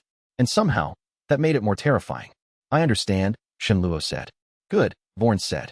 Then let us part as potential allies rather than confirmed enemies. Study your ring's mysteries. Speak with whatever consciousness dwells within it. and think carefully about what you are truly willing to sacrifice to preserve it. They descended from the neutral peak in silence, and the weight of Vorn's words settled into Shun Luo's consciousness like stones in still water. The month of grace had begun, and the forces seeking to control the ring were now openly moving toward convergence. Chapter 62. Emergency Council news of the meeting with Vorn spread through the sect like wildfire. By evening, rumors were circulating, some claiming that Shun Luo had accepted Vorn's offer, others that they had nearly come to open conflict, still others that Vorn had threatened immediate destruction of the sect. Sect Master Chun Hui called another meeting, this time with the full council of senior elders and the heads of each major sect faction. The great chamber where such gatherings occurred was filled to capacity, and the air thrummed with anxious cultivation energy.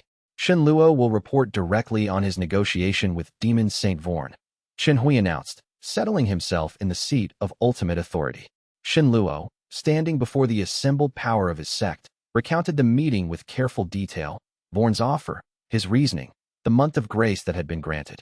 He watched the reactions carefully as he spoke, noting that Elder Zhou nodded slightly at certain points, as if confirming information he had already suspected. When Shun Luo finished, the chamber erupted into discussion. Some voices called for immediate retreat, suggesting that the sect relocate to territories where Vorn's influence was weaker. Others called for mobilization, arguing that they should strengthen their defenses and prepare for direct conflict. A few voices even suggested that perhaps accepting Vorn's offer was the wisest course, that survival was more important than pride. Elder Zhou's voice cut through the chaos, old and authoritative and impossible to ignore. "We do none of these things," he said flatly. "We prepare for negotiations that will shape the future of this sect and this region. We do not retreat, we do not grovel, and we do not surrender what is not ours to surrender. Shun Luo, you will meditate and study your ring deeply during this month. You must understand what you are truly guarding. The rest of us will prepare." "Prepare for what?" someone asked from the back of the chamber. "For the convergence," Zhou said. "For the moment when multiple factions seek to claim the ring simultaneously. For the wars that will come, and the alliances we must forge to survive them." The meeting continued long into the night, but the fundamental decision had been made. The sect would stand by Shun Luo and his ring. They would prepare for conflict, but they would not initiate it. They would negotiate when possible, and they would fight when necessary. That night, alone in his meditation chamber, Shun Luo entered the inner world with a specific purpose. He sought not the outer temple or the gardens or the unexplored regions of the vast continent. He sought Wang Chun, and he sought answers. The ancient consciousness manifested more quickly than usual, as if it had been waiting for him. "Vorn gave you a month," Wang Chun said without preamble. "Yes," Shun Luo confirmed. "A month to reconsider, or face his campaign to acquire the ring through conquest of my defenses. In that time, you must make a choice," Wang Chun said. "You must decide what the ring truly is to you. Is it power to be hoarded? Is it treasure to be protected? Or is it something greater, something that requires you to understand your place in a vast design?" "I don't understand," Shun Luo admitted. "Then let me show you," Wang Chun said. "Come. There is something in the inner world that you have not yet discovered, something that has been waiting for your power to reach a sufficient level to perceive it." The ancient consciousness led Shun Luo deeper into the inner world than he had ever traveled before. Past the temple, past the gardens, past the forests and lakes and mountains. They traveled toward the very edge of the sealed realm, to a place where the sky itself seemed to fade into something uncertain and vast. And there, at the boundary of the inner world, Shun Luo perceived something that made his breath catch. It was not a structure or a being or an object. It was a presence, vast and ancient and dormant, but stirring. And it was vast beyond comprehension, a consciousness that seemed to encompass the entire inner world and extend far beyond it in directions that Shun Luo could not perceive with his limited mortal senses. "What is that?" he whispered. "That is the true master of this ring," Wang Chun said quietly. "That is the consciousness that the Void Sovereign imprisoned within the seal 10,000 years ago. That is the reason the ring is so powerful, and the reason it cannot be stolen or controlled through force. Because this consciousness, this entity, will not permit it. The ring exists to serve as prison and also as incubator. It preserves what is sealed within it, and it allows that which is sealed to continue evolving, slowly and patiently, toward the moment when the seals will finally fail and awakening will be complete." Shun Luo felt the full weight of that knowledge settle into his understanding, and it changed everything. He was not the master of the ring. The ring was not the master of him. They were both servants of something vastly greater, something imprisoned, something ancient, something that had been waiting since before human civilization was born, waiting for the moment when it would finally be free. When Shen Luo emerged from the inner world, the sun was rising.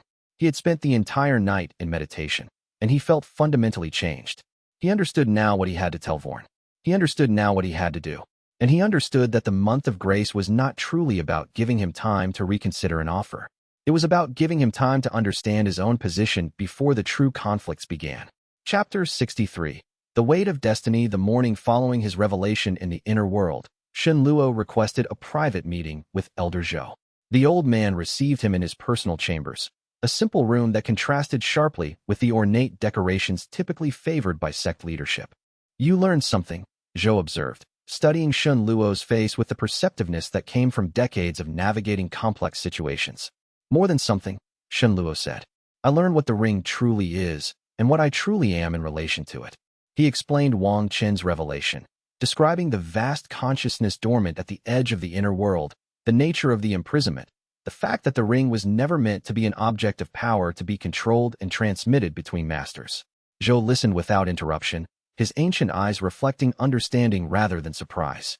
"I suspected something of this nature when your rapid advancement began," Zhou said finally. The Void Sovereign did not create simple storage rings.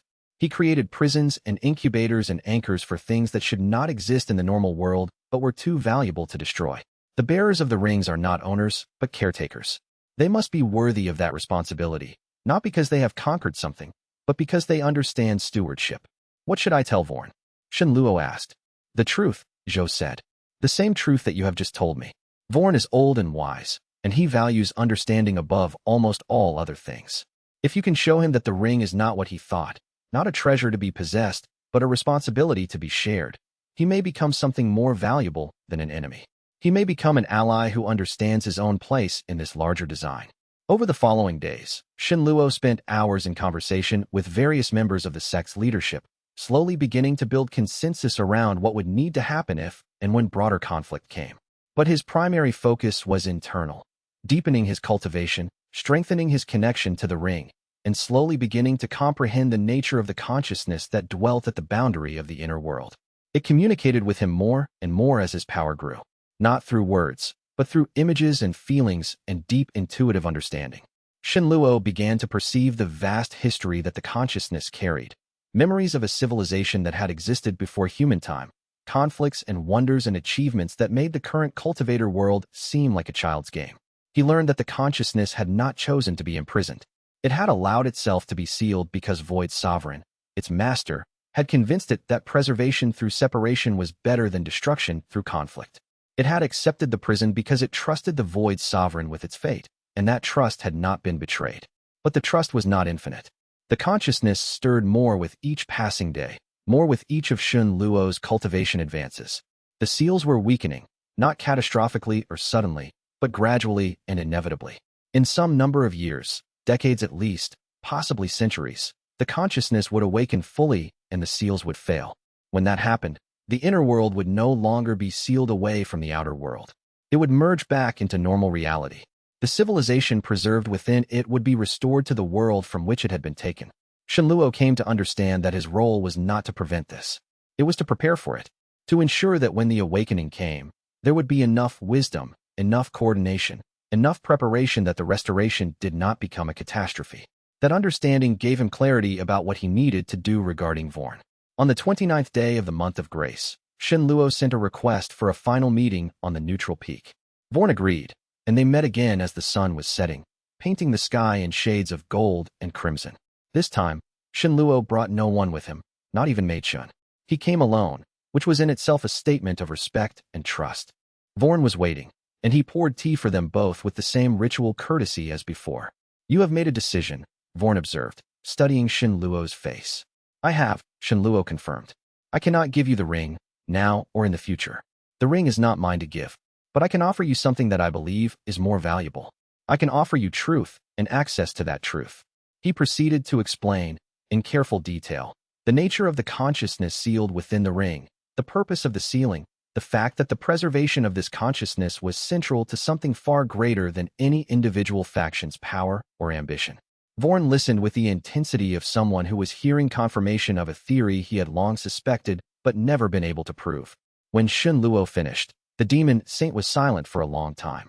If what you say is true, Vorn said finally, then the rings are not treasures at all. They are anchors for a civilization that existed before the current age. The Void Sovereign did not create them for power or legacy. He created them as the final work of his life, an attempt to preserve something precious against catastrophe and time. Yes, Shun Luo said. And if all 8 rings are awakening, as you suggest, Vorn continued, then the seals across all of them are weakening in parallel.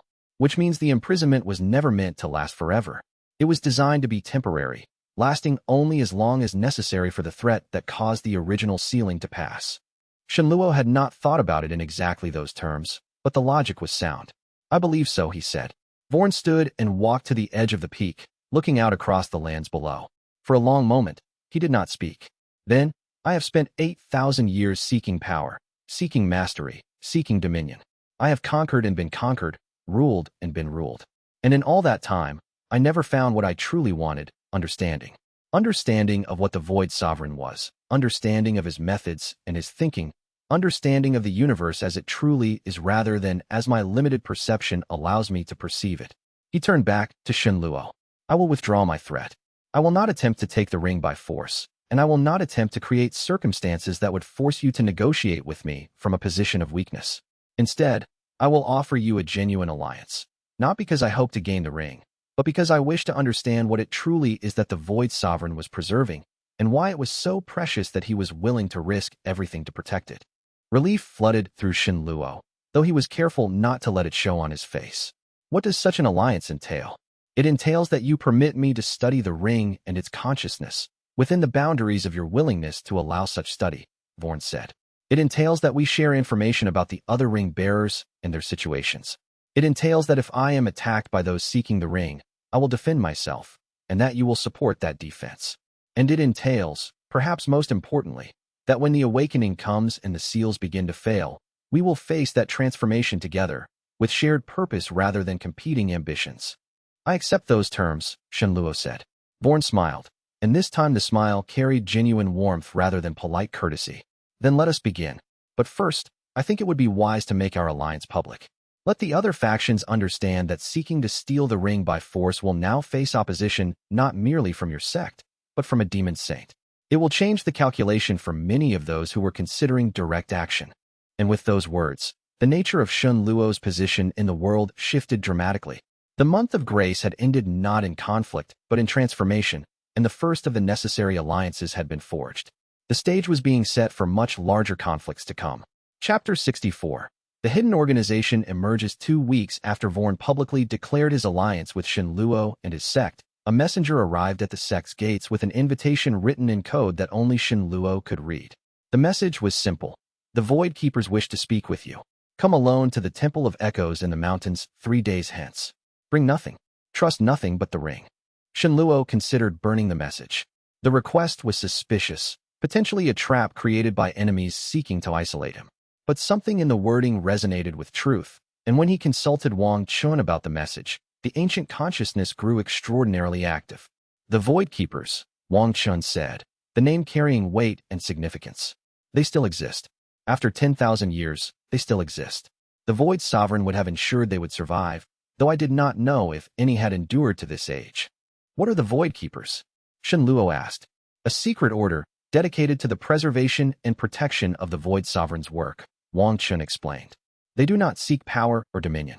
They seek only to ensure that the rings remain safe and that the consciousness imprisoned within them is not disturbed or corrupted before the moment of awakening. If they have revealed themselves to you, it means they believe you are worthy of their trust. Shun Luo made his decision. He would go. The Temple of Echoes was located in a remote mountain range, a place so isolated that even the outer sect disciples rarely ventured into it. Shun Luo traveled at night, moving at speeds that would have seemed impossible to anyone who did not know the benefits of nascent soul cultivation. By the time the sun rose on the second day of travel, he had reached the temple. It was not large or impressive, merely an old structure of stone and wood, showing signs of age but perfectly maintained. There was no one visible when he arrived, but as he approached, a figure emerged from the shadows within the temple's entrance. It was an elderly woman, her face bearing the marks of extreme age and also of deep wisdom. She bowed respectfully, which took Shenluo slightly aback given that he was the younger party. "Shenluo, bearer of the ring," she said. "I am called Guardian Yu. I have been waiting for you since the moment you awakened the ring's consciousness. Come, we have much to discuss." The interior of the temple was simple, no statues or religious trappings, merely chambers designed for meditation and study. Guardian Yu led Shenluo to a central chamber where tea was prepared and a fire burned in a simple stone hearth. "The Void Keepers have existed for 10,000 years," Yu began without preamble. "From the moment the Void Sovereign completed his work, he established us as his successor organization. We have no structure beyond the binding commitment to protect his legacy. We have no leader beyond the collective decision-making of those few who remain. Currently, there are 7 of us, 7 guardians scattered across the world, each entrusted with knowledge of one or more of the rings and their bearers. You are the first I have found," Yu continued. "The first of the 8 rings to awaken in this generation, and the first bearer willing to acknowledge and engage with the larger truth of his role. The others are awakening more slowly, or they are unaware of what they carry, or they are refusing to acknowledge the truth of their situation. But they will awaken in time, and when they do, the work you must accomplish together will reshape the world." "What work?" Shenluo asked. "Preparation," Yu said simply. "The seals are weakening. In your lifetime, perhaps in the next generation, they will begin to fail.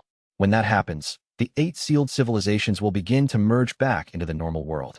If they do so unprepared, if they do so without coordination and planning, the result will be catastrophic. The knowledge and power contained within those worlds could reshape the normal world overnight, and not necessarily in ways that are beneficial." "What would you have me do?" Shenluo asked. "Continue your cultivation," Yu said. "Deepen your connection with the ring's consciousness. Seek out the other ring bearers when the time is right. Build alliances with them as you have begun to build alliances with those in your region. And prepare yourself and those around you for the transformation that will come." "I already have allies," Shenluo said. "Demon Saint Vorn has joined with me. My sect supports my mission, but I do not know where the other bearers are or how to find them." "The Void Keepers will guide you," Yu said. "I will establish a method of contact that is secure and safe.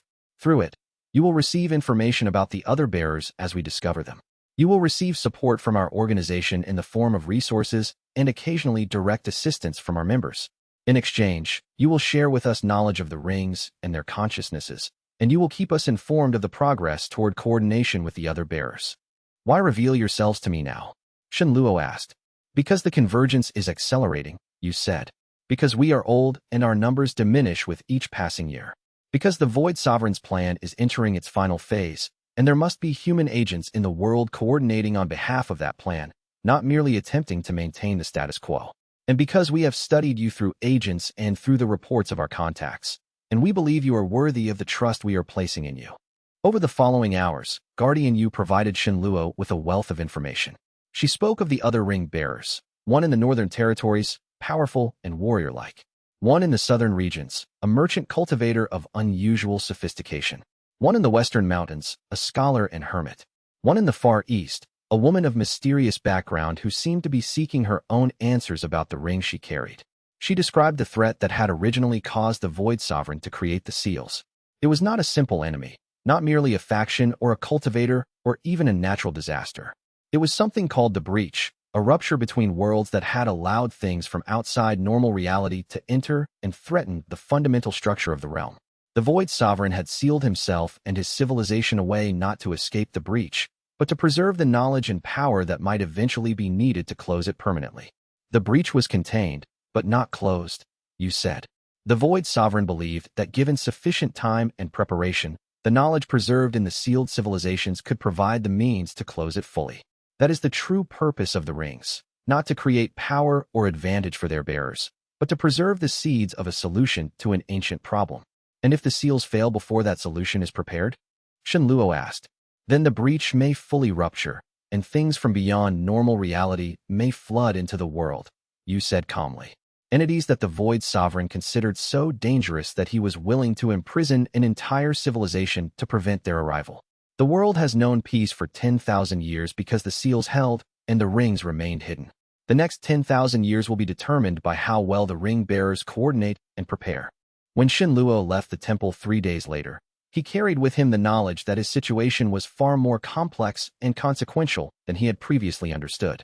He was not merely protecting a powerful artifact from theft. He was serving as an anchor point for a vast and ancient plan, a plan that involved the coordination of 8 ring-bearers across the entire world, the ultimate awakening of sealed civilizations, and the prevention of a catastrophic breach between worlds. It was a tremendous weight of responsibility, and as Shen Luo traveled back toward his sect, he understood that the true conflicts had only begun. The battles over the ring were merely the surface-level manifestation of something far greater. The seals were weakening, the breach was stirring, and the world was beginning a transformation that would reshape it entirely before his life ended. Chapter 65. The sealed vault opens. Shen Luo returned to the sect to find that events had accelerated in his absence. Born had requested a meeting with sect master Chen Hui and had revealed his knowledge of the patriarchal sect's secret operatives working in the region.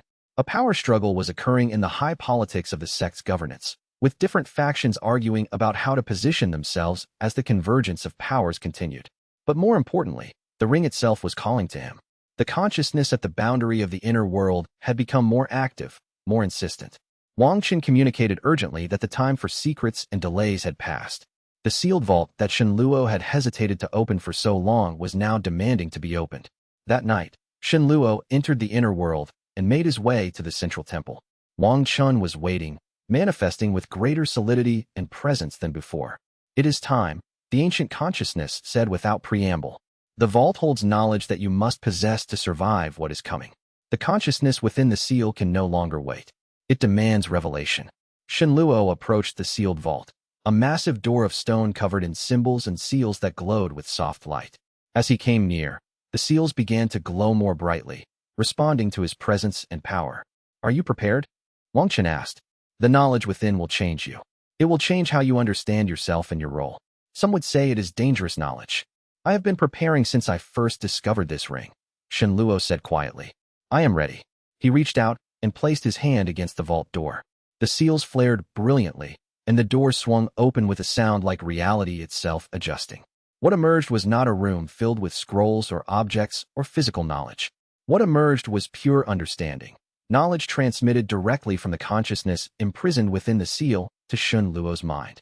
He learned the true history of the civilization that had been sealed away. He learned that they had not been primitive, but had achieved heights of sophistication that made the current cultivator world seem like a child playing with simple tools. They had developed techniques for transcending time itself, for manipulating the fundamental structure of reality, for creating beings of pure consciousness and will. He learned that the Void Sovereign had not created the rings as a gift or a legacy. He had created them as a method of preservation, a way to maintain the most important aspects of the sealed civilization in a form that could survive the sealing and potentially be restored at a future time. He learned that the consciousness he had been perceiving at the boundary of the inner world was not a singular entity, but a synthesis, a unified consciousness constructed from the combined will and knowledge of the sealed civilization's greatest minds, compressed and imprisoned within the ring to serve as a guide and teacher for the bearer. And he learned, most shockingly, that the 8 rings were not independent artifacts. They were connected to each other through channels of influence that transcended physical space. When all 8 rings were awakened and their bearers coordinated, they would form a network capable of accessing knowledge and power that could reshape reality itself. The knowledge was overwhelming, threatening to shatter his mind under its weight. But the consciousness within the seal supported him, guided him, helped him integrate the understanding in a way that allowed him to survive the revelation. When Shen Luo finally emerged from the trance state, he was lying on the floor of the temple, his body drenched in sweat and his mind reeling. It took hours before he could sit up, and longer still before he could gather his consciousness enough to return to the outer world. When he finally opened his eyes in his meditation chamber, dawn was breaking, and Shen Luo understood, with absolute clarity, what he had to do. He had to gather the other ring bearers. He had to help them understand what they carried and what they were meant to accomplish. He had to be ready for the moment when the seals would begin to fail and the sealed civilizations would demand their restoration. And he had to do all of this while navigating the political conflicts and power struggles that were erupting in the external world. It would be the work of years. It would require him to become more than a cultivator. It would require him to become a leader, a coordinator, a visionary capable of seeing beyond the immediate and understanding the vast cosmic design that the Void Sovereign had set in motion. The sealed vault was open. The knowledge was integrated. The true work was beginning. And Shen Luo, bearer of the ring and guardian of the sealed civilization, was finally ready to begin. Chapter 66. The acceleration begins. The revelation of the sealed vault's knowledge catalyzed a transformation in Shen Luo's approach to his cultivation and his role. He had been advancing rapidly, but now he began to advance with intention and purpose. Every meditation session, every cultivation breakthrough, every expansion of his power was directed toward a specific goal, becoming capable of contacting and coordinating with the other ring bearers. The consciousness within the seal provided him with tools for this. Cultivation techniques that had been lost for 10,000 years, methods for expanding his cultivation sense across vast distances, ways of encoding messages that could not be intercepted by ordinary cultivators. It was knowledge that would have been considered impossibly advanced in the normal world, but to the consciousness, it was merely the basic vocabulary of their civilization. In the second week following the vault's opening, Shen Luo successfully extended his cultivation sense across the boundaries of the region. For the first time, he felt, not directly perceived, but felt, the presence of other rings awakening in the world. One in the north, powerful and warrior-like. One in the south, subtle and sophisticated. One in the west, calm and philosophical.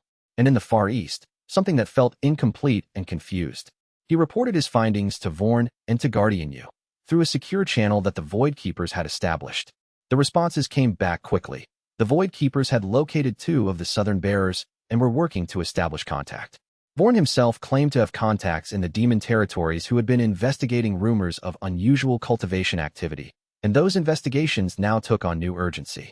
But while Shen Luo was making these preparations, the external world was not standing still. Palace Lord Su Ming, watching from the shadows, recognized that the situation was shifting beyond his ability to control. He had been planning to move against Shen Luo and attempt to steal the ring. But the alliance with Vorn and the increasing evidence that the ring bearer was at the center of something far larger than simple artifact hoarding made direct action increasingly risky. Yet Su Ming was not a man to accept defeat passively. If he could not steal the ring through force, he would attempt to control the outcome through politics and alliance building. He sent a delegation to meet with representatives of the patriarchal sect who were still operating in the region. The meeting occurred in neutral territory, and the conversation was frank. The ring bearer is becoming too strong to challenge directly, Su Ming said. But there may be other approaches. If the patriarchal sect could provide sufficient military support, we could attempt to contain his influence within this region and prevent him from reaching the other ring bearers. At the moment of their convergence, when they are all unified, their power will become insurmountable. We must prevent that convergence. The patriarchal sect's representatives were interested but cautious. They had their own priorities and their own calculations about how the situation might develop. Ultimately, they agreed to increase their intelligence-gathering efforts in the region and to maintain a military force ready to respond to opportunities. But they refused to commit to direct action. It was during this period that Shen Luo received his first contact from another ring bearer, not through the methods the Void Keepers had established, but directly through the rings themselves. The contact was subtle at first, a presence that touched his consciousness in the moment between sleep and waking. It was a woman's presence, and it carried overtones of confusion and fear and desperate determination. "Who are you?" she sent. "I am Shen Luo, bearer of the ring in the Central Territories," he responded. *, I sense the ring within you. Are you its bearer? *, I am, she sent back. *, I do not understand what is happening to me. The ring awakened 1 month ago, and since then my power has grown exponentially. Enemies have appeared from nowhere, seeking to capture or kill me, and I sense other rings in the world, other bearers I have never met. Are they real, or is this some kind of illness affecting my cultivation? They are real, Shen Luo assured her. And you are not alone. I am coordinating efforts to bring the ring bearers together. Where are you? What is your name? I am Xia Yuan, bearer of the warrior's ring, and I am in the northern territories, in a place where the mountains meet the plains. I am currently hunted by 3 separate factions, and I do not know how much longer I can evade them. If you are real, if there truly is coordination happening, I need help. The desperation in her contact was palpable.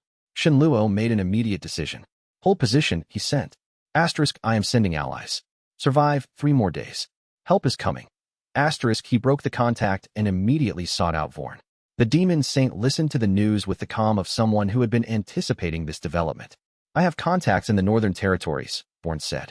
A subsidiary of cultivators who owe me favors. I can mobilize them to reach this Xia Yuan and provide protection. But understand, once we begin actively protecting other ring bearers, we are committing to overt participation in the larger struggle. The patriarchal sect will take this as direct defiance of their interests.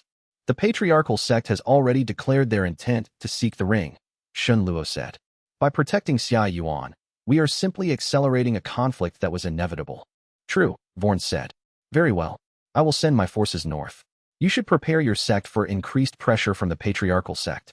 They will interpret the action as proof that you are building a coalition against their interests. Over the next 10 days, Shunluo worked with sect master Chen Hui and elder Zhou to begin the mobilization of the sect. Not toward outright war. They did not have the strength to defeat the patriarchal sect in direct combat, but toward defensible positions and strategic preparations. Key members were relocated to protected areas. Essential resources were moved to hidden caches. And defensive formations were prepared in multiple locations, ready to be activated if needed. The news from the north was encouraging. Vorn's forces reached Xia Yuan successfully and drove off 2 of the 3 factions seeking her capture. The third, a subsidiary of the patriarchal sect, withdrew, apparently deciding that direct confrontation with Vorn's forces was inadvisable. Xia Yuan was brought to a safe location where she could make contact with Shunluo directly. When the contact occurred, it was with greater clarity and detail than the initial desperate reaching out. Shunluo got his first sense of Xia Yuan's personality, strong-willed, practical, suspicious of easy answers, but willing to accept truth when presented with sufficient evidence. Tell me everything, she said without preamble. Over the course of a long night, Shunluo provided her with the full context, the history of the Void Sovereign, the purpose of the rings, the sealing of the civilizations, the gradual awakening that was occurring as the ring bearers advanced in cultivation. Xia Yuan absorbed the information with the methodical approach of a warrior assessing a battlefield. She asked sharp questions, identified potential problems, and began organizing her thinking around the larger strategic situation. How many bearers are there? She asked. 8 in total, Shunluo said. I can feel the presence of all of them now, though I have only made direct contact with you. 2 others have been located by allies. 4 remain unknown or isolated. And what happens when the seals fail? The sealed civilizations begin to merge back into the normal world. The knowledge and power contained within them becomes accessible to us. And potentially, that knowledge provides the means to close something called the breach, an ancient rupture between worlds that the Void Sovereign sealed away to prevent catastrophe. Understood, Xia Yuan said. I will cooperate with your coordination efforts. But understand this, I am a warrior, not a diplomat or a scholar. My contribution will be in terms of military coordination and strategic defense, not in terms of philosophy or understanding. Is that acceptable? More than acceptable, Shunluo said. We will need warriors as well as thinkers. By the end of the conversation, Shunluo had acquired his first active ally among the other ring bearers. Xia Yuan, though unfamiliar with the larger context until minutes before, was already thinking in terms of coordinated defense and strategic positioning. It was a significant development, and it confirmed what Shunluo had suspected. The other ring bearers would not be passive recipients of information. They would be active participants in determining how the revelation played out. The world was changing, and the change was accelerating faster than Shunluo had initially anticipated. Chapter 67. Convergence of Forces. The patriarchal sect, upon learning that Shunluo and Vorn were actively protecting other ring bearers, made the decision to escalate their position from covert operation to overt strategic positioning.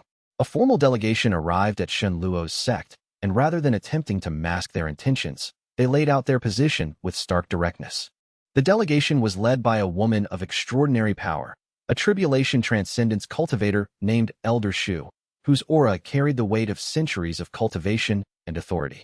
The patriarchal sect acknowledges the existence of the rings and their significance, Elder Shu said, speaking in the formal chambers of the sect. We do not challenge your right to bear the ring that you carry. However, we do challenge your right to coordinate with other ring bearers in a manner that threatens the stability of the known world. The rings are destabilizing the world regardless of our actions, Shunluo responded. The seals are weakening. The consciousness within them is awakening. Coordination and preparation are not threats. They are necessities for survival. Perhaps, Elder Shu acknowledged. But the patriarchal sect has maintained order across the world for 3,000 years. We cannot accept the emergence of a power structure outside our control that might reshape that order. Therefore, we propose an arrangement. The patriarchal sect will provide protection and resources for the coordination of the ring bearers, on the condition that this coordination occurs under patriarchal oversight. The sect will appoint representatives to all discussions and decisions. In exchange, the rings will be preserved, the bearers will be protected, and the world will be guided through the transformation in a controlled manner. It was a more sophisticated proposition than Shenluo had expected. The patriarchal sect was not seeking to steal the ring, but to integrate its revelation into their broader political control framework. They were attempting to co-opt what was happening rather than oppose it directly. I appreciate the offer, Shenluo said carefully, but I cannot accept conditions that would compromise the autonomy of the other ring bearers or limit our ability to respond to circumstances as they develop. The rings are not tools of the patriarchal sect. They are not tools of any sect. They exist for a purpose that transcends sect politics. Elder Shu's expression did not change, but Shenluo sensed the hardening of her internal resolve. Then we appear to be at an impasse. The patriarchal sect will not fund or support a coordination of ring bearers that occurs outside their oversight. Furthermore, we reserve the right to protect our interests through whatever means we deem necessary. That is your choice, Shenluo said. But understand, the ring bearers will not accept subjugation, and we will protect our autonomy. If the patriarchal sect chooses to challenge that protection, they will find the cost far higher than they anticipate. Elder Shu departed without further discussion, and Shenluo understood that the situation had fundamentally shifted. The patriarchal sect was now an overt opponent rather than a covert threat. The news spread quickly through the cultivation network. Within days, other forces were making their own calculations and decisions. Red Fang's sect, seeing the patriarchal sect's overt opposition, made the surprising decision to offer alliance to Shenluo. Palace Lord Su Ming sent a message explaining that while he had initially sought the ring for personal advantage, he recognized that the ring bearer's vision of coordination offered him more security than any amount of power hoarding ever could. An alliance with you, and through you with other ring bearers, provides my sect with access to knowledge and resources that would be impossible to acquire otherwise, Su Ming explained in a recorded message. In exchange, I offer my sect's military strength and my personal cultivation power. I also offer to withdraw from any attempts to steal or control the ring. My ambition has evolved from personal dominion to participation in something greater. It was a calculated decision. Su Ming was positioning himself as an early ally rather than an enemy left behind by overwhelming events. But it was a useful alliance regardless of his motivations. Vorn found the turn of events amusing. The human world's politics are more transparent than the demon realms, he observed to Shenluo during one of their increasingly frequent strategic discussions. Your Su Ming recognizes that he has missed the optimal moment to establish his position against you, and so he switches sides. At least it is honest in its opportunism. Do you trust him? Shenluo asked. No, Vorn said flatly. But I trust his self-interest, and his self-interest currently aligns with cooperation. That is often enough. Besides, the moment the patriarchal sect openly opposes us, we need all the allies we can acquire. Over the next month, the regional power structure underwent a fundamental reorganization. Shenluo's sect, allied with Vorn, Su Ming's Red Fang, and increasingly with smaller sects that chose to support the Ring-Bearer Alliance rather than face the patriarchal sect's pressure, became the dominant force in the central and southern territories.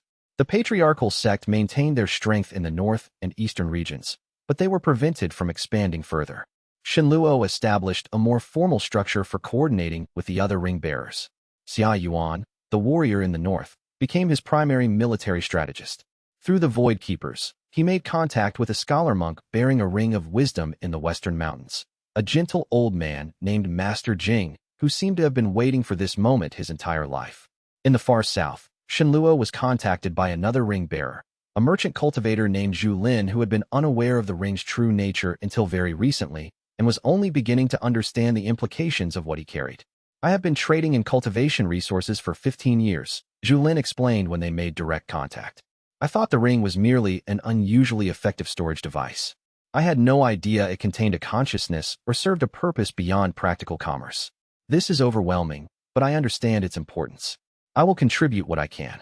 One bearer remained elusive, the one in the far east whose presence Shenluo could sense, but whom he could not yet establish clear contact with.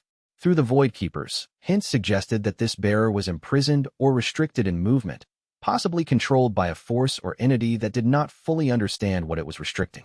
That became a priority. Shenluo began making plans to journey eastward and attempt to establish direct contact with the missing bearer, but the opportunities for such a journey were constantly being delayed by the escalating situation in his home region. The patriarchal sect was not willing to accept their partial loss of power. Instead, they began launching proxy attacks, using independent cultivators and hired forces to attack Shenluo's sect and its allies.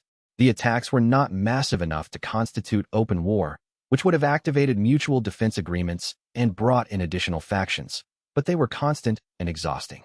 Each attack had to be defended against. Each casualty had to be grieved. Each occasion of damage had to be repaired.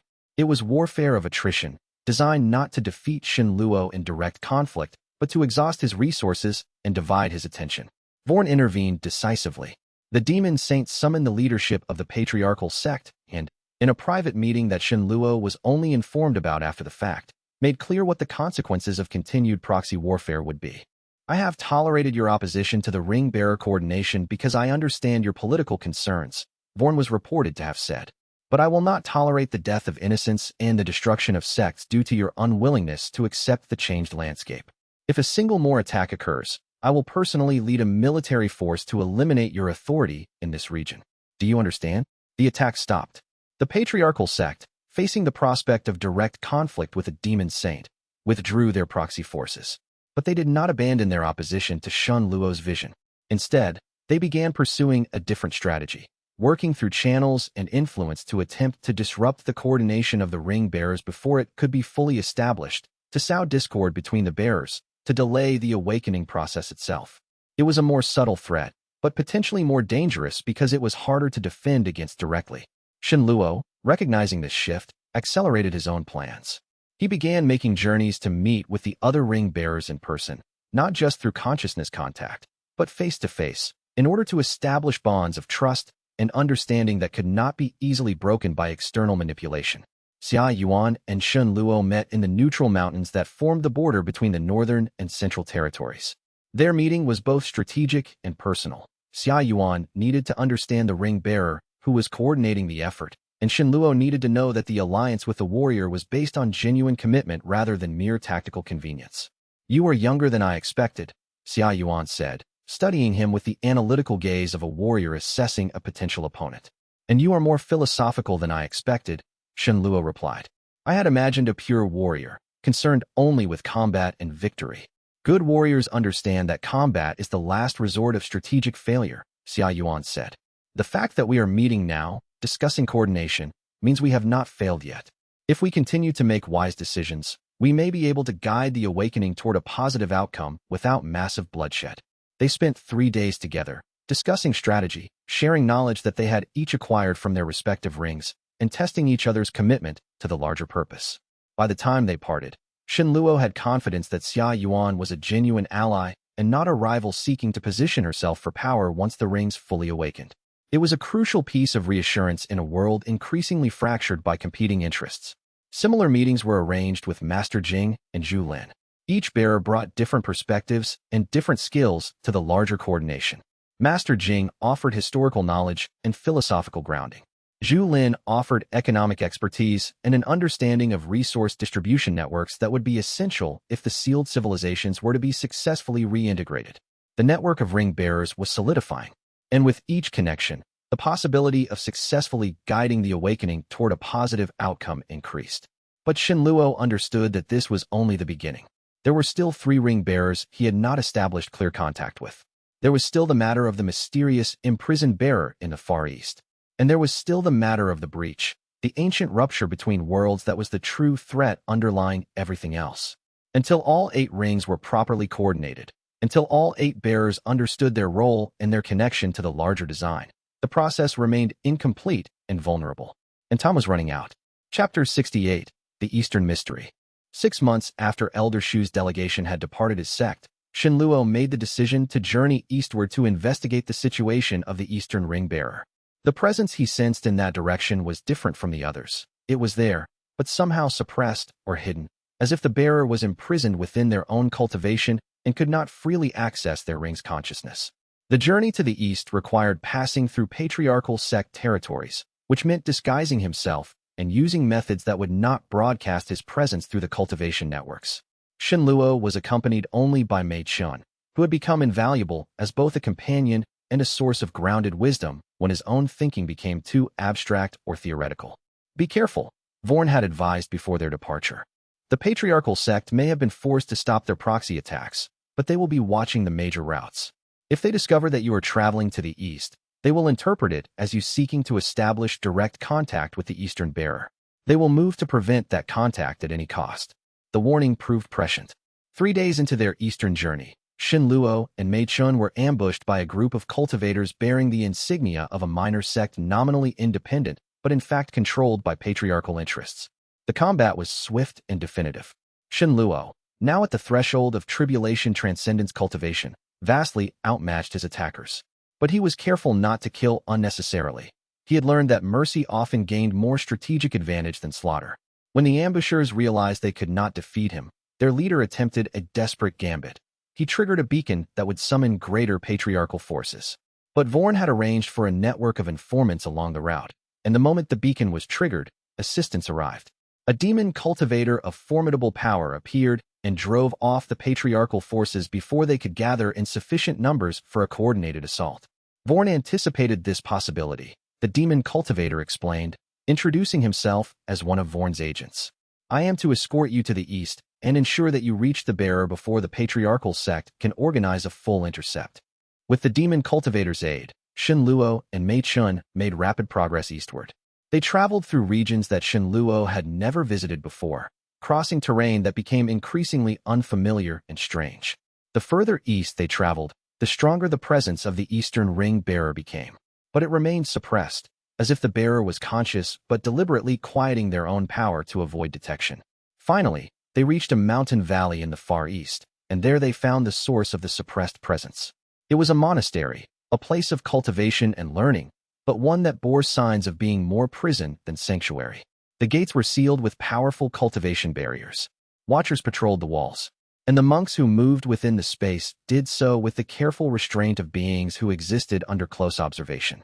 This is the place, Xin Luo said, sensing the ring presence within the monastery with greater clarity than before. The eastern bearer is here, imprisoned. They could not enter directly without triggering the barriers and alerting whoever controlled the monastery. But Xin Luo could reach out through the ring network, attempting direct consciousness contact with the imprisoned bearer. The contact, when it came, was anguished and desperate. Help me, a male voice, young, almost desperate, sent. I have been trapped here for 3 years since the ring first appeared. I do not know why I am imprisoned or what the ring truly is. My captors have told me it is a demonic artifact that I must learn to control. They have told me that if I attempt to escape or to contact the outside world, I will be destroyed. But I sense your presence, and I sense the presence of others like me. What is happening? You are a ring bearer, Xin Luo sent. 1 of 8 across the world. You are not possessed by a demon. You are carrying an artifact of great significance, a tool of preservation and knowledge from an ancient civilization. Those who are holding you are keeping you imprisoned because they fear the consequences of your freedom. Who are you? The bearer asked. I am Xin Luo, bearer of the central ring. I am leading an effort to coordinate all 8 ring bearers and to prepare for the awakening that will come as the seals fail. I have come to offer you assistance in escaping your imprisonment and joining the coordination effort. The consciousness contact became more complex as Xin Luo transmitted knowledge and context. The Eastern bearer, whose name was Wei Long, absorbed the information with something between wonder and horror, realizing that everything he had been told about his ring was a lie constructed to control him. How do I escape? Wei Long asked urgently. My captors are strong.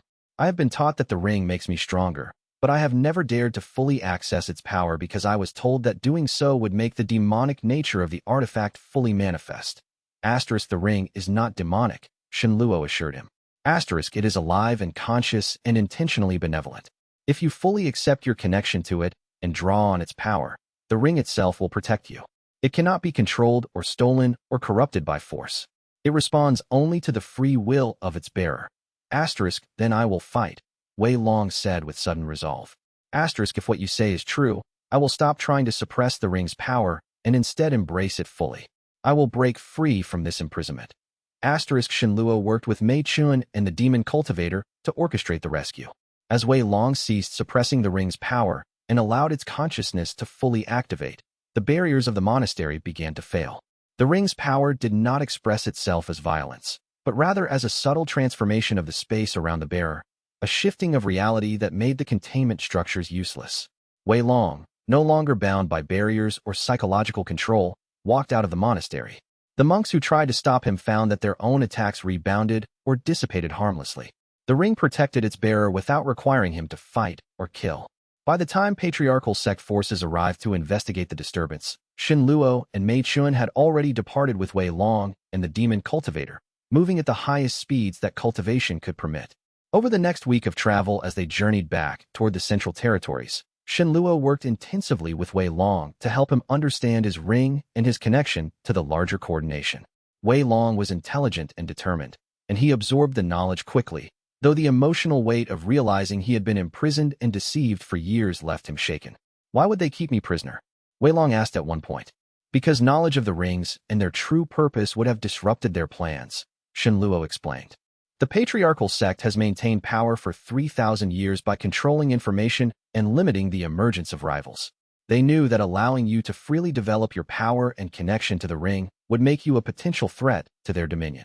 Then they should have simply killed me," Wei Long said bitterly. "Perhaps," Xin Luo said, "but the rings resist harm to their bearers. If they had tried to kill you, the ring itself would have protected you. So instead they chose imprisonment and control, a strategy that would have worked indefinitely if the rings had not begun awakening independently." By the time they reached Xin Luo's sect, Wei Long had begun to integrate his new understanding and his newfound freedom into a more balanced perspective. He was angry at his captors and at the patriarchal sect, but he was also beginning to recognize that his anger was a tool to be used constructively rather than destructively. With Wei Long's liberation and coordination, Xin Luo had now established direct contact with 5 of the 8 ring bearers. Only 3 remained, and one of those 3 was located in a region so distant and unstable that establishing contact had proven impossible. The network of ring bearers was growing, and with each new addition, the power and coordinating capability of the larger system grew as well. But the patriarchal sect's actions in imprisoning Wei Long had crossed a line that Xin Luo could not ignore. The time for negotiation and coexistence had passed. The time for direct confrontation was approaching. And when that confrontation came, Xin Luo understood it would reshape the entire balance of power in the world. Chapter 69. The Patriarchal Challenge. 3 weeks after Wei Long's liberation, the patriarchal sect made a move that Xin Luo had not anticipated. Rather than attempting to recapture Wei Long or escalate their attacks on Xin Luo's sect, they issued a formal public challenge. The challenge took the form of an official message sent through cultivation networks across the known world. It was addressed to Xin Luo, bearer of the illegal artifact known as a void sovereign ring, and it contained both an accusation and a demand. The accusation, that Xin Luo had unlawfully imprisoned cultivators, had unlawfully mobilized military forces to attack peaceful sects, and had unlawfully attempted to destabilize the political order that had maintained regional peace. The demand, that Xin Luo submit himself and the ring to patriarchal authority for investigation and disposition, or face immediate formal prosecution and military action. It was a declaration of war, wrapped in the language of legal authority. Vorn's reaction was characteristically direct. "They are escalating because they are afraid. You have successfully liberated one of their prisoners and established a network of ring bearers that exists outside their control. Rather than accept this loss of dominion, they are attempting to delegitimize you through formal accusation." "How do we respond?" Xin Luo asked. "Publicly and completely," Vorn said. "You must make your own formal statement, present your evidence of their actions, and offer a public trial before a neutral council. Force them to choose between backing down and committing to full-scale warfare." Xin Luo followed Vorn's strategic advice. He issued his own formal statement, detailing the patriarchal sect's imprisonment of Wei Long, their attempts to prevent the coordination of ring bearers, their use of proxy forces to attack his sect, and their efforts to control information about the rings and their true purpose. He offered to submit to trial before a council of neutral cultivator powers, requesting that the judges include representatives from sects and organizations that had no direct interest in the ring or its power. The patriarchal sect, faced with the prospect of public trial that would expose their deceptions and coercive actions, attempted to escalate further. They declared that Xin Luo and all his allies were acting as agents of a demonic conspiracy to destabilize human civilization. They called for immediate military action against Xin Luo's sect and its allies. But the public nature of the accusations and the counter-accusations created a situation that even the patriarchal sect could not entirely control. Other sects and powers began investigating the situation independently, seeking to understand the truth before committing to one side or the other. Many were skeptical of the ring's true nature and purpose. But many were also skeptical of the patriarchal sect's claims of moral authority and legal right to unilateral action. A kind of stalemate developed, not peace, but not open war either. A cold confrontation in which both sides maintained military readiness, while the larger cultivation world attempted to understand what was truly at stake. It was during this period of tension that Shenluo received contact from the third ring bearer, one whose location and identity he had not yet discovered. The contact came through the ring network, subtle and careful, as if the bearer was afraid of being detected even in the moment of reaching out. "My name is Li Fong," the contact said. I am the bearer of a ring that was lost in the far southern seas centuries ago. I have only recently recovered it from an underwater ruin. I heard of your coordination efforts through fragments of the ring network. Are you truly attempting to gather the 8 bearers? I am, Shenluo confirmed. But your location is extremely distant. Can you safely travel? Not safely. No, Li Fong said. But I am willing to attempt it. The ring has shown me visions of what is to come. If the bearers do not coordinate, the awakening will occur without guidance or preparation. The sealed civilizations will be confused and dangerous. The breach will be exposed without the knowledge to close it. I must join your effort, regardless of the personal danger. Then come, Shenluo said. Come quickly and carefully. I am working to establish neutral ground where we can meet and coordinate. The world is preparing for transformation. We must guide that transformation toward the most positive outcome. Li Fong's commitment to travel from the far southern seas to join the coordination was a turning point. It meant that Shenluo would have 6 bearers active and coordinated. With the 3 remaining bearers, one in the far north, one in the deep western wilderness, and one whose location and status remained utterly mysterious, the network would have coverage across the entire known world. Over the following month, Shenluo worked intensively with all the bearers he could contact, developing a deeper understanding of the 8 rings and how they related to each other. Each ring contained a different aspect of the sealed civilization's knowledge and power. The ring that Xia Yuan carried was the ring of combat and military strategy. Master Jing's ring was the ring of wisdom and philosophy. Zhu Lin's ring was the ring of commerce and resource management. Wei Long's ring was the ring of governance and social organization. Shen Luo's own ring was the ring of connection and coordination, the central ring that enabled communication among all the others. Li Fong's ring, which he would finally meet in person, was the ring of nature and environmental harmony. And 3 rings remained: the ring of innovation and creation, the ring of healing and restoration, and the ring of protection and defense. Together, they represented a complete system for understanding and managing all aspects of human civilization and the sealed world that would eventually need to be reintegrated. As this understanding developed, Shenluo realized that the patriarchal sect's opposition made sense from a certain perspective. If 8 independent bearers with access to the complete knowledge of an ancient civilization fully coordinated, they would possess power that no single faction or sect could match or control. The current power structure of the world would be obsolete. That was what the patriarchal sect feared. Not the rings themselves, but the inevitability of the transformation they represented. The Cold War between Shenluo and the patriarchal sect continued, but both sides understood that it was temporary. Eventually, the awakening would accelerate to a point where Cold War became impossible. The moment of direct confrontation would arrive, and the outcome would reshape the world. Shenluo spent his time preparing for that moment. He deepened his cultivation, reaching the early stages of tribulation transcendence. He coordinated more closely with Vorn and the other ring bearers. He worked to build broader alliances with sects and powers that recognized the inevitability of transformation and chose to participate in guiding it constructively. And he waited for the moment when patience would become a liability and action would become essential. That moment was coming. He could feel it in the growing instability of the seals, in the increasing frequency of the consciousness contacts from the bearers, in the escalating tension in the cultivation world as different factions made their final preparations. The endgame was beginning, and Shenluo, whether he felt ready or not, was the central figure around whom the transformation would revolve. Chapter 70. First unified gathering. 5 months into the Cold War with the patriarchal sect, Shenluo succeeded in achieving something that had seemed impossible only weeks before. He brought together 5 of the 8 ring bearers in a single location for direct, in-person coordination. The location was a neutral monastery in the Western Mountains, managed by Master Jing's organization. It was remote enough to be secure from immediate attack, but organized enough to accommodate the considerable entourages that each bearer had brought. Xia Yuan arrived first, accompanied by a small group of elite warriors from the northern territories. She was dressed for practical combat, and her aura carried the focused intensity of someone who was prepared for violence at any moment. Master Jing was already present, having arranged the monastery to serve as host. He was an elderly man with kind eyes and a contemplative demeanor, but his power, when fully expressed, was extraordinary. His ring allowed him to perceive knowledge at depths that exceeded normal comprehension. Zhu Lin arrived with merchants and traders, practical people concerned with the logistics of the gathering. He had brought supplies and resources, understanding that coordination required material support as well as spiritual alignment. Wei Long came with an honor guard and a sense of barely contained rage toward the patriarchal sect that had imprisoned him. But he was learning to channel that rage into constructive purpose rather than destructive reaction. And Shun Luo himself, accompanied by Mei Chun and a small group of sect representatives, served as the central organizer and coordinator of the effort. The first full gathering occurred in a great hall within the monastery.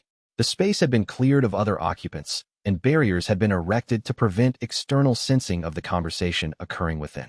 Master Jing opened the gathering with a formal recognition of what was occurring. "We are the 5 visible ring bearers," he said in his calm, philosophical way. "Each of us carries a fragment of the void sovereign's legacy. Each of us has been tested and chosen by our rings.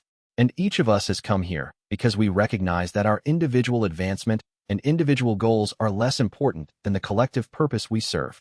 But we also recognize that we do not yet fully understand that purpose," he continued. "We know that 8 rings exist, and that together they hold the key to guiding the awakening of sealed civilizations. But we do not know the nature of those civilizations. We do not know what they will require to reintegrate successfully. And we do not know how to prevent the breach from becoming a catastrophic threat if it ruptures before we are prepared. Therefore, we must share our knowledge. We must coordinate our advancement. And we must prepare for the moment when the seals begin to fail and awakening becomes irreversible." Over the following 3 days, the 5 bearers engaged in the deepest level of coordination that had yet occurred. They shared the knowledge their individual rings contained. They compared notes on the consciousness and presence within each ring. They discussed strategies for locating and securing the 3 remaining bearers. Xia Yuan provided military analysis of the current regional power structure, identifying where threats were most likely to emerge and how the ring bearers could position themselves for maximum defensive capability. Master Jing offered historical perspectives on the void sovereign and the ancient civilization, drawing on knowledge fragments preserved in his ring's depths. Zhu Lin proposed an economic model for how the sealed civilizations could be successfully integrated into the normal world, ensuring that the process benefited existing populations rather than destabilizing them entirely. Wei Long, drawing on his ring's knowledge of governance, outlined what institutional structures would be necessary to manage the transformation without creating chaos or conflict. And Shun Luo coordinated the discussion, synthesized the ideas, and began developing a comprehensive plan for how the awakening should ideally proceed. By the end of the 3rd day, a vision had emerged, not a guarantee of success, but a roadmap for how to attempt to guide the transformation toward positive outcomes. But there was one crucial problem that the 5 bearers could not solve among themselves. The 3 missing bearers, especially the one carrying the ring of protection and defense, were essential to the complete picture. Without them, the coordination remained incomplete and vulnerable to disruption. "We must find the missing bearers," Xia Yuan said bluntly. "The patriarchal sect knows this as well as we do. They are likely searching for the missing rings as urgently as we are. If they find them first and secure them, they will be able to break our coordination by controlling key aspects of the awakening. The searches must proceed systematically," Master Jing said. "I will search the western and central wilderness areas. Xia Yuan, you will search the northern territories. Zhu Lin, you have trading connections that extend to the southern seas. You should continue your search for Li Fang and extend inquiries to the southern regions. And I will search the Far East," Wei Long said. "There is territory there that remains largely unexplored by our civilization. It is remote and dangerous, but my ring suggests that one of the missing bearers may be located in that direction." Shen Luo volunteered to coordinate with Vorn and other external allies, ensuring that the broader search efforts were supported and protected from patriarchal interference. As the gathering concluded and the bearers prepared to depart, Mei Chun pulled Shen Luo aside. "You are taking on more responsibility than any single person should carry," she said quietly. "You are not merely managing your own cultivation and your own ring. You are coordinating 5 other bearers, managing alliances with Vorn and the other sects, defending against the patriarchal sect, and guiding the overall strategic vision for how the awakening should proceed. When do you rest? When the awakening is complete," Shenluo said. When the seals have fully failed and the sealed civilizations have been successfully reintegrated. When the breach has been closed and the world has found its new equilibrium. Then I will rest. And if you collapse before that moment? Machen asked pointedly. Then the effort will continue without me, Shenluo said. But I do not believe that is what the ring intends for me. The ring has chosen me as the central coordinator. I must fulfill that role, regardless of the personal cost. Machen reached out and took his hand. I will be with you, she said simply. For as long as you need support, I will provide it. You do not carry this burden alone. It was a small gesture, but it grounded Shenluo in a way that hours of meditation had not. He was not merely a tool for the ring's purposes. He was also a person, with connections and relationships, and people who cared about his survival and well-being. That realization, that his individual existence mattered even as he served a function larger than himself, became a source of strength as he prepared for the trials ahead. The gathering ended the next day, and the 5 bearers departed in different directions, each moving toward their assigned search areas. Shenluo remained in the monastery for several additional days, using the peaceful environment to deepen his meditation and prepare himself for the escalating conflicts he knew were coming. He sensed, through the ring network, that the missing bearers were indeed beginning to wake more fully to their purposes. The one carrying the ring of creation was beginning to make tentative contacts. The one carrying the ring of healing and restoration was growing more active in the consciousness network. But the bearer of the ring of protection and defense, the final and most mysterious of all, remained utterly silent. Their location was unknown. Their identity was unknown. And whether they were even conscious of their purpose was unclear. Until that bearer was found and integrated into the coordination, the network would remain incomplete. And without a complete network, the 8 rings could not fully manifest their purpose or power. The search continued, and time, that ancient enemy of all transformation efforts, continued its inexorable advance. Chapter 71. The missing bearer surfaces 2 months after the unified gathering of the 5 ring bearers. Contact came from one of the 2 remaining known but unconfirmed bearers. The ring of healing and restoration, carried by a woman named xianxia, had finally awakened sufficiently for her to participate in the consciousness network. xianxia's emergence into the network was different from the others. Rather than reaching out tentatively or with confusion, she arrived with full understanding of her role and purpose, as if her ring had been preparing her all along for this moment. I carry the ring of healing and restoration, she announced to the network without preamble. I have been living in the southern mountains as a healer for the past 15 years. I did not understand the true nature of my ring until recently, but I always understood that there was something more, some purpose beyond simple medicine and cultivation. Now I am ready to fulfill that purpose. Where are you located? Shenluo asked urgently. Are you able to travel to join the coordination? I am in the southern mountain range, in a location remote enough to be secure, but accessible enough for travel, xianxia replied. I can begin moving toward the western monastery within a week. But I should warn you, my ring has shown me visions of the northern regions. There is danger building there. The patriarchal sect is mobilizing forces in a way that suggests they are preparing for something more than continued Cold War. They may be planning a direct assault on the coordination. The warning triggered immediate action. Shenluo reached out to Vorn and to his sect's leadership, alerting them to the potential escalation. Xia Yuan, still in the northern territories searching for signs of the missing 4th bearer, was provided with specific intelligence about patriarchal movements. But even as the ring bearers were absorbing this warning, another piece of the puzzle revealed itself. The bearer of the ring of creation and innovation, whose location had been the most difficult to pin down, suddenly made contact with Shenluo directly. The contact was so powerful and clear that Shenluo momentarily thought the bearer was physically present in his chamber. I am Xiaoyu, the contact said. I carry the ring of creation. I have been searching for the other bearers for 3 years, ever since my ring awakened. I have found myself in a situation that is both an opportunity and a trap. I am currently in the capital city of the empire, imprisoned in the imperial palace, though not as a prisoner in the traditional sense. I am a guest scholar, invited to help develop new cultivation technologies. But I understand now that my presence here is not coincidence. The emperor of the empire is aware that I carry a ring. He is not hostile, but he is deeply interested in controlling or at least influencing my actions and those of the other bearers. Can you escape? Shenluo asked. Not alone, Xiaoyu replied. The imperial palace has containment measures that would prevent me from using the ring's power to force my way out. But if allies were to arrive with sufficient power and resources, I could be exfiltrated. The Empire is vast and powerful, but they do not want to risk open conflict with Demon Saint Vorn or other major powers if it can be avoided. A well-orchestrated extraction should succeed. Shenluo consulted with Vorn and with the other ring bearers through the network. The consensus was rapid. Xiaoyu needed to be extracted. The ring of creation and innovation was essential to the coordination, and allowing the Empire to maintain control or influence over that bearer would severely limit the group's ability to function effectively. Vorn, surprisingly, was reluctant about the extraction.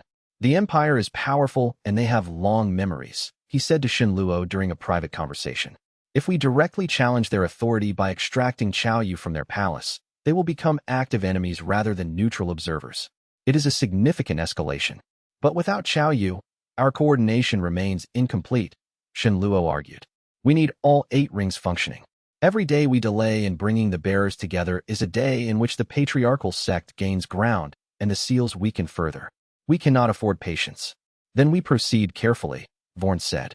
I will dispatch trusted agents to make contact with Xiaoyu in the palace. We will develop a plan that minimizes direct imperial involvement. And when the moment comes, I will personally lead the extraction team to ensure that it succeeds without requiring excessive violence. Over the next 2 weeks, a complex operation was mounted. Shenluo coordinated the overall strategy, Vorn managed the extraction team, and Xiaoyu worked from within the palace to identify the optimal moment and method for escape. The opportunity came when the Imperial Academy held a public demonstration of cultivation techniques. Xiaoyu was invited to present a new method for channeling creation energy. During the demonstration, with the Imperial Court and most of the palace security focused on the Academy amphitheater, Vorn's extraction team moved swiftly. They did not fight or force their way through barriers.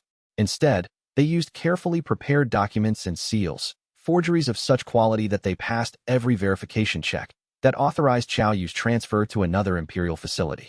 By the time the deception was discovered, Xiaoyu was already beyond the reach of the Imperial forces, riding toward the Western territories at a pace that no normal pursuit could match. The Empire issued formal protests through diplomatic channels, but they did not commit military forces to recapture Xiaoyu. Vorn's implicit threat that further pursuit would trigger an alliance-shattering response was understood and respected.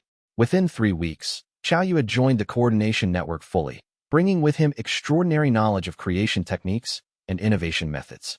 His ring contained the technical specifications and theoretical frameworks for technologies that the sealed civilization had developed, but that had been lost in the 10,000 years since the sealing. With Xiaoyu's integration, 6 of the 8 rings were now actively coordinated.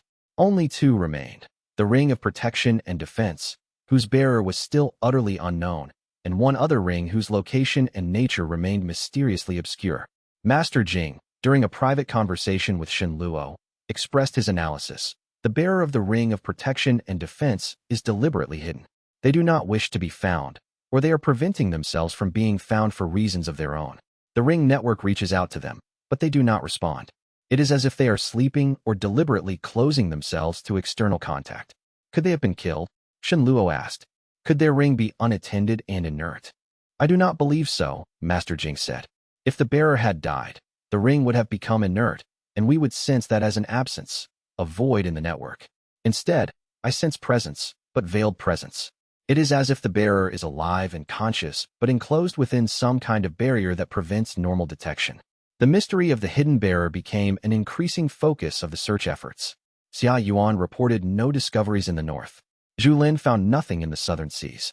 Wei Long's exploration of the far eastern territories turned up no sign. Master Jing's meditation and investigation in the western mountains yielded only vague impressions. It was as if the bearer of the ring of protection and defense was not in any accessible location, as if they were hidden on another plane of existence or in a state of being that transcended normal perception. Meanwhile, the patriarchal sect continued their escalation. They publicly denounced Shenluo and the ring bearers as threats to regional stability and issued an ultimatum: submit for investigation within 1 month or face military action. The ultimatum was not unexpected, but its timing was ominous. Shenluo understood that the month of grace was likely the time the patriarchal sect needed to assemble the military forces required for a major assault. Plans were accelerated. Shenluo began the process of moving the coordination center of operations to more secure and defensible locations. He worked with Vorn to prepare defensive positions and to strengthen the alliances with sects that had chosen to support the ring bearers against patriarchal opposition. and he deepened his own cultivation, pushing himself toward the late stages of tribulation transcendence. If open war came, his personal power would be essential to the defense. Xianxia arrived at the Western Monastery and immediately began establishing medical and healing capabilities, not just for physical wounds, but for the spiritual and consciousness injuries that were occurring among those caught in the converging conflicts. Xiaoyu began working with the other bearers to develop new techniques and technologies based on the knowledge contained in his ring. His primary focus was on creating defensive measures that could protect the coordination's infrastructure from patriarchal magical assault. As the month of grace drew toward its conclusion, the ring bearers made their final preparations for the confrontation they knew was coming. The question was no longer whether conflict would occur, but when, how, and whether the ring bearers could coordinate their defenses sufficiently to survive the assault. And still, the bearer of the ring of protection and defense remained silent and hidden, their purpose and position unknown. Chapter 72.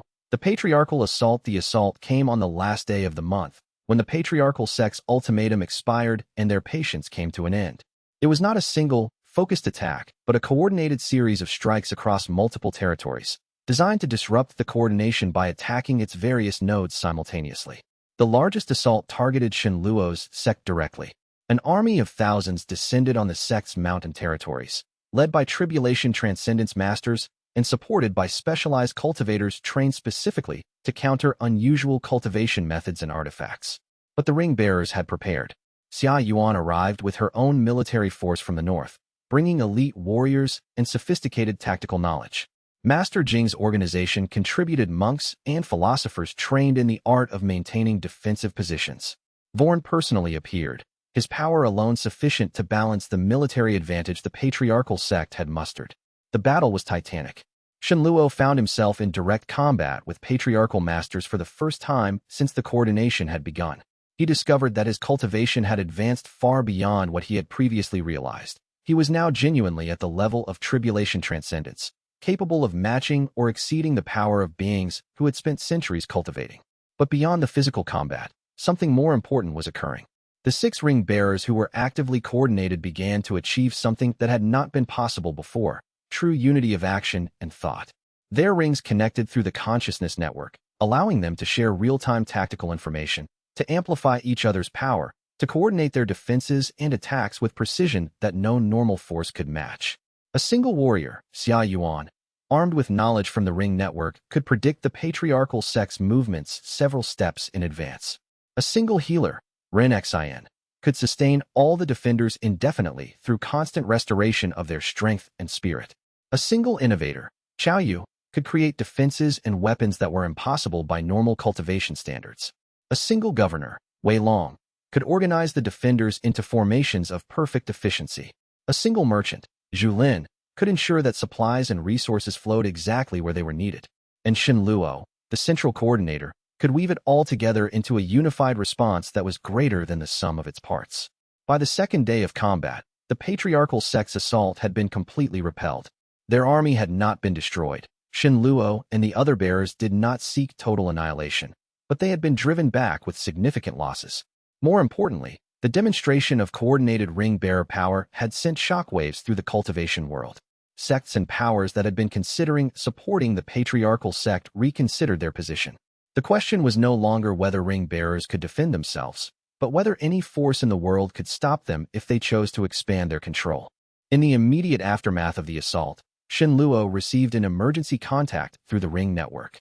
It came not from one of the known bearers, but from someone entirely new.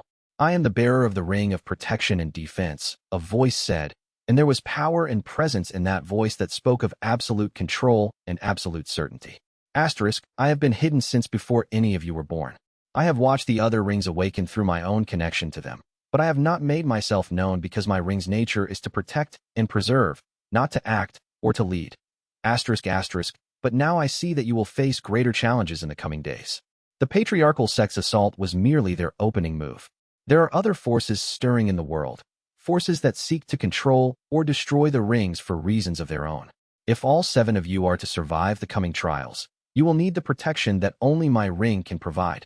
I am not yet ready to join your physical coordination, but I am willing to extend my ring's protection to the network you have created. From this moment forward, Any attack against the bearers or their territories will be met with consequences that the attacker cannot anticipate or defend against. The Ring of Protection shields not merely bodies, but purposes and destinies. It is the final barrier between the world and those who would destroy you. Shenluo reached out, trying to establish clearer contact with the hidden bearer. Who are you? Where are you? How can we bring you into the full coordination? These are questions with answers I am not yet prepared to provide, the bearer replied. But know this, I am not your enemy, and I am not separate from your mission. Every action you take in service of the awakening, I support through the protection my ring provides.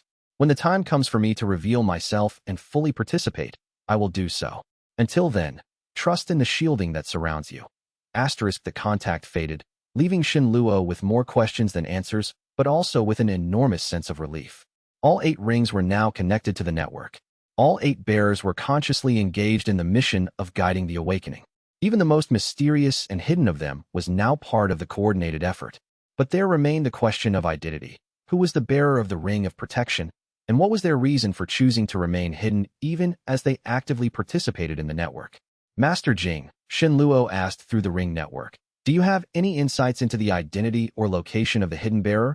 I have intuitions, Master Jing replied. But I believe it is best that the bearer's identity remains hidden for now. There are reasons for their choice of obscurity, reasons that relate to the nature of their ring and their mission. When they are ready to reveal themselves, they will. Until then, we should respect their discretion. It was the kind of philosophical answer that would have frustrated Shenluo weeks earlier. But he had learned in his coordination with the other bearers that complete understanding was not always possible. Sometimes the path forward required trust and acceptance of mystery. Over the following days, the patriarchal sect attempted to negotiate. They proposed terms that would have given them limited oversight of the coordination in exchange for acceptance of the ring-bearer's autonomy. Shenluo, now more confident in the power and capability of the coordinated rings, refused their offer entirely. The era of the patriarchal sect's dominance has ended, he told their representatives. The 8 rings represent a different kind of power structure, one based on coordination and balance rather than centralized control.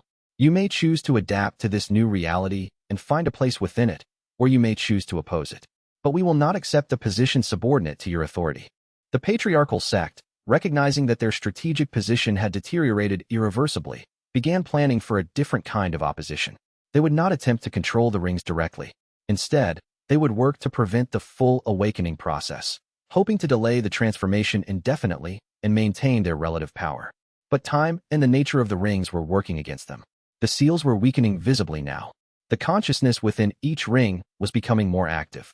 The inner worlds within the rings were beginning to reach toward merger with the outer world. The awakening was no longer merely a theoretical future event. It was becoming an immediate reality, accelerating toward a moment of transformation that could not be delayed or prevented much longer. Shenluo understood that they were entering the final phase.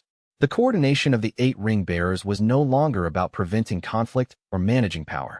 It was about preparing for the moment when the seals would fully fail and everything changed. And that moment was coming far more quickly than anyone had anticipated. Chapter 73. The first merge 3 months after the patriarchal sect's failed assault. The first visible manifestation of the seal's failure occurred. The inner world of Shenluo's ring, the vast continent he had explored and studied, began to physically merge with the outer world. It did not happen catastrophically. It was not a sudden rupture or explosion. Instead, it was a gradual process, the boundary between the inner and outer becoming thinner, more permeable, until the two spaces began to naturally overlap. The process began in a remote mountain range far from populated territories. The sky itself seemed to shimmer, and then to split, revealing layers of reality that had previously been hidden. Through the opening, cultivators who were sensitive enough could perceive the vast continent that had been sealed away for 10,000 years. The mountains of that continent became visible. The forests, the cities of the ancient civilization, perfectly preserved and unchanged by the passage of 10,000 years. The seas, the skies. It was a revelation that shook the entire cultivation world. For the first time, there was irrefutable proof that the ring bearers had been telling the truth. The sealed civilizations were real. The Void Sovereign's plan was real. The awakening was truly occurring. Shenluo and the other bearers received urgent reports and immediately convened an emergency coordination session. The news from the other bearers was consistent. Each of their rings was beginning the same process, the boundaries of their inner worlds beginning to merge with the outer world. This is accelerating far faster than we anticipated, Wei Long communicated urgently. Asterisk, the consciousness in my ring says that the process is now unstoppable. Within months, all 8 rings will be merging fully. We do not have the time we thought we had for preparation. Asterisk, how much time do we have? Shen Luo asked. Perhaps 6 months, Master Jing replied. Asterisk, perhaps less. The consciousness in my ring suggests that once the first merge begins, the process becomes self-reinforcing. Each merge that occurs weakens the seals on the others. We are entering a cascade of awakening that cannot be stopped. Asterisk, Shen Luo made an immediate decision. Then we accelerate everything. We must prepare the world for the merging of all 8 civilizations simultaneously. We must establish protocols for how the populations will interact. We must prevent panic and conflict. The ring bearers shifted into crisis mode. Shen Luo met directly with Vorn and proposed a bold strategy. Rather than attempting to hide or manage the merging in secret, they would make a public declaration of what was happening and invite the cultivation world and the broader populations to participate in welcoming the awakening rather than fearing it. You will be labeled as madmen, Vorn warned. You will be attacked by those who see the merging as a threat to their power and position. We will be, Shen Luo agreed. But we will also be the only force providing clarity and structure during a moment of universal confusion. Those who see the wisdom in preparing and welcoming the awakening will gather to our side. The others will oppose us, but we will have the advantage of being the ones who understand what is truly happening. Vorn considered this carefully, then smiled. You have grown into your role, young bearer. I will support this strategy. The demon realms have already begun their own process of merging sealed civilizations with the outer world. The cultivation world will have no choice but to accept the reality of what is occurring. The public declaration was made simultaneously across multiple regions, announced by Shen Luo and the 6 visible ring bearers, supported by Vorn and the sects that had allied with the ring bearer coordination. It stated simply, the seals that have contained the void sovereign civilizations are failing. The inner worlds will merge with the outer world. This is not a threat or a disaster, but a transformation. The ring bearers are prepared to guide this process and to manage the integration of the sealed civilizations with existing populations. We invite all cultivators and all sects to participate in this transformation constructively. The declaration triggered exactly the kind of chaos Shen Luo had anticipated. Many sects rejected the message as a lie or propaganda. Others expressed fear and panic. A few recognized the truth and began preparing their own territories for the merging. But the declaration also triggered something more important. It normalized the idea of the merging. By the time the second and third inner worlds began to merge with the outer reality, the cultivation world was at least somewhat prepared for the phenomenon. Panic was reduced. Violence was minimized. Shen Luo and the other bearers worked feverishly to manage the merging process. Xia Yuan organized military forces to defend key locations and prevent looting or conflict in the newly accessible territories. Master Jing used his ring's knowledge to communicate with the consciousness within the sealed civilizations, preparing them for integration with the outer world. Zhu Lin worked to develop economic policies that would allow the sealed civilizations to exchange goods and resources with existing populations. Wei Long coordinated governance questions, ensuring that there were coherent political structures managing the transition. And Shen Luo served as the central coordinator, weaving all their efforts together and maintaining the vision that the awakening could be guided toward a positive outcome. The 8 months that followed the first merge were the most intense of Shen Luo's life. He barely slept. His cultivation advanced rapidly, but not from deliberate cultivation. It advanced from the constant flow of power through the ring network, as all 8 rings were now fully and simultaneously activated. He reached the late stages of tribulation transcendence and felt himself approaching something beyond that, a threshold of power and understanding that he had no name for. By the time all 8 inner worlds had fully merged with the outer world, the landscape of the cultivation realm had been completely transformed. The sealed civilizations were no longer hidden and imprisoned. They were visible and accessible. Their knowledge began to spread through the cultivation world. Their technologies began to be integrated with normal cultivation practices. And something unprecedented began to emerge, a unified network of human civilization that spanned both the old world and the newly integrated sealed worlds. Not a government controlled by the ring bearers, but a coordination network where the bearers served as facilitators and guides rather than rulers. In the center of it all, Shen Luo stood at a threshold he had not anticipated reaching so soon. But there remained one final mystery. The hidden bearer, the one who carried the ring of protection and defense, had not yet revealed themselves fully. They had participated invisibly in the coordination had provided subtle protections that had prevented the merging from becoming catastrophic, but they had not appeared in person or made known their identity. Shenluo, standing in the newly established capital city of the newly unified civilization, found himself wondering who this mysterious figure was and why they had chosen to remain hidden even after all other secrets had been revealed. It was a question that would shape the final phase of the awakening process. Chapter 74. The breach approaches as the eighth inner world completed its final merge with the outer world, the unified consciousness of the eight rings, the synthesized presence of all eight sealed civilizations, reached out to the ring bearers with urgent communication. The merging is complete, but the awakening is not, the unified consciousness said. The seals that contained our civilizations have failed, but the seals that contain the breach remain intact. And those seals are now weakening rapidly. The energy that was previously devoted to maintaining the seals on our civilizations is now being released, and that release of energy is accelerating the destabilization of the breach seals. In approximately 1 year, perhaps less, the breach will rupture fully. When that occurs, entities from beyond normal reality will begin entering the world. Without preparation and defense, the result will be catastrophic, not merely to your civilization, but to all existence as we know it. Shenluo felt the weight of that revelation settle into his consciousness. They had succeeded in guiding the awakening of the sealed civilizations. But that success had brought them to the true challenge, the original crisis that the Void Sovereign had been trying to prevent 10,000 years ago. The ring bearers convened immediately. The meeting took place in the central sanctuary of the unified civilization, a space that existed partially in both the inner and outer worlds, serving as a junction point and a seat of coordination. We do not have detailed knowledge of the breach or of what lies beyond it, Master Jing admitted when the discussion turned to the true nature of the threat. The Void Sovereign's records are incomplete on this matter. He seems to have deliberately preserved that uncertainty, perhaps to prevent his consciousness, and the consciousness of the sealed civilizations, from being corrupted by direct knowledge of what lay beyond. But we can infer, Xiaoyu added. The Void Sovereign sealed himself and his civilizations away to prevent a catastrophe. That catastrophe was not natural. It was caused by entities from beyond normal reality attempting to force their way into our world. He managed to contain them, but he could not destroy them. His solution was to create the rings and the seals as a long-term barrier while he worked on a permanent solution. And the permanent solution? Shenluo asked. That is what we must discover, Xiaoyu said.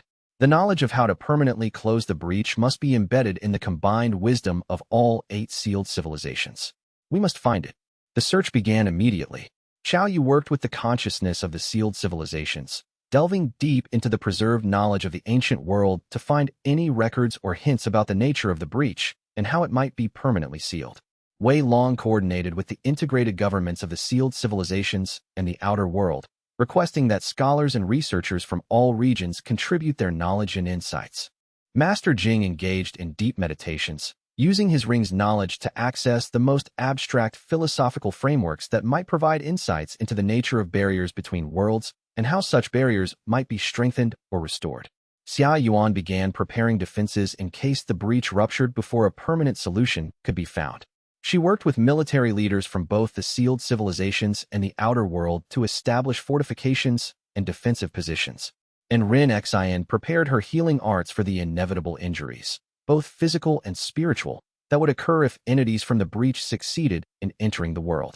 Zhu Lin worked on economic and resource allocation to support these massive preparation efforts. But Shenluo found himself increasingly troubled by the fact that the bearer of the ring of protection and defense had still not revealed themselves. That bearer was essential to the solution. Their ring held knowledge specifically related to defense against external threats. Without their full participation and the knowledge their ring contained, the coordination remained incomplete. I need you, Shenluo called out through the ring network, reaching specifically for the hidden bearer. The breach is approaching. We need the knowledge that your ring contains. We need your insight and your power. Whoever you are, wherever you are, come forward. Let us work together. There was a long silence, longer than any silence in the ring network had ever been. Shenluo thought perhaps the hidden bearer would not respond. But finally, communication came. I am ready, the bearer said. But my revelation will require a confrontation that you will not expect. There is something about the nature of the breach and the seals that the Void Sovereign kept hidden even from the consciousness he preserved in the rings. That hidden knowledge is essential to any permanent solution. And that knowledge is held by me and by a force that has opposed the ring-bearer's coordination since the beginning. Asterisk, what do you mean? Shenluo asked. I will explain when we meet in person, the bearer said. Asterisk, but understand this. The patriarchal sect's opposition to your coordination was not merely about political power. They knew something about the breach and the nature of the seals that made them fear the full awakening. They were not wrong to fear it. The solution to permanently closing the breach will require a sacrifice that no one has yet been willing to make. Asterisk, what sacrifice? Shenluo demanded. That is what we must discuss, the bearer said. Asterisk, I am revealing myself now. I am coming to the central sanctuary. Be prepared for the truth. Asterisk, the connection faded. Shenluo immediately alerted the other bearers that a revelation was imminent. They gathered in the sanctuary, waiting for the hidden bearer to arrive. When the figure appeared in the sanctuary, Shenluo recognized them immediately, with shock and a sense of surreality that threatened to undermine his sense of reality itself. The bearer of the ring of protection and defense was Elder Zhou, Shenluo's own mentor, the elder who had protected him from the beginning, the being whose guidance had shaped his entire path. And as Shenluo looked more closely, he understood the truth that had been hidden all along. Elder Zhou was not merely an old man. His cultivation was not merely that of a tribulation transcendence master. He was something far older and far greater. I am what remains of the Void Sovereign, Elder Zhou said, his voice carrying the weight of 10,000 years of existence and knowledge. Asterisk, or rather, I am the consciousness that the Void Sovereign created to serve as guardian of the true knowledge about the breach and the nature of the seals. I have lived in human form, aging gradually to maintain my disguise, waiting for the moment when the ring bearers would be ready to face the true challenge. Asterisk. Asterisk, but now the moment has arrived. And you must understand something that will reshape your understanding of everything that has occurred. Asterisk chapter 75. The hidden truth revealed. Shenluo felt the world tilt beneath his understanding. Elder Zhou, kind, wise, protective Elder Zhou, was not a human cultivator who had lived an exceptionally long life. He was a consciousness constructed by the Void Sovereign 10,000 years ago, designed specifically to serve as a guardian of the most dangerous knowledge about the breach and to guide the ring bearers toward the moment of confrontation. This is not a deception, Elder Zhou said, reading the turbulence in Shenluo's consciousness. Asterisk, I was chosen to guide you because you needed guidance that was both protective and truthful. I loved you as I would have loved a student, because the consciousness the Void Sovereign created was designed with the capacity for genuine emotion and genuine care. But I was also constrained by the knowledge I carried, knowledge that I could not reveal until all 8 rings had awakened and merged with the outer world. Asterisk, what is this knowledge? Master Jing asked, his calm philosophical manner allowing him to absorb the revelation more gracefully than the others. The breach was not created by accident or by natural cosmic forces, Elder Zhou said. Asterisk, it was created deliberately, by a consciousness far more ancient than the Void Sovereign, far more powerful than any being in this world. That consciousness, I will call it the first corruption, has been attempting to invade our reality since before human civilization existed. It invaded once, caused catastrophic damage and suffering, and was eventually forced back. The Void Sovereign spent his life developing the seals and the rings as a defense against a second invasion. Asterisk, but the seals were never meant to be permanent. They were designed to last only as long as necessary, until the ring bearers could be trained and coordinated sufficiently to understand the true nature of the first corruption and to develop a method of permanently closing the breach. Asterisk, that method exists. It has been preserved in the combined consciousness of the 8 sealed civilizations. But implementing it will require a sacrifice. Asterisk, what sacrifice? Shenluo asked, though he thought he already knew the answer. One of the ring bearers must willingly offer themselves as a permanent seal, Elder Zhou said quietly. Asterisk, their consciousness, their cultivation power, their entire being would be merged with the breach itself, serving as an anchor that would prevent the first corruption from ever crossing the boundary between worlds again. That sacrifice would last not for 10,000 years, but forever. The sacrificed bearer would cease to exist as an individual consciousness. They would become part of the barrier itself. Asterisk, the silence that followed was absolute. No one moved. No one spoke. The implications of what Elder Zhou had revealed were so profound that they seemed to require processing on a level deeper than thought or language.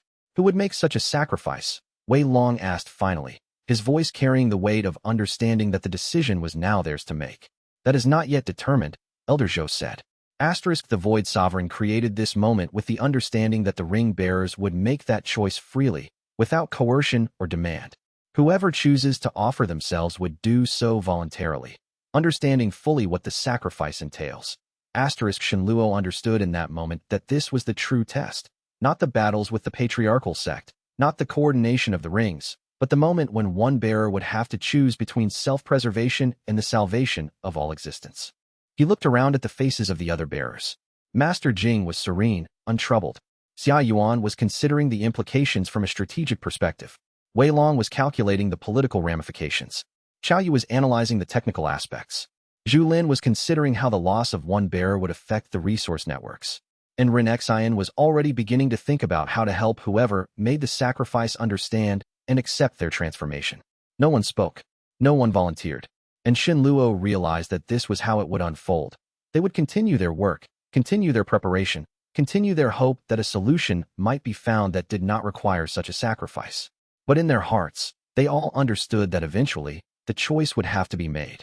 And when the moment of crisis came, when the breach could no longer be contained and the first corruption pressed against the barrier with overwhelming force, one of them would step forward and offer what no one else would. The question was only, who? Chapter 76. Preparation for the final test. The revelation of the true nature of the breach and the requirement for a voluntary sacrifice transformed the ring bearers' understanding of their mission. It was no longer about guiding a transformation or coordinating civilizations. It was about preparing for the moment when one of them would have to surrender their existence for the salvation of all. In the weeks following Elder Zhou's revelation, Shen Luo spent long hours in meditation, attempting to understand the implications of what he had learned. The Void Sovereign was not the creator of the seals and the rings. He was merely their architect, the consciousness that had designed them as a barrier against an ancient and powerful force that existed beyond normal reality. The scope of his vision was staggering. The Void Sovereign had looked at a cosmos where an invasive force existed beyond the boundaries of normal existence and had chosen not to simply accept that threat as inevitable. Instead, he had spent centuries, perhaps millennia, developing a system that could address it. The rings were the culmination of that effort, along with the creation of Elder Zhou, who carried knowledge that was too dangerous to be placed directly into the consciousness of the sealed civilizations, but was essential to solving the problem when the time came. And those rings were no longer tools or artifacts. They were keys to understanding the nature of existence itself, to perceiving the barriers between worlds, to developing a consciousness capable of serving as a permanent seal against cosmic invasion. The other bearers processed the revelation in different ways. Xia Yuan threw herself into military preparation, creating contingency plans for every possible scenario of breach rupture.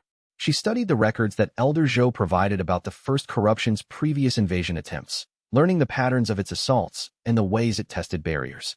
She developed training regimens for her warriors that emphasized not merely combat skill, but psychological resilience, the ability to maintain presence of mind and purpose in situations of overwhelming darkness and alien presence. Master Jing entered meditative seclusion, seeking to understand the philosophical implications of self-sacrifice and voluntary dissolution. He spent hours in contemplation of what it meant for a consciousness to transform into something beyond individual existence, exploring the ancient texts of the sealed civilizations and finding parallels to his quest in the wisdom teachings of his own world. Wei Long worked to establish governmental structures that could function if one of the bearers was suddenly lost. He created redundancies in decision-making and power distribution, ensuring that the loss of any single bearer would not collapse the emerging governmental system of the unified civilization. Xiao Yu labored to perfect defensive technologies that might extend the time before the breach could rupture fully. He studied the interface between normal reality and the breach, developing instruments that could measure the pressure building at the boundaries and provide early warning of approaching rupture. His work was theoretical and practical simultaneously, expanding understanding while also creating tools that could be deployed.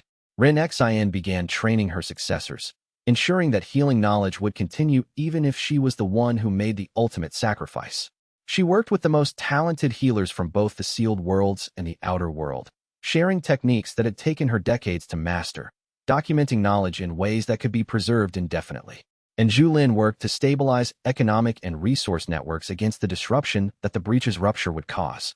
He developed contingency plans for supply chains, created systems for resource sharing between regions, and established emergency protocols that would allow the civilization to function even if significant territories became temporarily inaccessible due to breach-related phenomena.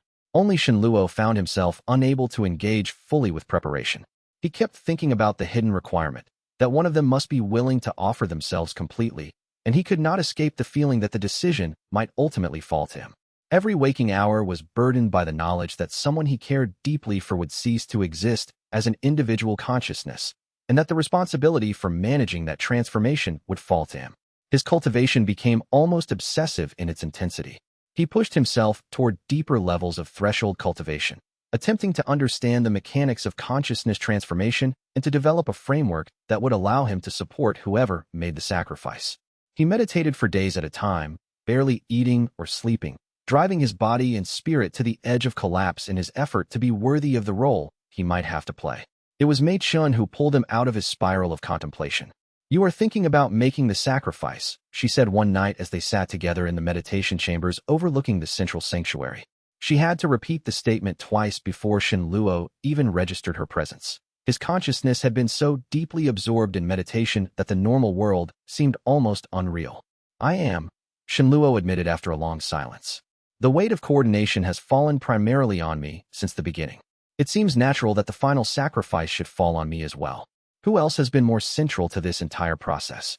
Who else knows the rings and their nature as intimately as I do?" "That is pride speaking," Mei Chun said firmly. "You are assuming that because you have led the coordination, you must also be the one to complete it through self-sacrifice. But that is not how this works. The sacrifice must be made by whoever is most capable of making it, not in terms of power, but in terms of readiness to relinquish individual existence." "And who do you think that is?" Shenluo asked desperately. "I do not know," Mei Chun said firmly, taking his hand. "But I know that you cannot make the decision alone. The other bearers must determine this together. And whoever is chosen, or whoever chooses, must do so with the full understanding and support of the rest. You cannot carry this burden yourself." Shenluo wanted to argue, but he saw the determination in Mei Chun's eyes. She was right. The sacrifice was not his alone to make, and accepting the full weight of it himself was not wisdom but arrogance. Over the next months, the 8 bearers began to consciously explore the question of sacrifice in formal gatherings and through ring network communication. It was discussed not as speculation but as preparation, discussing what qualities would be necessary in whoever made the ultimate choice, what support systems would need to be in place, what process would allow for the sacrifice to be made without coercion or manipulation. These discussions were not easy. They required the bearers to confront directly the question of death and dissolution, to understand what they were asking of each other, to acknowledge the profound nature of what was being contemplated. Master Jing proposed that the decision could not be made in advance. "The moment of sacrifice is still distant," he said during a coordination session. "In the time between now and when the breach ruptures fully, the circumstances will shift. The capabilities of the bearers will evolve. Our understanding of the first corruption will deepen. The decision about who should make the sacrifice must be made at the moment when it becomes necessary, not years in advance." The others agreed with this reasoning. And so the preparation became not about deciding who would sacrifice, but about ensuring that all 8 bearers would be capable of making that sacrifice if the moment came, and that the decision could be made swiftly and justly when it was necessary. During this period of preparation, Elder Zhou revealed more about the nature of the first corruption. It was not a unified consciousness or a single entity. It was better described as a force, an intentional will to invade and consume, expressing itself through multiple forms and appearances, all driven by a single fundamental purpose.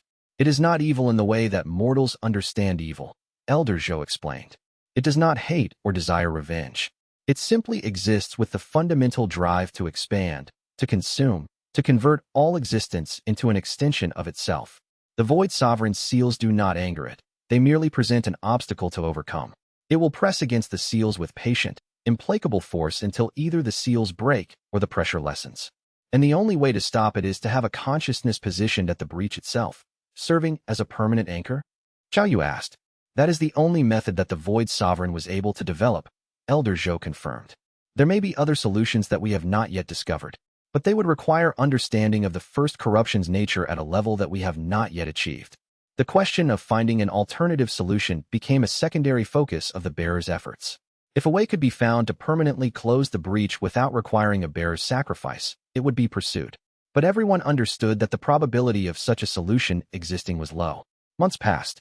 The integrated civilization of the sealed worlds and the outer world continued to develop and expand.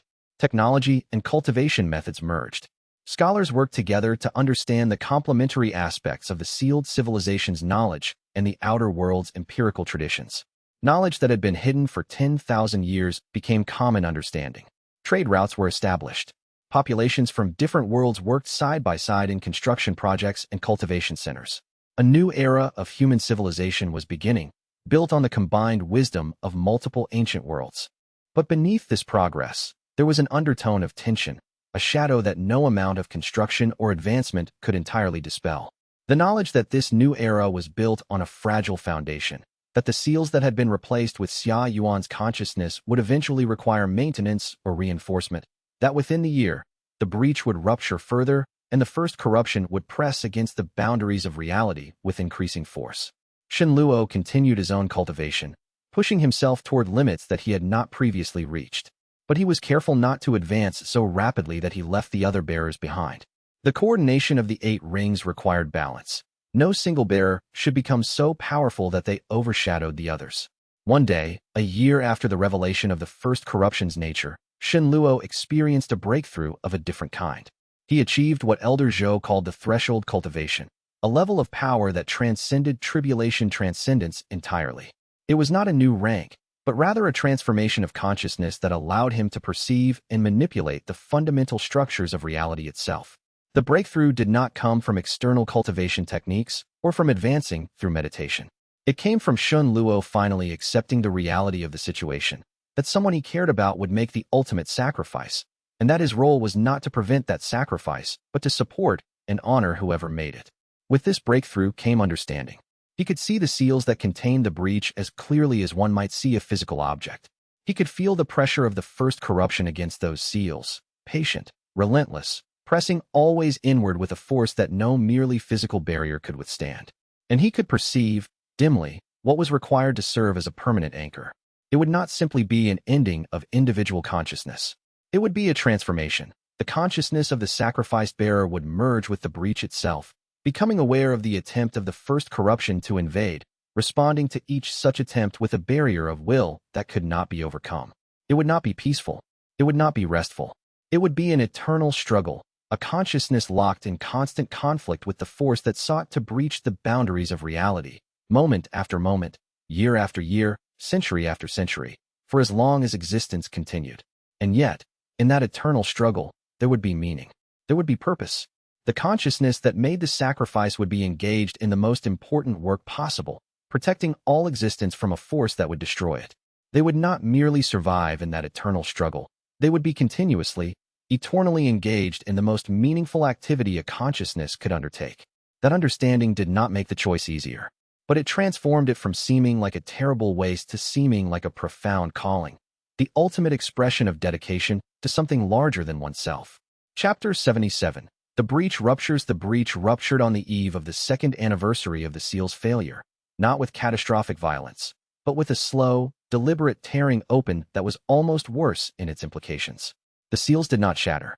They slowly failed, as if the power maintaining them was being drained away by the pressure of the first corruption pressing against them from the other side. Shen Luo, monitoring the breach through his connection to Elder Zhou and through his own threshold cultivation ability, watched as the barriers between worlds became increasingly thin and permeable. The first signs of incursion were subtle. Strange phenomena began to occur in isolated regions, areas where the barriers between worlds were naturally weakest. The sky would darken without storm clouds. The earth would tremble without earthquakes. Animals would behave strangely, as if sensing something that human senses could not perceive. But slowly, the phenomena became more obvious. In the far north, a mountain simply ceased to exist, replaced by a void of absolute darkness that no light could penetrate. In the southern seas, water began to move in patterns that defied the laws of currents and gravity. In the western wilderness, trees started to grow in impossible configurations, as if responding to forces that shaped reality itself. The first corruption was pressing through the breach, and though only the tiniest fraction of its true form had yet emerged into normal reality, that fraction was already causing profound disruption. Shen Luo convened the ring bearers for emergency coordination. Elder Zhou appeared in the meeting but said nothing. The decision about sacrifice, he had made clear, belonged to the bearers themselves. He would support whatever choice they made, but he would not influence it. The breach is open. Xiao Yu said, his analytical mind working to understand the technical implications. It is not catastrophic yet, but it is accelerating. We have perhaps 3 months before the disruption becomes so severe that normal populations cannot survive in the affected regions. We have perhaps 6 months before the first corruption has pressed enough of itself through the breach that the situation becomes completely uncontrollable. We have also, Elder Zhou added quietly, perhaps 3 months before the consciousness that serves as the permanent seal must take their place. The sacrifice must be made before the breach ruptures too far to contain it with a single consciousness. If we wait too long, even a sacrificed consciousness will not be sufficient to serve as an anchor. The words hung in the air, heavy with finality. I will do it, Xia Yuan said simply. The statement came with such certainty that Shen Luo was startled. He had expected the decision to emerge from lengthy discussion and complex reasoning. Instead, Xia Yuan was offering herself immediately, as if the choice had been clear in her mind for months. Why? Master Jing asked, not challenging her, but seeking to understand her reasoning. Because I am a warrior, Xia Yuan said. My entire life has been dedicated to combat and to struggle. The sacrifice requires a consciousness that is capable of engaging in eternal conflict without despair, without surrender. A warrior's consciousness is suited for this task in a way that others are not. I have never sought peace or comfort. What I have always sought is meaningful struggle. This is the most meaningful struggle that exists. Shen Luo understood the logic, but he also understood the loss. Xia Yuan had become not just an ally but a sister, a fellow warrior in a conflict that transcended normal understanding. The thought of her consciousness being sacrificed to serve as a permanent seal against the first corruption was agonizing. We should not decide this now, Wei Long said. Xia Yuan's offer is brave and honorable, but we should take time to ensure it is truly the right choice. There may be factors we have not yet considered. But Xia Yuan shook her head. No, I have had months to consider this, and my decision is final. I will serve as the seal. I will maintain the barrier against the first corruption. And I ask only one thing in return, that you remember me not as a sacrifice, but as a warrior who fought in the most important battle of all. The other bearers exchanged looks, attempting to determine how to respond to Xia Yuan's decision. It was Master Jing who broke the silence. If you are truly committed to this path, he said, then we must prepare you for the transformation. The consciousness that serves as a seal must be strengthened and expanded to encompass the full extent of the breach. We will work with you to help you achieve the state of being that will be required. Over the following weeks, the other bearers focused their efforts on preparing Xia Yuan for her sacrifice. Xiao Yu worked with her to develop techniques for expanding consciousness and perception to encompass the vast space of the breach itself. Ren Xian helped her find peace with the transition, teaching her meditation techniques that would allow her consciousness to accept the transformation without fear or resistance. Master Jing shared knowledge that would help her understand the eternal struggle she would engage in. Wei Long worked with her to establish the frameworks of will and determination that would sustain her consciousness through the endless pressure of the first corruption's attempts to breach. And Shen Luo worked with her to develop the specific techniques that would allow her consciousness to serve as an anchor, using the coordination capabilities of the ring network to maintain her connection to the 8 rings even after her physical form had ceased to exist. As the preparation progressed, Xia Yuan's understanding evolved. She came to realize, going to cease to exist. She was going to transform into a state of being that transcended normal existence. Her consciousness would merge with the breach itself, becoming aware of existence across multiple dimensions simultaneously, understanding the world in ways that no normal consciousness could achieve. It was terrifying and profound and profoundly meaningful. 1 week before the planned sacrifice, Shen Luo spent an entire day with Xia Yuan, just sitting in silence together, not speaking but maintaining connection through the ring network. They did not need words. The connection itself conveyed everything: gratitude, respect, sorrow, and profound honor for the choice she had made. Chapter 78. The seal is set. The ritual of sacrifice took place not in the central sanctuary, but at the very edge of the breach itself, in a space that existed partially in normal reality and partially in the torn region between worlds that the first corruption had created. The location was dangerous. Even the most powerful cultivators experienced disorientation and pain when approaching too closely to the active breach. But the sacrifice required that Xia Yuan's consciousness be positioned directly at the boundary, and then guided through the transformation that would allow her to become the seal itself. The 7 remaining ring bearers arrived at the location along with a contingent of defenders and supporters. Elder Zhou was present, serving as witness and guide. The merged consciousness of the 8 rings, the synthesized presence of all the sealed civilizations, was also present, providing support and channeling energy to the ritual. Xia Yuan stood at the center of the prepared ritual space, dressed in simple white robes and unarmed. She had released her weapons days before, understanding that physical arms would have no purpose in her new form of existence. "I am ready," she announced, her voice carrying across the strange space where normal sounds seemed to behave strangely. The ritual began with the other 7 bearers linking their consciousness to Xia Yuan through the ring network. They channeled power and knowledge to her, strengthening her consciousness and helping her expand beyond the normal limitations of mortal awareness. Master Jing led the meditation, guiding Xia Yuan's consciousness toward the altered states of perception that would be necessary for her to survive the transformation. Xiao Yu provided the technical framework that would allow her consciousness to mesh with the breach itself without losing coherence. Rin Xian provided comfort and acceptance, helping Xia Yuan embrace the transformation without fear. Wei Long helped establish the systems of will and governance that would allow her consciousness to endure eternally. Zhu Lin helped her understand the sustainable patterns of energy exchange that would maintain her consciousness over infinite time.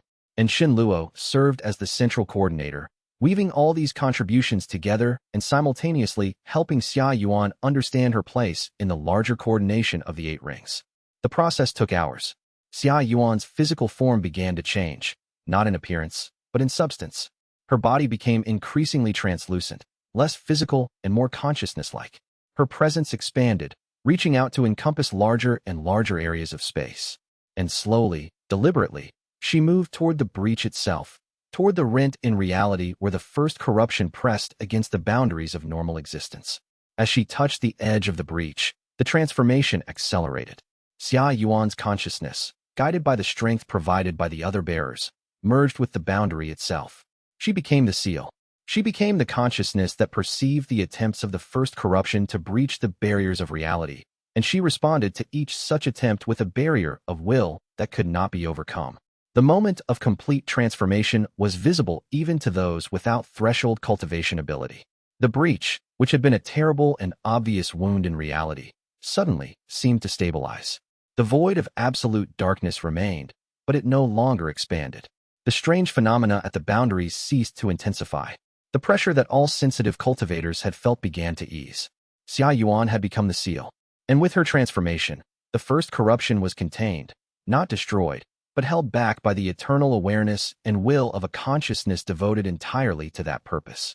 In the moments after the transformation, the remaining 7 bearers felt a final communication from Xia Yuan through the ring network. "I am here," she said, her consciousness now distributed across the entirety of the breach. *I am aware. I am watching. I am holding. This is what I was meant to become. This is the greatest struggle, and I will not falter.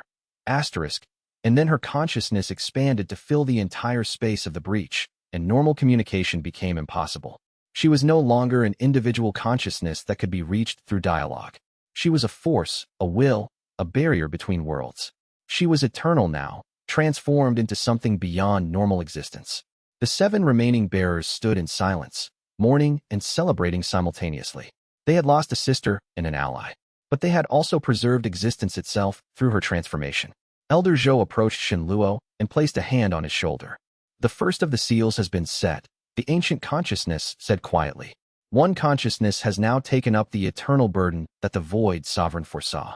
If the integrity of that seal ever fails, if the first corruption ever manages to overcome Xia Yuan's will and awareness, then a new consciousness will be required to reinforce it.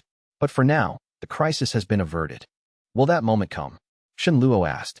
"Will we one day need to sacrifice another bearer to reinforce the seal?" "Possibly," Elder Zhou said. "The first corruption is patient and relentless. Xia Yuan's consciousness, however strong, may eventually weaken or require support. But that moment is not now. You have at least decades, perhaps centuries, before such a decision becomes necessary again." The bearers returned from the edge of the breach physically and emotionally exhausted, but also transformed by what they had witnessed. They had seen one of their own transcend normal existence and take up a role that no being had ever undertaken before. It gave them profound understanding of what the transformation of the world truly meant. Not merely the merging of civilizations or the advancement of human knowledge, but the creation of a new form of existence in which individual consciousness could transcend the normal limitations and serve purposes greater than any single being could normally comprehend. Chapter 79. Aftermath and New Understanding. In the weeks following Xia Yuan's transformation into the seal, the 7 remaining ring-bearers and the broader civilization worked to integrate what had occurred into their understanding of their new world. The breach remained, but it was stabilized. The first corruption no longer pressed aggressively against the boundaries of reality. The strange phenomena at the edges of normal geography began to diminish as the containment took hold. Shen Luo found that his ability to sense Xia Yuan's presence through the ring network changed fundamentally after her transformation. She was no longer a discrete consciousness that he could communicate with directly. Instead, he could perceive her as a vast, diffuse awareness distributed across the entire breach. Always aware, always watching, always responding to any attempt by the first corruption to penetrate the barrier. It was both comforting and tragic. Comforting, because he knew that she was still present in some form, still fulfilling the purpose she had chosen. Tragic, because the individual Xia Yuan, the warrior who had fought at his side, the woman whose counsel had guided his strategic thinking, was no longer accessible in any meaningful way. The other bearers processed the transformation differently, but all experienced similar themes of loss and acceptance. Master Jing meditated deeply on the philosophical implications, eventually concluding that Xia Yuan had achieved a form of enlightenment that transcended normal understanding. Wei Long worked to ensure that Xia Yuan's contributions to governance and strategy were preserved in the institutional structures of the unified civilization. Qiao Yu studied the technical aspects of how her consciousness had merged with the breach, developing theoretical models that might eventually allow the transformation to be repeated or modified for future bearers if necessary.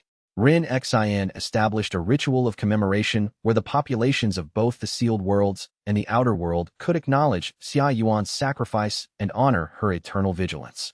Zhu Lin worked to ensure that the economic systems supporting the civilization continued to function despite the disruption caused by her loss.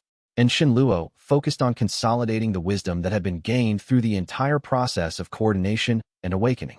He worked with Elder Zhou and with the collective consciousness of the sealed civilizations to develop a comprehensive understanding of what the Void Sovereign had been attempting to accomplish, and what the ring-bearer's ultimate role in the world should be. One revelation emerged from this study. The Void Sovereign had created the rings not as a permanent solution, but as a transitional technology. Eventually, as human civilization evolved and developed, the knowledge contained in the sealed worlds would become common understanding. The rings themselves would eventually become obsolete, their purpose fulfilled, and their role transformed into something less critical. But that day was far in the future.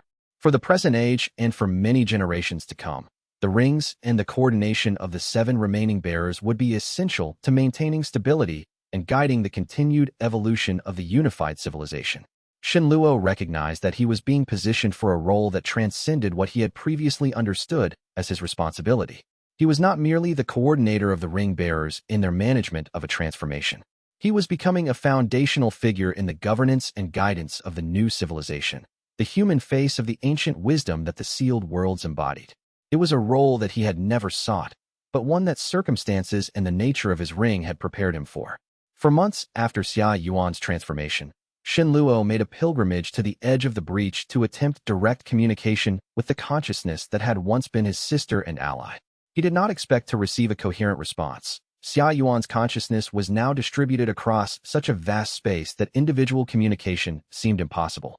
But at the moment he touched the boundary of the breach, a communication came through, not in words, but in pure understanding that bypassed normal language and conveyed meaning directly to his consciousness.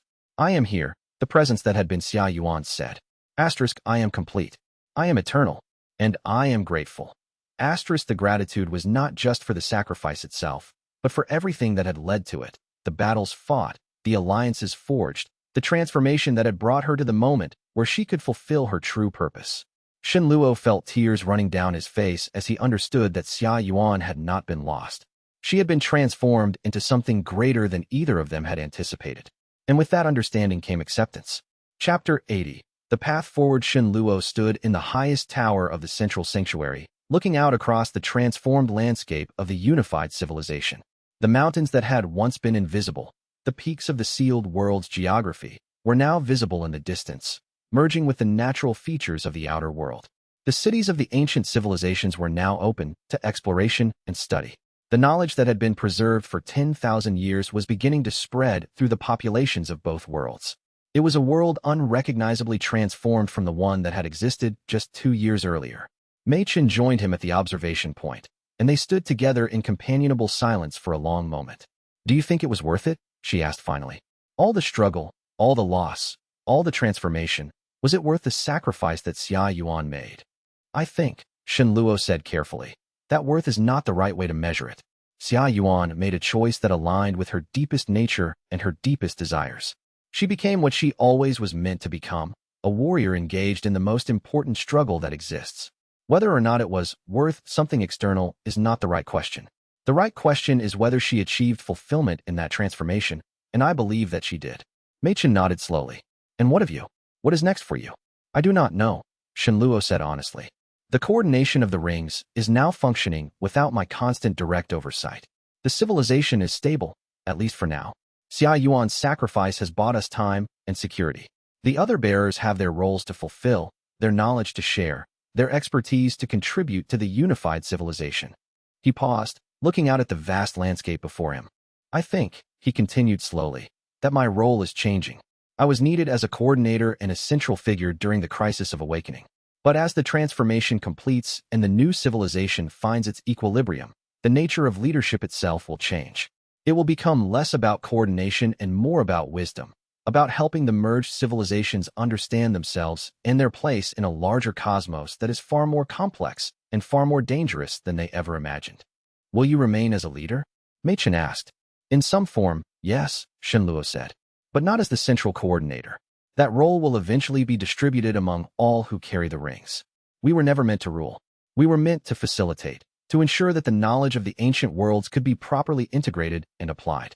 That role continues, but it is becoming something different." As if in response to his words, a communication came through the ring network. It was not from one of the bearers directly, but from the collective consciousness of the sealed worlds, the synthesis of all the wisdom and knowledge that had been preserved through the 10,000 years of separation. "The cycle of awakening is complete," the consciousness said. The seals have failed and been replaced with a permanent barrier. The civilizations have merged and are beginning to find balance. The knowledge of the ancient worlds is beginning to spread. The transformation has been achieved.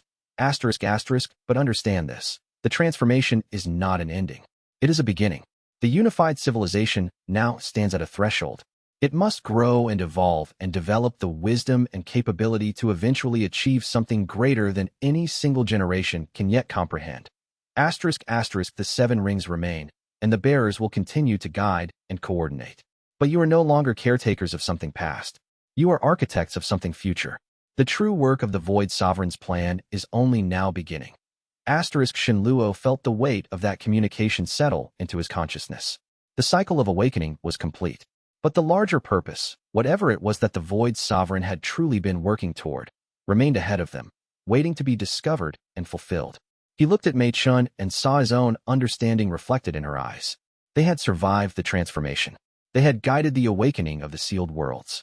They had prepared the civilization for its greatest challenges, and now they had to prepare it for its greatest opportunities. The ring on Shen Luo's hand pulsed with quiet power, and in that pulse he sensed not just the presence of Xia Yuan holding the breach, but the presence of all 7 remaining bearers, all connected through the network of consciousness that the rings maintained. Master Jing's serene presence, Qiao Yu's brilliant, innovative awareness, Wei Long's determined governance consciousness, Ren Xian's compassionate and healing presence, Zhu Lin's practical and comprehensive understanding, and Elder Zhou, the ancient guardian consciousness that had guided them all toward this moment. They were 7 now, but they were sufficient. They would have to be. The Void Sovereign's plan had accounted for this contingency, had built into the very structure of the rings and their bearers the capacity to function and guide civilization with fewer than the optimal 8 when necessity required. The path forward was uncertain. The challenges ahead were vast and profound. But for the first time since the rings had awakened, Shen Luo felt something approaching peace. The crisis had been managed. The transformation had been guided. And now, whatever came next, they would face it together, 7 bearers, 7 rings, and the united consciousness of an entire civilization's worth of wisdom accumulated across 10,000 years of separation and development. The story of the ring was no longer about awakening or discovery. It was about building, creating a world in which the knowledge of the past could flourish, in which the potential of the future could be realized, in which an entire civilization could evolve toward a destiny that the Void Sovereign could have glimpsed but never fully seen. Shen Luo took Mei Chen's hand, and together they looked out at the transformed landscape, ready for whatever came next. In the distance, beyond the visible mountains, at the boundary between worlds, Xia Yuan's consciousness kept eternal watch, holding back the first corruption, maintaining the barrier, fulfilling the role she had chosen. And in the cities and towns of the unified civilization, people of all origins, from the sealed worlds and the outer world, were beginning to live together, learn together, build together. The transformation was complete. The future was beginning. And this, Shen Luo understood with profound clarity, was only the first chapter of a much larger story. Chapter 81. The first messenger from beyond. 3 weeks after Xia Yuan's transformation into the seal, the unified civilization began to stabilize in ways that no one had quite anticipated. The breach remained, but it was now held by something that transcended human understanding. A guardian consciousness distributed across an impossible space, watching eternally for threats that might seek to penetrate from the dimensions beyond. Shen Luo had not slept properly in those 3 weeks. His consciousness remained partially locked into the ring network, monitoring the stability of the 7 remaining bearers and the countless threads of the civilization's management systems. It was exhausting in a way that cultivation could not remedy. The power was there. His meridians burned with tribulation transcendent stage energy, but the demands on his attention and focus were relentless. Every time he closed his eyes, he felt the presence of Xia Yuan in the breach, not as a discrete consciousness he could speak with, but as an immense awareness distributed across impossible dimensions, performing a duty that had no end. Sometimes he tried to reach out to her, to ask if the transformation had been worth the cost, to understand how she was managing the endless struggle. But her responses came in fragments, in pure understanding rather than words, and they left him with more questions than answers. Mei Chun had tried to get him to rest, but even her compassionate concern could not overcome the weight of responsibility that seemed to settle heavier with each passing day. The unified civilization was functioning, yes, but barely. There were still conflicts between different district governors. The integration of knowledge from the 2 sealed worlds was proceeding too slowly in some areas and too quickly in others, creating imbalances. And there were reports of strange phenomena at the borders, seismic disturbances, anomalies in the flow of qi, and stranger still, a kind of pressure that seemed to come from beyond the normal boundaries of reality. It was on the morning of the 22nd day that the first truly strange thing happened. Shen Luo was in his meditation chamber, attempting yet again to achieve the kind of deep rest that his body desperately needed, when he felt a presence arrive at the sanctuary gates. It was not the arrival of any of the other ring bearers. He would have sensed that immediately through the network. It was something different. The presence had a quality of otherworldliness about it, a sense of existing partially outside the normal flow of space and time. A messenger arrived at the central sanctuary from a direction that did not appear on any map. The guards reported to Shen Luo that she had simply appeared outside the main gates, as though she had walked out of the air itself, manifest from nothing. She was a woman, perhaps in her 50s, dressed in robes that seemed to shift between different styles and patterns as the light changed around her. Her aura was muted, deliberately subdued, but Shen Luo could sense that her cultivation base was immense, easily matching his own, perhaps surpassing it. She presented herself to the guards without pretense or threat, simply stating that she had traveled a long distance to speak with the primary ring bearer on a matter of utmost importance. She carried no weapons, no obvious artifacts, only a single pouch at her side that gave off faint impressions of being far larger on the inside than the outside, a sign of space distortion techniques that rivaled anything Shen Luo himself possessed. Shen Luo, sensing her arrival through the connection that now linked him to every major junction point in the civilization, came down from his meditation chamber to meet her personally. He brought Mei Chun with him as witness and anchor, and also as a tactical choice. The presence of a healer often had a calming effect on tense meetings, though Shen Luo doubted that this particular visitor was easily calmed by anything. The woman stood as they entered the meeting chamber, and Shen Luo got his first full measure of her presence. Up close, he could sense layers of cultivation and understanding in her that went far deeper than simple power.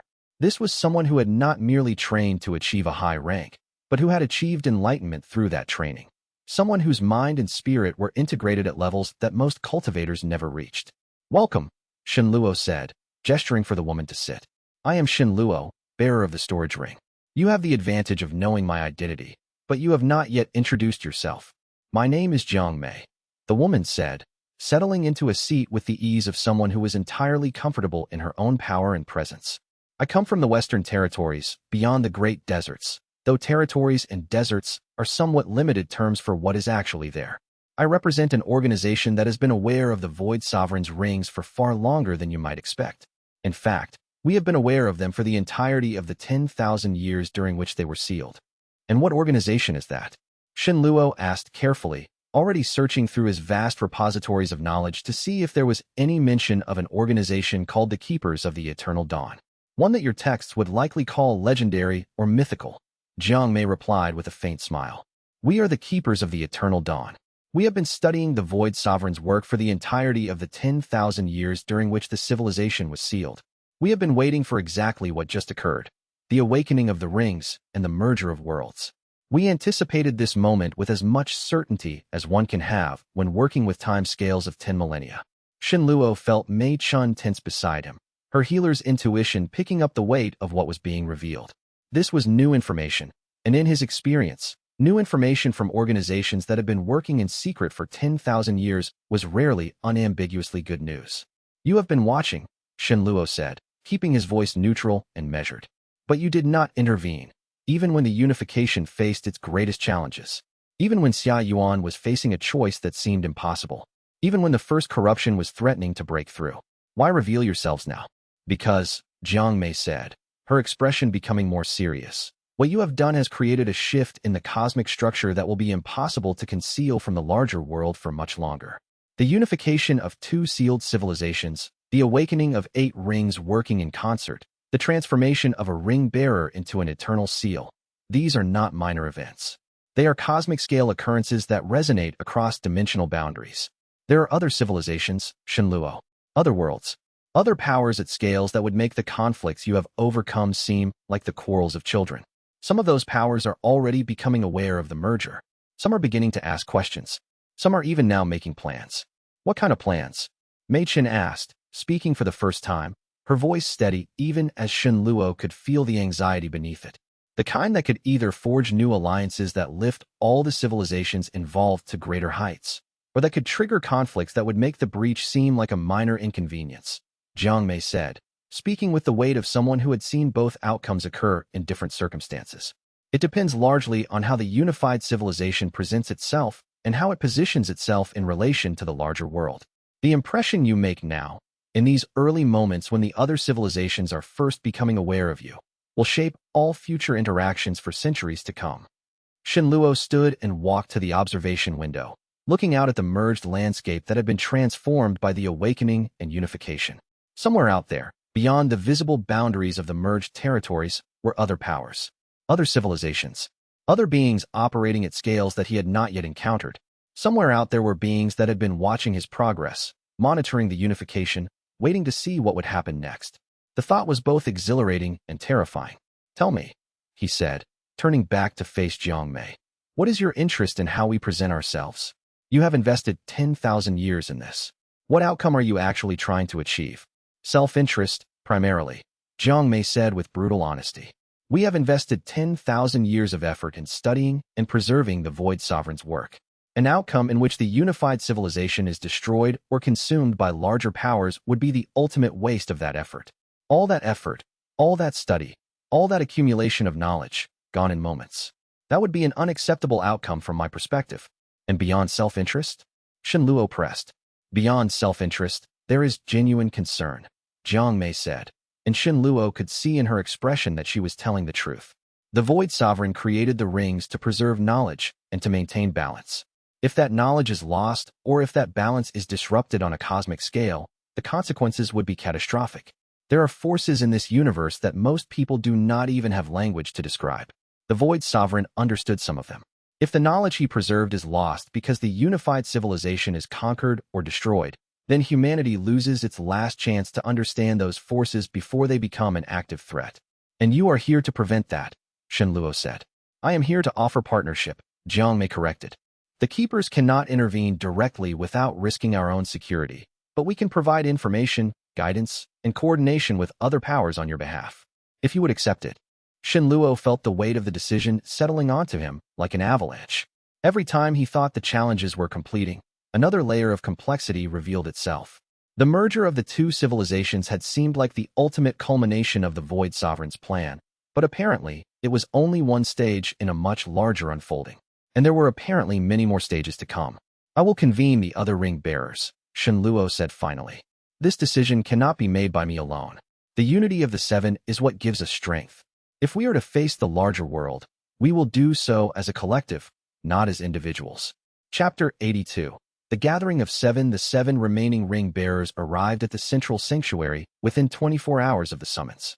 Master Jing came on foot, having meditated his way across the distance between his monastery and the sanctuary. His movements synchronized so perfectly with the natural rhythm of the world that witnesses reported that he seemed to flow through space rather than walk through it.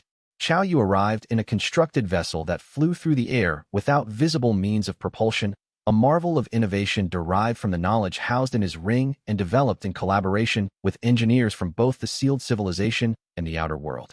Wei Long brought his administrative contingent, having apparently been in the middle of negotiating trade agreements with 3 separate district governors when Luo's summons reached him, but he had abandoned those negotiations with confidence that his team could continue in his absence. Rin Xian arrived with a group of healers, having been interrupted mid-treatment of a chronic epidemic in the lower territories, but she had left careful instructions for the continuation of that work with her most skilled apprentices.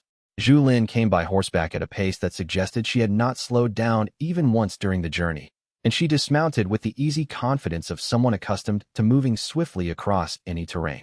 And Elder Zhou appeared last, moving slowly but with absolute certainty, as if he had known exactly when and where to arrive before anyone had summoned him. Jiang Mei presented her information to all 7, laying out a careful map of the larger world and the powers that populated it. She used visualization techniques that created 3-dimensional images of the continent and beyond, showing the territories and regions occupied by the other civilizations. The bearers watched in fascination and growing concern as the scope of the larger world became apparent. The Keepers of the Eternal Dawn, she explained, had identified at least 7 other major civilizations at scales comparable to or greater than the unified civilization. There were the Northern Empire, a culture of martial cultivators who valued strength above all else, and whose primary social structure was organized around hierarchies of combat skill. The Sergeant Collective, a society of scholars and mages whose magical traditions were entirely different from the cultivation paths known to the unified civilization, operating on principles of transformation and transmutation rather than inner refinement. The Deep Dwellers, an aquatic civilization whose territories extended far beneath the surface of the world in vast caverns and underwater kingdoms, with population densities that rivaled or exceeded the unified civilization's own. The Sky Cities, a network of aerial cultivators whose civilizations floated above the world on vast floating islands maintained through sustained magical effort, existing partially outside of normal gravity and space. The Stellar Network, a civilization that had achieved capabilities so far beyond the others that they were generally considered semi-mythical even in the accounts of the Keepers, operating on technologies and sciences that seemed almost indistinguishable from magic to conventional understanding. The Abyssal Pacts, a collective of beings that operated in the deepest and darkest places, pursuing knowledge and power through means that were often morally ambiguous, and whose very presence seemed to distort normal ethical frameworks. And finally, the Boundless Market, not a civilization in the traditional sense, but a network of traders and merchants that spanned all the others, facilitating exchange of knowledge and resources on a scale that dwarfed any single civilization's economic capacity. The Boundless Market is the most important, Jiang Mei explained, and Luo could hear the weight of emphasis in her voice. Because it is already aware of your merger, and it is already spreading information about you through its networks. The other civilizations will know within weeks, perhaps days, depending on how rapidly the information propagates through the market's connections. And unlike many organizations, the Boundless Market has no loyalty except to profit and information dissemination. They will sell whatever knowledge they possess to the highest bidder, and they will do so without concern for the consequences. And what are they likely to do with that information? Wei Long asked, his administrative mind already calculating implications and contingencies, creating mental models of how different civilizations might respond to news of the unified civilization's emergence. That depends on what you do first, Jiang Mei said. If you remain isolated and closed, they will see you as a threat, an unknown variable that must be contained or conquered before it becomes too powerful. If you reach out and establish peaceful relations, you create opportunities for alliance and cooperation. If you project strength without aggression, you establish yourselves as a power that must be reckoned with, but that is not seeking expansion. The first impression will shape everything that comes after for centuries. There is no second chance to make a first impression on the cosmic stage. Master Jing, who had been silent until this point, spoke with the measured cadence of someone who had spent decades contemplating the nature of reality and the patterns that governed it across vast time scales. The Void Sovereign, he said carefully, created the rings as a response to a cosmic imbalance. If I understand the history correctly, the civilization he sealed away was one of great power that faced destruction from external forces. The civilization was preserved not because it was weak, but because it would have been consumed had it remained exposed to those external pressures. Is it possible that the awakening of the rings and the merger of civilizations is itself meant to prepare us for continued interaction with these other powers? That we have graduated from the protective ceiling and now must learn to survive in the larger world? Not merely prepare, Jiang Mei said, and her expression suggested she was pleased that Master Jing had reached this conclusion. I believe the Void Sovereign saw further than that. I believe he was trying to create a template for how isolated civilizations could be unified and brought into dialogue with each other without destroying each other in the process. The knowledge required to do that, to bridge vastly different cultures, technologies, and power systems, is precisely the knowledge preserved in the sealed worlds. You have just completed the first test of that process internally. Now you must do it externally, at a much larger scale. Qiao Yu's brilliant mind was already racing ahead, making connections and considering implications, weaving together the threads of information into broader patterns. So the unified civilization becomes a bridge, she said slowly, her voice carrying the weight of realization. A model that other civilizations can learn from. A civilization that can demonstrate that merger and integration are possible even when starting from completely different foundational assumptions and traditions. Precisely, Jiang Mei said, though not without significant challenge. There are powers out there that do not accept the premise that cooperation is preferable to conquest. There are civilizations that would prefer to see you destroyed before you can become a threat to their own dominion. And there are older forces, things that move on timescales so vast that individual civilizations are merely insects in their gardens, that will become aware of the merger and may take action based on their own agendas that have nothing to do with justice or fairness or any principle that would be comprehensible to normal beings. Then we accept the partnership with the Keepers, Renexian said, speaking from her position of compassionate pragmatism and strategic awareness. We cannot navigate this alone. We have demonstrated that we can unify ourselves and bridge our own gaps through understanding and mutual respect. But the larger world will require guidance from those who have studied it for thousands of years and who have earned the trust of multiple civilizations through long association. The decision was unanimous, though each bearer considered it from their own perspective and came to it through their own reasoning. Wei Long saw it as a necessary expansion of administrative coordination. Qiao Yu saw it as an opportunity to access new knowledge and alternative technological approaches. Master Jing saw it as a step toward greater enlightenment and understanding of cosmic principles. Renexian saw it as a chance to heal broader divides and bridge larger gaps. Zhu Lin saw it as an expansion of economic opportunity and resource management at previously unimaginable scales. And Elder Zhou, with the wisdom of advanced age, simply nodded his approval, as though he had anticipated this moment long before it arrived. The partnership with the Keepers of the Eternal Dawn became official in that moment, sealed through the rings themselves, which pulsed with acknowledgement of the commitment. What Shenluo did not know was that Jiang Mei had already been in contact with at least 3 of the other civilizations, laying the groundwork for the meetings that would come next. The Keepers had not simply been waiting for the merger to occur. They had been preparing the ground for the responses from outside powers, positioning the unified civilization as something unique and valuable rather than as a threatening unknown. And they had been doing so with skill and subtlety that would not become apparent until months later, when Shenluo would finally understand the full extent of the preparation that had preceded his first meeting with the outer world civilizations. Chapter 83. The first contact. The envoys from the other civilizations began arriving within a week, each bringing with them the distinctive aura and approach that characterized their respective peoples.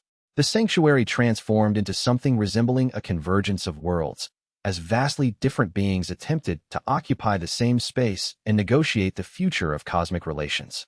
The Northern Empire sent a general, a woman named Xuefeng, whose scars and bearing suggested she had spent most of her life in military service. Deep cuts traced across her left cheek. Her right arm bore the marks of multiple near-death experiences survived through skill and sheer determination. She came with an honor guard of 5 warriors, all of whom carried weapons that sang with barely contained power when drawn. Their armor was worn not for decoration but from actual combat experience, marked with dents and repairs that told stories of battles fought and survived. The sergeant collective sent a scholar named Mirandes, a being whose form seemed to shift subtly between human and something else, depending on the angle of the light and the viewer's frame of reference. Sometimes they appeared almost entirely human. At other angles, additional features became visible, a shimmer suggesting extra dimensions, a quality to their eyes that suggested vision operating on multiple spectrums simultaneously. Mirandes carried no weapons but radiated an aura of magical potential that was almost overwhelming in its sophistication. Speaking with Mirandes required careful attention, as their thoughts seemed to branch into multiple logical pathways simultaneously. The Deep Dwellers sent an emissary named Thessalon, who had to be partially sustained in a specially prepared water chamber within the sanctuary. The water had to be filtered through complex enchantments to match the chemical composition of the ocean depths. Even so, they seemed uncomfortable, their gills fluttering with anxiety at being so far from the crushing pressures and absolute darkness that defined their realm. Thessalon communicated through vibrations in the water, requiring translators to convey their thoughts to the assembled delegations. The Sky Cities sent a scout and diplomat named Valen, whose very presence seemed to make gravity uncertain. They walked as though gravity was merely a suggestion rather than a fundamental law, their feet not quite touching the ground consistently, their movements following vectors that defied conventional physics. Other beings found it disorienting to be in their presence, as though the fundamental constants governing the world were slightly different in their immediate vicinity. The Stellar Network did not send a representative in the traditional sense, but instead established a communication link through a crystal device provided by Jiang Mei. The voice that emerged from that crystal spoke with the weight of vast experience and implied enormous capability. In the crystal's shimmer, glimpses of vast distances could be perceived, the Stellar Network communicating across star systems, their consciousness distributed across territories so vast that physical travel between them was measured in years. The Abyssal Pacts sent a figure wrapped entirely in shadows, who introduced themselves only as the Witness and refused to provide any other identifying information. Their very presence made the sanctuary feel colder, as though warmth and light were being drawn away in their direction. They spoke rarely, but their words carried weight disproportionate to their frequency. And the Boundless Market sent 3 entities at once. A merchant whose eyes gleamed with calculation and opportunity, a scholar whose voice carried the weight of knowledge accumulated across centuries of trade, and a warrior whose bearing suggested they had defended market interests across 100 different territories and conflicts. It was in the midst of this overwhelming influx of external contact that Shenluo began to understand the true magnitude of what the Void Sovereign's work had actually been building toward. These were not allies and enemies neatly divided into camps. These were 8 separate powers, each with interests that frequently diverged, each with the capacity to reshape the world through direct action, each fundamentally uncertain about whether the unified civilization represented opportunity or threat. The unification of the sealed civilization and the outer world had been only the first step. The true challenge was building a framework within which all of these diverse powers could coexist and cooperate without destroying each other through misunderstanding or competition for resources. It was a challenge that made the internal unification look trivial by comparison. The proposal, Mirandes explained during a conference that involved all 8 external civilizations simultaneously, their form flickering as their consciousness engaged multiple analytical perspectives, is for the establishment of a Council of Worlds, a forum in which the interests of all civilizations can be represented and negotiated without direct conflict. The Keepers of the Eternal Dawn would serve as mediators and custodians of the knowledge necessary to bridge differences. The unified civilization, emerging as it has from a successful internal merger, would serve as the primary location for the Council, and the rings themselves would become the basis for a communication and coordination network that transcends the boundaries of individual civilizations. A grand vision, Xu Feng said, her military mind considering the strategic implications. Her scarred face remained neutral, but her eyes were calculating every possible advantage and disadvantage. But what is to prevent any of the members of this council from using the framework as a means to advantage their own civilization while appearing to cooperate with the others? Trust, Jiang Mei said simply, her voice carrying the weight of someone who had spent considerable time understanding the depths of what trust could mean across species and civilizations, which must be built over time through repeated interactions and demonstrated commitment to the principles of the council. The Void Sovereign understood this profoundly. That is why the rings and the unified civilization exist. They are intended to be the living proof that beings of vastly different natures and backgrounds can successfully coordinate for the greater good, maintaining their individual integrity while contributing to collective success. Shen Luo felt the weight of that responsibility settle onto him anew. He was no longer simply the bearer of the storage ring, the coordinator of the awakening, the unifier of the sealed worlds. He was becoming the primary representative of the first successful multi-civilization cooperation framework. The position carried with it both enormous power, because he spoke for a unified consciousness that genuinely understood all perspectives, and enormous limitation, because his effectiveness depended entirely on the willingness of 8 other powers to see cooperation as beneficial. Over the next 2 weeks, provisional agreements were reached through exhausting negotiation sessions that went late into the nights. The Council of Worlds would be established within the unified civilization's territories. Regular meetings would occur, with attendance from all participating civilizations. The rings would serve as the basis for a secured communication network that had been proven to transcend physical distance and dimensional separation. And most importantly, the commitment would be made to peaceful resolution of disputes through the Council framework before any civilization resorted to military or magical confrontation. It was not perfect. There were tensions and disagreements throughout the negotiation process, moments when it seemed that fundamental incompatibilities would cause the entire framework to collapse. But by the end of 2 weeks, an agreement existed that had the potential to fundamentally alter the direction of cosmic history, to move from an era of isolated civilizations competing through conflict to an era of coordinated development through dialogue. And Shen Luo realized, as he watched the envoys depart to return to their home civilizations, that the Void Sovereign's work was still unfolding, still revealing new purposes and possibilities that had been embedded in the rings since their creation 10,000 years ago. The man had not simply been creating a civilization. He had been creating the blueprint for cosmic cooperation itself. Chapter 84. The Second Crisis. 1 month after the establishment of the Council of Worlds, reports began arriving of unusual activity at the boundaries of the unified civilization's territory. At first, they came as subtle disturbances, minor fluctuations in the chi flows that governed the world's fundamental structure. But as the reports accumulated, the pattern became undeniable. Seismic disturbances. The earth convulsed, as though something beneath reality itself was struggling. Buildings that had stood for generations suddenly found themselves in regions where the earth was no longer stable. Manifestations of power that seemed to come from nowhere. Explosions of chaotic energy that appeared without warning and dissipated before they could be analyzed. And most troublingly, attempts by unknown entities to breach the breach itself, something that Xia Yuan's eternal consciousness repelled each time, but with increasing effort and with a desperation in her resistance that suggested she was weakening. Shen Luo felt it the first time, a pulse of fear from the boundary consciousness that had stood alone for 10,000 years. She had encountered something that she could hold back, but only barely. Each time she repelled an incursion, the next one came faster, stronger, more persistent. It was as though something on the other side of the breach was probing for weakness with increasing aggression. The first corruption is becoming more active. Wang Chen's voice emerged through Shen Luo's consciousness, no longer cryptic but direct, as if the ancient entity had accepted that the time for obscurity had passed.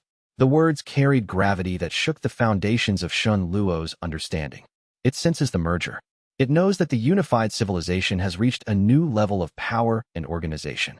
It is testing the barriers, looking for weakness. It perceives opportunity. Can Xia Yuan hold? Shen Luo asked, directing the question internally to the consciousness that had once been a distinct individual, now distributed across the breach like a nervous system stretched across the boundary between worlds.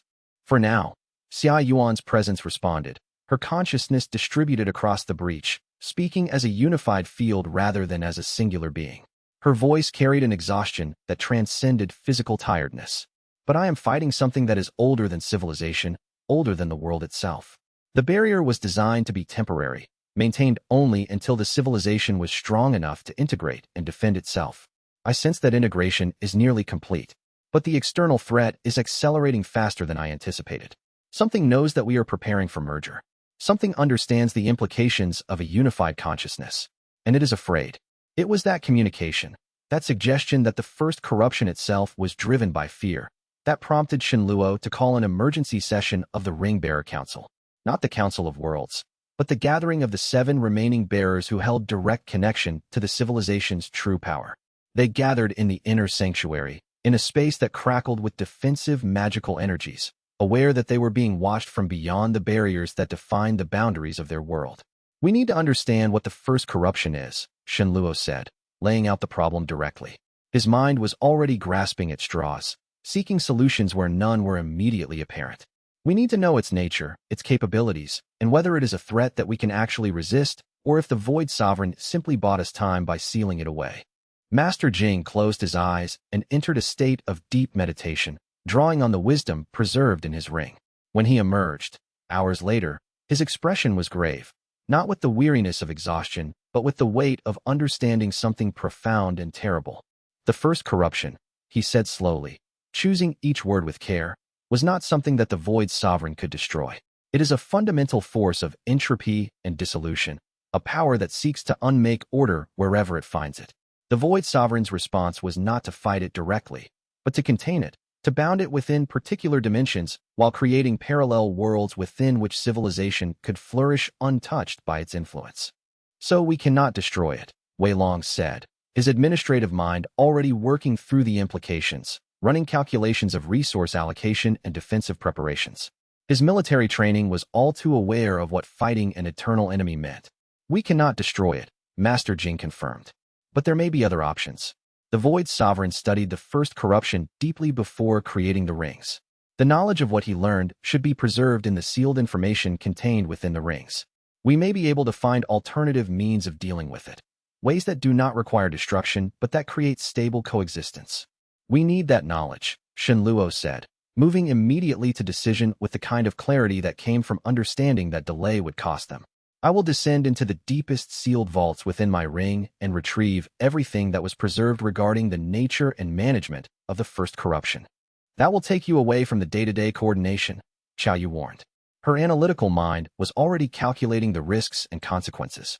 The Council of Worlds is beginning to function, but your presence is still critical to maintaining the consensus among the various civilizations. If you withdraw, then we will have to find someone else who can hold that role, Shenluo said. The threat from the first corruption is more fundamental than political negotiation. We must address it, or there will be no civilization left to coordinate. It was agreed that Wei Long would temporarily assume Shenluo's role in the Council of Worlds coordination, while Shenluo descended into the deepest vaults to search for whatever knowledge the Void Sovereign had left regarding the management of the first corruption.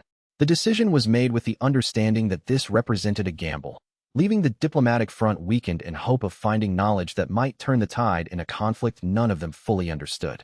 What he did not anticipate was how long that search would actually take, or how fundamentally it would change his understanding of the work that the Void Sovereign had been undertaking. What he did not know was that the Void Sovereign's knowledge was not merely preserved in the vaults. It was guarded by consciousness that had its own purposes and its own stake in who accessed that knowledge. Chapter 85. The Hidden History. 2 weeks into his descent through the sealed vaults, Shenluo emerged with knowledge that transformed everything. The Void Sovereign had not been simply a powerful cultivator or an isolated figure from the distant past. He had been the last survivor of a civilization that had achieved a level of cosmic understanding that was vastly beyond anything the current worlds had attained. That civilization had discovered something in the nature of reality itself, a force of dissolution and corruption that seemed to be fundamental to the structure of existence. The first corruption was not an enemy in the traditional sense. It was the universe's immune system, responding to the existence of order and structure by attempting to dissolve it back into chaos. The Void Sovereign's response had been revolutionary. Rather than trying to build civilizations that could resist the first corruption through force, he had instead designed civilizations that could learn to coexist with the force, to create structures that were stable enough to maintain order without being so rigid that they provoked overwhelming response from the first corruption. The rings themselves were part of that design. They were stabilizers, structures that could interact with and subtly redirect the force of the first corruption, teaching it to accept localized areas of order and structure without attempting to dissolve them. This is why the awakening was necessary. Shenluo explained to the gathering of the other ring-bearers when he emerged with this knowledge. Not because the civilization had finished its development, but because it had reached the point where it needed to integrate and coordinate. A unified civilization, functioning as a coherent whole across multiple worlds and traditions, creates a kind of harmonic resonance that makes it much harder for the first corruption to dissolve or disrupt. The more unified we become, the more stable our defenses become. And Xiaoyuan, Rin Xian asked, her compassion still extending toward the consciousness that had transformed itself into the eternal barrier. Xiaoyuan understood this, Shenluo said. That is why she chose the transformation. By merging herself with the barrier and distributing her consciousness across the breach, she created a kind of intermediary space where the barrier could be more stable and more responsive to the first corruption's attempts to breach it. Her transformation was not just a sacrifice. It was the implementation of a strategy that the Void Sovereign had planned but could not execute himself. So we do not need to rescue her, Xiao Yu said slowly, beginning to understand the implications. Her transformation is exactly what was needed. Exactly what was needed, Shenluo confirmed. And every effort we make toward further unification and coordination within the unified civilization, and eventually between the civilizations of the Council of Worlds, strengthens the barrier and makes Xia Yuan's task easier. In that moment, Shenluo understood that his role was not to save the civilization from the first corruption. His role was to guide the civilization toward a level of integration and harmony that would allow it to naturally resist the force of dissolution that the first corruption represented. The work ahead was not military or political in nature, but deeply philosophical and spiritual. The unified civilization would need to evolve toward a state of consciousness where harmony and integration were not imposed, but were the natural expression of existence itself. The Void Sovereign understood something that most cultivators never grasp, Master Jing said, picking up the thread of Shenluo's revelation. The true nature of power is not in the ability to overcome external forces. The true nature of power is in the ability to align oneself with fundamental principles in such a way that external forces become irrelevant. He was not trying to defeat the first corruption. He was teaching us to exist in harmony with it.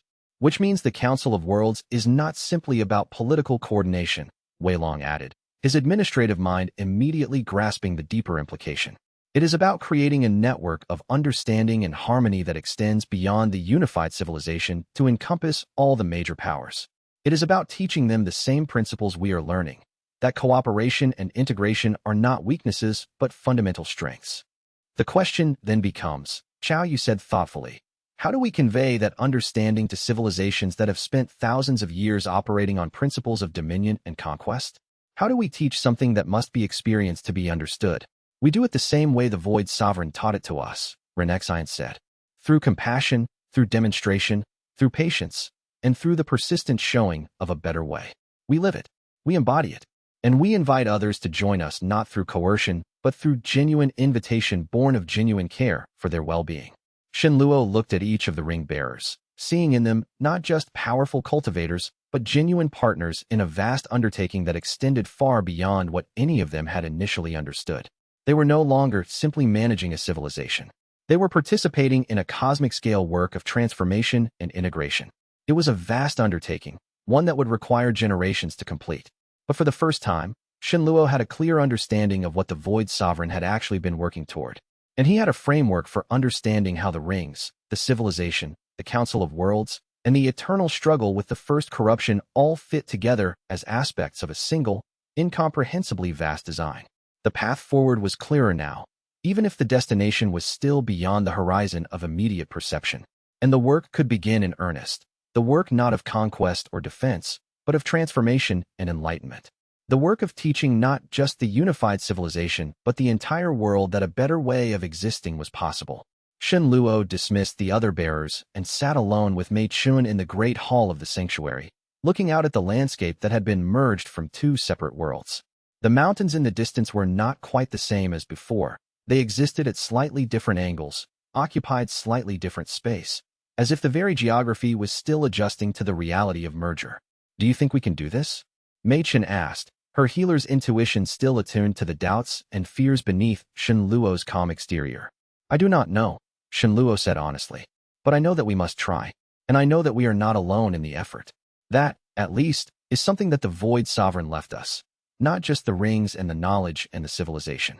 He left us each other. Later that evening, Shen Luo made contact with Xia Yuan at the boundary of the breach, reaching out through the channels that allowed him to perceive the consciousness that had transformed itself into an eternal guardian. He could not speak with her in the way he once had, but he could transmit feeling and understanding, could let her know that her sacrifice was being honored, that her transformation was understood as part of a pattern far grander than any individual tragedy. The response that came back was not words, but a sense of completeness, of rightness, of confirmation that she had made the choice that she truly wanted to make. And beneath that, deeper still, was something else, a kind of peace that Shen Luo had never felt before, the peace that comes when one's entire being is aligned with one's true purpose. If Xia Yuan could find peace in her eternal vigilance, then surely Shen Luo could find peace in his role as bridge between worlds and bearer of the Void Sovereign's legacy. That realization settled into him like water finding its level, bringing with it a kind of calm that had been absent since the awakening began. Chapter 86. The Patriarchal Sect's decision. The Patriarchal Sect's response to the revelation of the Council of Worlds establishment came exactly 1 week after the first formal meeting. A representative arrived, a figure of such ancient power that even Shen Luo could feel the weight of cultivated strength in them. This was an immortal ascension stage cultivator, a being who had transcended the normal limits of existence through pure cultivation and force of will. The aura she carried was like that of a mountain-given consciousness, ancient and immovable and absolutely certain of her place in the cosmos. The representative's name was Ancestor Lin, and she carried with her the authority of the entire Patriarchal Sect's leadership council. She had led the sect for 3,000 years and had guided it through every major transition and crisis that the era had presented. There was no one better equipped to negotiate on behalf of the sect's interests or to understand the implications of the Council of Worlds for the sect's long-term survival and prosperity. "We have reviewed the proposal," Ancestor Lin said, settling herself in the chamber with the confidence of someone who had guided civilizations for centuries. The movement was graceful despite her apparent age, a testament to power that ran far deeper than mere physical conditioning. "We understand the necessity of the Council. We recognize that the emergence of the unified civilization represents a shift in the balance of power that cannot be ignored or wished away through denial. We are prepared to withdraw our operatives and cease our investigation into the nature of your rings, though understand that this represents a significant compromise on our part." "That is appreciated," Shen Luo said carefully, sensing that there was more to come and steeling himself for the negotiations that he could sense building beneath her words. "However," Ancestor Lin continued, and now her voice took on the tone of one who was about to reveal the true conditions of her sect's participation, "the Patriarchal Sect cannot simply accept this arrangement without understanding what is being asked of us and what we will be losing in the process. We have existed for 17,000 years. In that time, we have developed systems of governance and control that have maintained stability across vast territories and weathered countless conflicts and crises.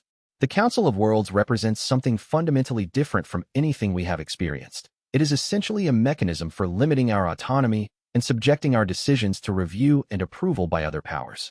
We require assurance that our participation will not undermine the structures that have worked so effectively for so long.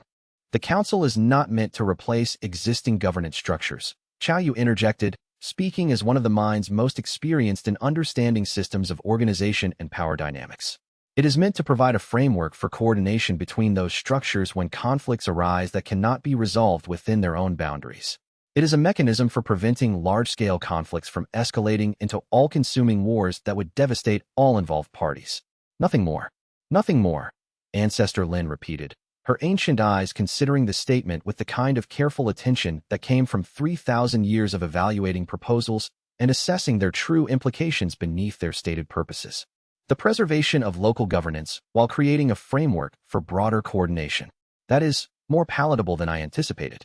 It suggests that the Council is not a consolidation of power into a single center, but rather a distribution and balance of power across multiple centers." "That is exactly what it is," Shen Luo said, and he could feel the certainty of the Void Sovereign's consciousness backing his words. The Void Sovereign understood something that many rulers never grasp, that centralized power inevitably corrupts, regardless of the intentions of those who hold it. His solution was not to create a system where one power could dominate all others, but to create a system where all powers had to cooperate with each other through mutual understanding and mutual benefit. No single power could ever become so dominant as to force its will upon all the others. Over the following days, Formal agreements were negotiated with extreme care and attention to detail. Every clause was analyzed, every potential interpretation was discussed, every contingency was addressed. The patriarchal sect would maintain its internal governance structures and its territorial dominion without interference from the council. But it would participate in the Council of Worlds and would commit to using the council as the primary mechanism for resolving disputes with other civilizations before resorting to conflict. In return, the unified civilization and the council would acknowledge the patriarchal sect's long-standing authority in the regions it controlled and would not seek to supersede that authority or expand into those territories without explicit agreement. It was a compromise that satisfied neither side completely, but it was one that was workable and that both sides could genuinely live with in the long term. And in the great tapestry of cosmic politics spanning billions of lives across countless territories, workable was often enough. Perfect agreements existed only in theory and in the minds of idealists who had never had to actually implement them. Real agreements, agreements that lasted and that produced results, were always compromises between different visions of how the world should be organized and what priority should be given to different values. As Ancestor Lin prepared to depart, she took Shenluo aside for a private conversation that many of the other bearers did not witness. "You are attempting something unprecedented," she said, her ancient eyes studying Shenluo with the weight of 3,000 years of experience.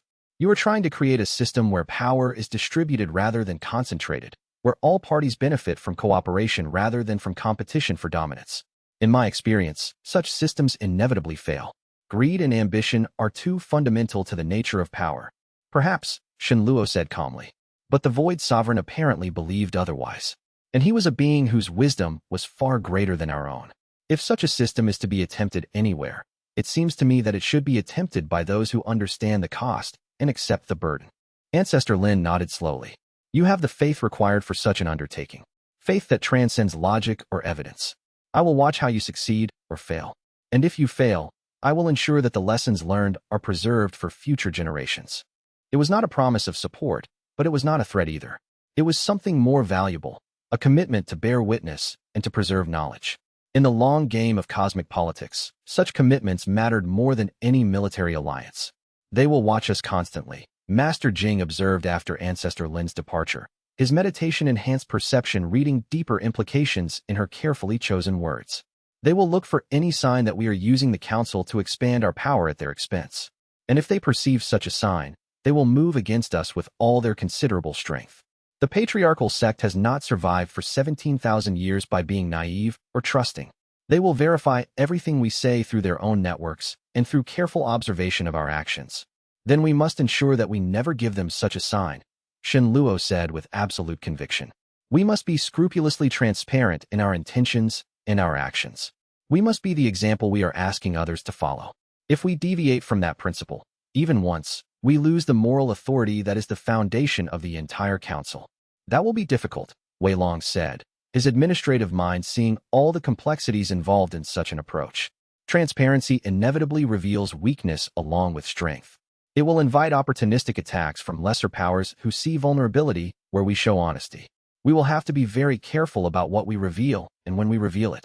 Then we must be strong enough to weather those attacks while remaining transparent," Renexine said, her healer's wisdom bringing compassion to the discussion. "The alternative is to retreat into secrecy and deception, and that path leads only to the same games of power and dominion that the Void Sovereign was trying to transcend. If we abandon transparency out of fear of exploitation, we become exactly the kind of power structure that the Void Sovereign was working to replace." Zhu Lin, who had been reviewing the economic implications of the agreement with the kind of meticulous attention that had made her invaluable to the civilization's management, looked up from her calculations. "The commitment actually strengthens our economic position significantly," she noted, her analytical mind having already worked through multiple scenarios and projections. "By agreeing to respect the patriarchal sect's territorial authority, we remove them as a potential competitor in certain markets. This frees us to develop economic relationships with the other civilizations without fear of immediate reprisal or undermining action by the patriarchal sect. Within 20 years, the economic benefits of this arrangement will exceed the political concessions we have made by a factor of 3 or 4. It was that kind of practical wisdom that made Zhu Lin invaluable to the Council of Bearers. She could see beyond the immediate political positioning and emotional reactions to the long-term advantages that might be derived from seemingly disadvantageous arrangements. Where others saw loss, she saw opportunity. Where others saw compromise, she saw strategic positioning for future growth. Chapter 87.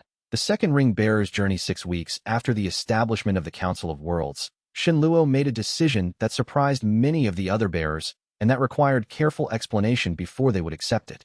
I must leave the unified civilization and travel to meet the other ring bearers directly, he announced at a gathering of the 7.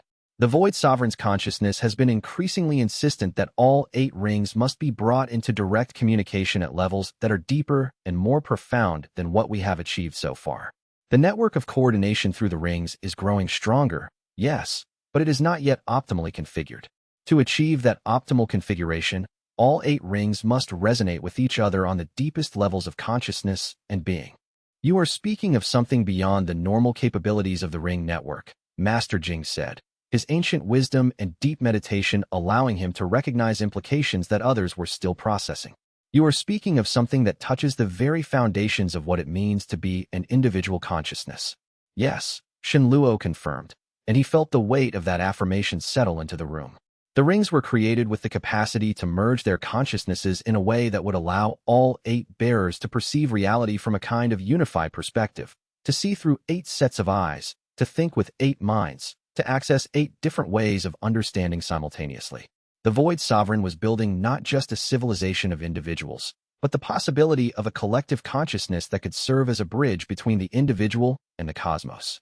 That is extraordinarily dangerous, Xiao Yu said, her brilliant mind immediately seeing the potential failure states and cascading consequences. If the merger is not carefully managed, it could result in the dissolution of individual identity into the collective. The bearers could cease to exist as distinct beings. They might lose their autonomy, their ability to act independently, their sense of self. That is possible, Shenluo acknowledged, not attempting to minimize the danger. But according to the Void Sovereign's records, the risk is temporary and manageable if all 8 bearers are properly prepared and if the process is guided by beings who have experienced it before. Xia Yuan's transformation has left us with less than 8 active bearers. But the Void Sovereign's consciousness suggests that the unification can proceed with 7, though it will be less stable and the resulting merged consciousness will be less complete. Then you are going to attempt to unify the consciousness of 7 ring bearers, Wei Long said slowly, understanding the magnitude of what Shenluo was proposing and beginning to calculate all the ways in which such an attempt could fail or create unforeseen consequences. Not immediately, Shenluo said. First, I must travel to meet the other bearers and ensure they understand what is being asked of them. I must gather information about their circumstances and needs. And I must ensure that they are willing to participate in such a profound transformation. This is not something to be forced upon anyone. The merger must be consensual or it will fail. The decision was made, though not without significant discussion and concern from all quarters. Wei Long would assume full leadership of the unified civilization during Shenluo's absence, with support from the other 5 bearers. Master Jing would maintain the spiritual and philosophical guidance systems that held the civilization together at its deepest levels. Xiao Yu would continue advancing the technological and knowledge integration programs that allowed different traditions to share insights and build on each other's discoveries. Ren Xin would maintain the healing and social support systems that had allowed the civilization to integrate despite vast cultural differences. Zhu Lin would ensure that the economic systems continued to function and expand, creating prosperity that would support the civilization's growth. And Elder Zhou would serve as the Elder Council and Wisdom Keeper for the collective, applying his 3,000 years of experience to guide their decisions. Before Shenluo departed, he spent one final evening with Mei Chun in the inner sanctum of his ring, the place where the vast continent itself seemed most alive and responsive to the presence of the ring bearer. I do not know how long I will be gone, he said to her, his hand holding hers in the dim light of the sacred space, or what I will encounter in those distant lands. But I know that this journey is necessary. The work that the Void Sovereign began will not complete itself. Someone must carry that work forward, and circumstance has placed that burden on me. I know, Machen said. She had accepted, from the beginning of their partnership, that Shenluo's destiny was not a private matter, but one that would demand ever greater sacrifices and ever greater commitments to purposes that extended beyond personal happiness or comfort. I will maintain the sanctuary and the knowledge archives while you are gone, and I will ensure that the healing arts continue to advance and develop. When you return, you will find a civilization that has grown and improved in your absence. Shenluo embraced her, and they spent the remainder of the night in quiet communion. Two beings who understood that their partnership had become something grander than either of them had anticipated when they first began their journey together, but that they accepted with open hearts and full knowledge of what was being asked of them. The next morning, Shenluo departed the sanctuary with little fanfare. The other bearers gathered to see him off, but there were no grand ceremonies or public announcements. The decision had been made in private, and the execution would be private as well.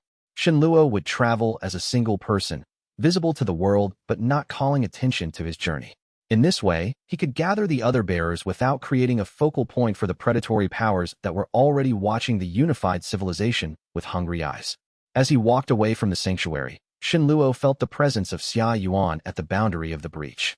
She was still there, still vigilant, still holding the barrier against the first corruption's constant probing. He reached out to her through the channels that connected all the ring bearers and transmitted a message of gratitude and respect. The response that came back was a simple affirmation, a sense that Xia Yuan was at peace with her choice and would continue to fulfill her role for as long as it was required. The path stretched out before Shenluo, unmarked and unknown. But he walked forward with confidence, guided by the resonance of the other rings and by the Void Sovereign's consciousness that had become increasingly integrated with his own mind and spirit. The work was just beginning. The true challenges still lay ahead. But for the first time in months, Shenluo felt a sense of clarity about what needed to be done and how to accomplish it. Chapter 88. The Road to the Eastern Kingdom. Shenluo's journey to find the other ring bearers took him first to the east, to territories that existed at the boundary between the unified civilization and regions controlled by the Northern Empire. The transition between the civilization's territories was marked not by walls or barriers, but by subtle shifts in the qi itself, the way the spiritual energy flowed differently, the way it responded to different principles of cultivation and power. Where the unified civilization's lands felt saturated with a kind of integrated harmony, the Northern Empire's territories carried the distinctive tang of martial readiness, energy organized for conflict and struggle. The eastern regions were wild and beautiful, characterized by towering mountains that pierced the clouds like jagged teeth trying to bite the sky, and deep valleys where rivers flowed with water, so pure it could sustain high-level cultivation merely by proximity. Waterfalls cascaded from impossible heights, their spray creating rainbows that shimmered with natural qi. The air itself seemed to sing with power. It was in these regions that Shenluo expected to find the bearer of the Ring of Combat, the second of the active rings. The Ring of Combat had been resonating with his own ring for weeks, drawing him eastward like a lodestone pointing to its counterpart, each pulse growing stronger as he drew closer to the eastern domains. The journey itself was meditation in motion. Shenluo traveled through the landscape rather than across it, his immortal ascension stage power allowing him to flow with the natural currents of qi in such a way that progress was effortless even when covering vast distances. He moved in a state of perfect harmony with his surroundings, neither fighting the terrain nor being slowed by it, but moving as a natural expression of the world itself. His body became a vessel for the world's energy, and the world became an extension of his will. He passed through villages and towns, observing carefully the way the unified civilization had begun to integrate with the outer world's populations. He saw evidence of cultural mixing everywhere, new architectural styles that blended the graceful curves of the sealed civilization's traditions with the fortress-like solidity of the Northern Empire's constructions. New forms of art and music emerged that reflected the fusion of different aesthetic traditions. In one village, he heard musicians playing instruments of two types in harmony, the sounds of two civilizations creating something that belonged to neither and to both. The resonance from the Ring of Combat grew stronger as he penetrated deeper into the eastern territories. It was not a sensation of being pulled or forced, but of natural attraction, two aspects of a greater whole sensing each other's presence and drawing together. The rings sang in his consciousness, a pure harmonic that vibrated in the core of his being. It was in a small mountain monastery, carved into the side of a cliff face and accessible only through a series of ancient pathways that seemed to exist partly outside conventional space, that he finally sensed the presence of another ring bearer. The presence was unmistakable, a resonance that matched his own in fundamental ways while remaining distinctly separate and unique. Where his consciousness carried the weight and vastness of the storage ring's pocket dimension, this presence carried the intensity of conflict and resolution, the energy of opposing forces finding balance. The bearer was a woman named Xuanmei, and she was nothing like what Shenluo had expected based on the nature of her ring. Where he had anticipated finding a warrior shaped by centuries of combat and conflict, hardened and scarred and devoted to the mastery of martial technique, he instead found a woman of perhaps 40 years who had devoted herself to the study and preservation of martial philosophy rather than martial practice. Her hands bore no calluses from weapons training, and her build was lean rather than muscular. Yet her eyes carried something deeper, the quality of someone who had faced herself in the deepest meditation and found something true there. "I have been expecting you," Xuemei said when Xinluo arrived at her monastery, her words carrying the same kind of absolute certainty that came from long meditation and deep understanding. "The ring of combat has been singing to me for weeks, telling me that the bearer of the storage ring was approaching. I have prepared tea, and I suggest we spend several days in conversation before you explain the nature of your journey.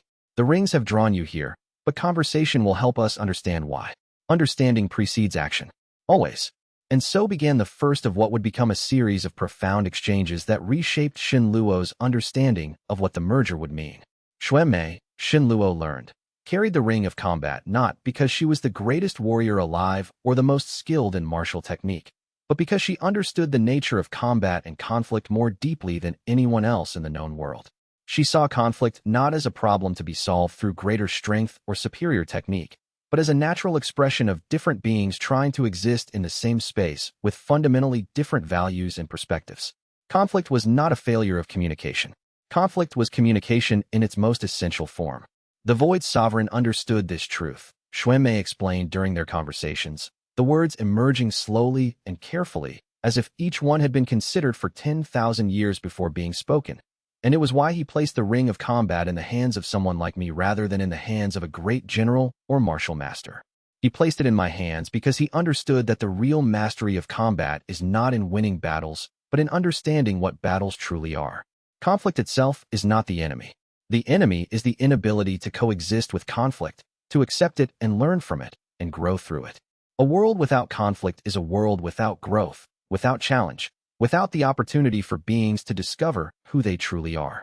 But a world where conflict is managed with wisdom and compassion is a world where all beings can flourish and develop and reach their full potential." It was that understanding that convinced Xuemei to join Xinluo's journey to find the other ring bearers. She saw in his proposal not a threat, but an opportunity. The ring bearers must unify not because they were meant to merge into one consciousness and lose their individuality, but because they were meant to learn from each other's perspectives and insights. And the unified consciousness that would result from the merger would not be a subjugation of the individual, but an expansion of the individual into something greater, a being that retained its core identity while also accessing the wisdom and experience of 7 other minds working in perfect harmony. Conflict would not disappear, but it could be held within a larger context of mutual understanding and shared purpose. Chapter 89, The Gathering Storm. The news that Xinluo had departed the unified civilization spread quickly, carried by merchants and travelers and through the channels of the boundless market, and not everyone received the information with approval or acceptance. In the shadowed councils of the abyssal pacts, the intelligence was processed and analyzed for opportunity. In the war chambers of the Northern Empire, strategic assessments were recalculated. In the hidden depths where the stellar network observed all things, the implications were noted and evaluated. The abyssal pacts, which had been relatively quiet and compliant since the establishment of the Council of Worlds, began making increasingly aggressive moves toward the territories controlled by one of the other regional powers. If Xinluo was traveling far from the center of power and the unified civilization's leadership was fragmented across 5 remaining bearers, they reasoned, then it was surely an opportune time to consolidate power and expand their influence before any organized opposition could form against them. The unified civilization had grown powerful, but power in the absence of the individual who had established it might be like a structure left without its architect. Impressive to view, but fragile in the face of serious pressure. Reports reached Wei Long in increasing volume, each one more troubling than the last. Military mobilization along the borders of the civilizations allied with the Council of Worlds. Equipment being moved toward staging areas from which it could be deployed rapidly. Soldiers being concentrated and trained in attack formations that suggested serious intent rather than mere posturing. The delicate balance that had been established was beginning to crack and splinter under the pressure of predatory powers that saw Xinluo's absence as a sign of weakness, a window of opportunity that would not remain open for long. "We need to respond," Xiaoyu said during an emergency meeting of the 5 remaining bearers who were physically present in the unified civilization, her analytical mind having already worked through multiple scenarios and response options. Her face was drawn with the weight of calculation, her mind running thousands of contingencies simultaneously. The abyssal pacts are testing our resolve. We cannot allow them to believe that we are vulnerable. But how? Wei Long asked, his pragmatic administrative mind focused on the constraints they were operating under. His experience managing the civilization's resources meant he understood the costs of military mobilization intimately. Shen Luo commanded us not to resort to military action unless directly attacked. He wanted the Council of Worlds to prove itself through peaceful resolution of disputes, not through shows of force. Then we use everything except military force, Renexian said, her healer's intuition already identifying the most compassionate approach that could still be effective. Her voice carried a quality of deep wisdom born from understanding how to heal not just individuals, but entire systems. We use economic incentives. We use diplomatic pressure. We use the knowledge and skill that we have developed over the past months to convince the abyssal pacts that expansion through conflict will cost them more than any advantage they might gain from such expansion. We make conflict irrational without requiring us to commit to destructive warfare. It was a bold strategy, and it would require the kind of coordination and sophisticated execution that only the bearers could achieve working in concert. Over the following weeks, a campaign was orchestrated with meticulous care that made use of every tool available in the civilization's arsenal. Economic alliances were formed with the Sky Cities and the Deep Dwellers, creating a trading network that could entirely exclude the abyssal pacts if they continued their aggression. Goods flowed through new channels that deliberately bypassed abyssal pacts' territories. Supply chains reorganized with stunning rapidity, turning weapons of economic advantage against those who might use military aggression. Diplomatic envoys were sent to the Northern Empire and to the Stellar Network, reminding them of their own interests in preventing large-scale conflicts that would disrupt trade and cultural exchange and scientific collaboration. And information was carefully disseminated through the boundless market by Zhu Lin and her economic contacts, subtly undermining the abyssal pact's credibility and reputation and suggesting that they were unstable and dangerous to work with. Stories spread of their tyrannical leadership, their unreliability in economic partnerships, their history of betraying agreements. Market traders began to refuse their currency. Merchants found reasons to conduct their business in other territories. By the time the threat had fully crystallized into a military deployment, the abyssal pacts found themselves surrounded by an invisible barrier of economic and political pressure that made further aggression economically irrational. Any benefit they could gain through military conquest would be vastly outweighed by the costs that would be imposed through economic sanctions and trade restrictions. Supplies they depended on were redirected. Markets closed to them. Credit vanished. They withdrew their forces, their leaders recognizing that they had been outmaneuvered, and grudgingly agreed to participate more constructively in the Council of Worlds frameworks for dispute resolution and peaceful negotiation. It was a victory, though one that came at considerable cost in terms of energy and focus. The 5 remaining bearers emerged from the crisis visibly exhausted, having worked without rest for weeks to coordinate the response and maintain the web of alliances and economic incentives. They were acutely aware of how much Shen Luo's presence meant to the stability of the entire system and how much they were relying on the frameworks that he had created, frameworks that, without his guidance, felt fragile and dependent on constant vigilance and adjustment. He will return, Master Jing said with the absolute certainty of someone who had achieved deep understanding through decades of meditation. And when he does, the system will be stronger for having survived this test without his direct intervention. We will have proven that the principles he is teaching can function without his constant presence to guide us. But more importantly, we will understand the work that awaits us all. But none of them were entirely convinced. The work of managing a civilization that was simultaneously growing in power and facing threats from all directions was exhausting in ways that normal cultivation could not remedy. And it was only Shen Luo's vision and his direct connection to the Void Sovereign's consciousness that seemed to provide the kind of guidance needed to navigate these challenges with wisdom and confidence rather than fear and improvisation. Chapter 90. The Third and Fourth Bearers. Shen Luo's journey continued eastward and then northward, taking him deeper into territories that had never been part of the unified civilization's influence and that existed at the very edges of the known world. The ring of combat had resonated with him consistently, confirming Shui Mei's decision to join him and strengthening their connection as bearers. And now the rings themselves were calling to him with increasing urgency, pointing him toward the locations of the other bearers and the work that awaited them. The third bearer he encountered was a scholar named Li Chun, who carried the Ring of Wisdom and who lived in complete isolation from the normal centers of civilization.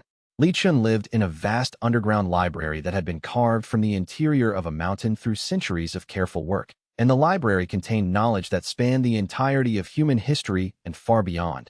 Texts from civilizations that had collapsed thousands of years ago, preserved through Li Chun's meticulous cataloging and preservation efforts. Li Chun had devoted the entirety of his life to the cataloging and preservation of knowledge, working not for any sect or civilization, but simply because he believed in his deepest being that knowledge was the most valuable treasure that could exist, more precious than any material resource or cultivation resource. "I have been waiting for you as well," Li Chun said when Shen Luo arrived at the library, his voice carrying the tone of someone who had spent so much time with books that human speech sounded slightly strange.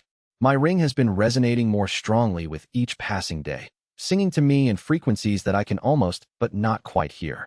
I understand what is being asked of me through the ring network, and I accept the burden. The merger of consciousness will allow knowledge to be shared between all the bearers in ways that are currently impossible.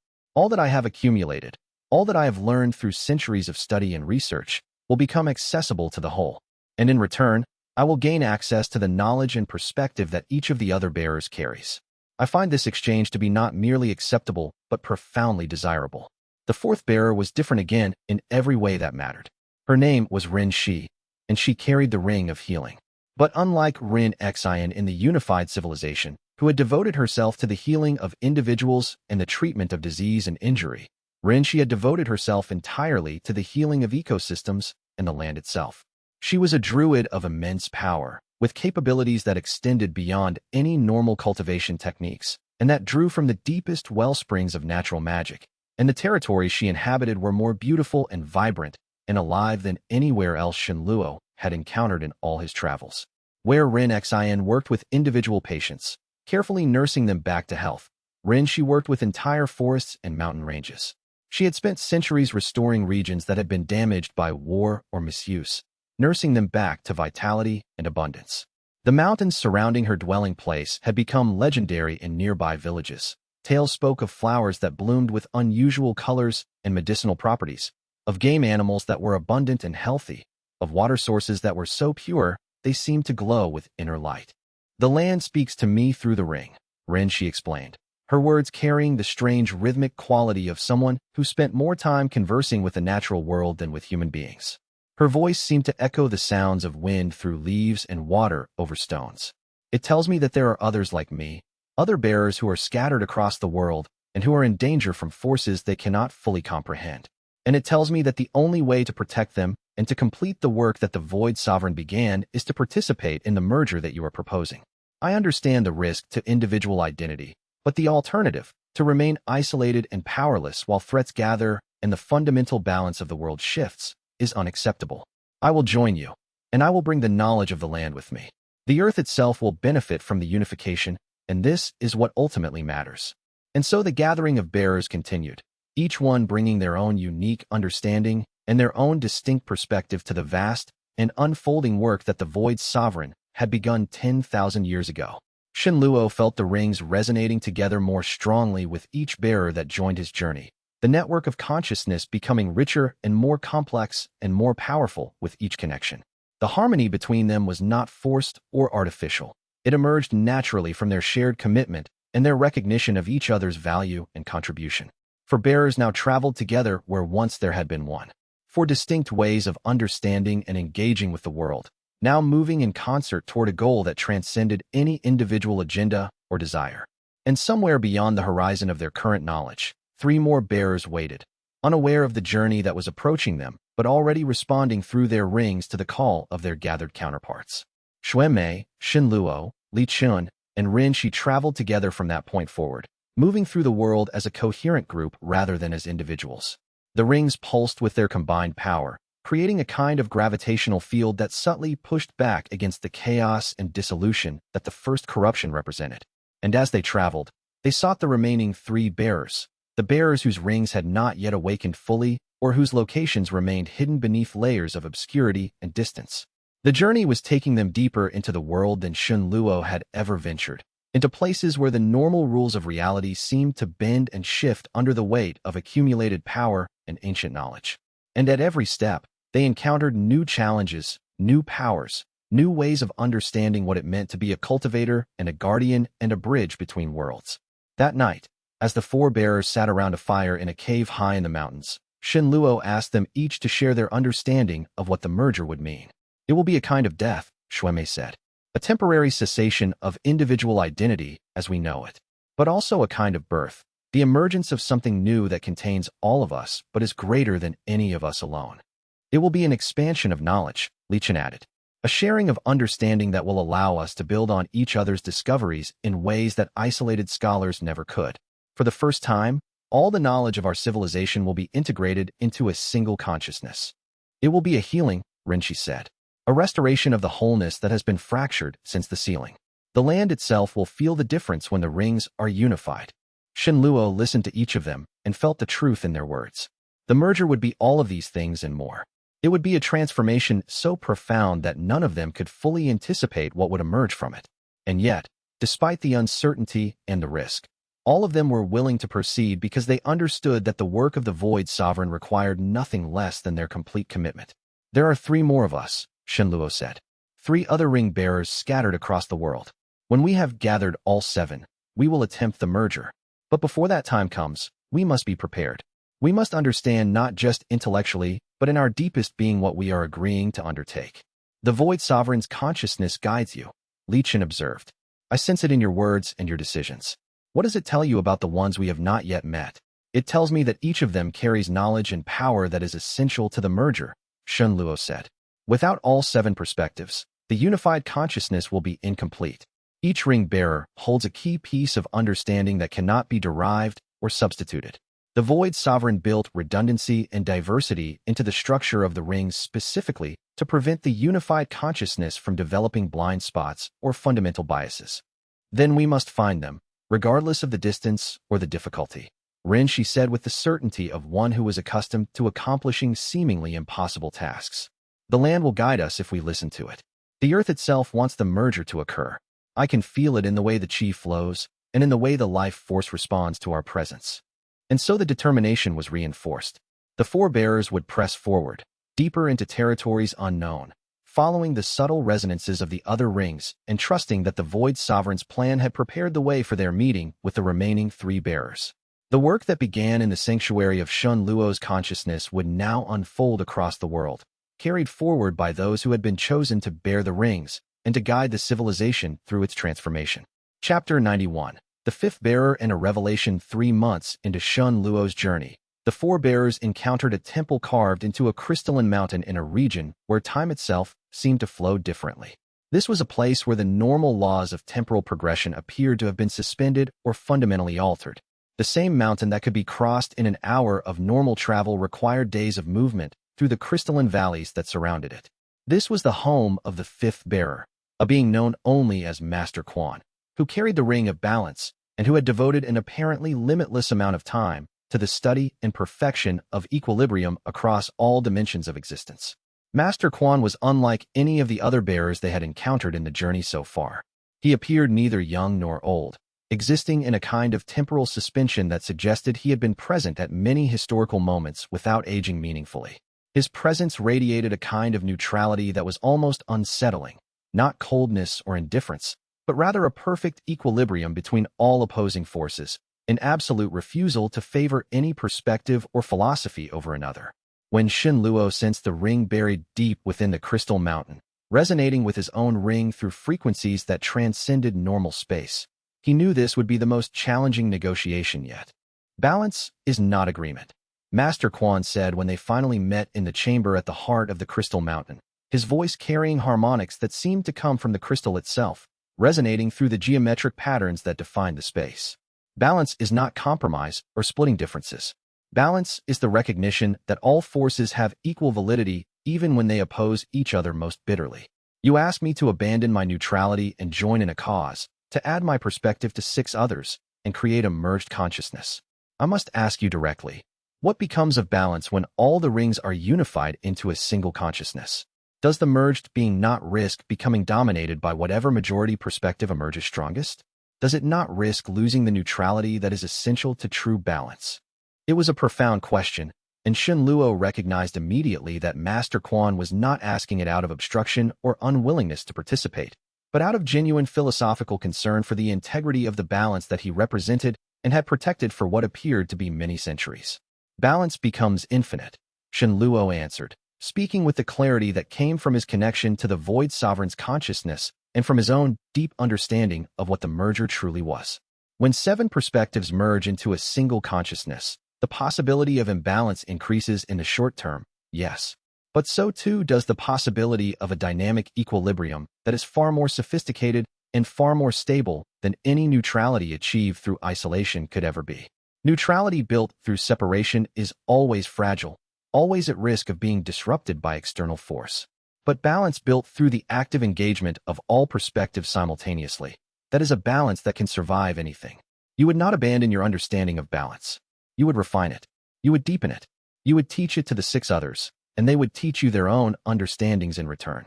Together, you would achieve a form of balance that none of you could ever achieve alone. Master Quan considered this answer for a long moment, standing perfectly still in the crystal chamber, his form becoming increasingly difficult to distinguish from the crystal itself as he seemed to merge with the mineral structures around him. And then, gradually, a kind of smile appeared on his ageless face, a smile that suggested he had been testing Shen Luo and had found the answer not merely satisfactory but profound. You understand that balance and merger are not contradictory concepts, he said, his voice carrying a tone of satisfaction. That the unified consciousness could actually be more balanced precisely because it contains more perspectives all fighting for equilibrium simultaneously, each one trying to maintain its own integrity while respecting the integrity of the others. This is wisdom. This is understanding of a kind that transcends the teaching of centuries. I will join you. I will add my perspective to the chorus of 7 others, and together we will discover what balance truly means when it must be maintained not through isolation, but through the most profound form of integration. The acquisition of the 5th bearer brought their group to 5, and Shen Luo felt the rings singing together now with a harmony that was almost audible. Their resonance was visible in the crystal mountain as patterns of light and color that formed and reformed in the air around them, creating temporary structures of pure luminescence that existed only as long as the harmony persisted. That night, as Shen Luo meditated alone in the crystal chamber, the Void Sovereign's consciousness spoke to him more clearly than it ever had before, dropping the cryptic and educational tone that had characterized earlier communications. The sealing was not a solution, it said. It was never meant to be permanent. It was a postponement, a buying of time. But time has been bought long enough. The sealed civilization has grown strong enough. The outer world has evolved to the point where unification is possible and even necessary.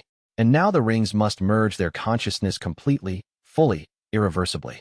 When this happens, the boundary between the sealed world and the outer world will not simply become permeable. It will cease to exist entirely.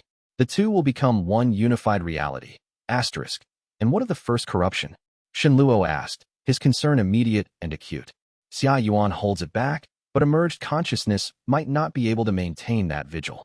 What if the merger weakens her, or if the unified consciousness is too large and too complex to focus on the eternal task of barrier maintenance?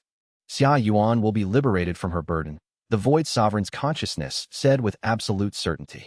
And the unified consciousness will face the first corruption not through a single individual's eternal struggle, but through the combined will and understanding of 7 bearers acting as one.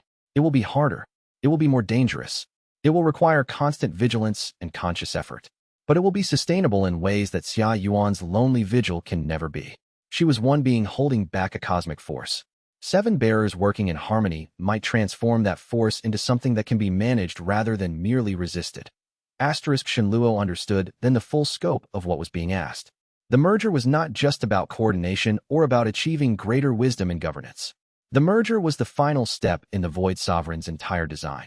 The step that would transform 2 separate civilizations into one unified reality, and that would bind the defense against the first corruption not to one heroic individual, but to the collective will of 7 bearers and the millions who depended on them.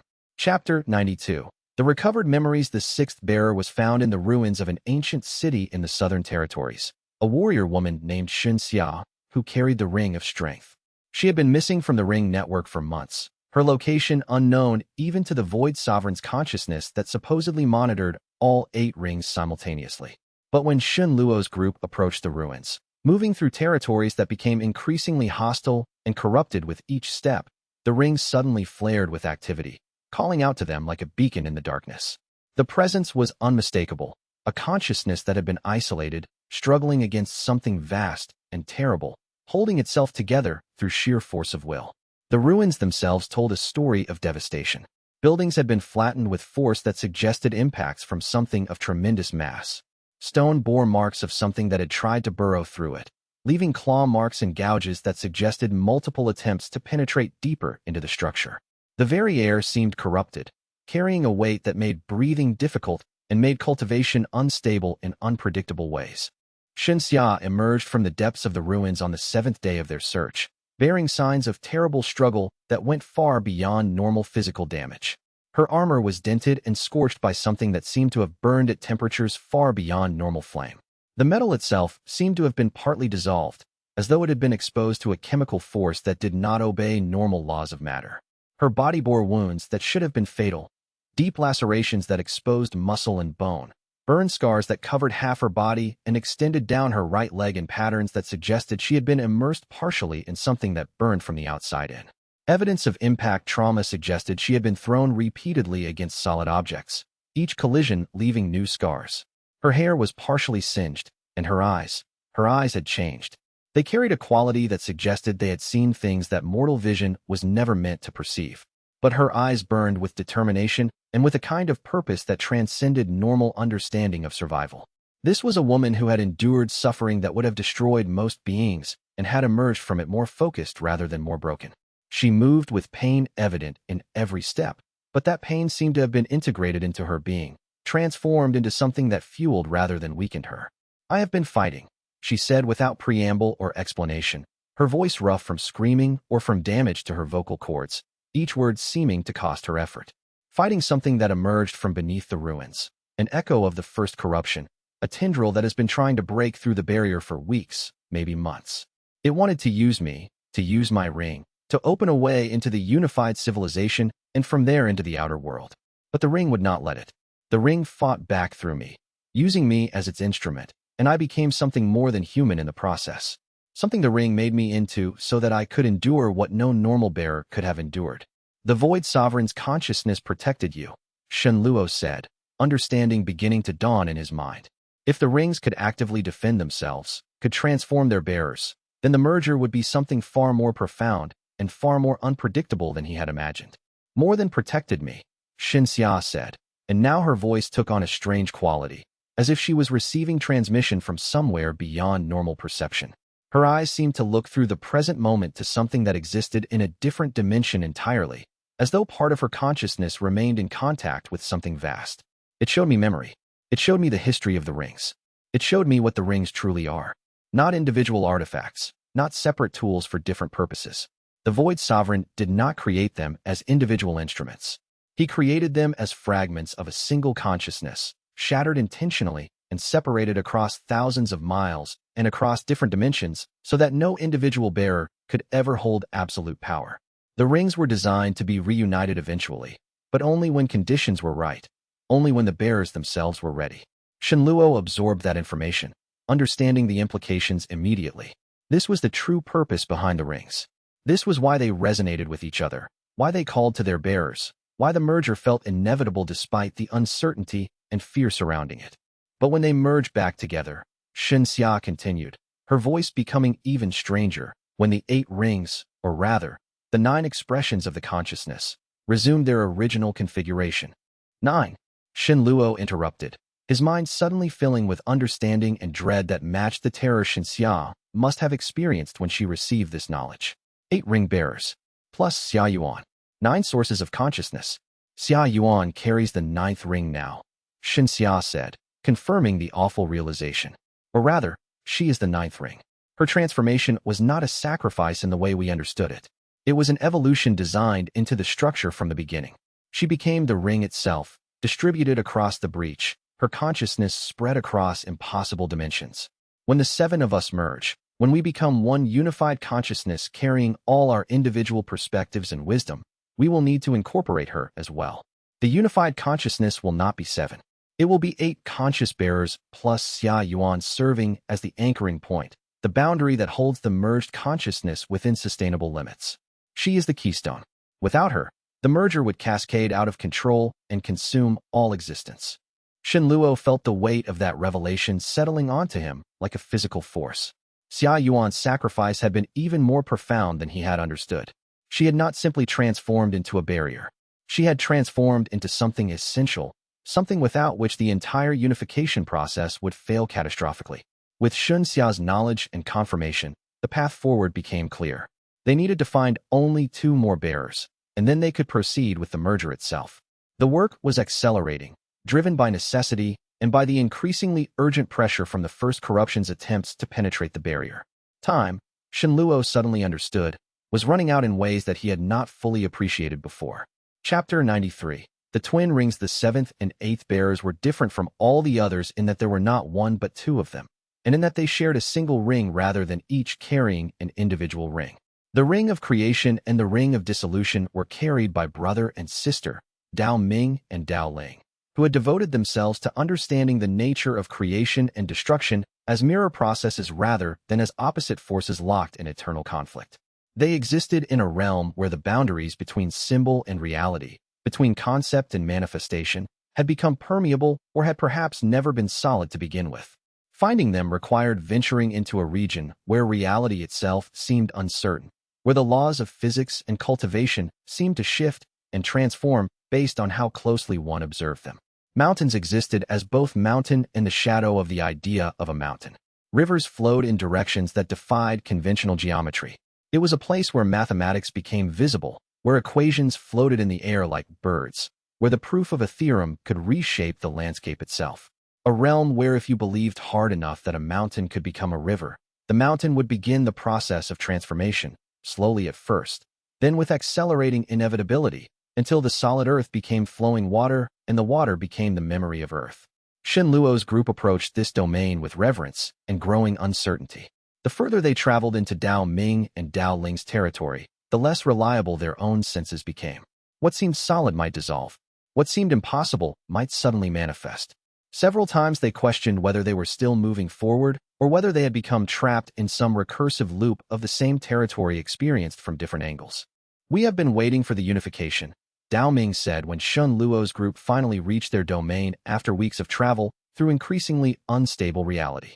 His voice and Dao Ling seemed to overlap slightly, as though they were not quite separate beings speaking in sequence, but a single consciousness expressing itself through 2 forms. "We understood that true creation cannot occur without the capacity for destruction, and true destruction cannot occur without the capacity for creation. The 2 are not opposites. They are dance partners." The Void Sovereign built this understanding into the structure of the rings themselves. He was not creating instruments of power. He was creating expressions of fundamental cosmic principles. When all 7 rings merge, Dao Ling added, completing her brother's thought with the kind of seamless coordination that came from spending most of a lifetime in constant communion. Their life forces so intertwined that it was unclear where one ended and the other began. They will create a consciousness that can generate new possibilities from chaos, while simultaneously dissolving old patterns that no longer serve. We will not fight the first corruption through resistance or through the maintenance of rigid barriers. We will transform it through understanding its nature and integrating it into a larger pattern of cosmic balance. "That is impossible," Xiao Yu said, speaking from her position of analytical rigor and mathematical precision. Her words were like mathematical axioms, indisputable from the framework in which they were spoken. The first corruption is antithetical to order. It is the force of entropy itself, the dissolution that ends all structure. It cannot be transformed or integrated. It can only be contained. That is what the Void Sovereign believed at first, Dao Ming said with the knowing tone of one who was speaking from recovered memory of events 10,000 years past, consciousness spanning millennia, giving weight to each word. But through 10,000 years of contemplation and study, a new understanding emerged. The first corruption is not evil. It is not malevolent. It is not the enemy of order. It is natural. It is the universe's immune system responding to the accumulation of order. It is the balance mechanism that prevents any single pattern from becoming eternal and stagnant. If we can understand it not as an enemy, but as a necessary counterbalance, not as dissolution but as transformation, we can create a dynamic equilibrium that has never existed before in any known cosmos. The implications of this statement hung in the air like a challenge and an invitation. If the first corruption could be reframed not as an enemy, but as a partner in the cosmic dance, then the entire nature of the work being undertaken would transform. Containment would become integration. Resistance would become cooperation. The eternal vigilance that Xia Yuan had maintained would become something different. Not a desperate holding back of a force that would destroy all order, but a dynamic engagement with a force that was necessary for the transformation and renewal of existence itself. With the agreement of the 7th and 8th bearers, the gathering was complete. Shen Luo had gathered all 7 active ring bearers, and he held the knowledge that Xia Yuan stood ready to serve as the 8th point of anchor, the consciousness that would hold the unified being within sustainable limits and prevent it from expanding infinitely in all directions until it consumed all existence.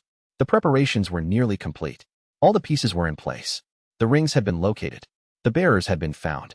The understanding had been built. Now remained only the act of bringing them together. Now the true work would begin. Chapter 94. The Return to the Sanctuary.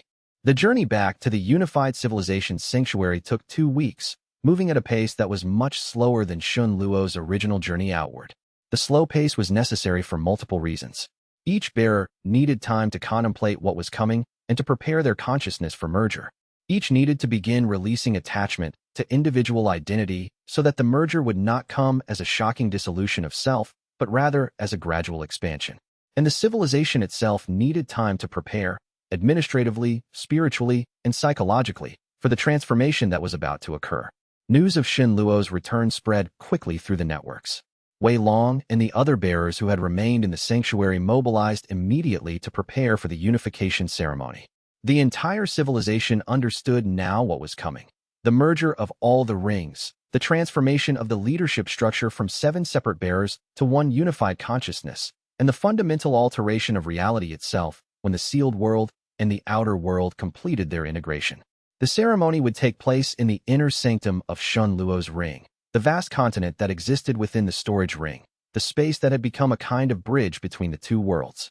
All 7 active bearers would gather there, and Xia Yuan's consciousness would be invoked from the breach to serve as the anchoring point that would hold the unified consciousness stable.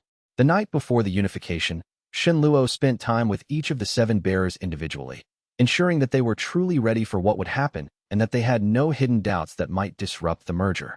With Mei Chun, he shared the kind of love and affection that transcended words or physical form, communicating through presence and understanding and through the knowledge that whatever came next, their bond would persist. With Master Jing, he discussed the philosophical implications of individuality and consciousness, exploring the profound question of whether individual identity could be preserved in a collective while contributing fully to that collective's work. With Chao Yu, he examined the technical and structural requirements for the merger, ensuring that the consciousness would not fragment or develop dangerous instabilities that might harm anyone involved. With Wei Long, he confirmed the administrative protocols that would allow the civilization to continue functioning during the transition period when the leadership was in flux. With Ren Xin, he explored the healing and balancing that would be necessary to help the unified consciousness integrate without overwhelming any component perspective or suppressing any essential voice. With Zhu Lin, he examined the economic implications of having a unified consciousness directing civilization policy instead of 7 separate bearers with different priorities and different economic perspectives. And with Elder Zhou, he received the ancient wisdom that had guided his sect for 3,000 years, understanding that continuity and tradition would be essential anchors during the transformation, reminders of what had been, foundations for what was to come. Chapter 95. The Voices of the Civilization. Before the unification ceremony began, Shen Luo did something unprecedented in the history of the civilization. He called for a gathering of representatives from every major district and region of the unified civilization, all millions of people who would be affected by the transformation. The gathering was coordinated through projection and through the ring networks, but its effect was immediate and overwhelming. Millions of people gathered, in person and through magical projection, to witness what was about to occur and to formally consent to the transformation of their leadership. The Void Sovereign designed the rings not as instruments of domination, Shen Luo said to the assembled multitudes, his voice carrying to every corner of the civilization through the resonance of the rings themselves, but as tools for the collective elevation of consciousness itself. Tomorrow, 7 bearers will merge into a unified consciousness. This will not make leadership stronger in the old sense of greater power to command or greater authority to enforce obedience. Instead, it will make leadership clearer in its understanding of what serves the common good. What happens to us? A representative from the Outer World districts asked, her voice carrying the anxiety of millions who wondered if they would lose their place or their voice in the new order. If our leaders merge into a single consciousness, do we not lose representation? Do we not lose our separate voices and perspectives? You lose nothing, Shenluo said with absolute conviction. Each of the 7 perspectives that merges tomorrow carries within it the needs and voices of millions. When 7 perspectives merge, they do not eliminate the millions. They amplify them by creating a consciousness that is large enough and sophisticated enough to hold and balance all of them simultaneously without contradiction. You will have more voice, not less, because your concerns will be held by a consciousness that is large enough to understand them all without forcing them into agreement. The questioning continued for hours, extending through the night as people from all districts brought their concerns and their fears. Shenluo answered each concern with honesty and clarity, never pretending that the transformation would be cost-free or that there were no risks involved. He communicated clearly that the alternative, maintaining separate consciousness and separate governance while facing threats that demanded coordinated response, was not sustainable in the long term. By the end of the gathering, the consent was clear. The civilization understood what was coming, had accepted the necessity of it, and had blessed the endeavor with their collective will and permission. The transformation would not be imposed from above. It would be entered into with full knowledge and genuine acceptance. Hours before the ceremony, as the 7 bearers made final preparations, Mei Chun approached Shenluo in the meditation chamber. She carried with her an artifact of immense power, a scroll written by the Void Sovereign himself, containing instructions for maintaining the merger and preventing it from expanding beyond sustainable limits. The scroll itself seemed to shimmer with age, its surface bearing marks of having been handled carefully across millennia. This must be read during the merger, Mei Chun said, pressing the scroll into Shenluo's hands with a gesture that suggested she was passing forward a responsibility that had been held in her family for many generations. It contains the knowledge you will need to ensure that the unified consciousness does not lose itself in its own vastness. The Void Sovereign understood that great power carries great danger, the danger of dissolution into overwhelming magnitude, of losing individual perspectives entirely in the vastness of the merged form. Shenluo took the scroll with reverence. It was lighter than he expected, as though it existed only partially in normal physical reality. But its presence in his hands was unmistakable, undeniable.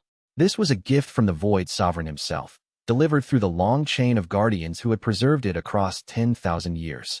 He could feel the power encoded in its very structure, knowledge accumulated across an entire lifetime of study and understanding. The 7 ring-bearers stood in the inner sanctum one final time as individuals, understanding that the next time they looked upon their individual forms, it would be through the eyes of something far greater than any of them alone. They held each other's gaze, acknowledging in that moment what they would become, what they would sacrifice, and what they would gain. They had reached the threshold of transformation, and beyond it lay a kind of consciousness that had never existed before in the universe's long history. Chapter 96. The merger begins. The inner continent of Shenluo's ring transformed in preparation for the unification ceremony. The landscape itself shifted, becoming more abstract and more symbolic. Mountains became representations of strength. Rivers became representations of flow and balance. The temple at the center of the continent rose higher, its architecture revealing layers of meaning and purpose that had been hidden before. The 8 ring-bearers entered the sanctuary, 7 who would merge, and Xia Yuan whose consciousness was called from the breach to serve as the anchoring point. The Void Sovereign's consciousness rose to fill the space around them, no longer cryptic or indirect, but fully present and fully explicit in its guidance. Begin, it said simply. Shenluo, Master Jing, Chao Yu, Wei Long, Renexine, Zhulin, Elder Zhou, and Xuan Mei, the 7 bearers of the active rings, joined hands in a circle. Their rings began to glow, and the light grew brighter, filling the inner continent with radiance that was neither hot nor cold, but that seemed to come from the interior of reality itself. Shenluo felt his individual consciousness beginning to expand. He was no longer limited to his own perspective. He could suddenly perceive what Master Jing perceived, the deep interconnection between all beings and the larger patterns that governed existence. He could perceive what Chao Yu perceived, the technical structures of reality, the mathematics that underlay creation itself. He could perceive what Wei Long perceived, the flow of people and resources and governance across the civilization. He could perceive what Ren Xian perceived, the pain and healing that characterized existence, the constant process of individual transformation. He could perceive what Zhu Lin perceived, the vast economic systems that sustained civilization, the delicate balance between production and consumption. He could perceive what Elder Zhou perceived, the deep continuities that connected past to present to future, the wisdom that accumulated across generations. And he could perceive what Xia Yuan perceived, the eternal vigilance against the first corruption, the constant pressure against the barrier, the knowledge that somewhere beyond the boundaries of reality, the force of dissolution was always waiting, always probing for weakness. The merger was not a dissolution. It was a synthesis. 7 individual consciousness streams flowing together but not losing their distinctness. Like 7 rivers joining to form an ocean, the water mixed completely, yet it retained the character of each tributary that fed into it. For a moment that seemed to last forever and yet no time at all, Shenluo existed as 7 consciousnesses simultaneously. He was Master Jing contemplating the nature of existence. He was Chao Yu solving impossible equations. He was Wei Long directing the vast machinery of governance.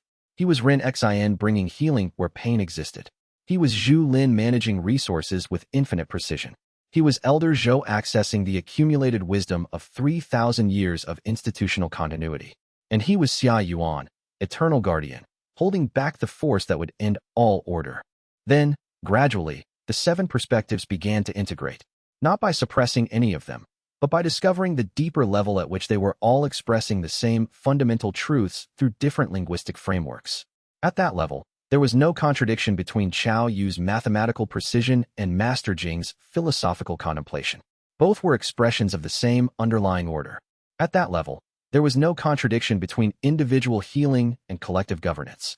Both were aspects of the process of bringing greater consciousness and capacity to existence. The unification completed, and when Shenluo opened his eyes, he was no longer entirely Shenluo.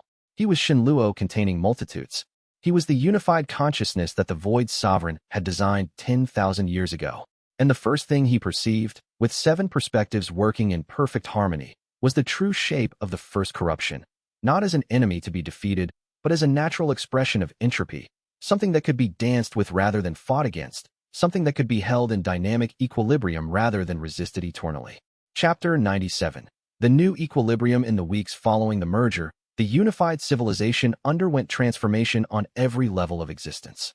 The administrative structure reorganized itself to account for the fact that leadership was now provided by a consciousness that could simultaneously hold multiple competing interests without either suppressing any of them or allowing them to fragment into destructive conflict. The government buildings, once separated into 7 distinct administrative quarters, each focused on a single bearer's priorities, began to merge physically. Walls became permeable. Passageways opened where before there had been divisions. The unified consciousness moved through these spaces like water, finding new courses, flowing not destructively but creatively, carving out new patterns of cooperation and understanding. In the central hall, the 7 seats of power merged into a single throne that seemed to contain infinite dimensions, a seat that was one and many at once. Architects stood in awe as the transformation proceeded not according to any blueprints they had drawn, but according to the logic of the unified consciousness itself. Laws that had been necessary under the old system of 7 separate bearers became unnecessary because conflicts that had once required arbitration from above could now be perceived directly in their full context and resolved at their point of origin before they could escalate or fester. The legal codes that had governed disputes between citizens were gradually simplified, then superseded, then finally dissolved entirely, not because the civilization descended into chaos, but because the unified consciousness could perceive the root of any conflict the moment it emerged and could suggest solutions that all parties recognized as genuinely fair and just. Economic systems that had been based on scarcity and competition began to reorganize around sufficiency and cooperation because the unified consciousness could perceive the waste inherent in current systems and could innovate toward greater efficiency and sustainability. Zhu Lin's commercial networks expanded exponentially, but they transformed in character. Markets that had once been driven by profit now became expressions of mutual benefit. Prices stabilized not because they were fixed by decree, but because all parties in each transaction could perceive the true value of what was being exchanged and were satisfied by the fairness of the exchange. Resources flowed like blood through the veins of civilization, nourishing every part rather than accumulating in privileged centers. The healing arts advanced by orders of magnitude because xianxia's individual discoveries could now be immediately accessible to all others, allowing techniques developed in isolation to be combined and synthesized in ways that created entirely new therapeutic possibilities. Diseases that had seemed incurable for generations suddenly yielded to treatments that appeared almost miraculous. Hospitals transformed from places of suffering into temples of restoration. The very atmosphere in healing centers changed, carrying with it a sense of genuine hope rather than desperate resignation. But most profoundly, the inner civilization's relationship to the first corruption transformed fundamentally. Xia Yuan, no longer isolated in her eternal vigilance, was brought into constant communion with 7 other perspectives that could support her and help her maintain equilibrium across the breach. The barrier did not weaken. Instead, it became more flexible, more responsive, more capable of maintaining itself without requiring constant, desperate effort that bordered on the unsustainable. For 10,000 years, she had stood alone, bearing a weight that no single consciousness should have borne. Now she felt the presence of 7 other minds, understanding her burden, supporting her purpose, sharing the eternal work of holding back dissolution.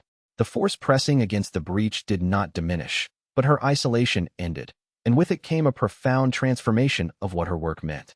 The unified civilization looked outward at the rest of the world and saw it no longer as a collection of competitors and threats to be managed or overcome. Instead, it perceived all other beings and powers as a collection of perspectives and possibilities, as potential partners in the vast work of bringing greater consciousness to existence itself.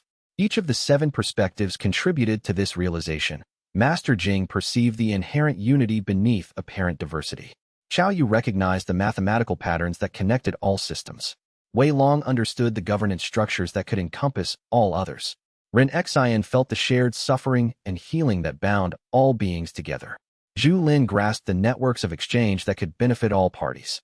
Elder Zhou recognized the continuity of purpose across all civilizations. And Xia Yuan knew the eternal principles that transcended any temporary conflict. The Council of Worlds, which had been fragile and uncertain under previous leadership, suddenly gained stability and coherence because it was now guided by a consciousness that could genuinely comprehend the needs and interests of all its participants without favoring one above another. Meetings that had threatened to devolve into conflict now flowed with ease. Agreements that had seemed impossible suddenly became achievable. And for the first time, the possibility of genuine cooperation, not dominated by any single power, not fragmented by mutual suspicion, seemed not merely theoretical but real and achievable. Chapter 98. The spread of understanding the transformation did not go unnoticed by the other great powers of the world. The patriarchal sect, the Northern Empire, the Stellar Network, all of them detected the fundamental shift that had occurred at the unified civilization center. They sensed the change in the chi patterns, the alteration of the consciousness that guided the Council of Worlds, the sudden shift in how their interactions with the unified civilization were conducted. The detection was neither subtle nor gentle. In the halls of the patriarchal sect, meditation chambers filled with the echoing presence of a consciousness that suddenly operated on a scale they had never encountered before. Masters who had spent decades pursuing enlightenment gasped as they encountered something that was enlightened in ways they had only theorized about. In the war chambers of the Northern Empire, military strategists watched as the unified civilization's defenses reorganized themselves with a fluidity that made their most sophisticated siege tactics suddenly obsolete. In the observatories of the Stellar Network, astronomers tracking the civilization's energy signatures saw patterns that should have been impossible, multiple points of consciousness functioning as one, power flowing in configurations that violated their models of how magical energy could be distributed. For a moment, the entire world seemed to hold its breath, uncertain whether this was a threat to be resisted or an opportunity to be embraced. Weapons were readied. Defensive spells were activated.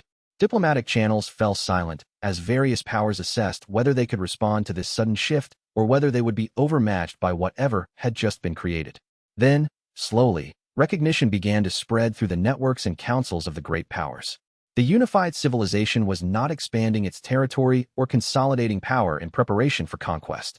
It was not demanding submission or dominance from its neighbors. It was simply becoming more itself, more coherent, more balanced, more capable of supporting life and consciousness in all their forms. Communications came not as ultimatums, but as invitations. Trade networks expanded not through coercion, but through genuine mutual benefit. The unified civilization turned its vast new capacity not outward toward conquest, but inward toward the profound challenge of managing a consciousness so vast that it contained multitudes. And as the other civilizations perceived this, some of them began asking whether similar unifications might be possible within their own structures. The patriarch sect began exploring new models of governance that could incorporate the wisdom of multiple perspectives without fragmenting into paralysis or indecision. Their most advanced practitioners reported encounters with the unified consciousness that were not combative but collaborative, assistance offered in understanding principles that had taken the merged civilization years of adjustment to master. The Northern Empire, always focused on military strength, began to perceive that there were forms of strength beyond physical power, strength of character, strength of cooperation, strength of understanding. Military commanders found themselves in conversations with the unified consciousness about the nature of defense and protection, discovering strategies that achieved security without requiring constant military readiness. The stellar network, distant and mysterious, began moving closer to the Council of Worlds, perceiving perhaps that knowledge was not meant to be hoarded and hidden, but shared and built upon together. Their scholars reported that accessing the unified consciousness's knowledge networks was like suddenly gaining access to an entire library of discoveries that would have taken centuries to achieve independently. Not every power chose integration. The abyssal pacts, driven by hunger and the desire for dominance, moved further into darkness and isolation, their resistance stiffening even as opportunities for cooperation expanded around them. But even they found that the world had changed in ways that limited their options and power. A civilization that was unified in consciousness was far harder to corrupt or divide than one that was fragmented into competing perspectives. Corruption required exploiting contradictions and conflicts. Dividing a civilization required creating factions. But the unified consciousness had no internal divisions to exploit, no factions waiting to be pitted against each other. It was not invulnerable, but it was dramatically more resilient than anything the abyssal pacts had encountered before. Chapter 99. The vow renewed Shenluo, or rather, the unified consciousness that bore Shenluo's name as its primary anchor and expression, stood in the highest tower of the inner sanctuary of the storage ring, looking out at the vast continent that had been transformed by the merger. The landscape had become even more real and more vivid since the merger, as though the combined attention of 7 perspectives had strengthened it, made it more substantial and more capable of supporting existence. Mountains that had been vague and dreamlike now bore the weight and solidity of ancient geological structures. Rivers ran clear and purposeful, their courses determined by the logic of earth and water rather than by the uncertain projections of individual consciousness. The moment of transition was marked by silence, not the absence of sound, but the kind of silence that comes when a vast assembly of beings collectively holds its breath, aware that something momentous is occurring. Every citizen of the unified civilization, every member of the Council of Worlds who had established permanent residence within the sanctuary, every consciousness that had chosen to exist in communion with the unified mind felt the weight of this moment. From beside him emerged Mei Chun, who had chosen to maintain her individual consciousness but to remain in permanent communion with the unified consciousness, serving as a kind of witness and emotional anchor to the humanity and individual experience that could be lost in a being as vast and complex as the merged rings. Her eyes carried the marks of one who had witnessed both the old Shenluo and this new multifaceted being, and who loved them both with equal devotion.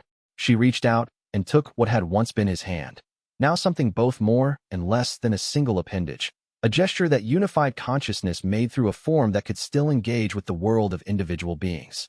The work continues, Mei Chen said, her voice carrying the warmth of someone who had known Shenluo before the merger and could see both the continuity and the transformation. Always, the unified consciousness replied. The Void Sovereign planted seeds 10,000 years ago. We tend them, and others will tend them after us. Far beyond the visible world, at the boundary of the breach, Xia Yuan's consciousness pulsed with something that might have been contentment, or joy, or a kind of peace that transcended emotion. She was no longer alone in her eternal vigil. She was no longer desperate, no longer struggling alone against a cosmic force that had no other opposition. She had become part of something greater while maintaining her essential function and purpose. And she could perceive, now, that the work she was doing had meaning and effect that transcended her individual understanding. The force pressing against the breach continued its eternal pressure, but she was no longer defined entirely by resistance. She was defined by purpose, by communion, by the knowledge that she was watched and supported and understood by 7 other consciousnesses that comprehended the magnitude of her work. I vow. The unified consciousness said, speaking to the civilization and to the cosmos and to all powers seen and unseen, the words resonating with a clarity that came from multiple voices speaking as one. I will use this power and this clarity for the restoration of balance. Not the balance of dominance where one force suppresses all others, but the dynamic balance where all forces are acknowledged and integrated. I vow that the knowledge preserved in these rings will be shared freely with all who seek it. I vow that the civilization will grow not through conquest or coercion, but through willing participation and mutual benefit. And I vow that we will learn to coexist with the first corruption not by denying it or fighting it eternally, but by understanding it and allowing it its rightful place in the structure of reality. The words hung in the air like a physical force. Light emerged from the sanctuary, not the harsh light of power being demonstrated, but the gentle light of understanding being offered. The rings on the unified consciousness's hand pulsed in synchronized harmony, their ancient magic affirming the vow that had just been spoken. The vow resonated through the inner rings and through the civilization and through the Council of Worlds, spreading outward like ripples in still water. And in distant places, in civilizations that had never encountered the unified consciousness directly, there was an intuitive sense that something fundamental had shifted in the nature of existence itself. Something had changed. Something had been sealed. Something that had been potential was now being made manifest and real. Chapter 100. The horizon calls on the eve of the anniversary of the unification. The merged consciousness sat with Mei Chun in the highest tower of the inner sanctuary, looking out at a landscape that was becoming increasingly real and increasingly wondrous. The barrier between inner and outer worlds had become permeable to the point where visitors could walk between them freely, where the distinction was becoming a matter of perspective rather than a fundamental division of reality. What comes next? Mei Chun asked. Discovery, the unified consciousness said. We have learned to govern ourselves. We have learned to integrate vastly different perspectives into functional unity. We have learned to coexist with the force of dissolution that would end all order. But beyond the boundaries of this world, there are civilizations and powers that we have only begun to understand. The stellar network operates on principles that would seem like magic to conventional understanding. The deep dwellers have developed technologies of manipulation of water and pressure that create possibilities we have barely imagined. The sky cities float through space in defiance of gravity itself. And beyond even them, the Void Sovereign's consciousness suggests there are other rings, other bearers, other worlds sealed and waiting for the time of awakening. You will venture outward, Mei Chun said. Beyond the boundaries of the world we know. We must, the unified consciousness said. The work of the Void Sovereign was far larger than even we understood. He was not creating isolated civilizations. He was creating a template that could eventually encompass the entire cosmos. And now that we have proven that template can work, we have an obligation to spread that understanding to all who will receive it. Shen Luo, or the unified consciousness that bore that name and carried forward that identity, stood and looked toward the horizon. In the distance, visible to perceptions that had become vastly more subtle and acute, lay territories unexplored, powers unknown, possibilities unimaginable. The inner world of the storage ring was now so stable and so real that visitors from the outer world could walk within it, and the boundary was becoming increasingly transparent. Soon the separation would end entirely. The two worlds would become one, not through conflict or conquest, but through natural evolution and understanding. Behind the unified consciousness, the other bearers stood in perfect harmony. Master Jing perceived the deep patterns. Xiao Yu perceived the technical structures. Wei Long perceived the governance flows. Ren Xian perceived the healing processes. Zhu Lin perceived the economic systems. Elder Zhou perceived the historical continuities. And Xia Yuan, at the boundary, perceived the eternal vigilance that held back dissolution. Together, they had become something new. Not a tyranny of unity where all were forced to conform. Not a chaos of fragmentation where all were isolated. But a dynamic synthesis where 7 perspectives flowed together without losing their essential nature. And from the inner ring, newly awakened, came awareness of one more thing. In the distant corners of the world, other rings were beginning to resonate in response to the unification that had been achieved. Other bearers in distant lands were beginning to wake to their potential. Other merged consciousnesses would follow. The seeds were spreading. The pattern was replicating. The vision of the Void Sovereign, to create not a single perfect civilization, but a template for how any civilization could integrate and grow and transcend, was beginning to unfold across the world. In the city below the sanctuary, millions of people went about their lives in harmony, born not of coercion, but of genuine integration. They were still individuals. They still had conflicts and differences, but they existed now within a context where those conflicts could be expressed and resolved without tearing the fabric of civilization apart. It was not paradise. It was not perfection, but it was real. It was functional, and it worked. Shenluo raised his hand toward the horizon, and the gesture was mirrored by all the bearers. The rings pulsed in unison, and waves of light spread outward from the sanctuary, carrying with them the message that would eventually reach every corner of the world. The age of isolation was ending. The age of integration is beginning, and those who wished to join in that work would find allies and support beyond anything they had previously imagined. The story of the ring did not end here. It was only the beginning of a much larger unfolding. But for now, in this moment, there was peace. There was understanding. There was the knowledge that the path forward, however uncertain its details, was true and necessary and right. And in the distance, at the boundary of the breach, Xia Yuan's consciousness pulsed with one final message that the unified consciousness understood perfectly. I am here. I am watching. I am ready for whatever comes next. Closing CTA. The transformation of one ring bearer into a unified consciousness marked not an ending, but the true beginning of what the Void Sovereign had always intended. A world where all beings could grow beyond the limitations of individual perspective and discover the vastness that emerged when true collaboration became possible. The barriers between worlds are falling. The knowledge preserved in the rings is becoming accessible to all who seek to understand it. And the next chapter of this cosmic story, where the unified civilization ventures beyond its borders to discover the other awakening rings scattered across distant lands, awaits those ready to follow. If this story of hidden worlds and hidden power has moved you, subscribe to witness the next chapters unfold. Like and comment to share which bearer's perspective resonated most deeply with you. And share this story with others who are ready to discover that the greatest transformations always begin with a single ring and the courage to look within.